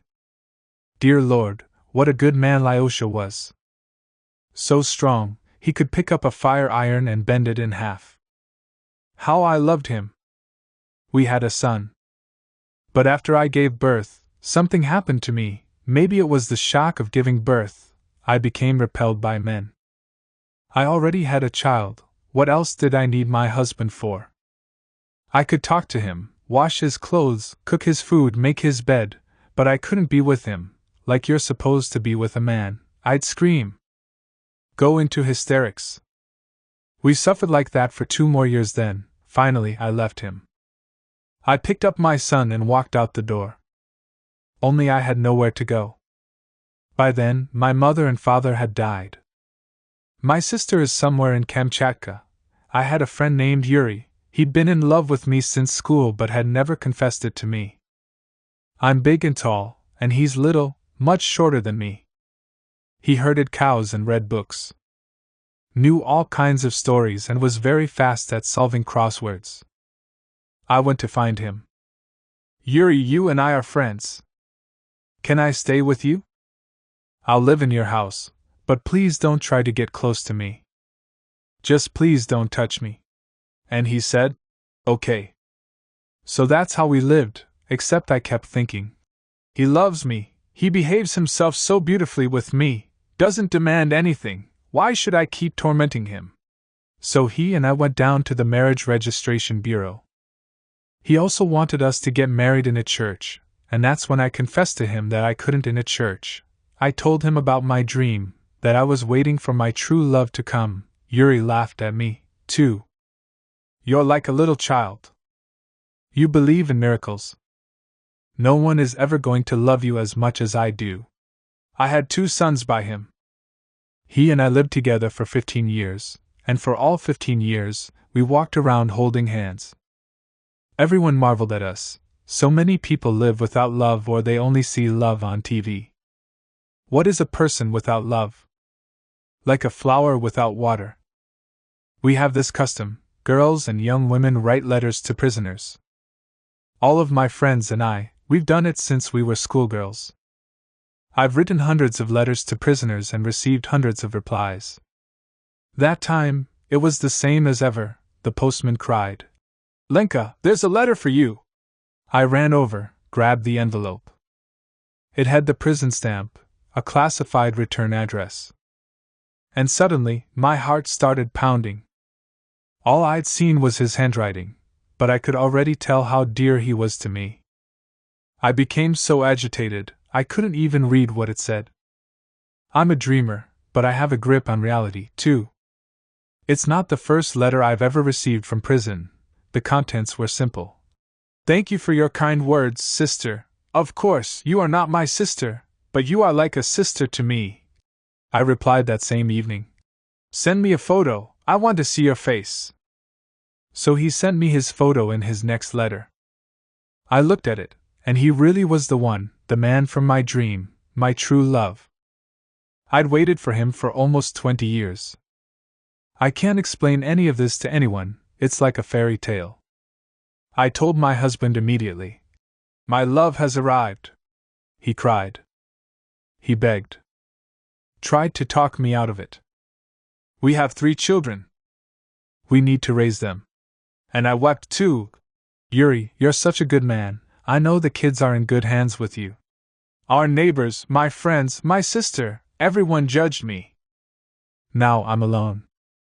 At the station, when I was buying my ticket, there was a woman in line with me, and we struck up a conversation. She asked me, Where are you going? To see my husband. He wasn't my husband yet, but I knew that one day he would be. Where is he? In prison. What did he do? Killed a man. Oh, I see. Will he be in for a long time? Life. Oh dear, poor woman, no need to pity me. I love him. Everyone has to be loved by someone. Even if it's just one person. Love is, I can tell you what it is, he has tuberculosis. Everyone in prison does. From the bad food, from melancholy. Somebody told me that what he needs is dog fat. I roamed the village, asking people. Managed to find some. But later, I learned that badger fat is actually better. So I bought some at the pharmacy. It cost me an arm and a leg. He needs cigarettes, canned meat. I got a job at the bread factory. They pay better than they did at the farm. The work is hard. Those old ovens get so hot, we have to take off our clothes and work in our bras and underwear. I haul 50-kilo sacks of flour, pallets of bread weighing up to 100 kilograms. I write to him every day. As told by Irina Vassilieva. So that's the kind of person she is. She's impulsive, determined, something is percolating inside of her, she wants everything all at once. It's always extreme with her, overflowing, over the top. Her neighbors told me that one day, Tajik refugees were walking through the village. They had a lot of children, they were hungry, in tatters, so she gave them everything she had in her house, blankets, pillows, spoons. We live too well while other people have nothing. Even when all they had in their hut was a table and chairs, you could say that they lived in poverty. They ate whatever they grew in their garden, potatoes, zucchini. They drank milk. It's all right. She consoled her husband and children. When the tourists go away in the autumn, they'll be sure to leave us something. Lots of Muscovites spend their summers out there. It's completely gorgeous. Tons of artists, actors. All the deserted houses have been bought up. The villagers pick up every last scrap of whatever tourists leave behind, down to the plastic bags. The village is poor, full of old people, drunks. There was another story, too. Her friend had a baby, and they didn't have a refrigerator. So Lena gave them hers. My children are grown up, and you have an infant. So that was that. Take it. She has nothing, and yet she still manages to have a lot to give. It's that Russian type, the kind of Russian person that Dostoevsky wrote about, who is as bountiful as the Russian land itself. Socialism didn't change him, and capitalism won't either. Neither riches nor poverty. 3 men sit in front of the store, they've managed to get their hands on a bottle to split. What are they drinking to? Sevastopol is a Russian city. Sevastopol will be ours. They're proud that a Russian can drink a liter of vodka without going cockeyed. The only thing they remember about Stalin is that back when he was in charge, they were victors. I wanted to film every moment. I had to hold myself back. I was afraid of getting sucked in so deep. I wouldn't be able to get back out. Every life story out there is like a Hollywood epic. A screenplay ready to go. For instance, her friend Ira. She's a former math teacher. She left the school because they barely paid her. She had 3 kids, they'd beg her. Mama, let's go to the bread factory and sniff the bread. They'd go in the evenings, so no one would see them. Now Ira works at the bread factory like Lena, and she's glad that at least her kids can eat their fill of bread. They steal, everyone out there steals, it's the only way they can survive. Their lives are ghastly, inhuman, but their souls are alive and well. You should hear what those women talk about, you wouldn't believe your ears. It's mostly love. You can survive without bread, but without love you're dead, that's it. Ira read the letters from Lena's prisoner, and she got into it, too. She found herself a petty thief from the nearest prison. That one got out quick, then the story developed according to the laws of tragedy, vows of eternal devotion. A wedding. Soon enough, that Tolia, or maybe it's Tolian, took up drinking. Ira already had 3 kids, and she had 2 more with him. He turns savage, chases her around the village, and then, in the morning, he sobers up and swears repentance. Ira, she's a beauty. And very bright. But that's how our men are, they always have to be kings of the jungle. And now it's time to tell you about Yuri, Lena's husband. In the village, they call him the reading cowherd, because he herds cows and reads. He has a lot of books by Russian philosophers. You can talk to him about Gorbachev or Nikolai Fedorov, perestroika or human immortality.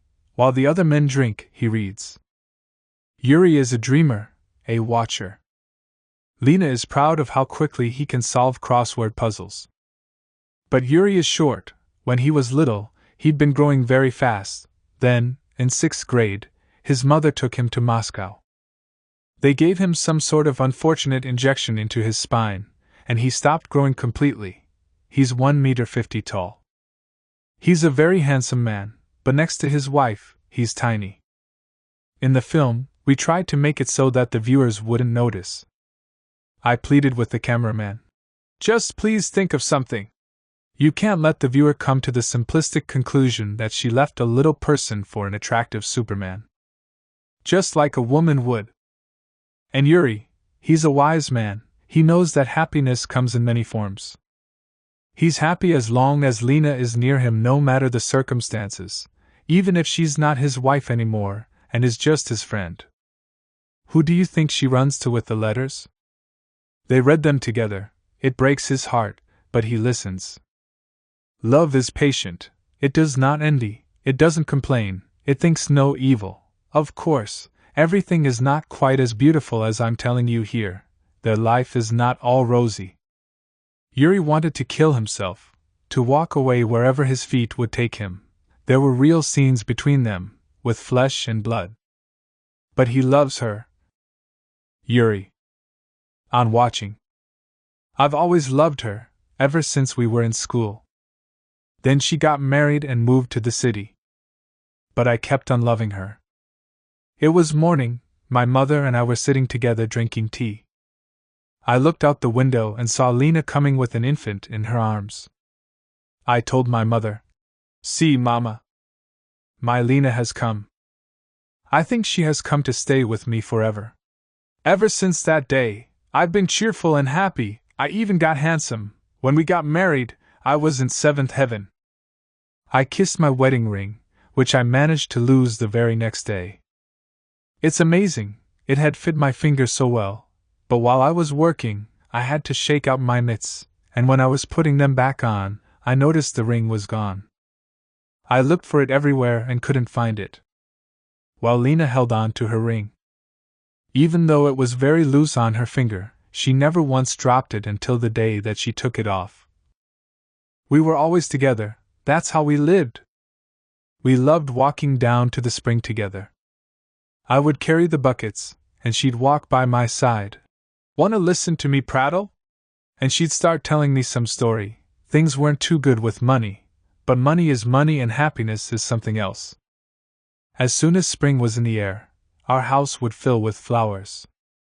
At first, it was just me who brought them, but then, when the children got a little older, we'd bring them to her together.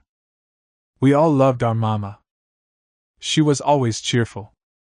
She played the piano, she'd gone to music school, and she sang. Made up fairy tales. For a little while, we had a TV, someone had given it to us as a present. The kids got sucked into the screen. It was impossible to tear them away, and it made them kind of aggressive. They started acting like strangers.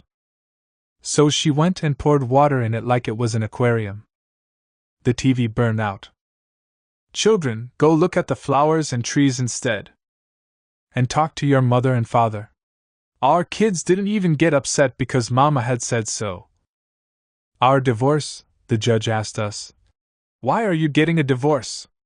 We have differing views on life. Does your husband drink? Does he beat you?" "He doesn't drink or beat me. And in general, my husband is an excellent man." "Then why are you getting divorced?" "I don't love him." "That's not a respectable reason." They gave us a year to reconsider, to let us think it over. The men all laugh at me. They told me to kick her out, send her to a psych ward. What wasn't enough for her? You know, it happens to everyone. Melancholy, like the plague, descends on us all.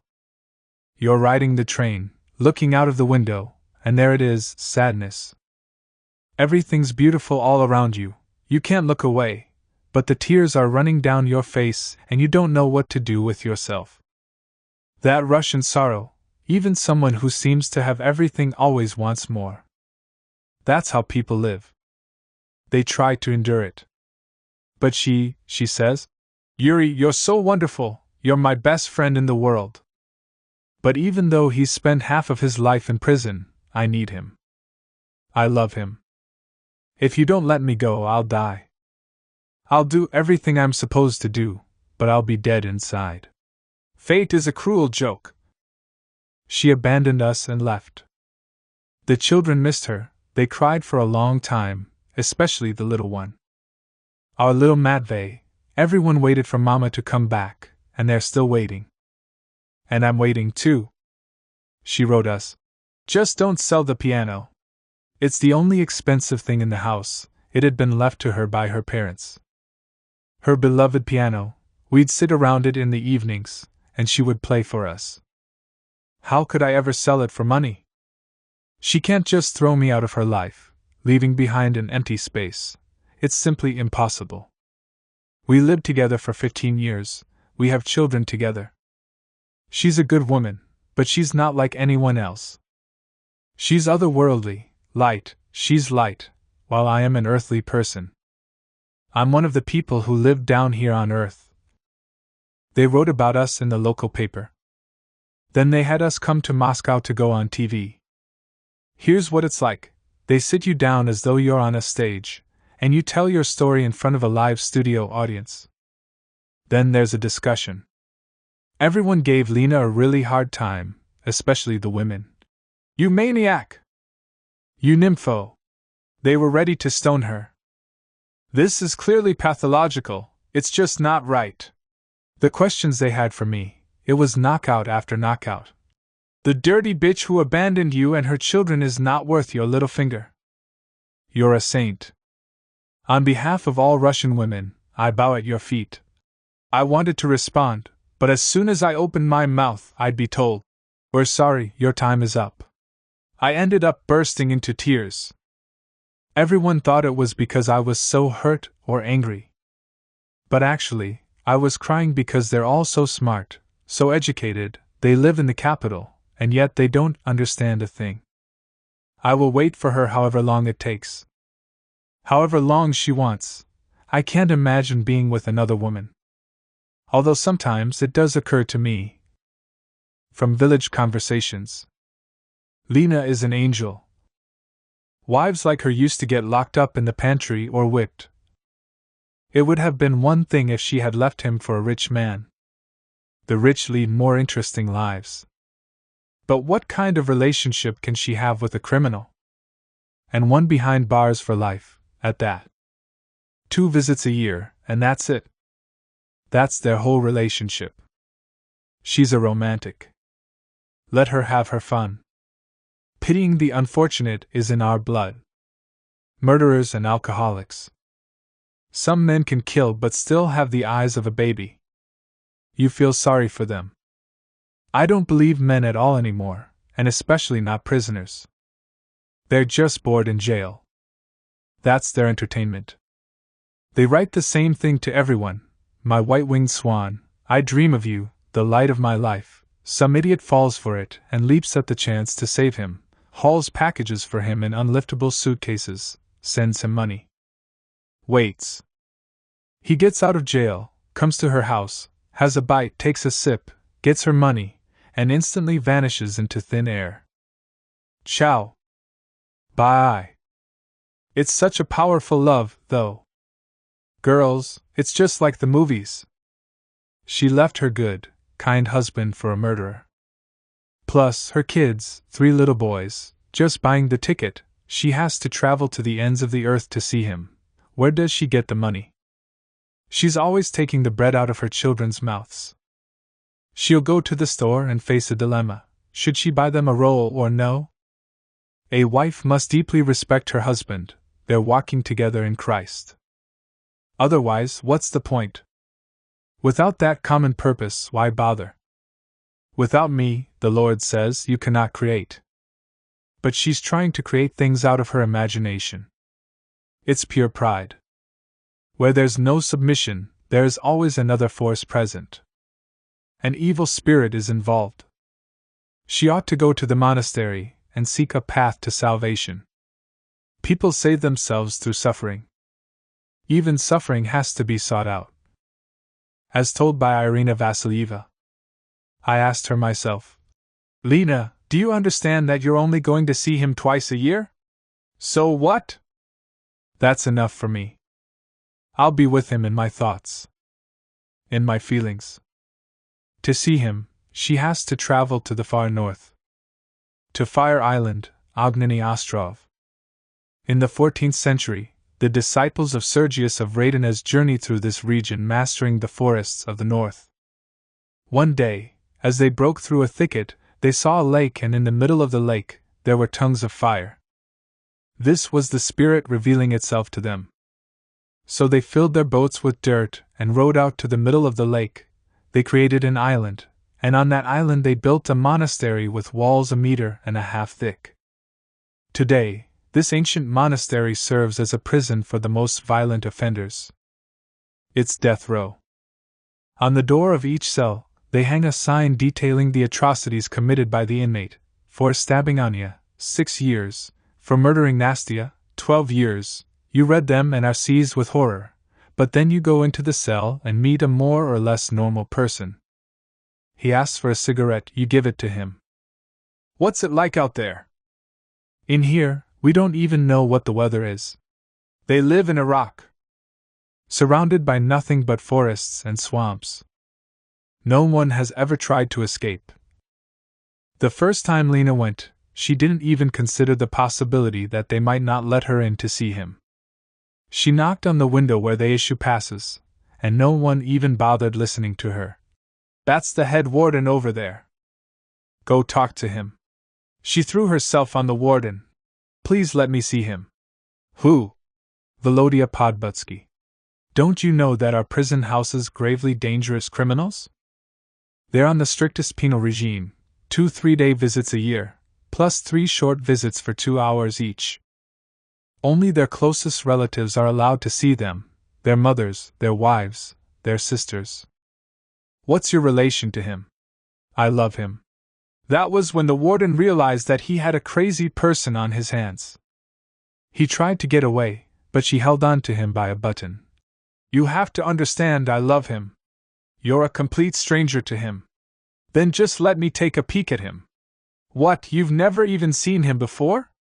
Now, everyone thought it was funny. The guards had all come around to get a better look at the little fool. Ha ha, and there she goes telling them all about her dream, which she had when she was 18, about her husband and 3 kids and how her whole life, she's really only loved this one person. Her sincerity and purity can break down all walls. When they meet her, people start feeling like there's something off about their perfectly proper lives. They feel like they're coarse, not as sensitive as they thought they were. The warden was no spring chicken. In his line of work, he'd seen everything. He put himself in her shoes. Since you've come such a long way, I'll give you 6 hours with him, but there will be a guard in there with you the whole time.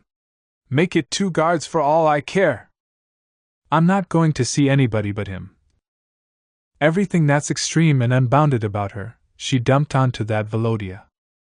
Do you understand how happy I am? I've waited for you my whole life, and now, we're finally together. Naturally, he wasn't prepared for any of it. Some Baptists had already been visiting him. He was in a relationship with her. That story made sense to everyone. She was your typical young woman with a sad life story. She needed a man, a stamp in her passport that said she was married. But here, it was such an outpouring, this powerful blast of feeling. When someone wants you that bad, you're bound to get scared. His mind was reeling. I'm begging you, Lena told him. Let's get married so that they'll let me visit you and I can come to see you. That's all I ask. Aren't you married already? I'll get a divorce. You're the only man I love. She'd brought a bag full of his letters with her, covered in drawings of flowers and maple pods. She couldn't bear to be apart from them for even a minute. They were the apogee of happiness for her. Her whole life, She'd sought out the Absolute, and the Absolute can only exist in written form. It can only be fully realized on paper. On earth, in bed, it doesn't exist. You won't find the Absolute here. Everything that involves other people, family, children, is a compromise. It was as though someone had led her there. What force was this? What was the true nature of her dream? We also visited Ogneny Ostrov. It took a lot of paperwork and permits with seals. Phone calls. But we made it there. At first, Volodya was very hostile with us. Why are you turning this into a spectacle? For years, he'd been completely alone. He wasn't used to people anymore. He'd grown suspicious. He didn't trust anyone. It was good that Lena had come with us. She'd take him by the hand. My Volodya! And he'd go all soft. Together, we convinced him to participate. Or maybe he figured it out for himself. He's a smart guy. After 25 years, in special situations, prisoners may be eligible for reprieves, and if we shot a movie and he became a local celebrity, it might help him later on. All of the men out there want to live. They don't like to talk about death. That's what we started with. Volodya. On God. I was in solitary awaiting execution. It gave me a lot of time to think, but who's going to help you when you're trapped behind four walls? Time didn't exist. It was like an abstraction. I experienced such a deep sense of emptiness. One day, I burst out. If you exist, God, please help me. Do not abandon me. I'm not asking for a miracle, just help me make sense of what has happened to me. I fell on my knees and prayed. The Lord does not make those who turn to Him wait too long. If you read through my case file, you'll learn that I killed a man. I was 18. I had just graduated from high school. I wrote poems. I wanted to go to Moscow to study. To become a poet. I lived with my mama. It was just the two of us. We had no money. I needed to make some in order to pay for tuition. So I got a job at a mechanic's. In the evenings, there'd be dances in the village. I fell in love with this beautiful girl. I was crazy for her. One night, we were coming home from a dance. It was winter, there was snow, the trees were lit up in people's windows. New Year's was just around the corner. I wasn't drunk. We were walking along talking. Then she asked me, "So do you really love me?" "I love you more than life itself." "What would you be willing to do for me?" "I would kill myself." "Killing yourself, that's easy." "But would you be willing to kill the first person we come across?" She might have been joking, or maybe I'd found myself a real shrew. I don't remember her anymore. I've forgotten her face, and she's never once written to me the whole time I'd been in prison. "Can you kill someone for me?" She said that and burst out laughing. But I'm a real man, a hero. I needed to prove my love. So I pulled a post out of the nearest fence. It was night. Dark. I stood there and waited. And she stood next to me, waiting too. For a long time, there was no one, and then finally, we saw someone coming toward us. I hit him over the head as hard as I could. Bam! I hit him once, then again, he fell. I finished him off as he lay on the ground. With that fence post. It turned out that it had been our teacher. Initially, I was sentenced to death by firing squad, but then, 6 months later, they commuted all death sentences to life in prison. My mother disowned me. My sister used to write to me, but then she stopped. I've been alone for a long time, locked up in this cell for the past 17 years. 17 years. If you take a tree or an animal, they don't know a thing about time. God does the thinking for them. That's how I am too. I sleep, I eat, they let us out into the yard. You only see the sky through bars. In my cell, I have a bed, a stool, a mug, and a spoon. Other people live off their memories, but what do I have to remember? Nothing ever happened to me. I never got the chance to live. When I look back, all I see is darkness, and sometimes a little lamp burning. Most often, I see Mama, standing by the stove, or in front of our kitchen window. Beyond that, it's all darkness. I started reading the Bible and couldn't tear myself away. It made me tremble with excitement. I talked to him. Why have you punished me? People thank the Lord for their joy, but when there's trouble, they wail. What have I done to deserve this? Instead of trying to understand the hardship they've been sent, surrendering their lives to Him.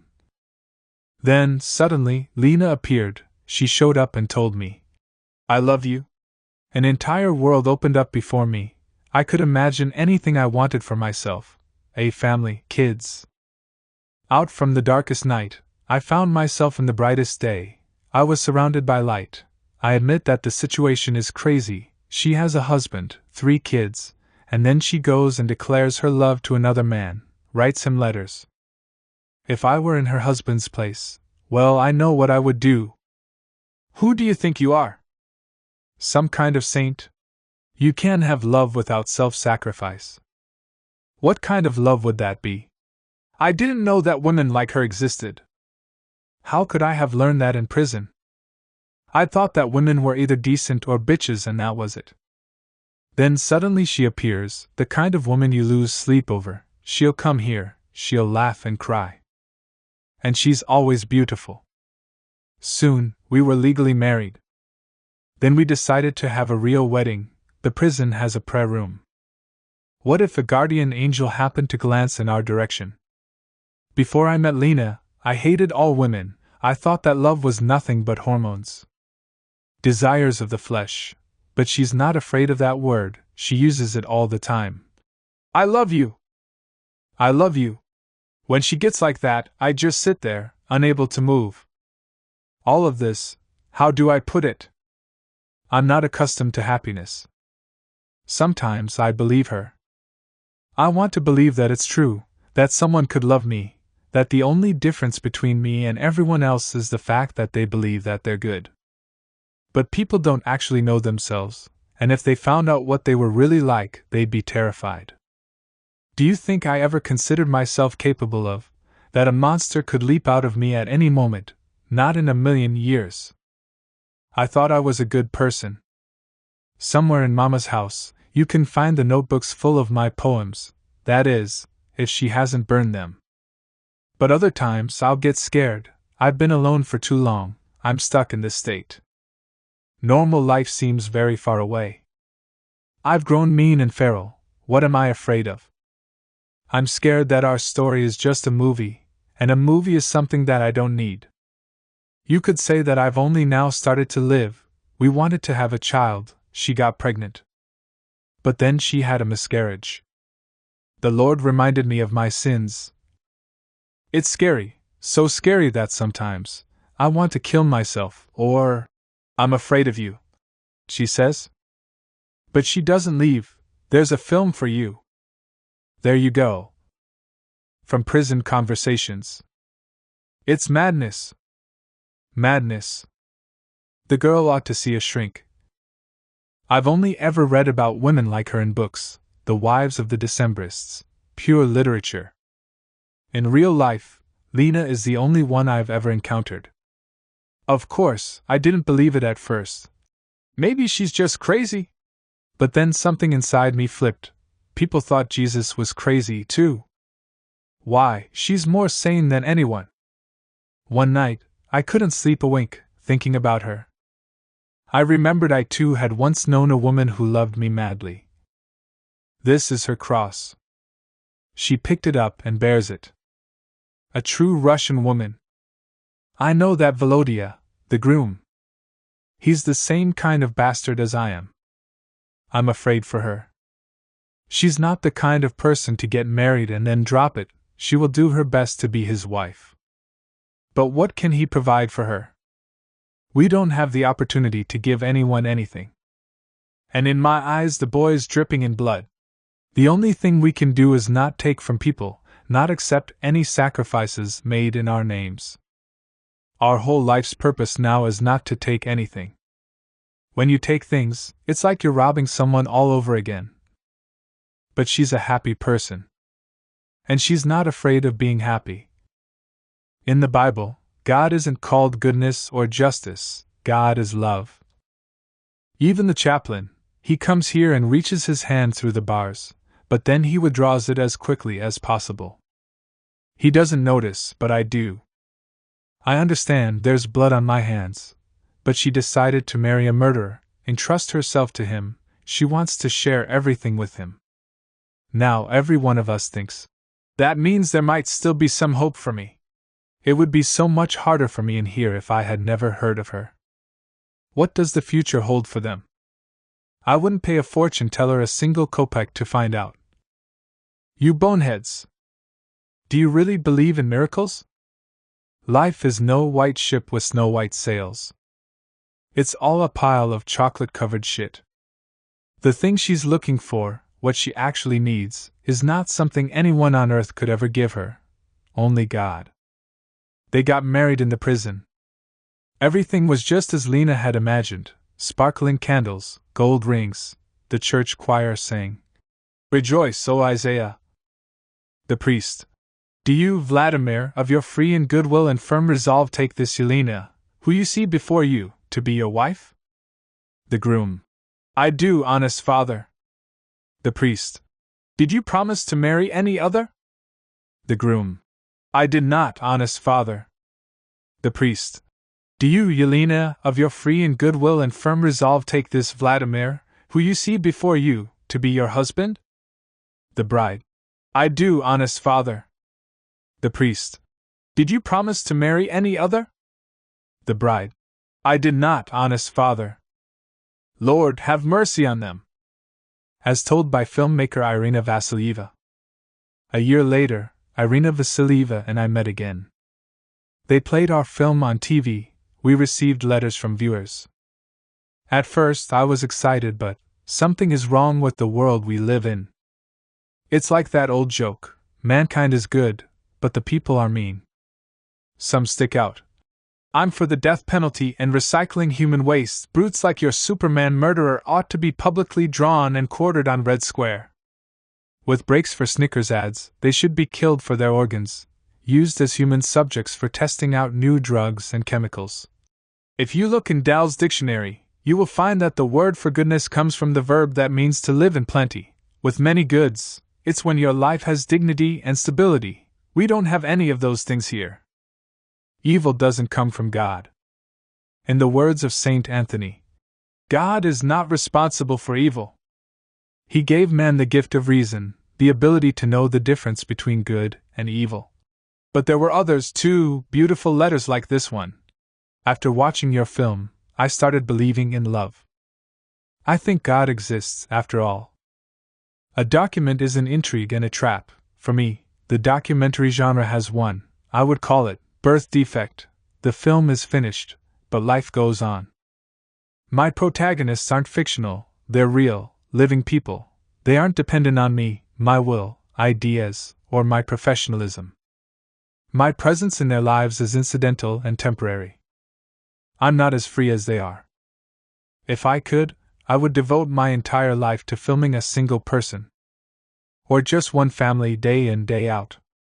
Here they are walking along, holding their child's hand, going to the dacha, drinking tea and talking about one thing one day, and something else the next. They've had an argument, bought some newspapers, the car broke down, summer is over, someone is crying, we live in the midst of all this, but so much happens without us. In spite of us. To capture a moment, or observe some period of time is simply not enough for me. It's not enough.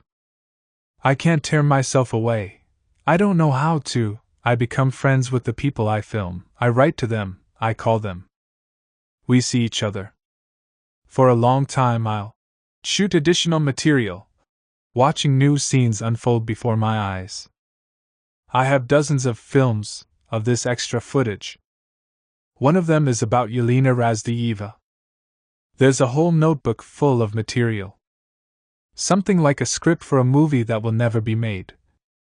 She suffers from what she does, but she can't help herself. Several years went by before she decided to read the materials of his case. But it didn't frighten her. This doesn't change anything. I love him anyway. Now I'm his wife before God. He killed someone, but it's because I wasn't with him. I need to take him by the hand and lead him out of there. On Agni Osterov, there's a former district prosecutor who, along with his brother, hacked 2 women to death with an axe, an accountant and a cashier. He's writing his memoirs. He doesn't even go out for walks, he can't spare the time. They ended up making out with a pretty paltry sum of money. So what did they do it for? He himself doesn't know. Then there's the locksmith who killed his wife and 2 kids. Before, he never held anything but a wrench in his hands, now the whole jail is covered in his paintings. Each one of them is haunted by his own demons. All of them want to unload their feelings. Murder is just as mysterious to murderers as it is to their victims. Listen to the conversations they have. Do you think there's a God? If he exists, then death is not the end. I don't want him to exist. So is it love? Volodya is tall and handsome, and Yuri is a dwarf. She even told me that as a man, Yuri satisfies her more. Only she has to. Her husband is the way he is. A tragedy befell him. She has to hold his hand. At first, she lived in the country with her kids and visited him twice a year. But then he started demanding that she give it all up and go live near him. You're cheating on me, I can feel it, you're betraying me. Volodya, how can I leave my kids? Matvey is very little, he physically still needs me. You're a Christian, you must be submissive and obey your husband. She wears a black kerchief and lives by the prison. There's no work out there, but the priest from the local church took her in. She cleans the church. And Volodya is nearby, I can feel it, I can feel his presence. Don't worry, I write him. I'm right here with you. She's been writing to him every day for 7 years now. As soon as they got married, Volodya started demanding that she write to all of the authorities saying that he's the father of multiple children and needs to get out to take care of his kids. That's his chance. But Lena is pure, she sits down to write those letters and can't. He killed someone. There is no greater sin. He throws insane fits, saying he needs a different woman. One who is richer, who has more connections. He's fed up with that holy woman of his. He was locked up when he was 18, this was still during Soviet times, he only ever knew Soviet life. Soviet people. Socialism. He has no idea what the country he's living in is actually like. If he gets out, how is he going to deal with our new way of life?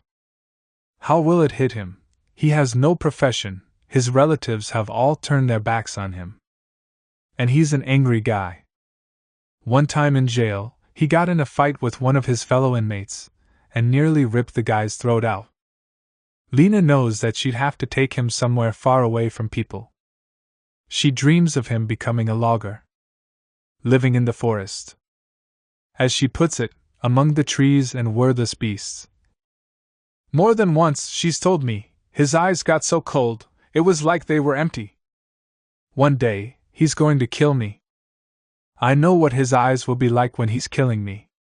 And yet she's drawn to him, that abyss sucks her in. Why? Haven't I observed something similar in myself? The darkness pulls you in. The last time we saw each other, she said, I don't want to live. I can't take it anymore. It seemed like she was in a coma, neither dead nor alive. We decided to go see Lena together.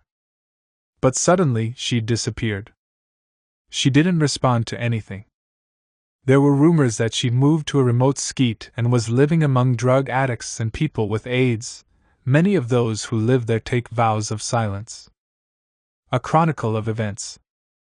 On December 19th, there was a presidential election in Belarus. No one was expecting a fair election, everyone knew the results ahead of time.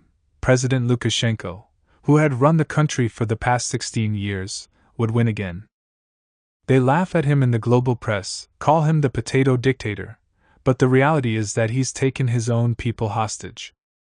Europe's last dictator, he doesn't hide his sympathies for Hitler, who wasn't taken seriously himself for a long time. People called him the Little Corporal, or the Bohemian Corporal. That evening, tens of thousands of people went out onto October Square, the main square in Minsk, to protest the fraudulent election. Demonstrators demanded the annulment of the announced results, and that new elections be held without Lukashenko as a candidate. This peaceful protest was brutally suppressed by special operations forces and riot police. The forests surrounding the capital were filled with troops prepared for battle. A total of 700 demonstrators were arrested, including 7 former presidential candidates who technically still had the right to immunity. Ever since the election, the Belarusian secret police have been working around the clock. Political repressions have swept the nation: arrests, interrogations, searches. They come to people's apartments, the editorial offices of opposition news outlets, human rights organizations. They confiscate computers and other office equipment. Many of the people being held at the jail on Okrestino Street or sitting in solitary KGB cells are facing 4 to 15 years in prison for organizing mass disorder or attempting to overthrow the government, which is what today's Belarusian government calls participating in a peaceful demonstration. Fearing persecution and the growing strength of the dictatorship, hundreds of people are fleeing the country. From newspaper articles published between December 2010 and March 2011. A chronicle of feelings. We went for fun, it wasn't serious. I'm not going to tell you my last name. I'm using my grandmother's. I'm afraid, of course. Everyone expects to see heroes, but I'm no hero. I was never prepared to become one. In prison, all I thought about was my mother, about how she has a bad heart. What's going to happen to her? Even if we win and they write about it in the history books, what about the tears of our loved ones? Their suffering? An idea is an incredibly powerful thing. It's terrifying because its power is not material. You can't measure it. There's no measurement. It's of a different kind of essence. It's capable of making something more important to you than your own mother, forcing you to choose. But you're not ready. I now know what it means to walk into your room after the KGB has gone through your things, your books, after they've read your diary. She is silent.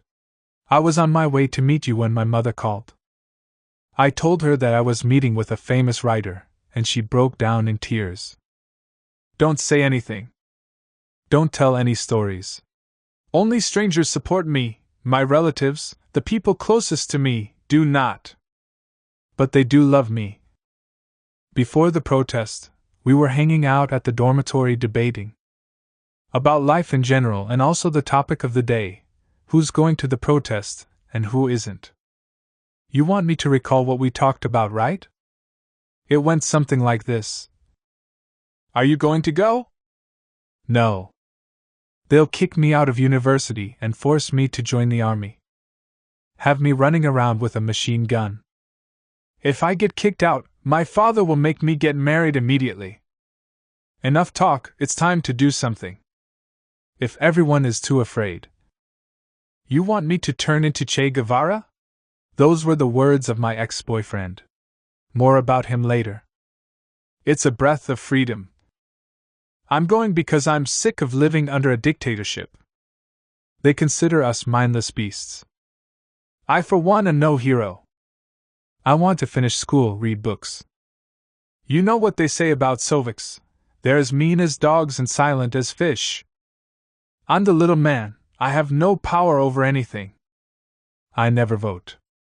Well, I'm a revolutionary. I have to go. Revolution is cool. So what are your revolutionary ideals? You think that the bright new future is capitalism?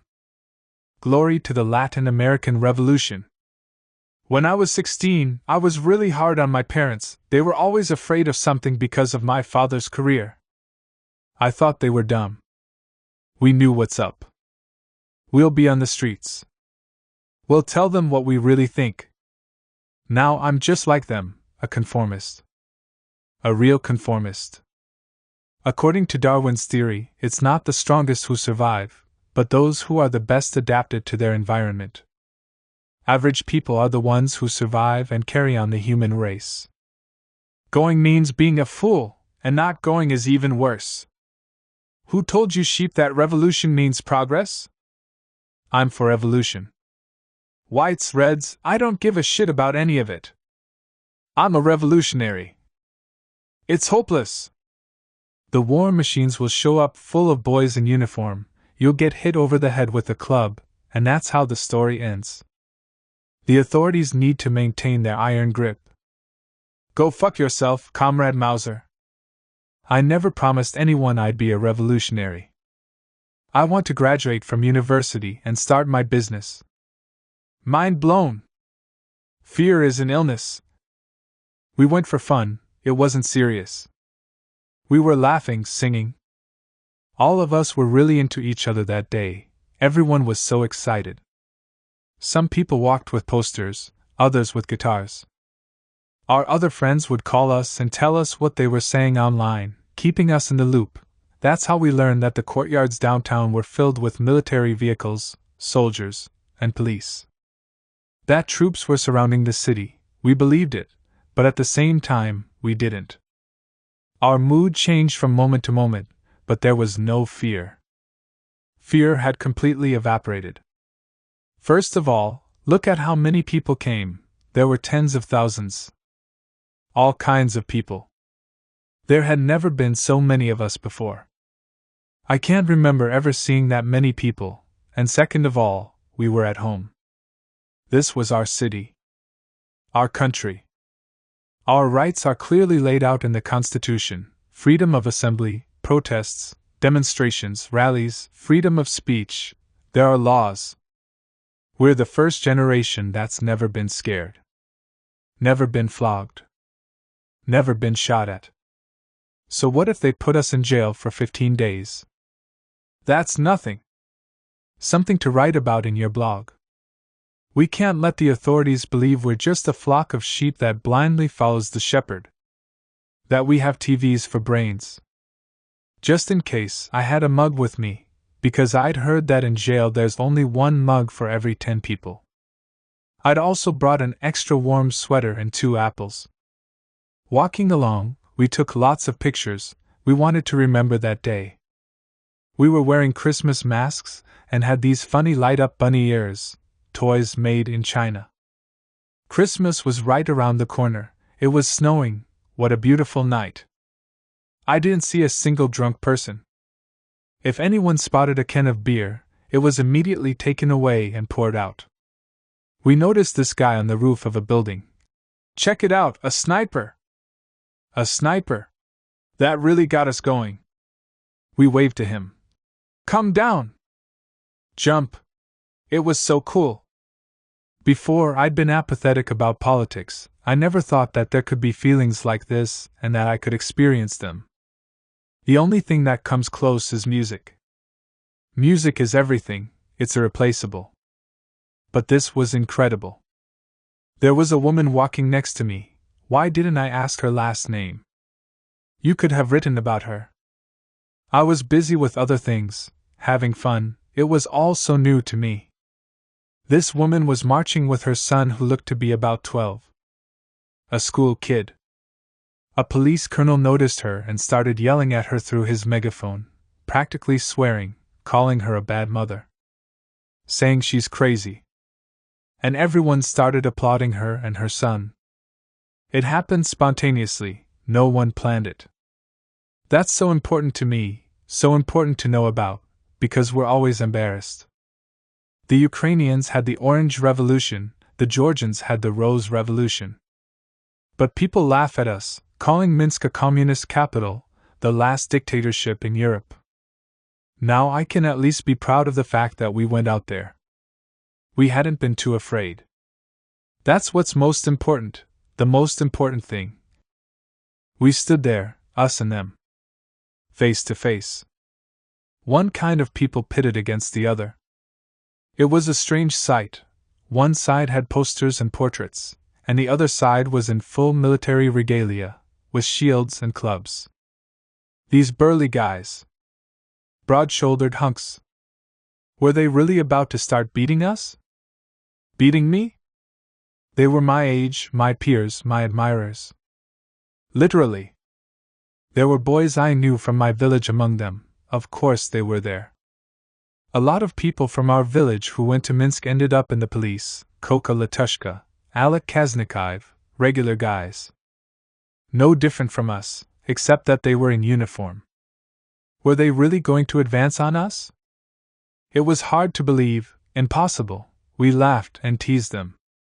Tried to provoke them. Are you boys really about to fight the people? As the snow kept falling and falling. Then suddenly it was kind of like a parade. There was an order. Disperse the crowd. Hold ranks. My mind couldn't adjust to the reality, not right away, it seemed impossible. Disperse the crowd. For a few moments, everything went totally silent. And then, the pounding shields, the rhythmic banging of the shields, they moved on us, advancing in ranks, banging their clubs against their shields like hunters chasing a wild animal. Their prey. They kept coming, and coming, and coming. I've never seen that many soldiers in my whole life, only on TV. Later, the boys in my village told me that they teach them that the worst that can happen is if you start seeing the demonstrators as human beings. They train them like dogs. She is silent. Screaming, sobbing, people crying. They're beating me. They're beating me. I saw them beat people. And I must say it looked like they were enjoying it. Like they were doing it with pleasure. Great pleasure. I will always remember this. They took great pleasure in beating people. Like it was just another training exercise. A girl squealed. What do you think you're doing, you animal? She had this really high voice. It broke off. I was so terrified, I had to close my eyes for a moment. In my white coat and white hat, I stood rooted to the spot. All in white. Face down in the snow, bitch! A police van is an amazing machine. That was the first time I'd ever seen one. It's this special vehicle for transporting the arrested. It's all covered in steel. Face down in the snow, bitch! One move and I'll kill you. I lay there on the asphalt. I wasn't alone. All of my friends were down there with me. My mind went blank. No thoughts. The only real sensation was the cold. Kicking and prodding us with their clubs, they pulled us to our feet and shoved us into the police van. The guys got the worst of it. They'd go for their crotches. Get his balls! Get his balls! Hit him in the mouth. Break his bones. Beat the shit out of them. They beat us, philosophizing along the way. Fuck your revolution. How many dollars did you sell out your motherland for, you piece of shit? According to those in the know, a police van is 2 by 5 meters, intended for 20 people maximum. But they crammed more than 50 of us into a single vehicle. Asthmatics and anyone with a heart condition, hold on tight. No looking out the window. Heads down. Profanities, obscenities, because of us. Half-baked dipshits, that sold out to the Yankees. They missed the football match that day. They'd kept them locked in covered trucks all day. Under tarps. They'd had to piss in plastic bags and condoms. When they were finally released, they came out hungry and full of rage. Maybe deep down they weren't such bad people, but they did the work of executioners. Really, they looked like normal guys. Minor cogs in a big machine. They're not the ones who decide whether or not to beat us, they just do the beating. First they beat us, and then they think about what they've done. Or maybe they don't. She is silent. We drove around for a really long time, going forward then turning around and going back. Where were they taking us? We were completely in the dark. When they opened the doors and we asked, "Where are you taking us?" they said, "Kuropatty," a mass grave for the victims of Stalin's repressions. Just a little bit of sadistic humor. They drove us around the city for a long time because the jails were all chock full. We ended up spending the night in the police van. It was 20 degrees below zero and there we were, locked in a metal box. She is silent. I should hate them. But I don't want to hate anyone. I'm not ready for that. The guard changed several times that night. I don't remember their faces, they all looked the same in uniform. Except this one guy. Even now, I would recognize him if I saw him on the street. I'd know him by his eyes.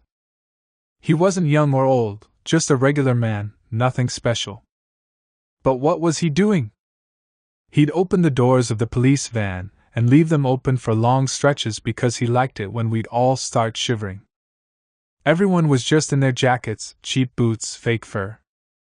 He'd watch us and smile. He wasn't acting on orders, this was his own free will. On his own personal initiative. But another cop snuck me a Snickers. Take it. What the hell were you thinking going out on the square? They say that in order to understand this, you have to read Solzhenitsyn. When I was in school, I took the Gulag Archipelago out from the library, but I couldn't get into it. It was this fat, boring book. I read about 50 pages and stopped. It seemed as distant from my reality as the Trojan War. Stalin was a played-out topic. My friends and I weren't all that interested in him. The first thing that happens to you in jail, they dump your purse out on the table. What does it feel like? It's as though they're undressing you, then they literally undress you. Take off your underwear. Spread your legs shoulder width. Squat. What were they looking for in my anus? They treated us like we were prisoners. Face to the wall. Eyes down at the floor. They kept ordering us to look at the floor. They really hated it when you looked them in the eye. Face to the wall. I said face to the wall. We went everywhere in formation, they even took us to the bathroom like that. Form a column with the backs of your heads to each other. In order to tolerate it, I created a barrier, this is us and that is them. Interrogation, the detective, the evidence, during interrogation. You have to write, I fully acknowledge my guilt. But what am I guilty of? What don't you understand? You participated in a mass riot, it was a peaceful protest. They started threatening me, they'd expel me from the university, fire my mother from her job. How could she keep being a teacher when she had a daughter like me? Mama? The whole time, the only thing I thought about was my mother, they noticed, so every interrogation began with the words, your mother is crying, your mother is in the hospital. And then again, give us names, who was with you? Who was handing out flyers? Sign this, name names. They promised that no one would ever know what I'd said and that they'd let me go home right away. I had to make a choice. I'm not signing anything. But at night I would cry. Mama was in the hospital. She is silent. It's easy to become a traitor out of love for your mother.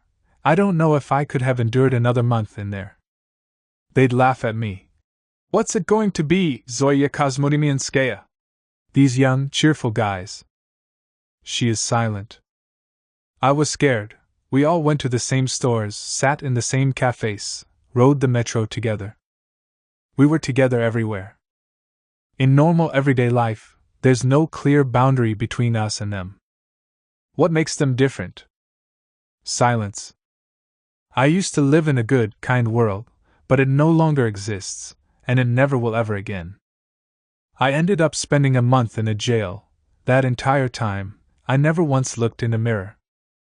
I'd had a small one with me in my purse, but after they searched me, a lot of things went missing.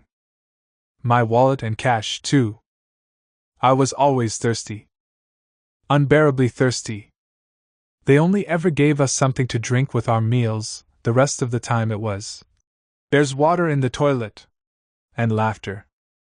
While they drank their Fantas. I thought that I would never get enough to drink, that when I got out I would buy a whole refrigerator full of mineral water. All of us stank. There was nowhere to wash ourselves. Someone had a tiny bottle of perfume and we would pass it around, sniffing it. While somewhere far away, our friends were writing papers, sitting in the library, taking exams. For some reason, I kept remembering these little things, a new dress I hadn't had a chance to wear. She laughs. I learned that happiness can come from something as small as a bit of sugar or a piece of soap. In a cell intended for 5 people, 32 square meters, there were 17 of us. You had to learn how to fit your entire life into 2 square meters. It was especially hard at night. There was no air to breathe. It was stifling. We wouldn't get to sleep for a long time. We'd stay up talking. The first few days, we discussed politics, but after that, we only ever talked about love. Conversations in a jail cell. You don't want to believe that what they do is of their own free will. It's always the same scenario. Things keep going in circles. The people are a herd of antelopes. And the government is a lioness. The lioness picks out a victim from the herd and kills it. The rest keep chewing their cud, watching the lioness out of the corner of their eyes as she's picking out her next victim. Once she's bagged her prey, they all sigh in relief. It wasn't me. It wasn't me.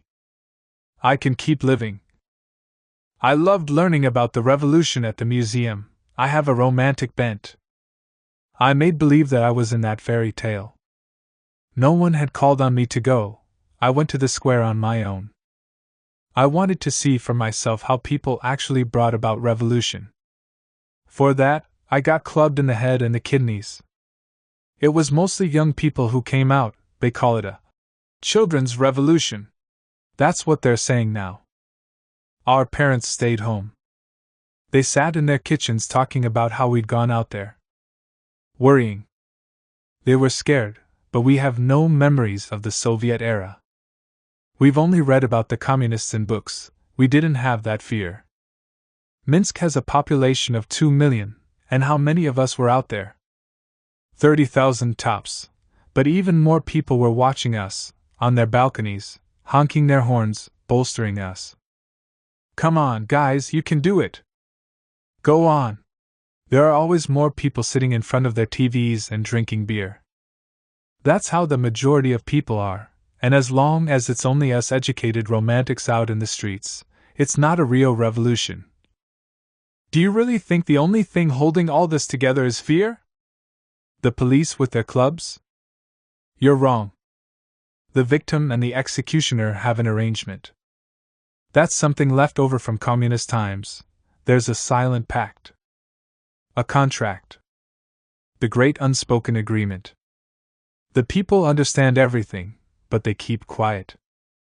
In exchange, they want decent salaries, the ability to buy at least a used Audi, to go on vacation to Turkey. Try talking to them about democracy or human rights. It's like you're speaking ancient Greek. Those who lived through Soviet times instantly start saying things like, "Our children thought that bananas grew in Moscow." Take a look around. There's 100 different kinds of salami. What more freedom do we need? Even today, many people want to go back to the Soviet Union, except with tons of salami. I ended up in here by accident. I went to the square with my friends just for kicks. I was only curious about what it would be like in the middle of all those posters and balloons. To be perfectly honest, I had a crush on one of the guys I went with. In reality, I'm nothing but an indifferent spectator. I stopped thinking about politics a long time ago. I'm so damn sick of that battle between good and evil. They drove us out to some kind of barracks. We spent the night on our feet facing the wall. In the morning, get on your knees. We got on our knees. Get up. Hands up. They told us to put our hands on our heads and do 100 squats. Then it was stand on one leg. What were they doing this for? Why? Ask them. They won't be able to tell you. Someone gave them permission. It made them feel powerful. Some girls got nauseated and fainted. The first time I got called in for an interrogation, I laughed in the detective's face until he finally snapped. "Listen up, little girl, I'm going to fuck you in every hole, then throw you in a cell with real criminals." I've never read Solzhenitsyn, and I don't think the detective had either. But we all knew the score anyway. My interrogator was an educated man. He'd graduated from the same university as me. It turned out that we even liked the same books. Acunin, Umberto Eco, why, he said, did you have to become one of my problems? I'm used to dealing with corrupt officials. It's nice. You know exactly where you stand with them. But you guys, he was doing his job reluctantly, he was ashamed, but still, it didn't stop him. There are thousands of people like him, officials, detectives, judges. Some do the beating, others spread lies in the press. Others arrest people, pass sentences. You need so little to start up the Stalinist machine. There's an old notebook we've kept in my family. My grandpa recorded his life story for his children and grandchildren. He wrote about what he lived through in Stalin's time. He was imprisoned and tortured.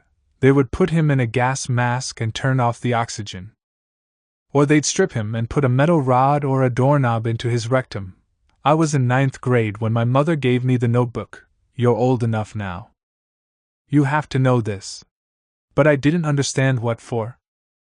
If they bring back the camps, there will be plenty of people who'll want to be guards there. Tons. I remember one of them.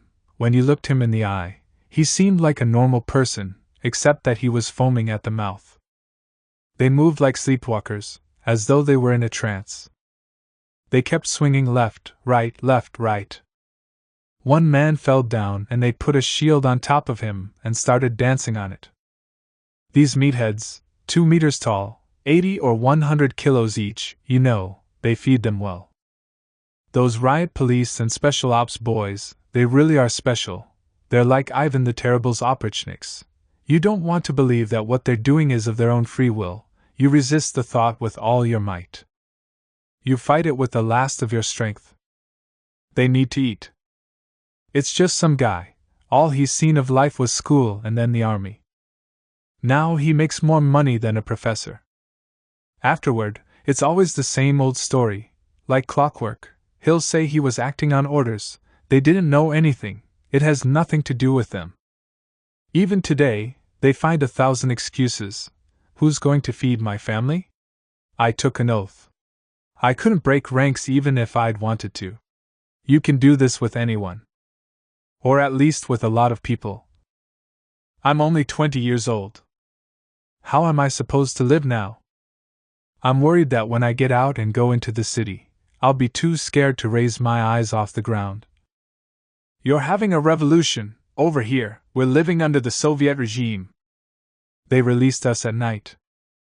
Journalists, friends, everyone had been waiting for us outside the prison, but they put us in police vans and dropped us off all over the city outskirts. They let me out somewhere in Shabani, next to a huge pile of rocks by some construction site. It was actually scary. I stood there, unsure of what to do, then started walking toward the lights. I had no money, my phone had been dead for a long time. The only thing in my wallet was a bill. All of us were handed bills for what we owed them for our bed and board in jail. It's my entire monthly stipend. I don't even know how. My mother and I are barely scraping by. My father died when I was in 6th grade. I was 12. My stepfather drinks and parties away his salary every month without fail. He's an alkie. I hate him. He's ruined me and my mother's life. I am always trying to make some extra money. I stuff flyers in mailboxes. In the summer, I'll work at a fruit or an ice cream stand. I walked along with these thoughts. Some stray dogs were running around. No people anywhere. I was so happy when a taxi stopped for me. I gave the driver the address of my dormitory and told him, I don't have any money. The driver somehow knew right away. You're one of those Decembrists. We'd been arrested in December. Get in. I've already picked up another one of you and taken her home. What are they doing letting you out in the middle of the night? The whole ride home, he lectured me on common sense. It's all bullshit. Nothing but idiocy. In 1991, I was a student in Moscow. I also ran around to demonstrations. There were more of us than there are of you. And we won. We dreamed that every one of us would start a business and get rich. And what do you think happened? When the communists were in power, I was an engineer, now I'm a cabbie. We chased out one group of bastards, and another group of bastards took their place. Black, gray, or orange, they're all the same. In our country, power will corrupt anyone. I'm a realist. The only things I believe in are myself and my family. While the newest round of idiots tries to usher in the latest revolution, I just keep my nose to the grindstone. This month, I need to make enough money to buy my daughter's new coats, and next month, my wife needs boots. You're a pretty girl. You'd be better off finding yourself a good man and getting married. We drove into the city. Music. Laughter. Couples kissing. The city had gone on with its life as though we didn't even exist. I couldn't wait to see my boyfriend and talk to him. I really wanted to see him. We'd been together for 3 years, we were making plans for our future. She falls silent. He promised me that he would come to the demonstration, but he never showed up. I was waiting to hear why. Speak of the devil, he showed up, ran over as soon as I got home. The girls left us alone in our room. What kind of explanation was I expecting? It was absurd. It turned out that I'm nothing but a fool, a prime example of a naive revolutionary. He'd warned me. Had I forgotten? He lectured me on how it was irrational to get worked up over things you can't control. There are people who believe we must live for others, but that's foreign to him. He had no desire to die on the barricades. It's not his calling. His primary objective was building a career. He wanted to make a lot of money. Get a house with a pool. You have to keep living and smiling. There are so many opportunities these days, a dazzling array. You can travel the world, go on unbelievable cruises, though those are expensive, buy a palace if you like, though it will cost you, order turtle soup and elephant meat at a restaurant, anything, as long as you pay for it.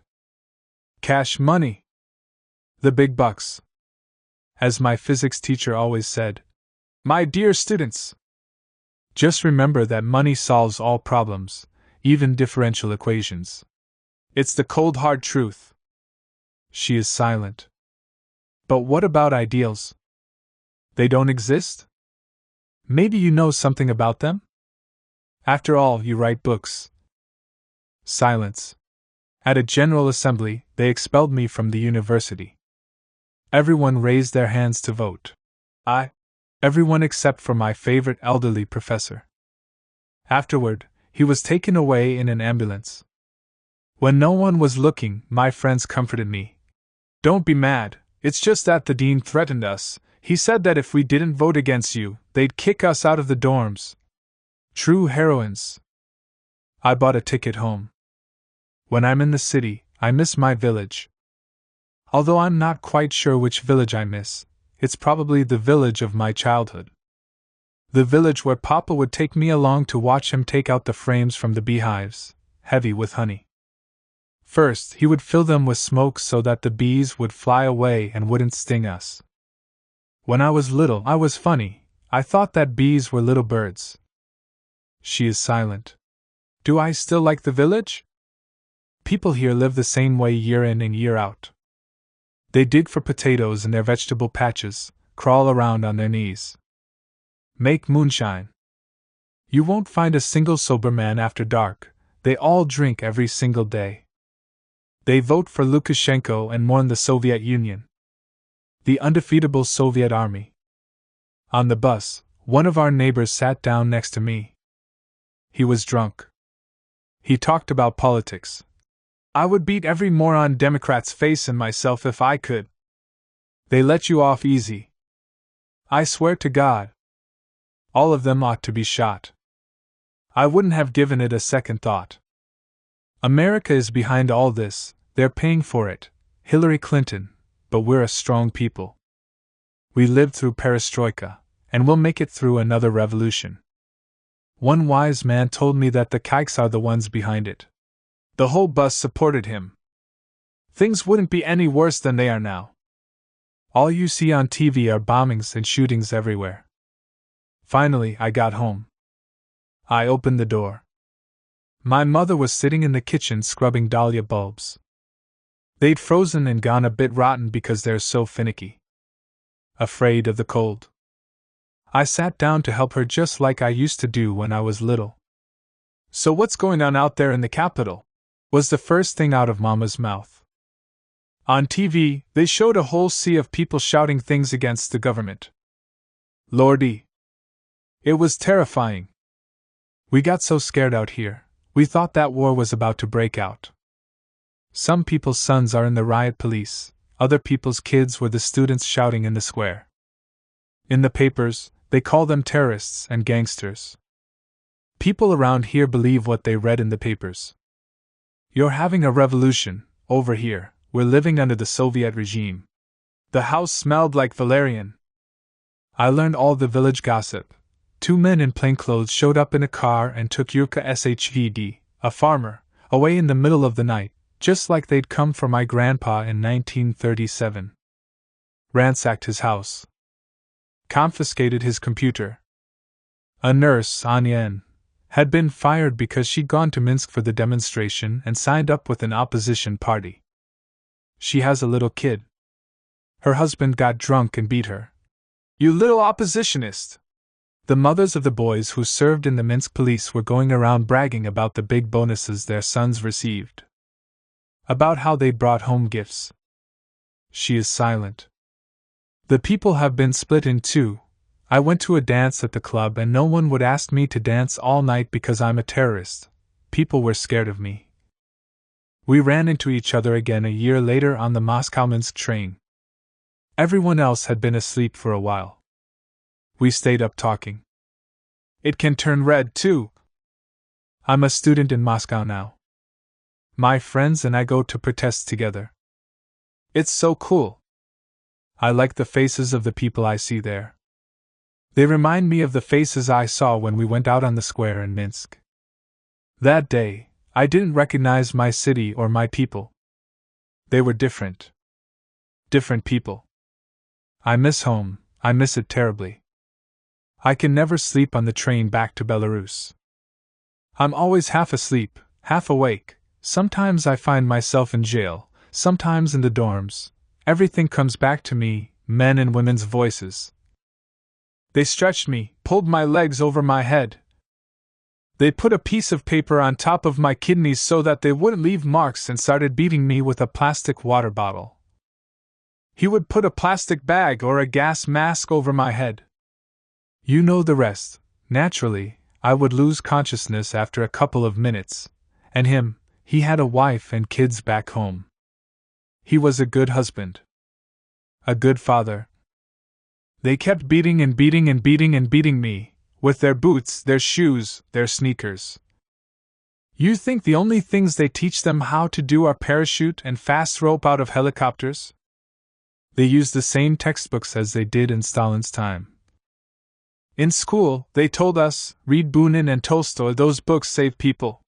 Why isn't this the knowledge that's passed down, instead of the doorknob in the rectum and the plastic bag over the head? Who can you ask this question? If they double or triple their salaries, I'm scared that they're going to start straight out shooting people. When I was in the army, I realized I liked guns. I'm a professor's son, I grew up surrounded by books, but I want to have a gun. It's a beautiful object. Over hundreds of years, they've refined them, adapted them to the human hand. They're so nice to hold. I would enjoy taking it out and cleaning it. Oiling it up. I love the smell. Do you think there's going to be a revolution? Orange is the color of dog piss in the snow. But it can turn red, too. We're coming. What's there to remember? I live the same way as everyone else. Perestroika, Gorbachev, the postmistress opened the gate. Did you hear? The communists are out. What do you mean? They shut down the party. No shots fired, nothing. These days they say we used to have a mighty fortress, and then we lost it all. But what have I really lost? I've always lived in the same little house without any amenities, no running water, no plumbing, no gas, and I still do today. My whole life, I've done honest work. I toiled and toiled, got used to backbreaking labor, and only ever earned kopecks. All I had to eat was macaroni and potatoes, and that's all I eat today. I'm still going around in my old Soviet fur, and you should see the snows out here. The best thing I can remember is getting married. We were in love. I remember walking home from the marriage registration bureau, the lilacs in bloom. The lilacs! If you can believe it, there were nightingales singing on their branches. That's how I remember it. We lived happily for a few years. We had a daughter. Then Vadik started drinking, and the vodka ended up killing him. He died young. He was only 42. Ever since, I've lived alone. My daughter is all grown up. She got married and moved away. In the winter, we always get snowed in. The whole village is blanketed in snow, the houses and the cars. Sometimes, the buses won't run for weeks on end. What's going on out there in the capital? It's 1,000 kilometers from here to Moscow. We watch Moscow life unfold on TV like it's a movie. I've heard of Putin and Alla Pugacheva, the rest, I know nothing about. Rallies, demonstrations, out here, we live the same way we've always lived. Whether it's socialism or capitalism. Who's red, who's white, it makes no difference. The important thing is to make it to spring. Plant potatoes. A long silence. I'm 60 years old, I don't go to church, but I do need someone to talk to. To talk to about other things, about how I don't feel like getting old. I have no desire to get old at all. It'll be too bad when it comes time to die. Have you seen my lilacs? I go out at night to look at them, they glow. I'll just stand there admiring them. Here, let me cut you a bouquet. I wouldn't have made it up this tall and craggy hill without the love and expertise of Ainsley Morse, my parents, Vadim Shevich and Anya Raskin, my grandmothers, Ida Kite and Elena Raskin, my Aunt Marina, my Grandpa Moisey. For having walked the steep path from the 1930s to the present, through war, persecution, revolution, and immigration, for my invaluable inheritance, their memories, I dedicate this translation to my grandparents.